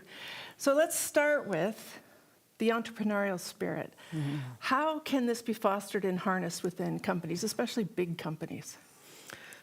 Boy, that's a question we hear a lot. And I think that it's a very important question, because we know that organizations can't continue doing things the way that they've always done them and somehow magically achieve more agility and better results. So I think the first thing that an organization needs to do is really look at making some changes to their culture. You need to foster a culture that kind of allows people to embrace change more, that sees change as a possibility, and that sees new ways of working as opportunities to learn and grow and develop. So that's kind of the first thing that I think about. When I a few years ago in 2019, in March of 2019, I went to visit Gazprom in St. Petersburg, and I was really surprised to see that they were working on this large-scale transformation. They were talking about design thinking, they were talking about adopting new ways of working in ways that were far ahead of many of the Silicon Valley organizations that I'm used to working with. So we know that there's some opportunities within organizations, whether it's developing small skunk works, small projects and ideas to experiment with entrepreneurial thought and ideas. But there's also the opportunity to look at the overall structure of the organization. Because when we want to take on a more entrepreneurial spirit, it's not just a matter of saying, okay, company, just let's go ahead and do this. We have structures that we've put in place, processes, technologies that have made us successful in doing things the big company way. And so you need to really kind of look at those structures and those technologies in order to figure out how can we do this differently. So if you want to create a structure that creates, kind of the capability for perpetual transformation, one thing that a lot of organizations have found success in is creating a role of a chief transformation officer. Now, Brightline has created some research along with Accenture on what the role of the Chief Transformation Officer is. And I think it's really fascinating because in initial interviews and evaluations that they've done, they're seeing a really high success rate in organizations that commit to transformation at that level. So it's kind of creating both the leadership and making sure you have a sponsor for large-scale transformations that really, that we can feed that information in and that we can make the organization stronger as a result. It's very interesting. And this role, when it's announced, typically where do you see the role reporting in the organization? Good question. In a lot of cases, when organizations start experimenting with these ideas, they're like, oh, let's put them under finance or let's put them under IT, kind of like as like technology. But when you do that, you're diminishing the priority of transformation within the organization. And if you really want to commit to transformation, it needs to be at that most senior level. You need to ensure that change, that conversation is happening directly with the chief executive. It also ends up creating this whole feeling within the company that, oh wow, change and transformation and experimentation and maybe looking at risk differently. This is a new thing. These are new ideas and new ways of working that we can adopt. If the organization is putting it at that senior level, you know that that's a commitment to transformation. Excellent. As the number and scale of digital transformation projects increases, finding talent, keeping talent, attracting talent is a gigantic problem. How can companies, especially big companies, attract and hold the younger generations? That's a great question. And it's actually very important because we've been around for a while. We think we know how things are working, but an organization gets refreshed when it has younger people, new ideas, new perspectives that are brought in. So it's imperative that organizations embrace the younger generation. So how do we do that? Well, we know that younger people tend to look at purpose and having meaning in their work, that it's very important to them. That issues like climate change and diversity, equity, and inclusion, social impact, those are often important to people individually, but the younger people are demanding that their organizations also reflect that, and that the work that they do can influence these important issues. So it's important that the organization not just give lip service to the ideas of that are important to youth, but make sure that those ideas are integrated throughout the work of the organization. It's also worth noting that as we move more towards kind of a project-based society, I mean, when we look at children in the youngest grades in school, they're not learning the way that we learned. They're learning via projects, very project-based learning. And so we know that we can help them be more successful if we ensure that those project fundamentals, we continue to build those out, and that we also make sure that they have the power skills that they need to influence the organization the way that it needs to be influenced. Couldn't these skills also be valuable to millennials and boomers as they see career changes? You're absolutely right. I have a startup that I was working with a few years ago, And they told me at one point, they said, we've hired a project manager. And I was like, oh, great. What's her experience? I want to know all about her. And she's like, she's never managed a project before. And I said, well, what kind of training are you going to give her? And they're like, oh, we're not going to train her. We want to see like how much she knows intuitively.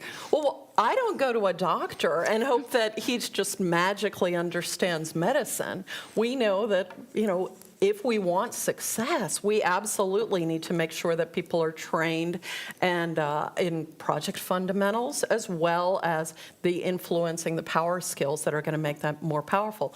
So that happens with young people, and it happens with older people as well.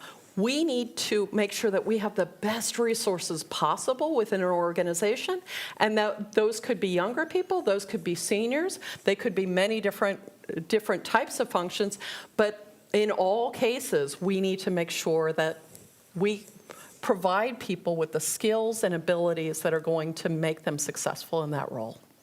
I can confirm every project I was part of where there were PMI certified professionals, the projects ran better. Glad to hear it. So for the last few minutes we have, how about we focus on the lessons learned of 2 or 3 of the really hardest years any of us have ever experienced. And maybe you could comment on how organizations can build resilience and prepare for what will likely be unexpected events in the future. Ah, that's good. Yeah, well, I know the last couple of years were a bit of a learning experience for me personally. If I look back when the pandemic started, I had a job I did not like with a terrible commute. I was unhappy. I was really kind of miserable, but it hadn't even occurred to me to change my situation. I had a good job and, everything was fine.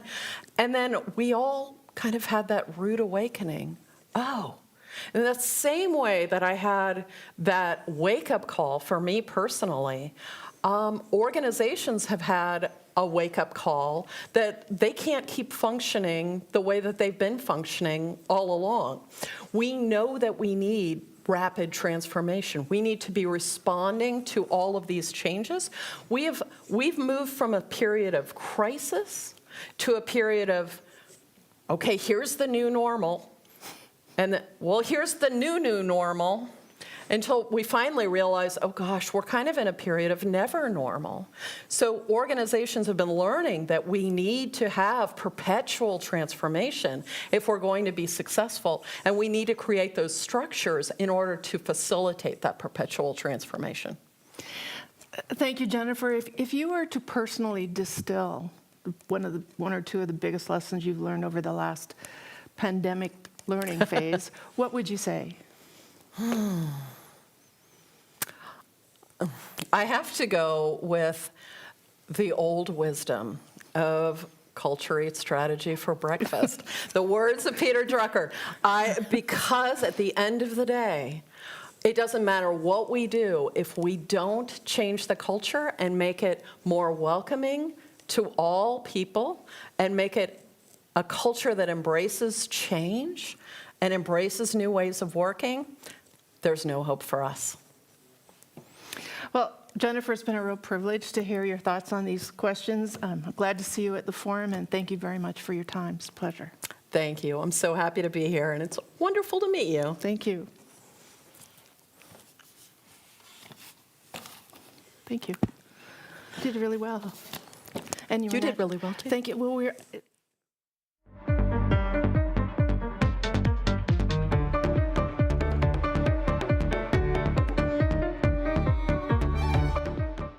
One person can cause an effect.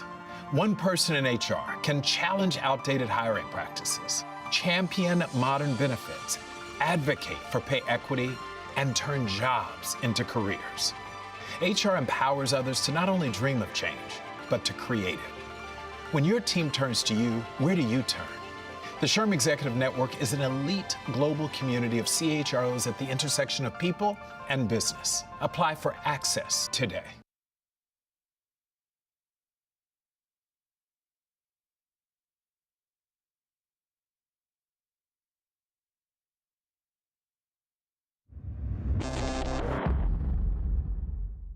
Vienna is Europe's best kept secret. Everything about it is amazing, it's beautiful. I'm particularly impressed by the fact that they balance art and history with technology and modernity, and without either being in conflict. That's amazing, and I wish everyone else in the world could learn from it. One of the interesting things that I've experienced here is not just in my interactions with the experts, the academics and the business practitioners, but also my peers who have come through the Drucker Challenge as well. And the thoughts and ideas that we share amongst each other are surprisingly not that disconnected from the types of ideas that the leaders are talking about as well.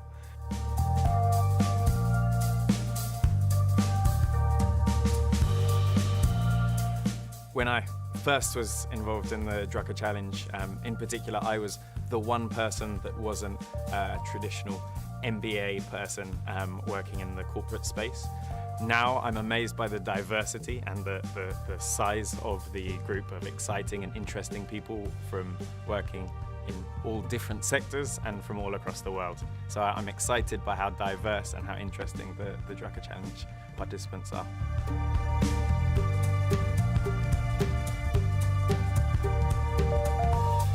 To know what's going to happen 20 years from now, you should be at the Drucker Forum, because a lot of those ideas are being germinated right now over here.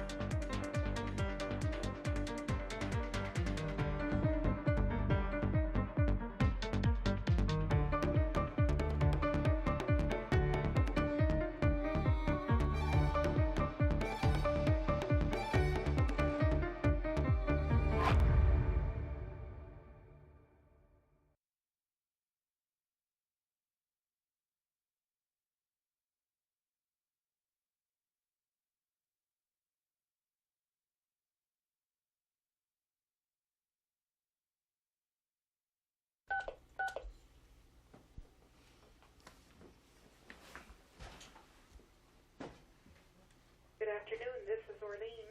Hi, Orlean, this is Peter. Orlean, could you be good enough to send me a fax? Yes. I tell you, what, no matter what you put on it, because you want to photograph me taking a fax. Okay. Okay, I'll be here. All right, bye-bye. Thank you. Okay. Good.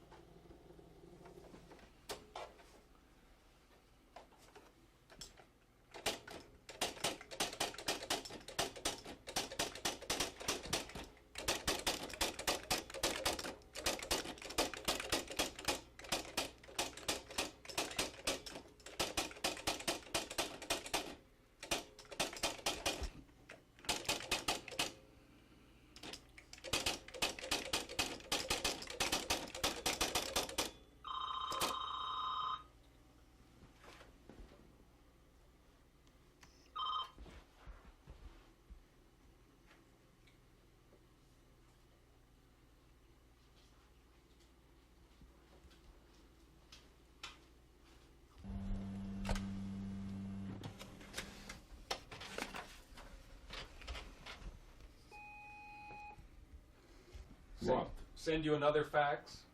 Okay, bye.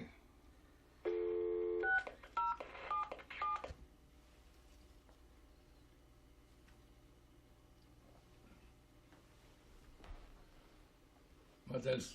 Let me get you reading something else but your book. What? Is there a copy of Shakespeare nearby? Okay. Go ahead like we're not here.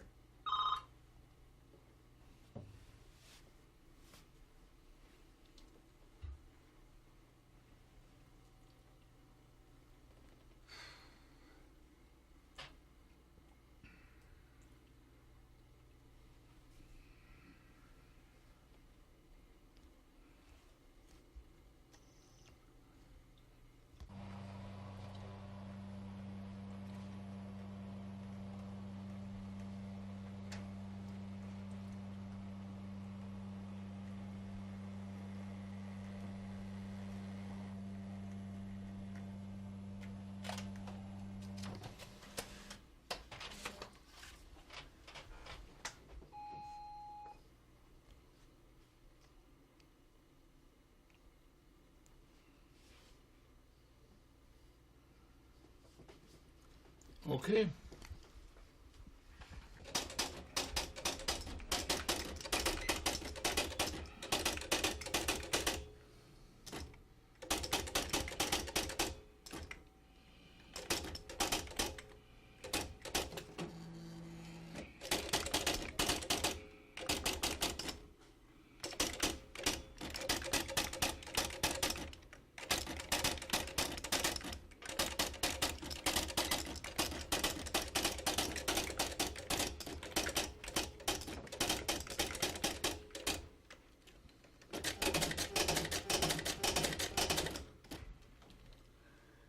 No, I don't believe I can do that.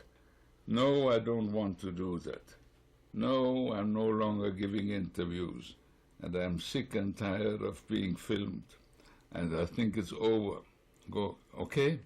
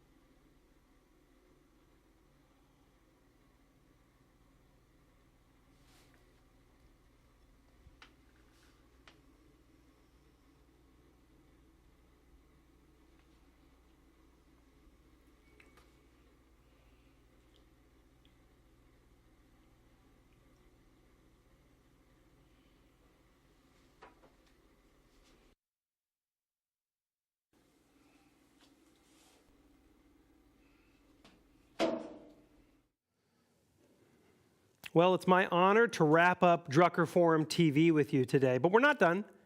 We're just done with day one. That's it. Can you believe that? If raise your hand if, no, just kidding, we can't see you, but raise your hand mentally, or if you want to physically do it, that's fine. If you actually made it through the whole forum, Drucker Forum TV, I would like to know. You should tweet at us, Drucker Forum or Justin Brady. I'd love to hear from you. So let's catch up a little bit. What did you learn?